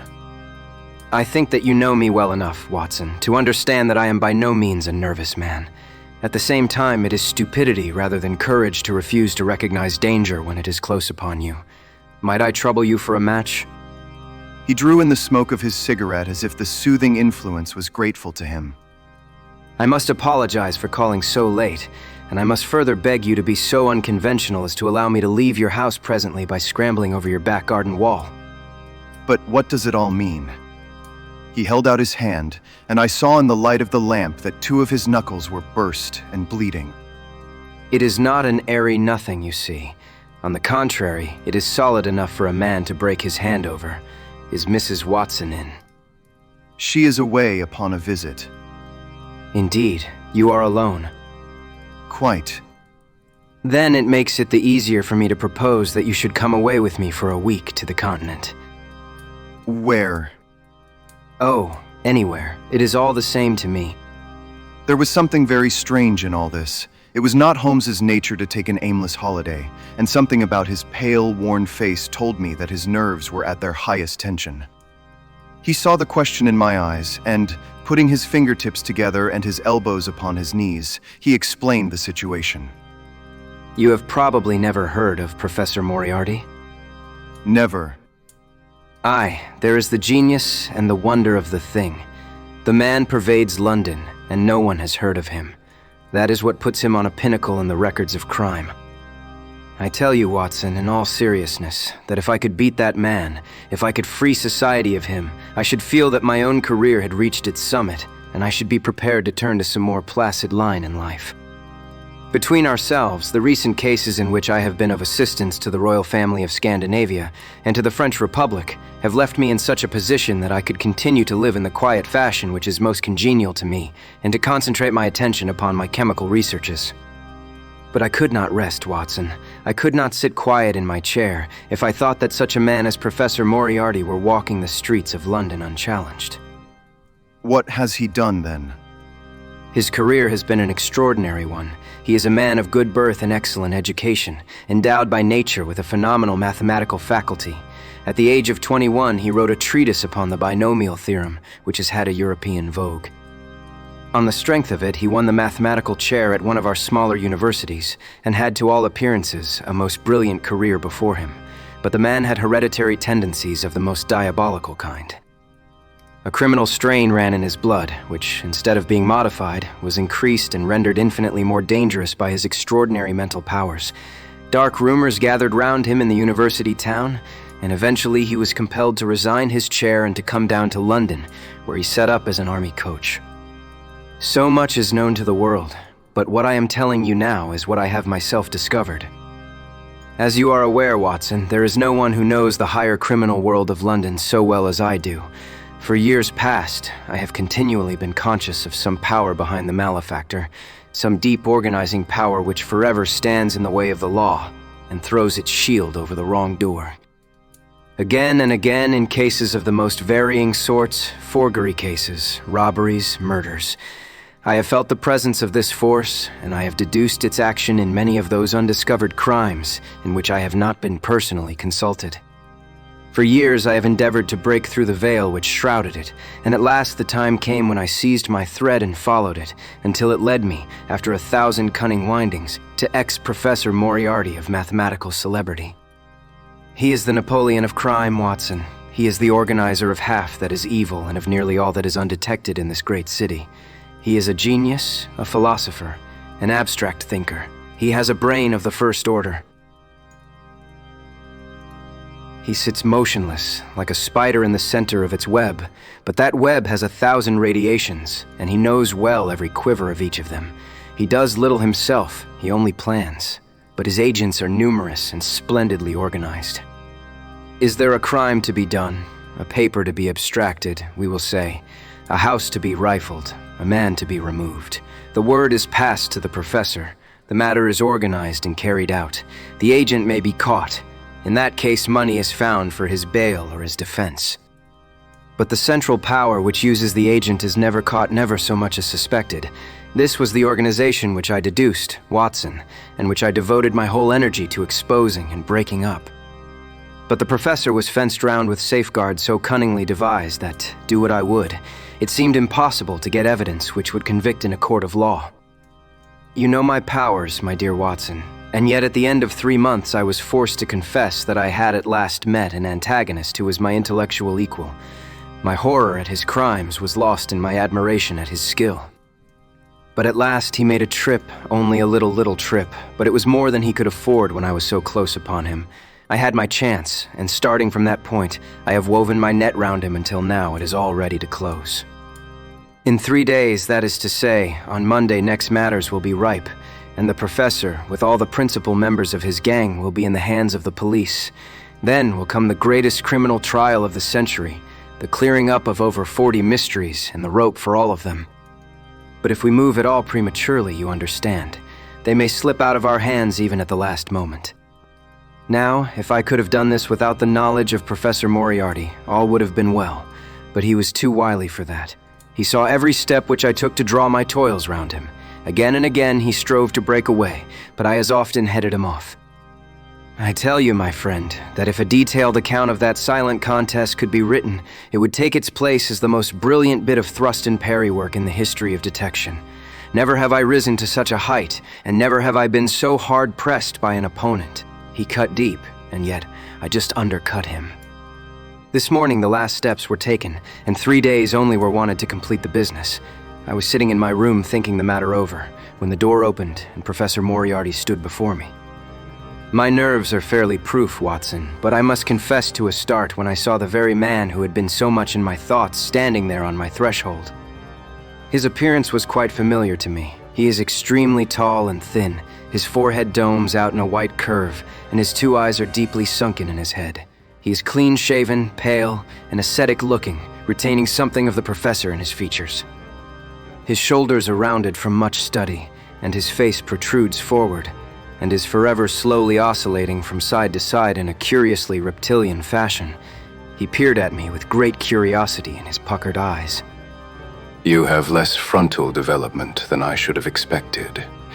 It is a dangerous habit to finger loaded firearms in the pocket of one's dressing gown. The fact is that upon his entrance I had instantly recognized the extreme personal danger in which I lay.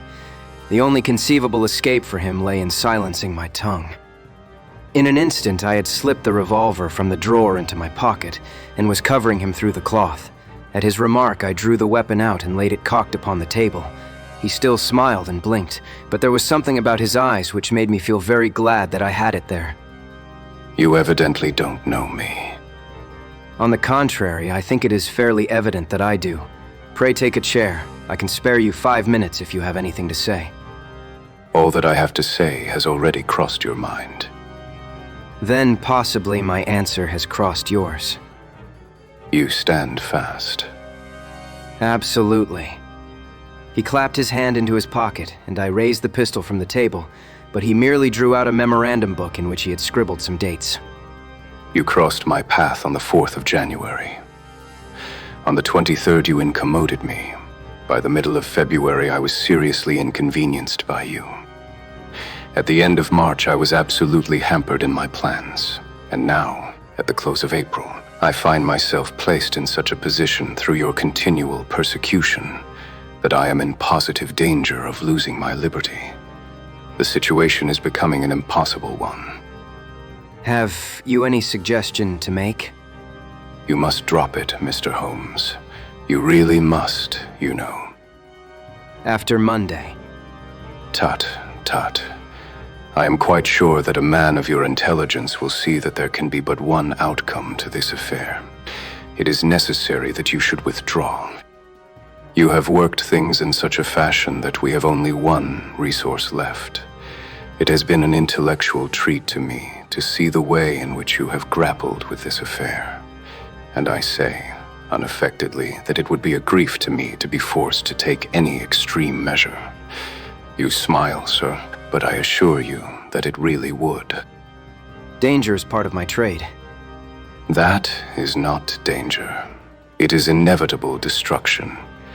You stand in the way not merely of an individual, but of a mighty organization, the full extent of which you, with all your cleverness, have been unable to realize. You must stand clear, Mr. Holmes, or be trodden underfoot. I am afraid that in the pleasure of this conversation I am neglecting business of importance which awaits me elsewhere. He rose also and looked at me in silence, shaking his head sadly. Well, it seems a pity, but I have done what I could. I know every move of your game. You can do nothing before Monday. It has been a duel between you and me, Mr. Holmes. You hope to place me in the dock. I tell you that I will never stand in the dock. You hope to beat me, I tell you that you will never beat me. If you are clever enough to bring destruction upon me, rest assured that I shall do as much to you. You have paid me several compliments, Mr. Moriarty. Let me pay you one in return when I say that if I were assured of the former eventuality, I would, in the interests of the public, cheerfully accept the latter. I can promise you the one, but not the other. And so he turned his rounded back upon me and went peering and blinking out of the room. That was my singular interview with Professor Moriarty. I confess that it left an unpleasant effect upon my mind. His soft, precise fashion of speech leaves a conviction of sincerity which a mere bully could not produce. Of course, you will say, why not take police precautions against him? The reason is that I am well convinced that it is from his agents the blow will fall. I have the best proofs that it would be so. You have already been assaulted. My dear Watson, Professor Moriarty is not a man who lets the grass grow under his feet. I went out about midday to transact some business in Oxford Street. As I passed the corner which leads from Bentinck Street onto the Welbeck Street crossing a horse van furiously driven whizzed round and was on me like a flash. I sprang for the footpath and saved myself by the fraction of a second. The van dashed round by Marylebone Lane and was gone in an instant.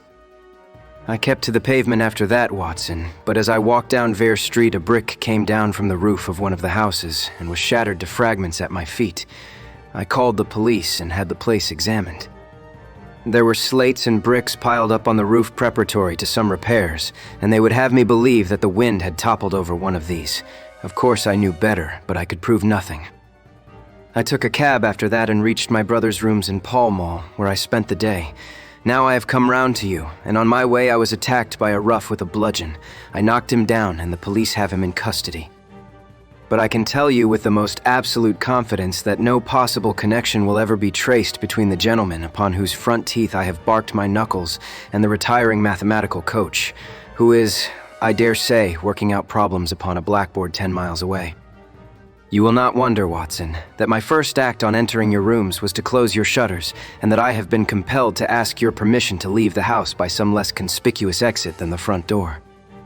I had often admired my friend's courage, but never more than now, as he sat quietly checking off a series of incidents which must have combined to make up a day of horror. You will spend the night here. No, my friend, you might find me a dangerous guest. I have my plans laid, and all will be well. Matters have gone so far now that they can move without my help as far as the arrest goes, though my presence is necessary for a conviction. It is obvious, therefore, that I cannot do better than get away for the few days which remain before the police are at liberty to act. It would be a great pleasure to me. Therefore, if you could come onto the continent with me. The practice is quiet, and I have an accommodating neighbor. I should be glad to come. And to start tomorrow morning. If necessary. Oh yes, it is most necessary. Then these are your instructions, and I beg, my dear Watson, that you will obey them to the letter, for you are now playing a double-handed game with me against the cleverest rogue and the most powerful syndicate of criminals in Europe. Now listen, you will dispatch whatever luggage you intend to take by a trusty messenger unaddressed to Victoria tonight. In the morning you will send for a hansom desiring your man to take neither the first nor the second which may present itself.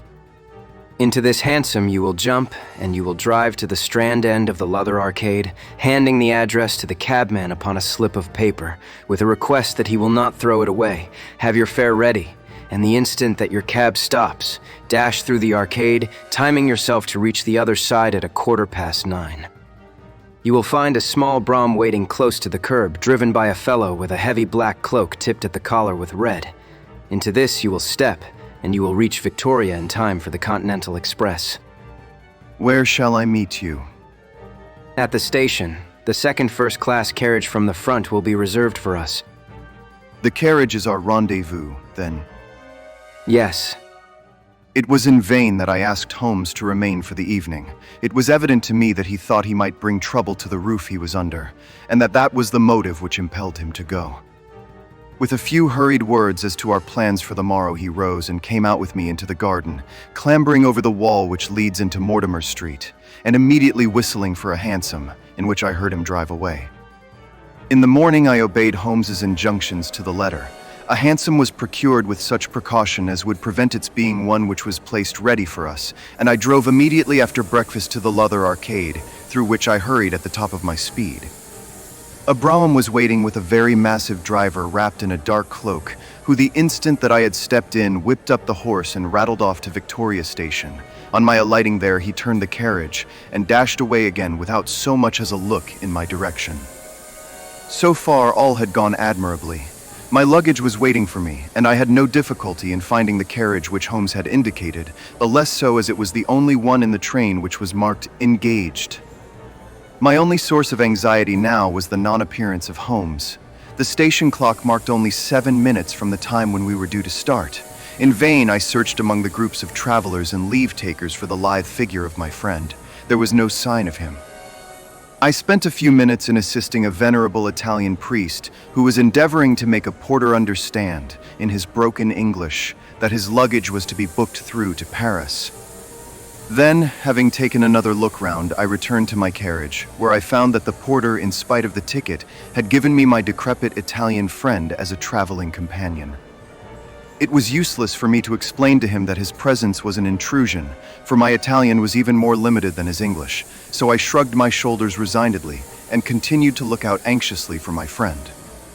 A chill of fear had come over me, as I thought that his absence might mean that some blow had fallen during the night. Already the doors had all been shut and the whistle blown, when... My dear Watson, you have not even condescended to say good morning.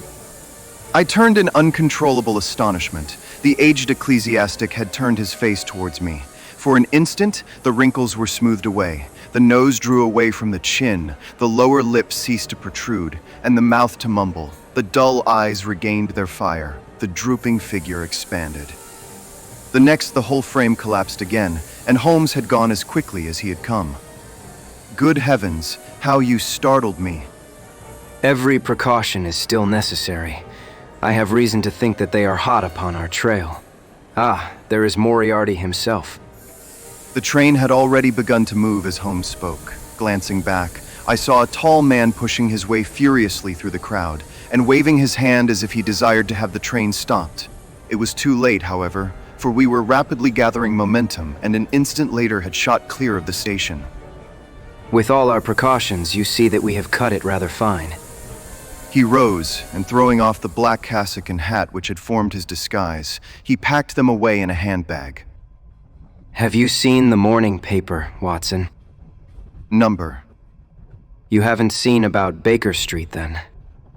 Baker Street. They set fire to our rooms last night. No great harm was done. Good heavens, Holmes, this is intolerable. They must have lost my track completely after their bludgeon man was arrested. Otherwise, they could not have imagined that I had returned to my rooms. They have evidently taken the precaution of watching you, however, and that is what has brought Moriarty to Victoria. You could not have made any slip in coming? I did exactly what you advised. Did you find your brougham? Yes, it was waiting. Did you recognize your coachman? Number. It was my brother Mycroft. It is an advantage to get about in such a case without taking a mercenary into your confidence. But we must plan what we are to do about Moriarty now. As this is an express, and as the boat runs in connection with it, I should think we have shaken him off very effectively. My dear Watson, you evidently did not realize my meaning when I said that this man may be taken as being quite on the same intellectual plane as myself. You do not imagine that if I were the pursuer, I should allow myself to be baffled by so slight an obstacle. Why, then, should you think so meanly of him? What will he do? What I should do. What would you do then? Engage a special. But it must be late. By no means. This train stops at Canterbury, and there is always at least a quarter of an hour's delay at the boat. He will catch us there. One would think that we were the criminals. Let us have him arrested on his arrival. It would be to ruin the work of 3 months. We should get the big fish, but the smaller would dart right and left out of the net. On Monday we should have them all. No, an arrest is inadmissible. What then? We shall get out at Canterbury. And then? Well, Then we must make a cross-country journey to New Haven, and so over to Dieppe. Moriarty will again do what I should do. He will get on to Paris, mark down our luggage, and wait for 2 days at the depot. In the meantime, we shall treat ourselves to a couple of carpetbags, encourage the manufactures of the countries through which we travel, and make our way at our leisure into Switzerland, via Luxembourg and Basel. At Canterbury, therefore, we alighted, only to find that we should have to wait an hour before we could get a train to New Haven. I was still looking rather ruefully after the rapidly disappearing luggage van which contained my wardrobe, when Holmes pulled my sleeve and pointed up the line. Already, you see. Far away, from among the Kentish woods, there rose a thin spray of smoke.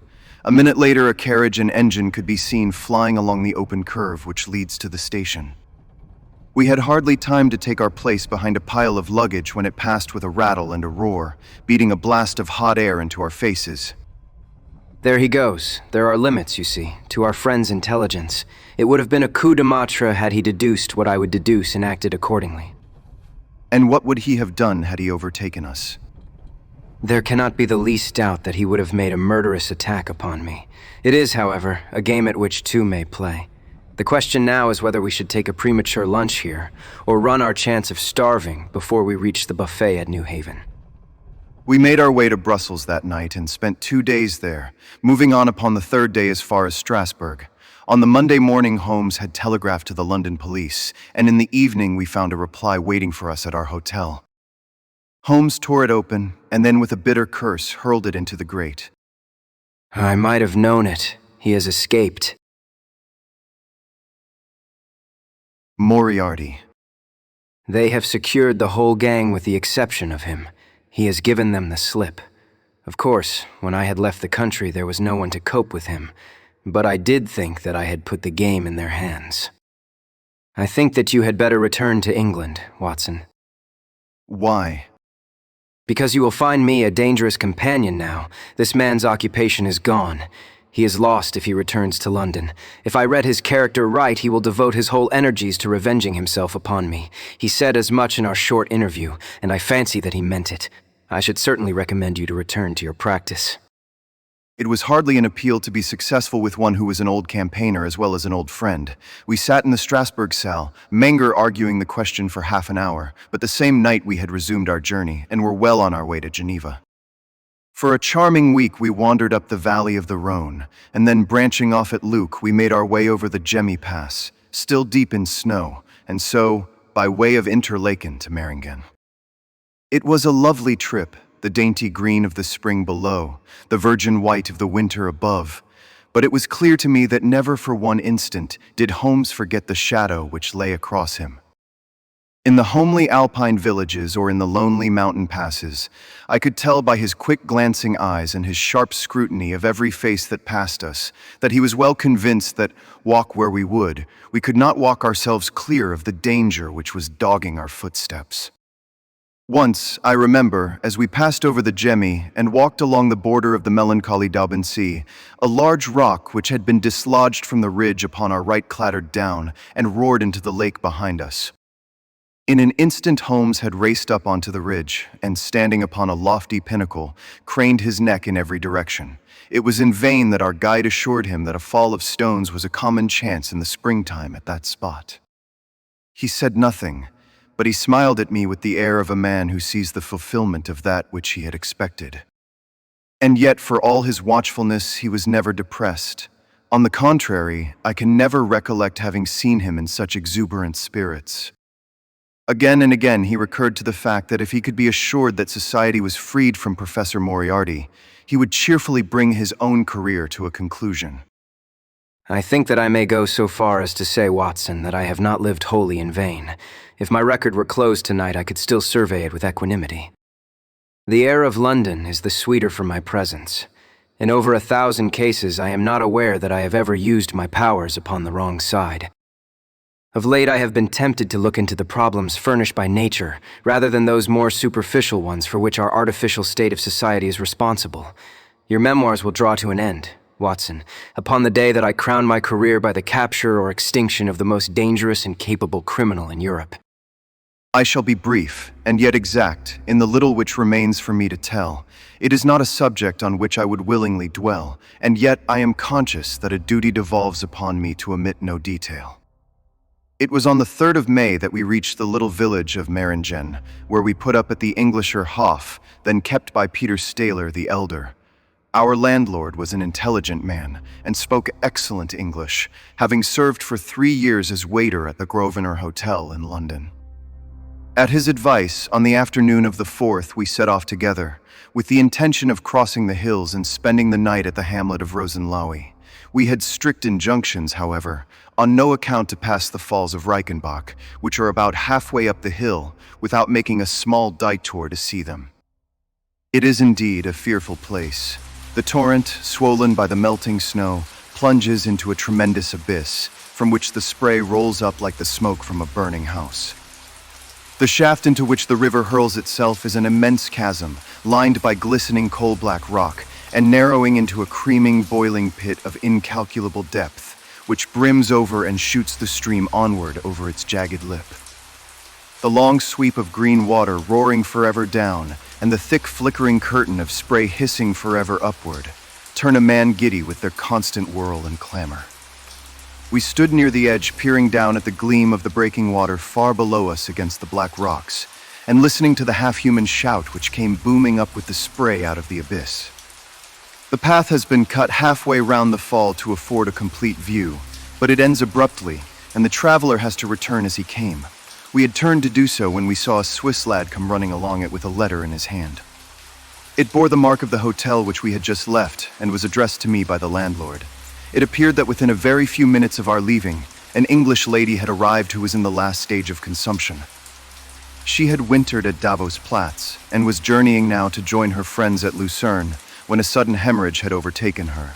It was thought that she could hardly live a few hours, but it would be a great consolation to her to see an English doctor, and if I would only return, etc. The good Styler assured me in a postscript that he would himself look upon my compliance as a very great favor, since the lady absolutely refused to see a Swiss physician, and he could not but feel that he was incurring a great responsibility. The appeal was one which could not be ignored. It was impossible to refuse the request of a fellow countrywoman dying in a strange land, yet I had my scruples about leaving Holmes. It was finally agreed, however, that he should retain the young Swiss messenger with him as guide and companion while I returned to Meiringen. My friend would stay some little time at the fall, he said, and would then walk slowly over the hill to Rosenlaui, where I was to rejoin him in the evening. As I turned away, I saw Holmes, with his back against a rock and his arms folded, gazing down at the rush of the waters. It was the last that I was ever destined to see of him in this world. When I was near the bottom of the descent, I looked back. It was impossible from that position to see the fall, but I could see the curving path which winds over the shoulder of the hill and leads to it. Along this a man was, I remember, walking very rapidly. I could see his black figure clearly outlined against the green behind him. I noted him and the energy with which he walked, but he passed from my mind again as I hurried on upon my errand. It may have been a little over an hour before I reached Meiringen. Old Staler was standing at the porch of his hotel. Well, I trust that she is no worse. A look of surprise passed over his face, and at the first quiver of his eyebrows my heart turned to lead in my breast. You did not write this. There is no sick Englishwoman in the hotel. Certainly not, he cried. But it has the hotel mark upon it. Ha, it must have been written by that tall Englishman who came in after you had gone, he said. But I waited for none of the landlord's explanations. In a tingle of fear, I was already running down the village street and making for the path which I had so lately descended. It had taken me an hour to come down. For all my efforts, 2 more had passed before I found myself at the fall of Reichenbach once more. There was Holmes's alpine stock still leaning against the rock by which I had left him, but there was no sign of him, and it was in vain that I shouted.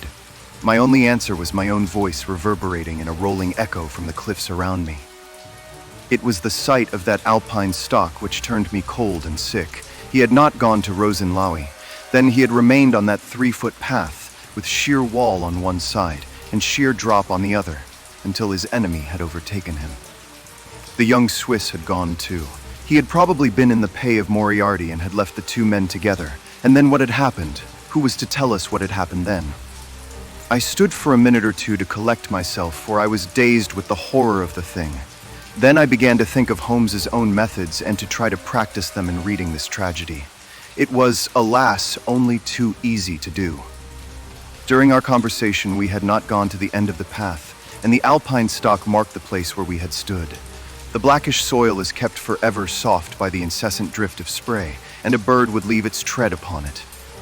2 lines of footmarks were clearly marked along the farther end of the path, both leading away from me. There were none returning. A few yards from the end, the soil was all plowed up into a patch of mud, and the branches and ferns which fringed the chasm were torn and bedraggled. I lay upon my face and peered over with the spray spouting up all around me. It had darkened since I left, and now I could only see here and there the glistening of moisture upon the black walls, and far away down at the end of the shaft the gleam of the broken water. I shouted, but only the same half-human cry of the fall was borne back to my ears. But it was destined that I should, after all, have a last word of greeting from my friend and comrade. I have said that his alpine stock had been left leaning against a rock which jutted onto the path. From the top of this boulder, the gleam of something bright caught my eye, and, raising my hand, I found that it came from the silver cigarette case which he used to carry. As I took it up, a small square of paper upon which it had lain fluttered down onto the ground. Unfolding it, I found that it consisted of 3 pages torn from his notebook and addressed to me. It was characteristic of the man that the direction was precise, and the writing as firm and clear as though it had been written in his study.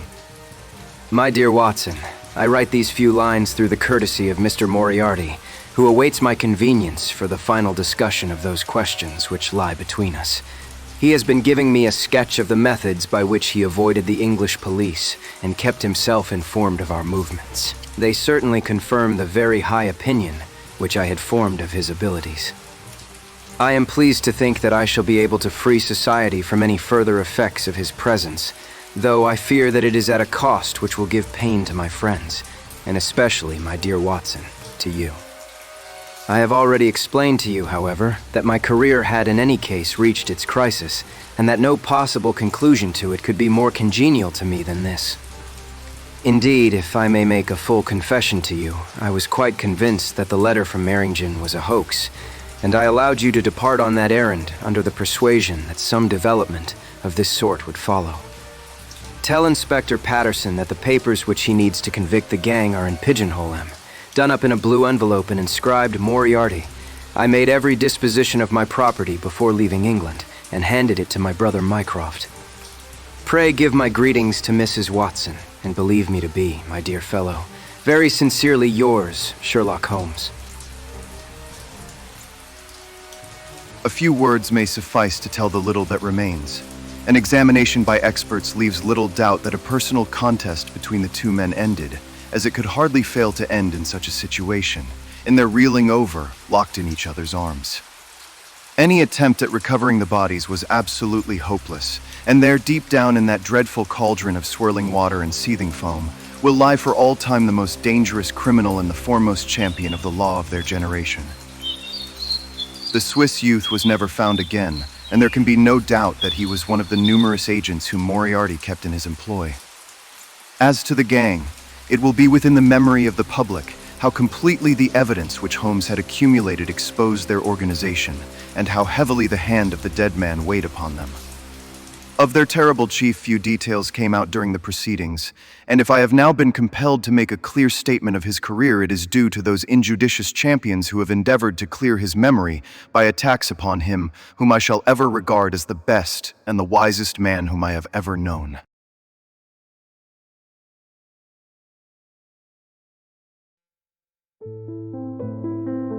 You have been listening to the Memoirs of Sherlock Holmes by Arthur Conan Doyle, a cinematic audiobook production by the Audio Cinema.